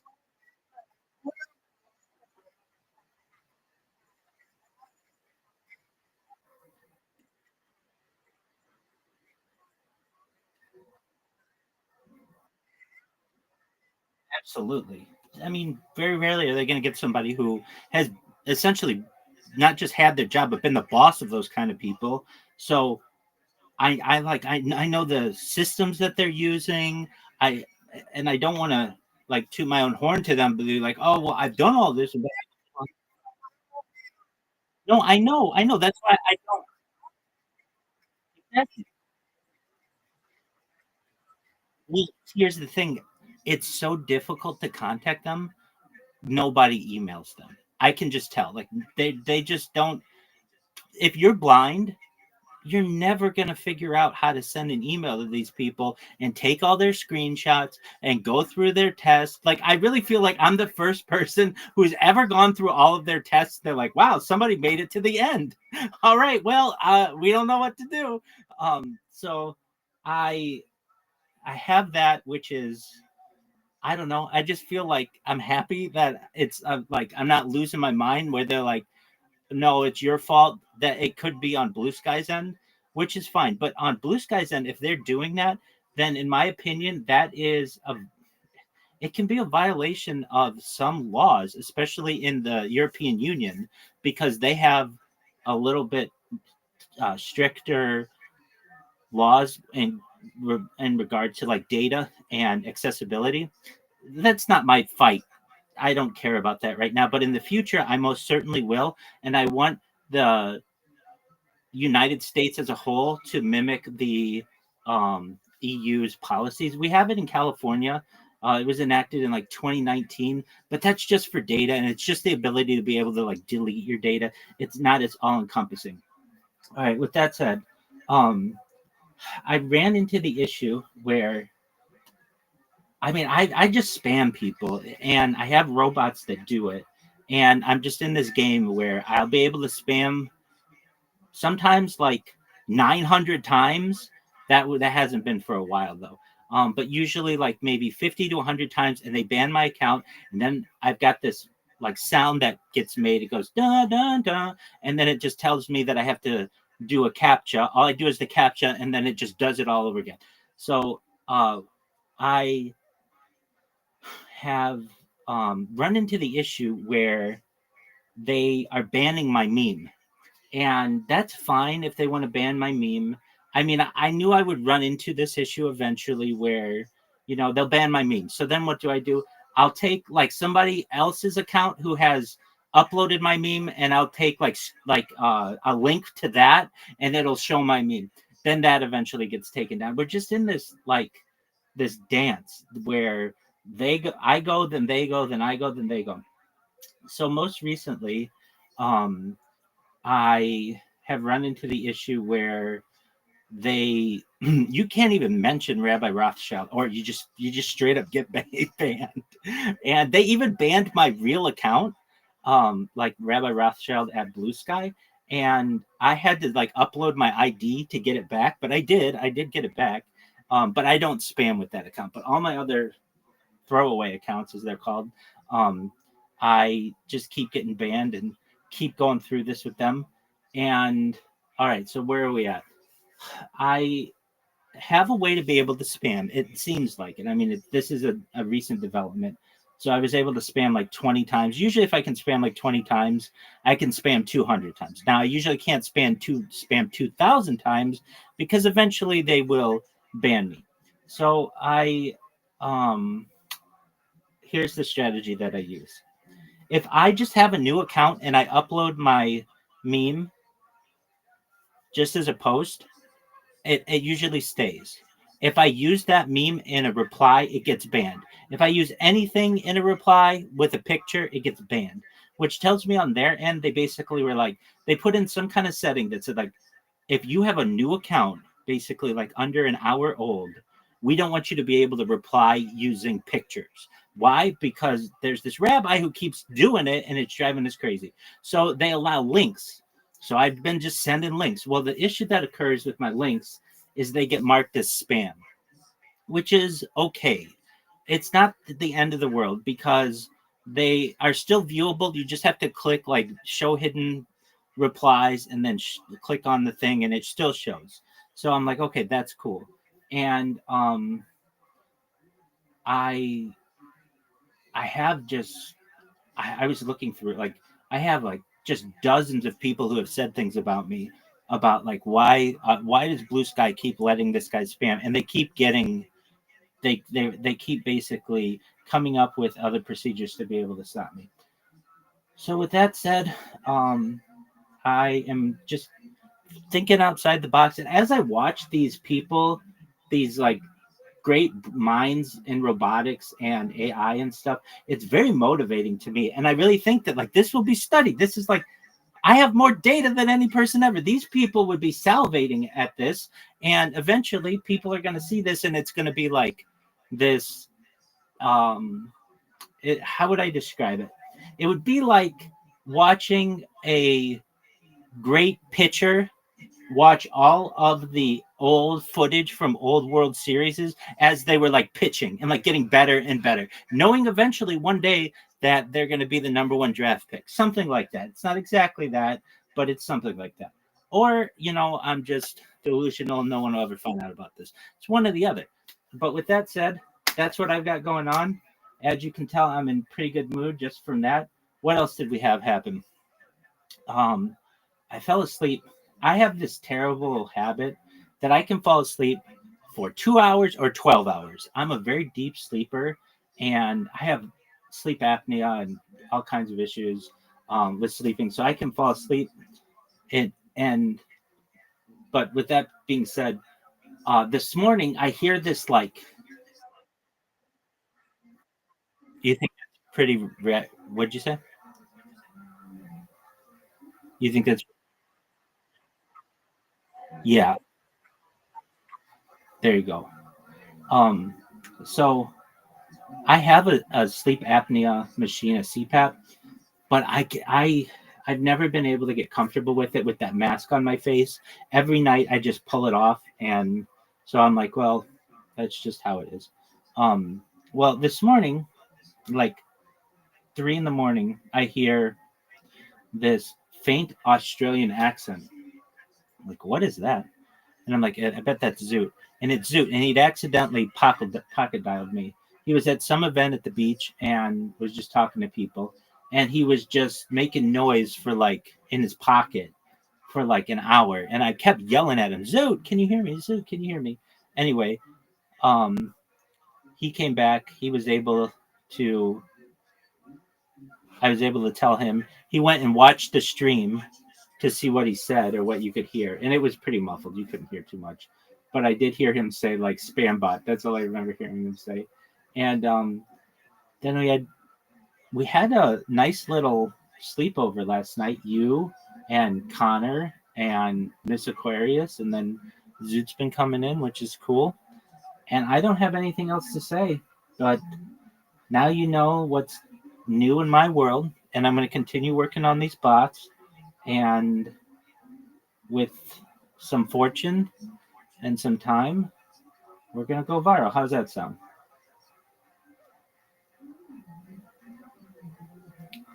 Well,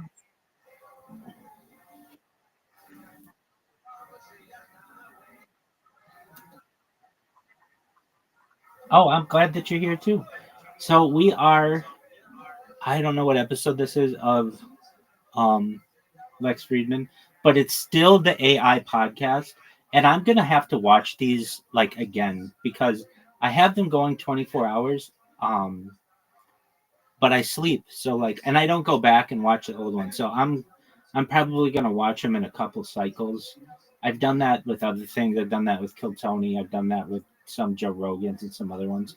Um, but I find these fascinating. Like these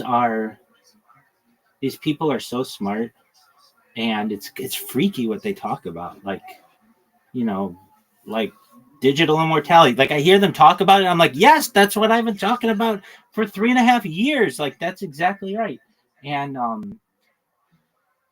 it's exciting to see that they are. It's like a time capsule because they're like in the end of 2019. They haven't had the pandemic. They don't know anything about it, and it's going to blindside them. And it's going to be interesting how that changes everything for them.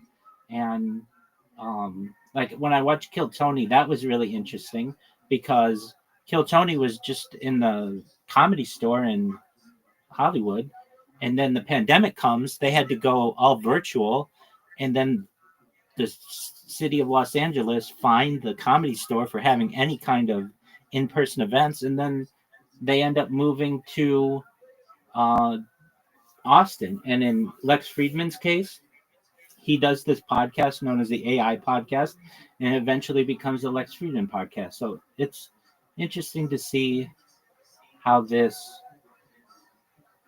evolves. All right. Is there anything else that I want to say?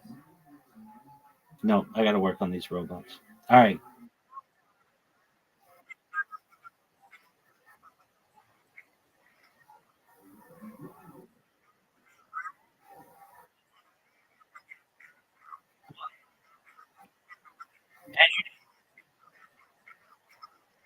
As you should. It,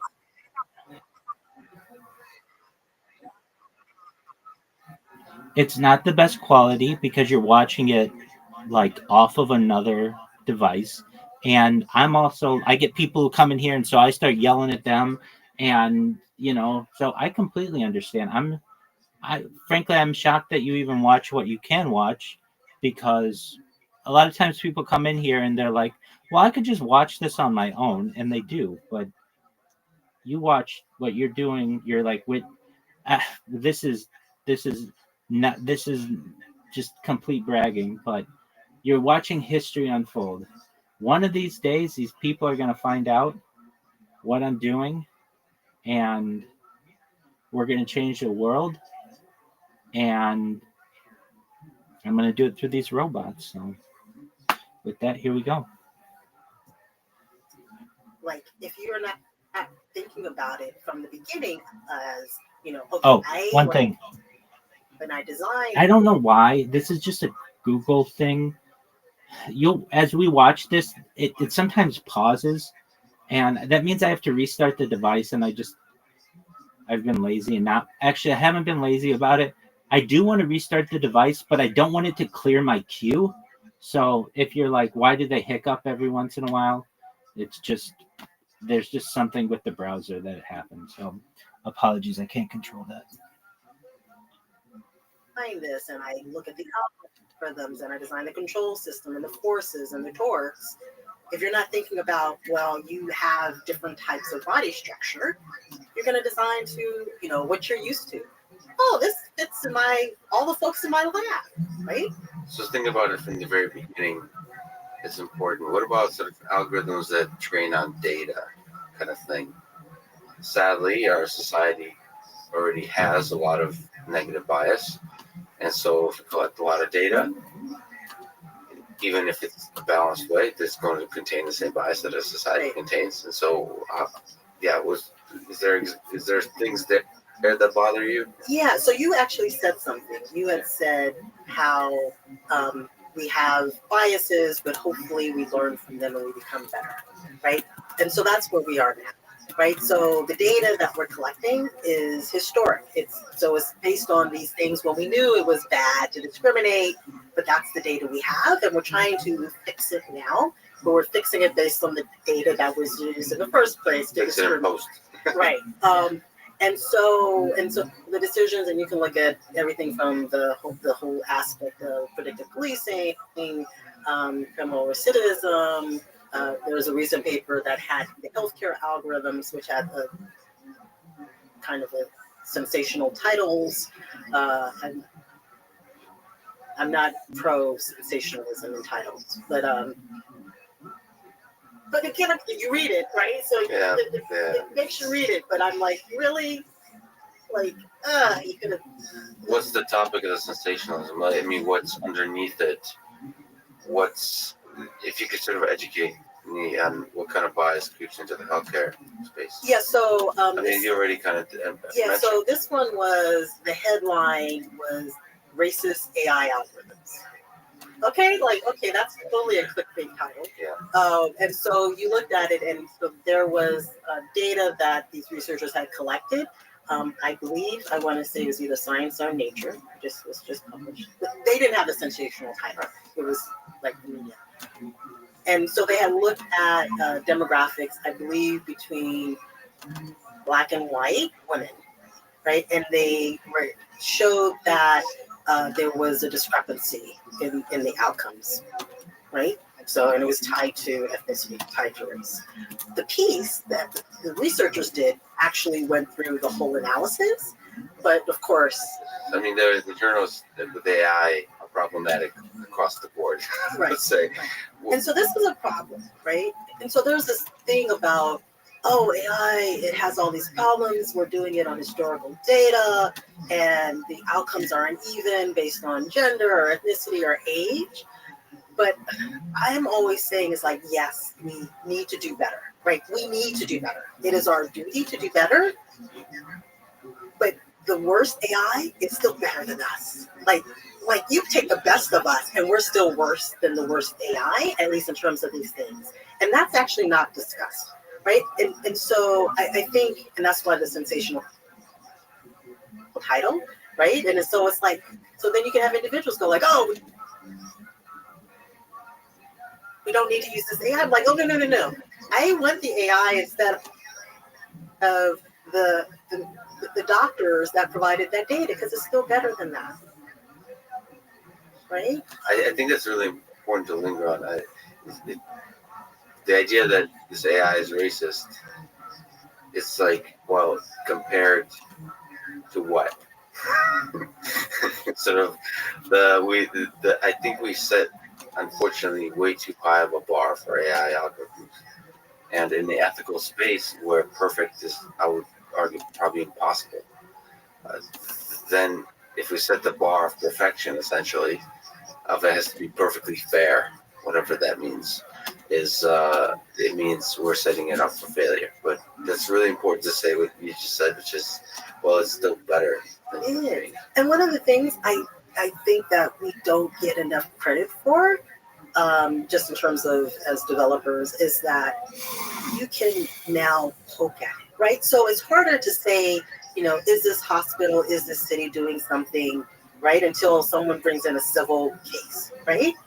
Well, with AI, it can process through all this data and say, hey, yes, there's an issue here, but here it is, we've identified it, and then the next step is to fix it.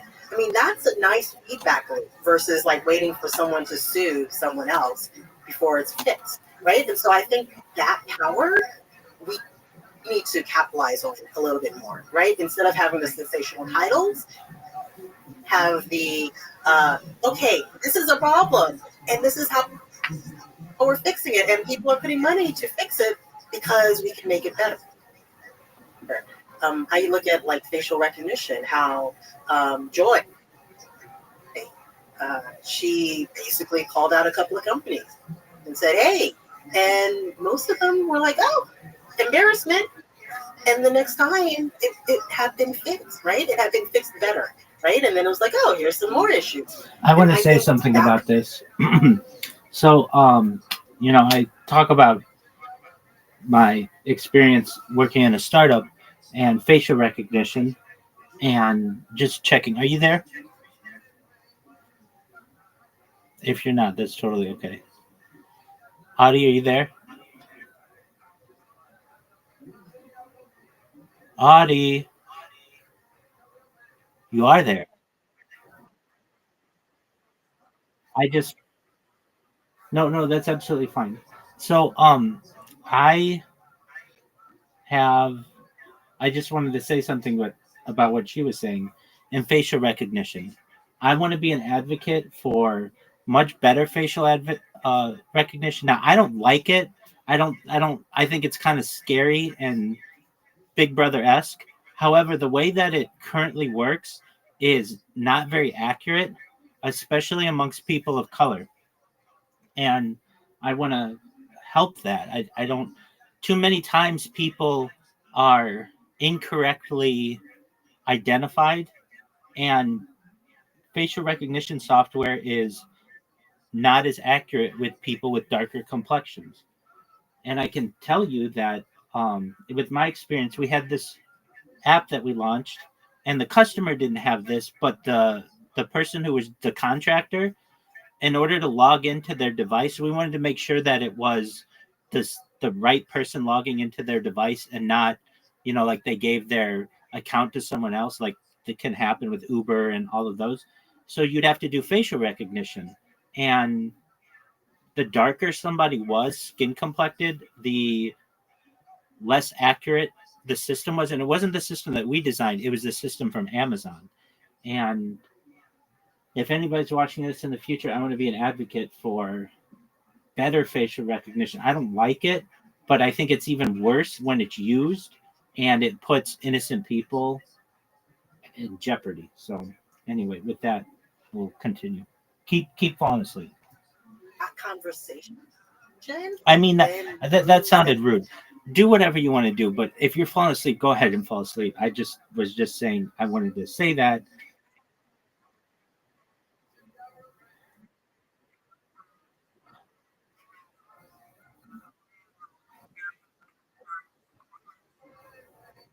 Oh, I misheard you. I thought you said my phone was on my face, and I thought you meant like you fell asleep. Apologies. You do you. But I did not want that to sound rude. Thank you for being here. is that needle to be having much more fair and unbiased and ethical aspects, as long as both sides, the developers are willing to say, okay, I hear you.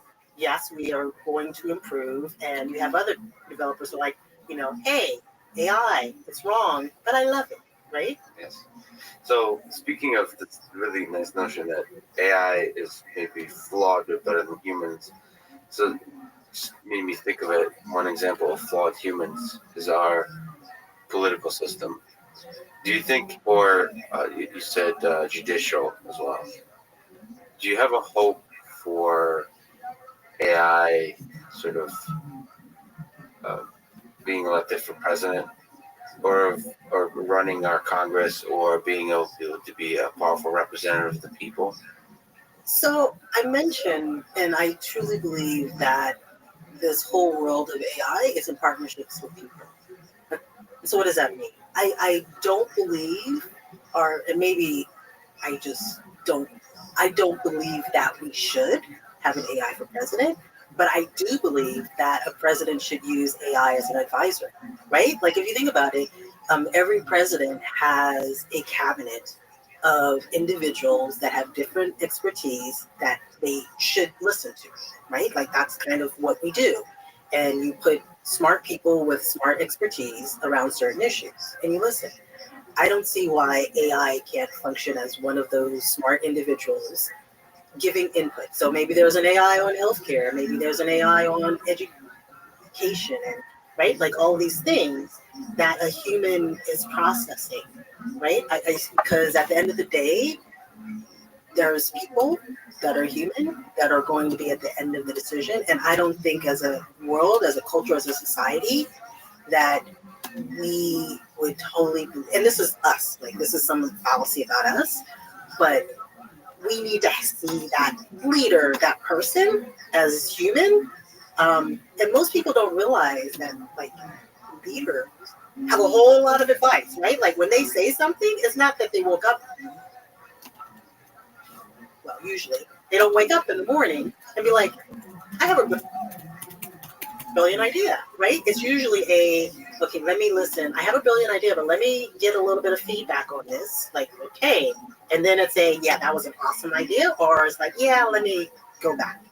We already talked through a bunch of them, but are there some possible solutions to the bias that's present in our algorithms beyond what we just talked about? So I think there's two paths. One is to figure out how to systematically do the feedback and correction. So right now it's ad hoc, right? It's a researcher identifies some outcomes that are don't seem to be fair, right? They publish it, they write about it, and either the developer or the companies that have adopted the algorithms may try to fix it, right? And so it's really ad hoc and it's not systematic. It's kind of like, I'm a researcher, that seems like an interesting problem, which means that there's a whole lot out there that's not being looked at, right? Because it's kind of researcher driven. I don't necessarily have a solution, but that process I think could be done a little bit better. One way is I'm going to poke a little bit at some of the corporations, right? Like maybe the corporations, when they think about a product, they should, instead of, in addition to hiring these, bug, they give these, Oh yeah. where you Like awards when you find a bug. Yeah, security bug. Yeah. Let's put it like we will give whatever the award is that we give for the people who find these security holes. Find an ethics hole, right? Like find an unfairness hole, and we will pay you X for each one you find. I mean, why can't they do that? Yeah. One, it's a win-win. They show that they're concerned about it, that this is important, and they don't have to necessarily dedicate it their own like internal resources. And it also means that everyone who has like their own bias lens, like I'm interested in age, and so I'll find the ones based on age, and I'm interested in gender, and right, which means that you get like all of these different perspectives. But you think of it in a data-driven way. So like, sort of, if we look at a company like Twitter, it's under a lot of fire for discriminating against certain political beliefs. Correct.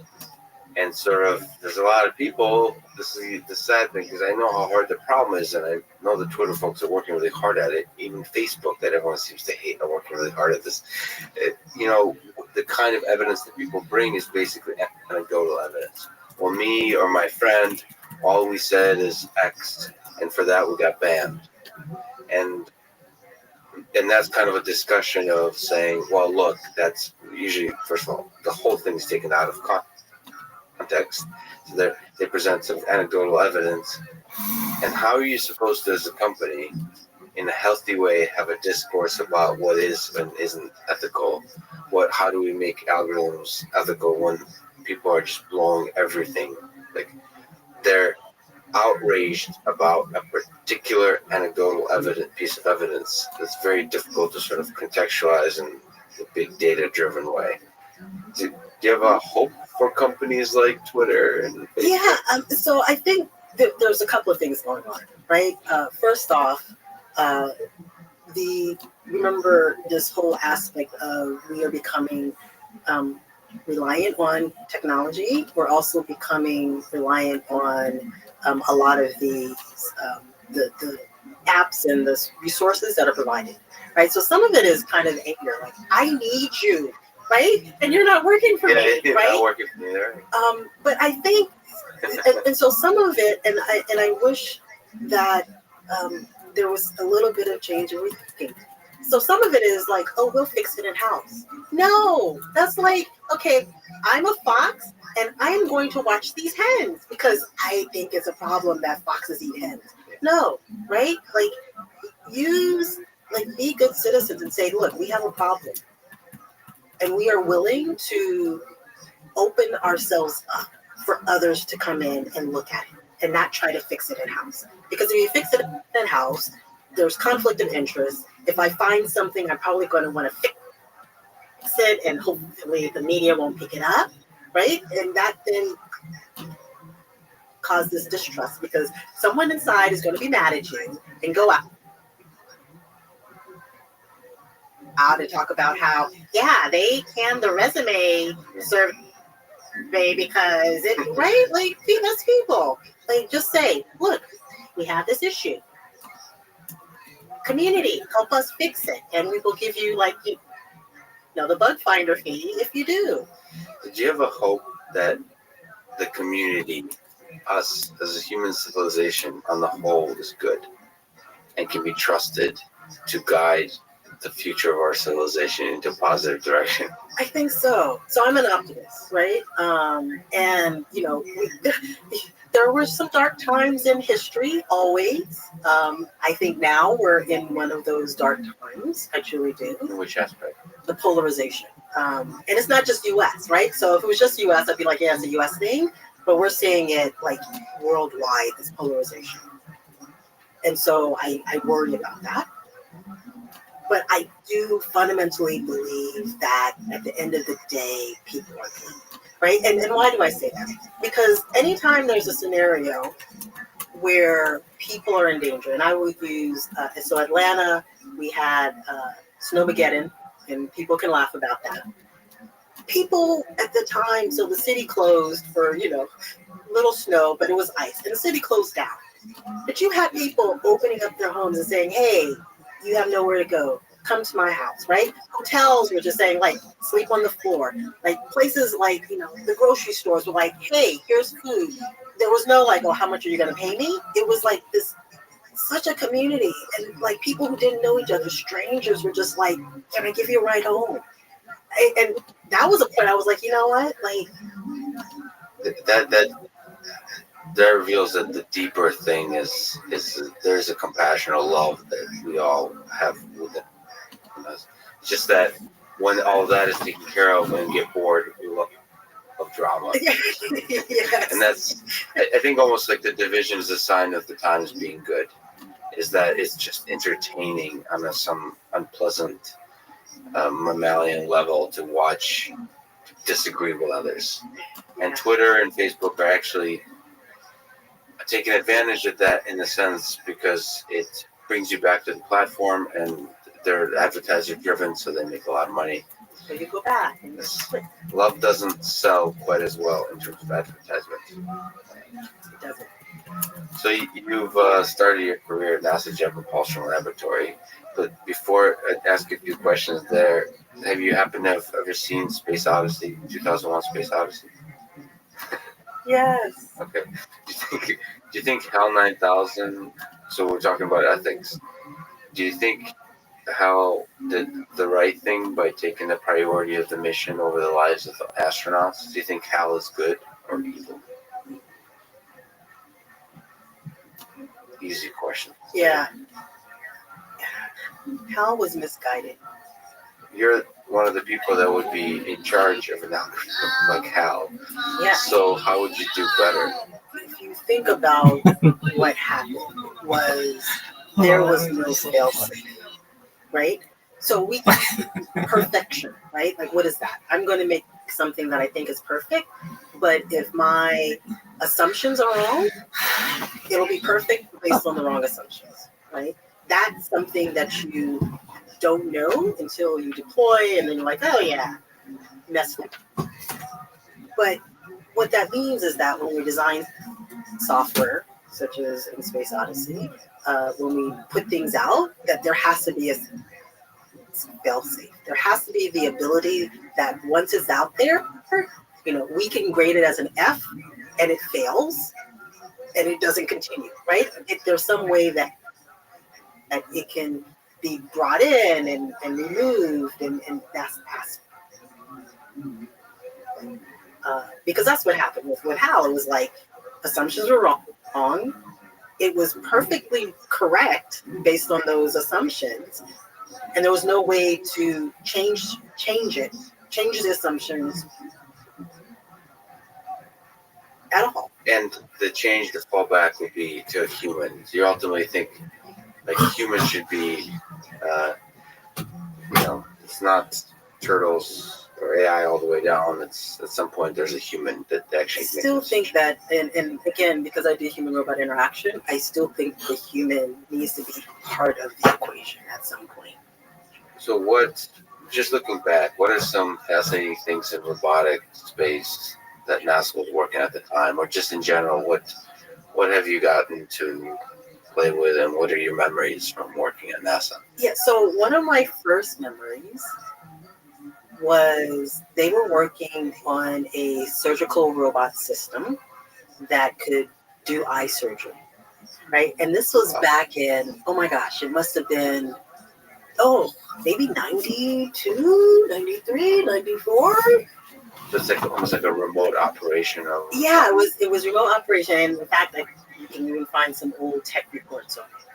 So think of it, like now we have Da Vinci, right? Like think of it, but these were like the late 90s, right? And I remember going into the lab one day and I was like, what's that, right? And of course, it wasn't pretty, right? Because the technology, but it was like functional, and you had this individual that could use a version of haptics to actually do the surgery, and they had this mock-up of a human face and like the eyeballs, and you can see this little drill, and I was like, oh, that is so cool. That one I vividly remember because it was so outside of my possible thoughts of what could be done. Just the kind of precision and what's the most amazing of a thing like that?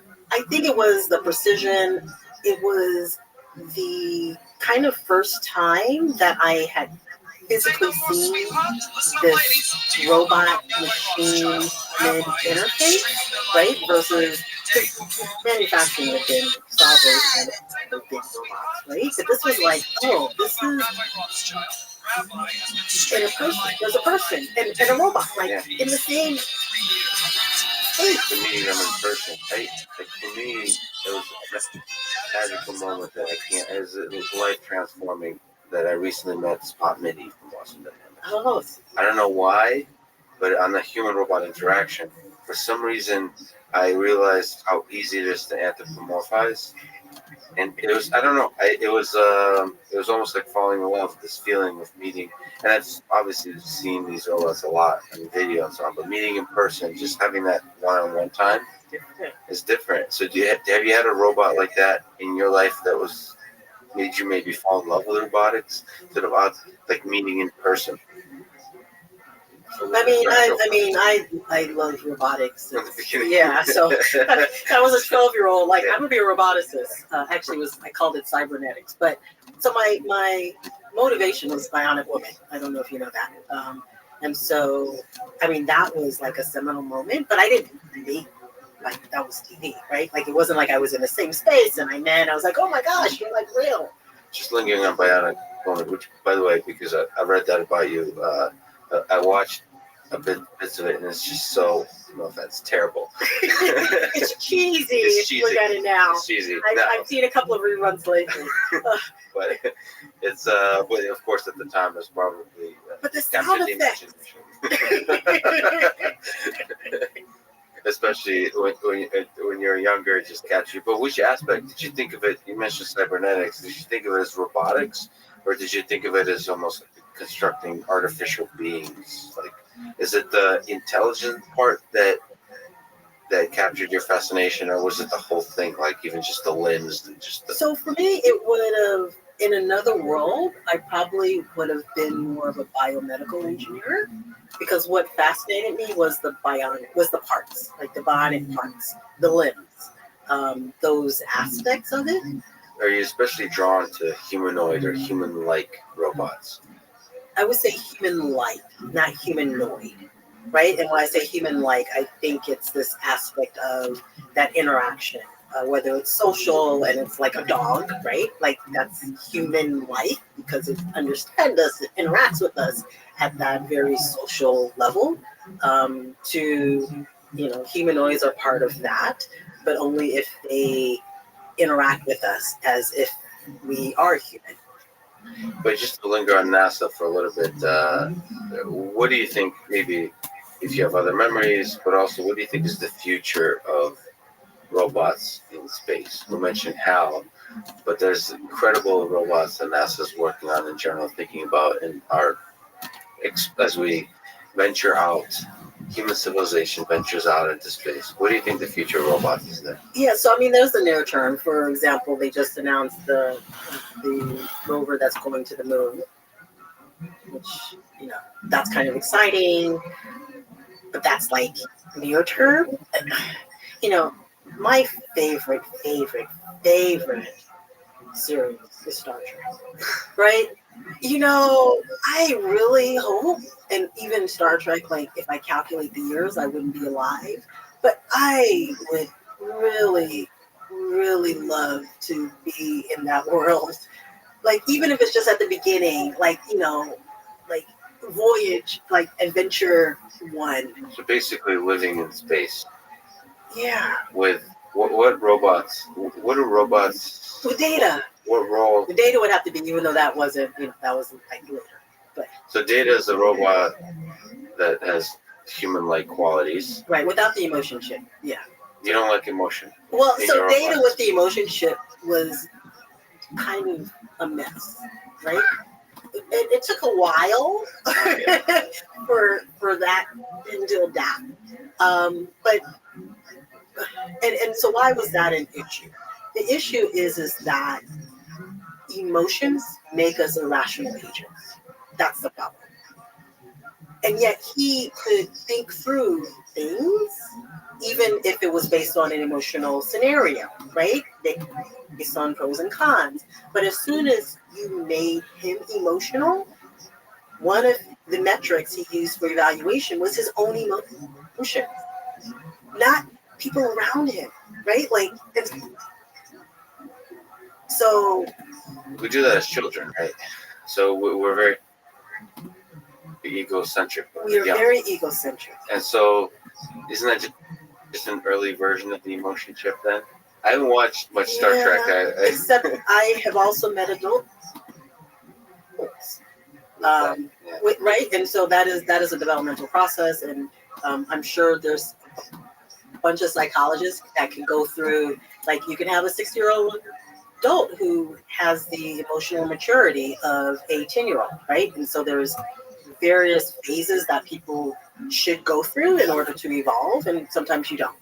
So how much psychology do you think, a topic that's rarely mentioned in robotics, but how much does psychology come to play when you're talking about HRI, human-robot interaction, when you have to have robots that actually interact with you? Tons. So we, like my group, as well as I, read a lot in the cognitive science literature as well as the psychology literature, because they understand a lot about human-human relations and developmental milestones and things like that.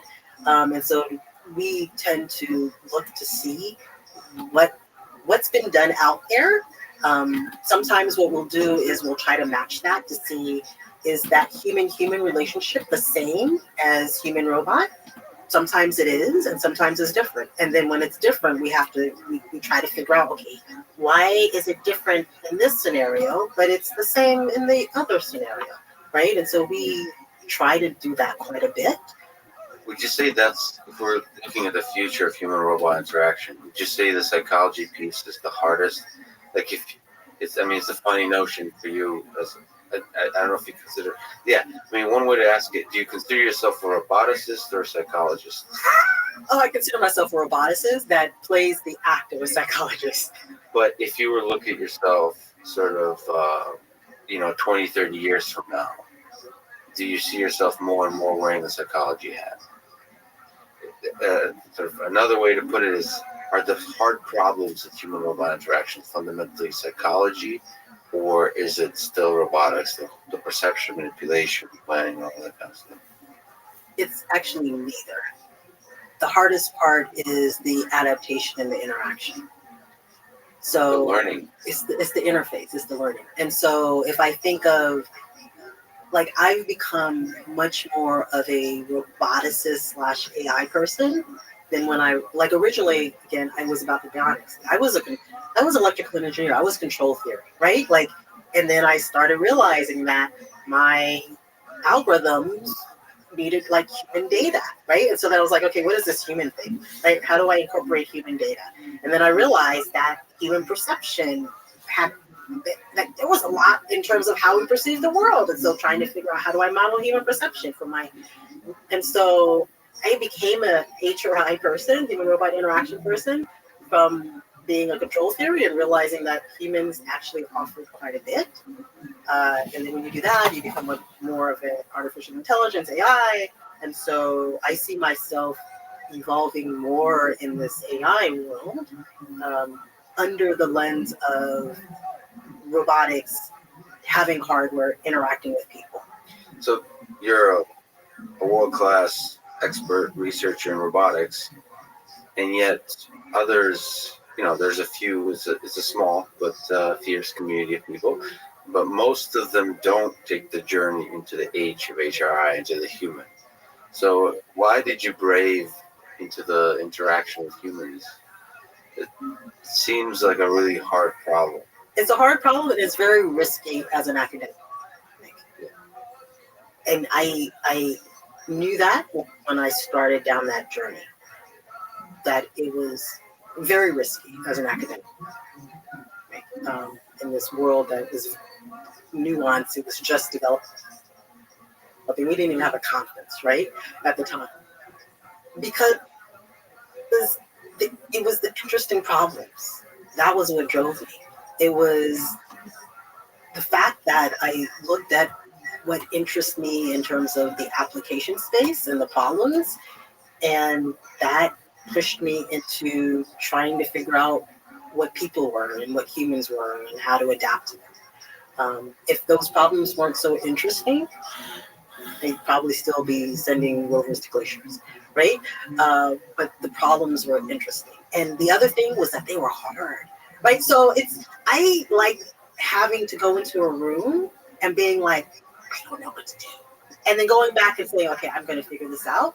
I'm not driven when I go and I'm like, oh, there are no surprises. Like, I don't find that satisfying. If that was the case, I'd go someplace and make a lot more money, right? I think I stay an academic and choose to do this because I can go into a room and I'm like, that's hard. Yeah, I think just from my perspective, maybe you can correct me on it, but if I just look at the field of AI broadly, it seems that human-robot interaction has one of the most number of open problems. Like people, especially relative to how many people are willing to acknowledge that there are. This because most people are just afraid of the human, so they don't even acknowledge how many open problems there are. But it's in terms of difficult problems to solve, exciting spaces, it seems to be incredible for that. It is. It is exciting. You mentioned trust before. What role does trust, from interacting with autopilot to in the medical context, what role does trust play in the human-robot interaction? So some of the things I study in this domain is not just trust, but it really is over-trust. How do you think about over-trust? Like, first of all, what is trust and what is over-trust? Basically, the way I look at it is trust is not what you click on a survey. Trust is about your behavior. So if you interact with the technology based on the decision or the actions of the technology, as if you trust that decision, then you're trusting. right? And I mean, even in my group, we've done surveys that, on the thing, do you trust robots? Of course not. Would you follow this robot in an burning building? Of course not, right? And then you look at their actions and you're like, clearly your behavior does not match what you think, right? Or what you think you would like to think, right? And so I'm really concerned about the behavior, because that's really, at the end of the day, when you're in the world, that's what will impact others around you. It's not whether before you went out into the street, you clicked on, like, I don't trust self-driving cars. Yeah, that from an outsider perspective, it's always frustrating to me. Well, I read a lot, so I'm insider in a certain philosophical sense. It's frustrating to me how often trust is used in surveys, and how people make claims out of any kind of finding they make about somebody clicking on answer, because trust is behavior. Just, you said it beautifully. I mean, the action, your own behavior is what trust is. I mean, that everything else is not even close. It's almost like a absurd comedic poetry that you weave around your actual behavior. So some people can say their trust, I trust my wife, husband, or not, whatever, but the actions is what speaks Right. volumes. You bug their car. Yeah. You probably don't trust them. I trust them when I'm just making sure. No, that's yeah. Like, even if you think about cars, I think it's a beautiful case. I came here at some point, I'm sure, on either Uber or Lyft, right? I remember when it first came out, right? I bet if they had a survey, would you get in the car with a stranger and pay them? Yes. How many people do you think would have said, like, really? Wait, even worse. Would you get in the car with a stranger at 1 a.m. in the morning to have them drop you home as a single female? Yeah. Like, how many people would say, that's stupid? Yeah. And now look at where we are. I mean, people put kids, like, right? Like, oh yeah, my child has to go to school, and I'm going to put my kid in this car with a stranger. I mean, it's just fascinating how, like, what we think is not necessarily matching our behavior. Yeah, and certainly with robots, with autonomous vehicles, and all the kinds of robots you work with, it's the way you answer it, especially if you've never interacted with that robot before. If you haven't had the experience, you being able to respond correctly on a survey is impossible. But what role does trust play in the interaction? Do you think? Like, is it good to trust a robot? What does over trust mean?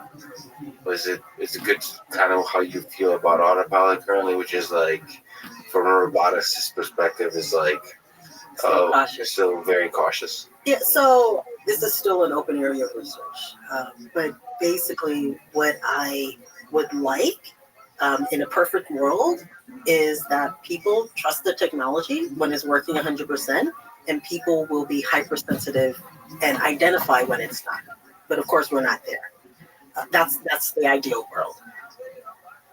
But we find is that people swing, right? They tend to swing, which means that if my first, and like, we have some papers, like, first impressions is everything, right? If my first instance with technology, with robotics, is positive, it mitigates any risk, it correlates with, like, best outcomes, it means that I'm more likely to either not see it when it makes mistakes or faults, or I'm more likely to forgive it.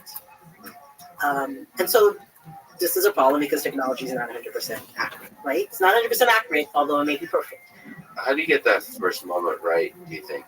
There's also an education about the capabilities and limitations of the system. Do you have a sense of how you educate people correctly in that first interaction? Again, this is an open-ended problem.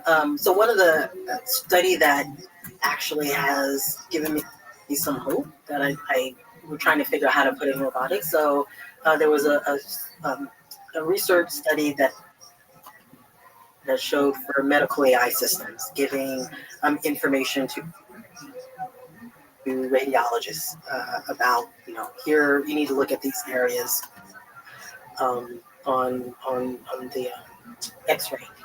What they found was that when the system provided one choice, there was this aspect of either no trust or over trust, right? Like I don't believe it at all, or a yes, yes, yes, yes, and they would miss things, right? Instead, when the system gave them multiple choices, like here are the three, even if it knew, like, it had estimated that the top area you need to look at was heat, some place on the x-ray. If it gave like one plus others, the trust was maintained and the accuracy of the entire population increased. Right? So basically it was you're still trusting the system, but you're also putting in a little bit of like your human expertise, like your human decision processing into the equation. So it helps to mitigate that over trust risk. Yeah, so there's a fascinating balance to strike. You haven't figured out again. Right, Robotics is still exciting open area research. Exactly. So, what are some exciting applications of human robot interaction? You started a company. Maybe you can talk about the exciting efforts there. But in general, also, what other space can robots interact with humans and help? Yeah. So besides healthcare, because that's my bias lens. My other bias lens is education. I think that we definitely in the U.S. We're doing okay with teachers, but there's a lot of school districts that don't have enough teachers. If you think about the teacher student ratio for at least public education, in some districts, it's crazy. It's like, how can you have learning in that classroom, right? Because you just don't have the human capital. And so if you think about robotics, bringing that in to classrooms as well as the after school space where they offset some of this lack of resources in certain communities, I think that's a good place.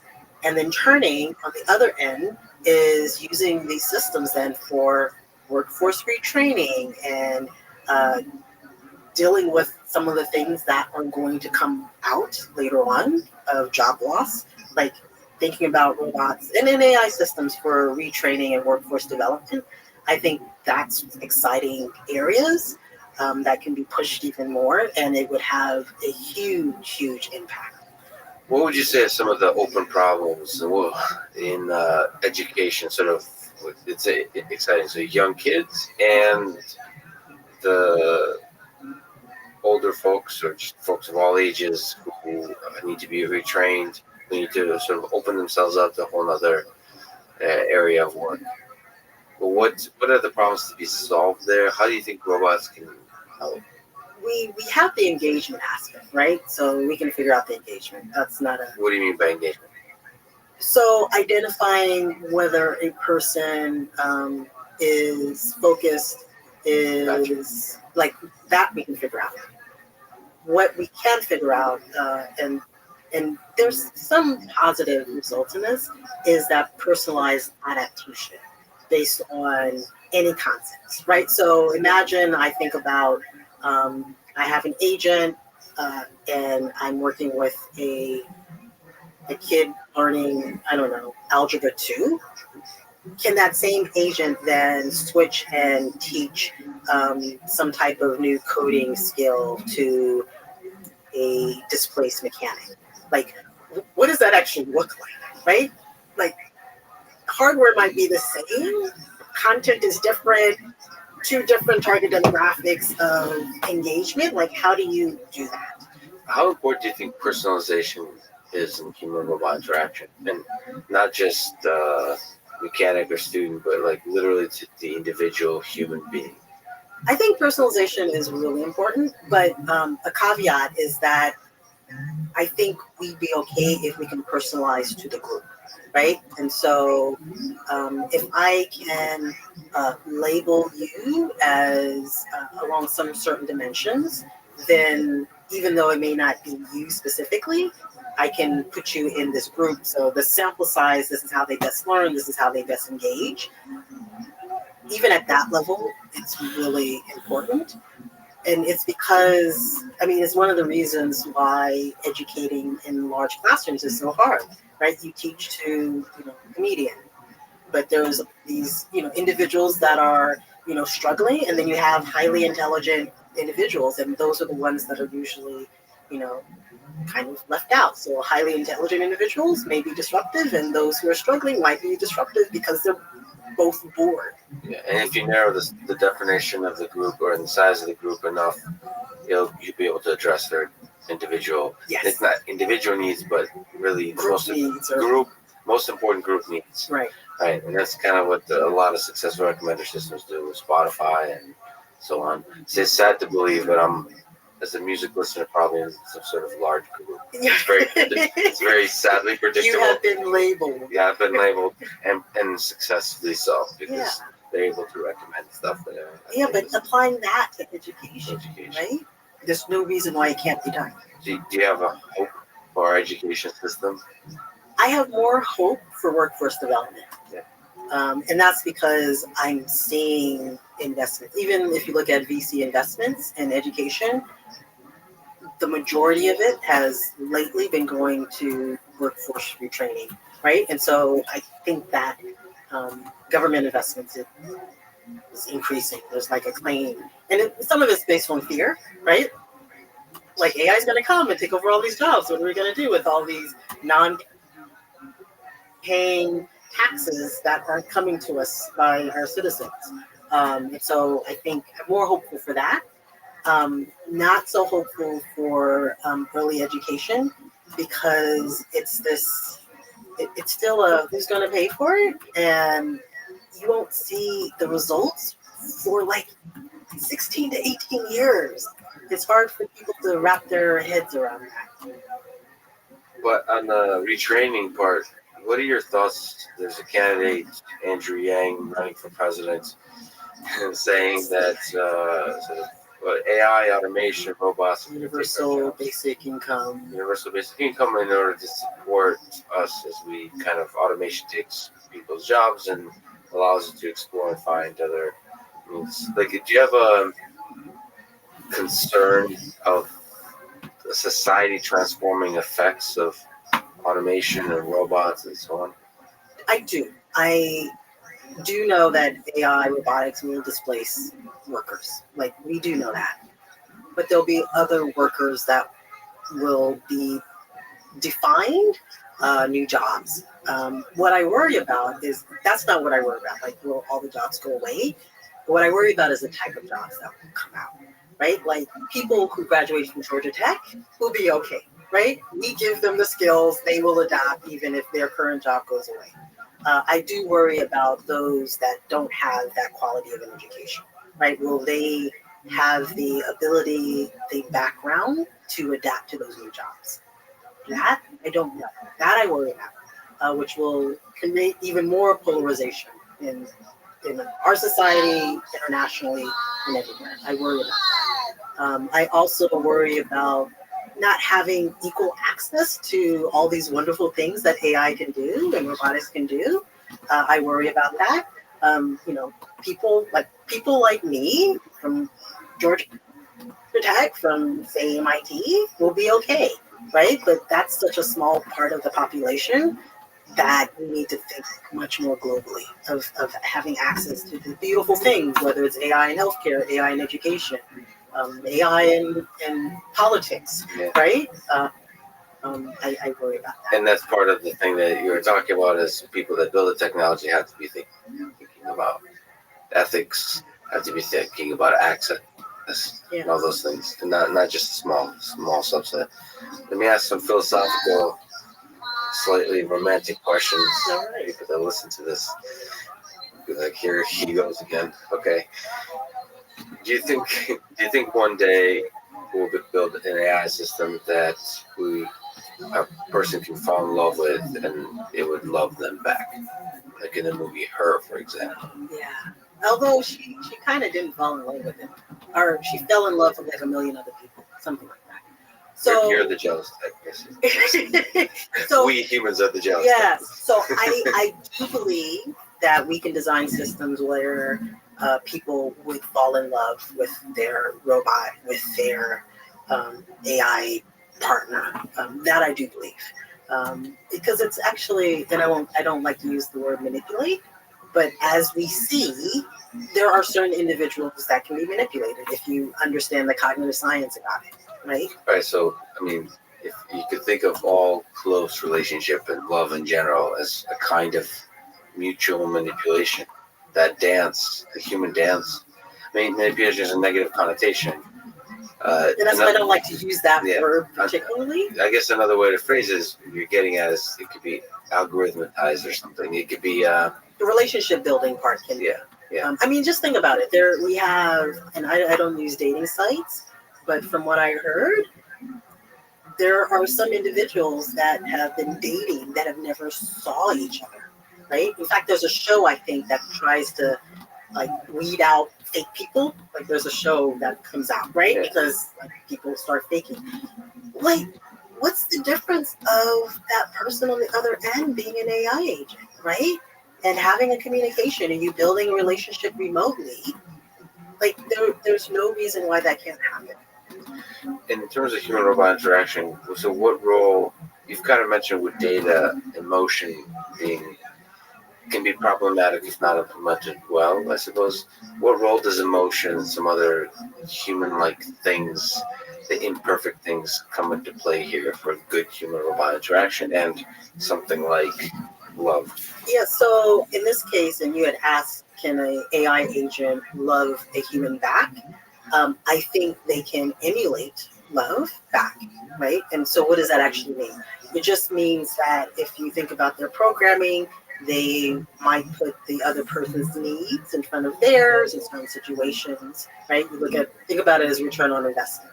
Like, what's my return on investment? As part of that equation, that person's happiness, has some type of, algorithm weighting to it. And the reason why is because I care about them, right? That's the only reason, right? But if I care about them and I show that, then my final objective function is length of time of the engagement, right? So you can think of how to do this. It's actually quite easy. And so, But that's not love.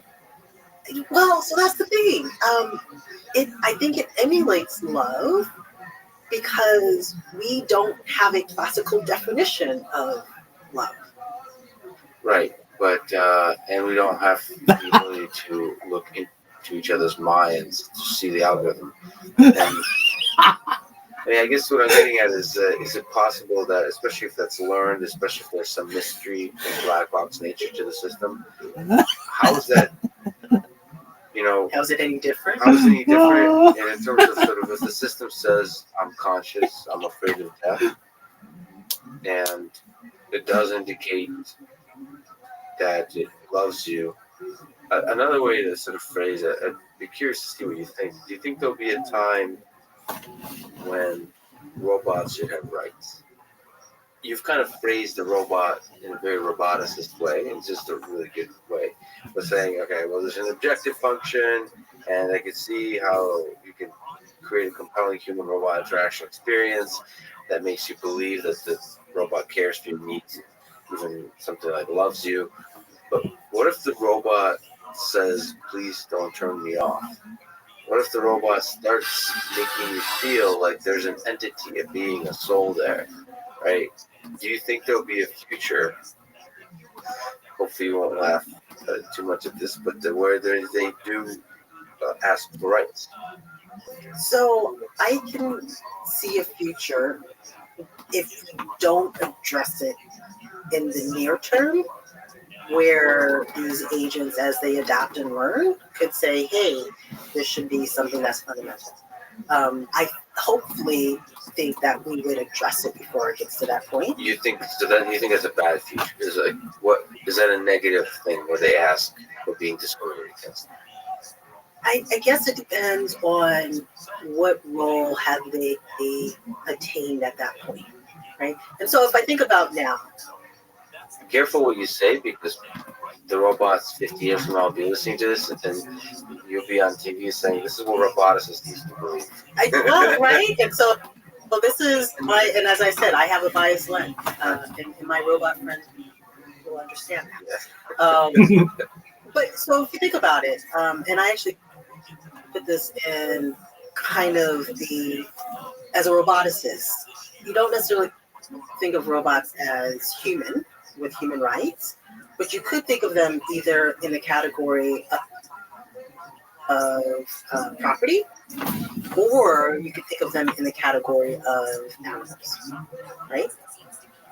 And so both of those have different types of rights. So animals have their own rights as a living being, but they can't vote, they can't write, they can be euthanized, but as humans, if we abuse them, we go to jail, like, right? So they do have some rights that protect them, but don't give them the rights of like citizenship.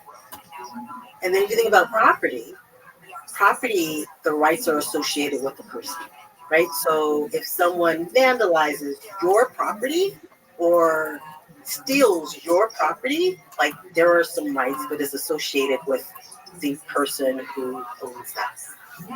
If you think about it, back in the day, and if you remember, we talked about, how society has changed. Women were property, right? They were not thought of as having rights. They were thought of as property of, like, their... Yeah, assaulting a woman meant assaulting the property of somebody else. Exactly. And so what I envision is that we will establish some type of norm at some point, but that it might evolve, right? Like if you look at women's rights now, like there are still some countries that don't have, but then the rest of the world is like, why? That makes no sense, right? And so I do see a world where we do establish some type of grounding. It might be based on property rights, it might be based on animal rights. And if it evolves that way, I think we will have this conversation at that time, because that's the way our society traditionally has evolved. Beautifully put. Just out of curiosity, Anki, Jibo, Mayfield Robotics, with their Robot Curie, Sci-Fi Works, We Think Robotics, all of these amazing robotics companies created by incredible roboticists, and they all went out of business recently. Why do you think they didn't last long? Why is it so hard to run a robotics company, especially one like these, which are fundamentally HRI, human robot interaction robots? Yeah, Robots. each one has a story. Only one of them I don't understand, and that's actually the only one I don't understand. I don't understand it either. It's No, I mean, I look like from the outside. I've looked at their sheets. I've looked at like the data that's. Oh, you mean like business wise? Yeah. I understand. Gotcha. Yeah, and like I look at that data, and I'm like, they seem to have like product market fit. Like, so that's the only one I don't understand. The rest of it was product market fit. What's product market fit?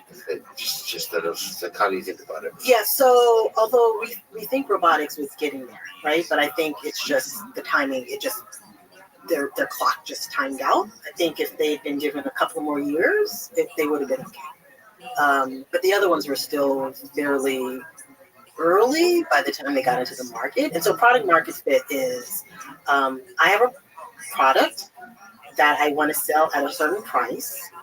Are there enough people out there, the market, that are willing to buy the product at that market price for me to be a functional, viable, profit-bearing company, right?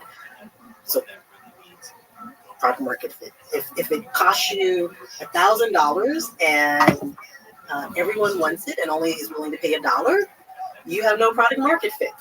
Even if you could sell it for it's enough for $1 if you can. So how hard is it for robots? So maybe if you look at iRobot, the company that makes Roombas, can you comment on, did they find the right product, market fit? Like, are people willing to pay for robots? Is also another kind of question. Yeah, so if you think about iRobot in their story, right? Like when they first, they had enough of a runway, right? when they first started, they were doing vacuum things, right? They were a military. They were contracts, primarily government contracts, designing Or military robots. robots. Yeah, I mean that's what they were. That's how they started, right? And They then, still do a lot of incredible work there. But yeah, that was the initial thing that gave them enough funding to. to then try to vacuum cleaner, what I've been told was not like their first rendezvous in terms of designing a product, right? And so they were able to survive until they got to the point that they found a product price market, right?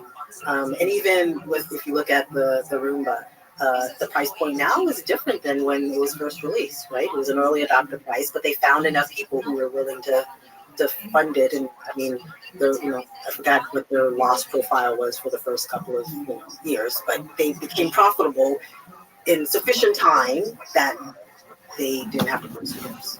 So they found the right. There's still people willing to pay a large amount of money, so over $1,000 for a vacuum cleaner.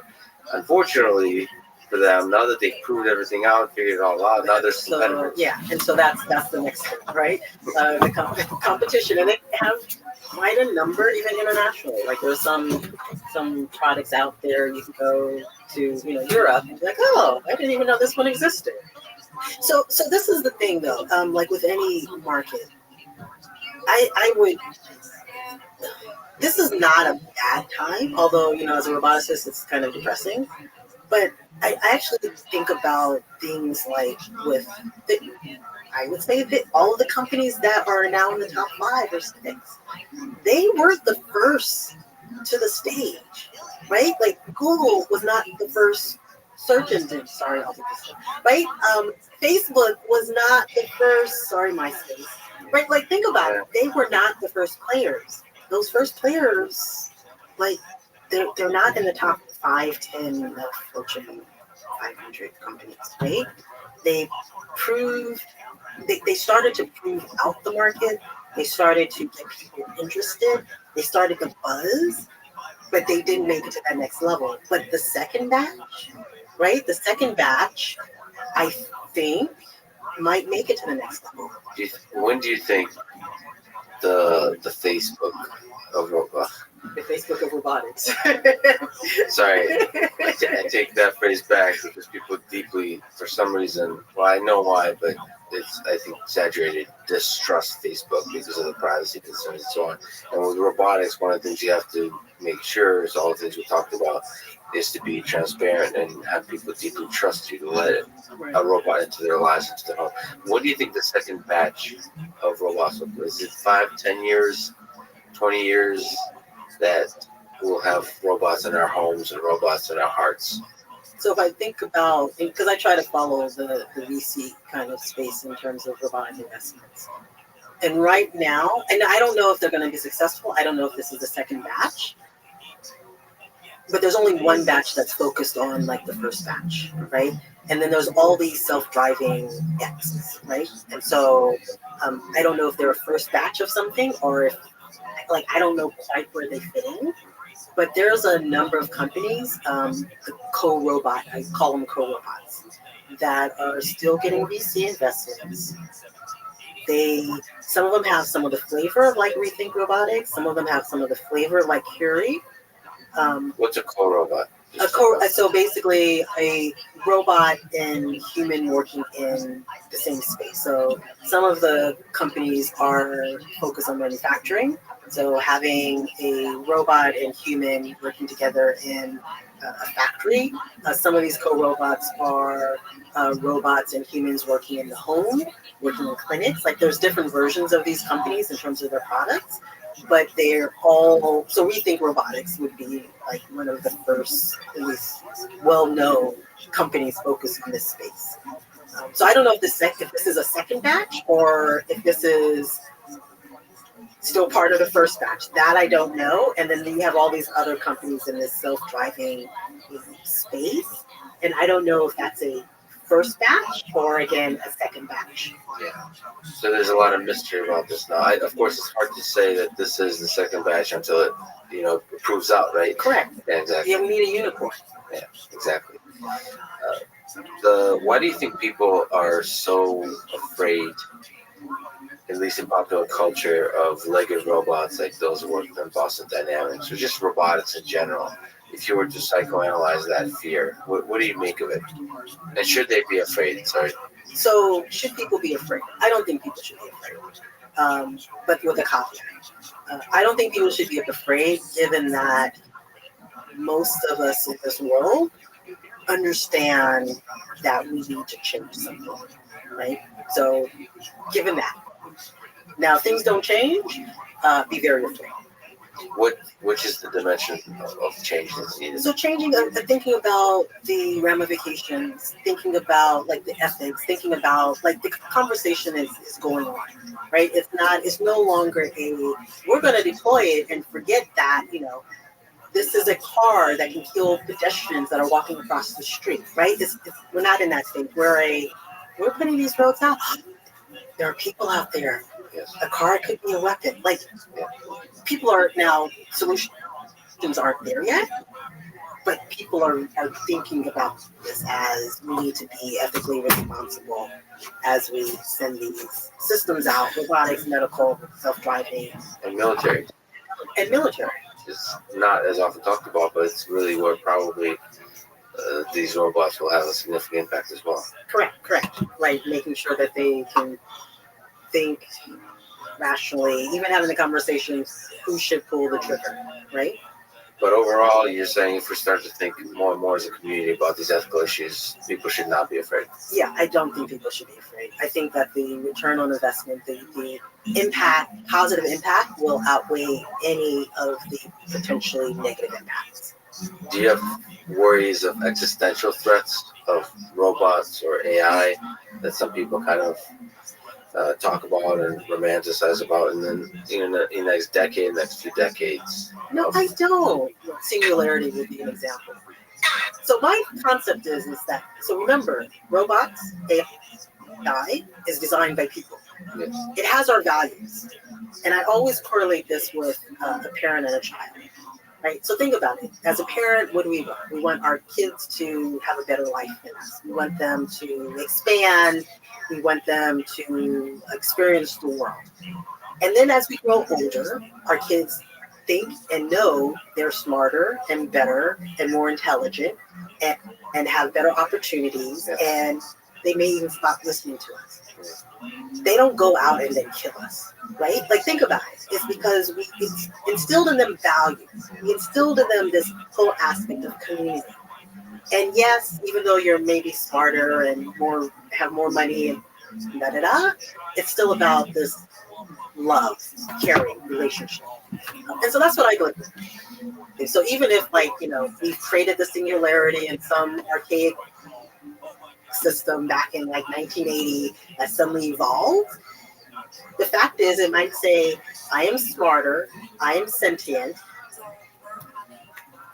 these humans are really stupid, but I think it'll be like, yeah, but I just can't destroy them. Yeah, for sentimental value. It's still just to come back for Thanksgiving dinner every once in a while. Exactly. That's so beautifully put. You've also said that The Matrix may be one of your more favorite AI-related movies. Can you elaborate why? Yeah, it is one of my favorite movies. And it's because it represents kind of all the things I think about. So there's this symbiotic relationship between robots and humans, right? That symbiotic relationship is that they don't destroy us, they enslave us, right? But think about it. Even though they enslaved us, they needed us to be happy, right? And in order to be happy, they had to create this created world that they then had to live in, right? Like, that's the whole premise. But then there were humans that had a choice, right? Like, you had a choice to stay in this horrific world where it was your fantasy life with all of the anomalies, perfection but not accurate. Or you can choose to be on your own and have maybe no food for a couple of days, but you were totally autonomous. And so I think of that as, and that's why. So it's not necessarily us being enslaved, but I think about us having the symbiotic relationship. Robots and AI, even if they become sentient, they're still part of our society, and they will suffer just as much as Just we. as us. And there will be some kind of equilibrium that we'll have to find, some symbiotic relationship. And then you have the ethicists, the robotics folks, that are like, no, this has got to stop. I will take the other bill Yeah. in order to make a difference. Nice job, So, lady, with your if you could pronouns. hang out Just for a as day much with as a we. robot, real from science fiction, movies, Rambling Wreck, books, kids. safely, Rambling Wreck. and get to pick his or her, their brain. Who would you pick?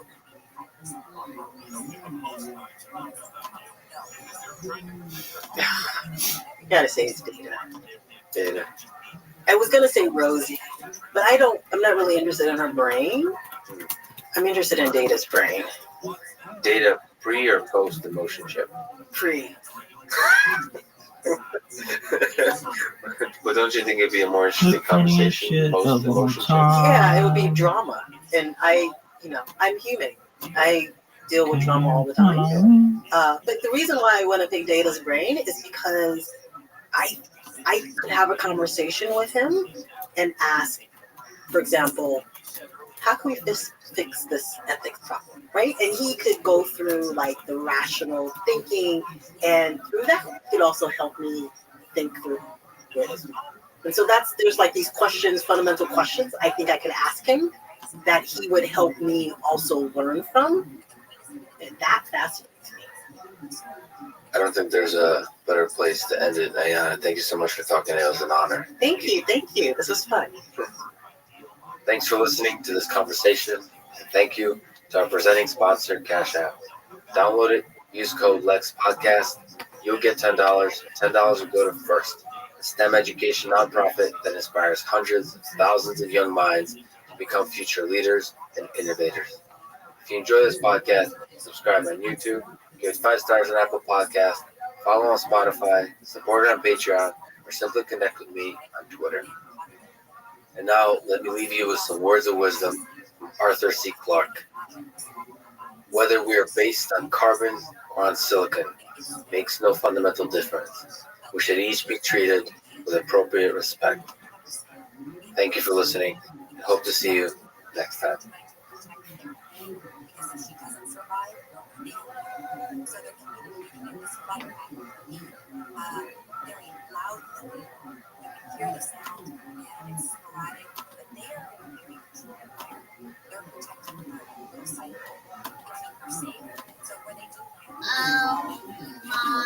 The following is a conversation with Paul Krugman, Nobel Prize winner in economics, professor at CUNY, and columnist at the New York Times.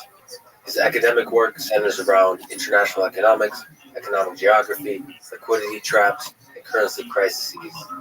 But he also is an outspoken writer and commentator on the intersection of modern-day politics and economics, which places him in the middle of the tense, divisive, modern-day political discourse. If you have clicked dislike on this video and started writing a comment of derision before listening to the conversation, I humbly ask that you please unsubscribe from this channel and from this podcast. Not because you're conservative, a libertarian, a liberal, a socialist, an anarchist, but because you're not open to new ideas, at least in this case, especially at its most difficult, for people with whom you largely disagree. I do my best to stay away from politics of the day, because political discourse is filled with a degree of emotion and self-assured certainty that to me is not conducive to exploring questions that nobody knows the definitive right answer to. The role of government, the impact of automation, the regulation of tech, the medical system, guns, war, trade, foreign policy are not easy topics. They have no clear answers, despite the certainty of the so-called experts, the pundits, the trolls, the media personalities, and the conspiracy theorists. Please listen, empathize, and allow yourself to explore ideas with curiosity and without judgment and without derision. I will speak with many more economists and political thinkers, trying to stay away from the political battles of the day and instead look at the long arc of history and the lessons it reveals. With this, I appreciate your patience and support. This is the Artificial Intelligence Podcast. If you enjoy it, subscribe on YouTube, give it 5 stars on Apple Podcast, follow on Spotify, support it on Patreon, or simply connect with me on Twitter at Lex Friedman, spelled Fridman. I recently started doing ads at the end of the introduction. I'll do 1 or 2 minutes after introducing the episode and never any ads in the middle that can break the flow of the conversation. I hope that works for you and doesn't hurt the listening experience. This show is presented by Cash App, the #1 finance app in the App Store. Cash App lets you send money to friends, buy Bitcoin, and invest in the stock market with fractional share trading, allowing you to buy $1 worth of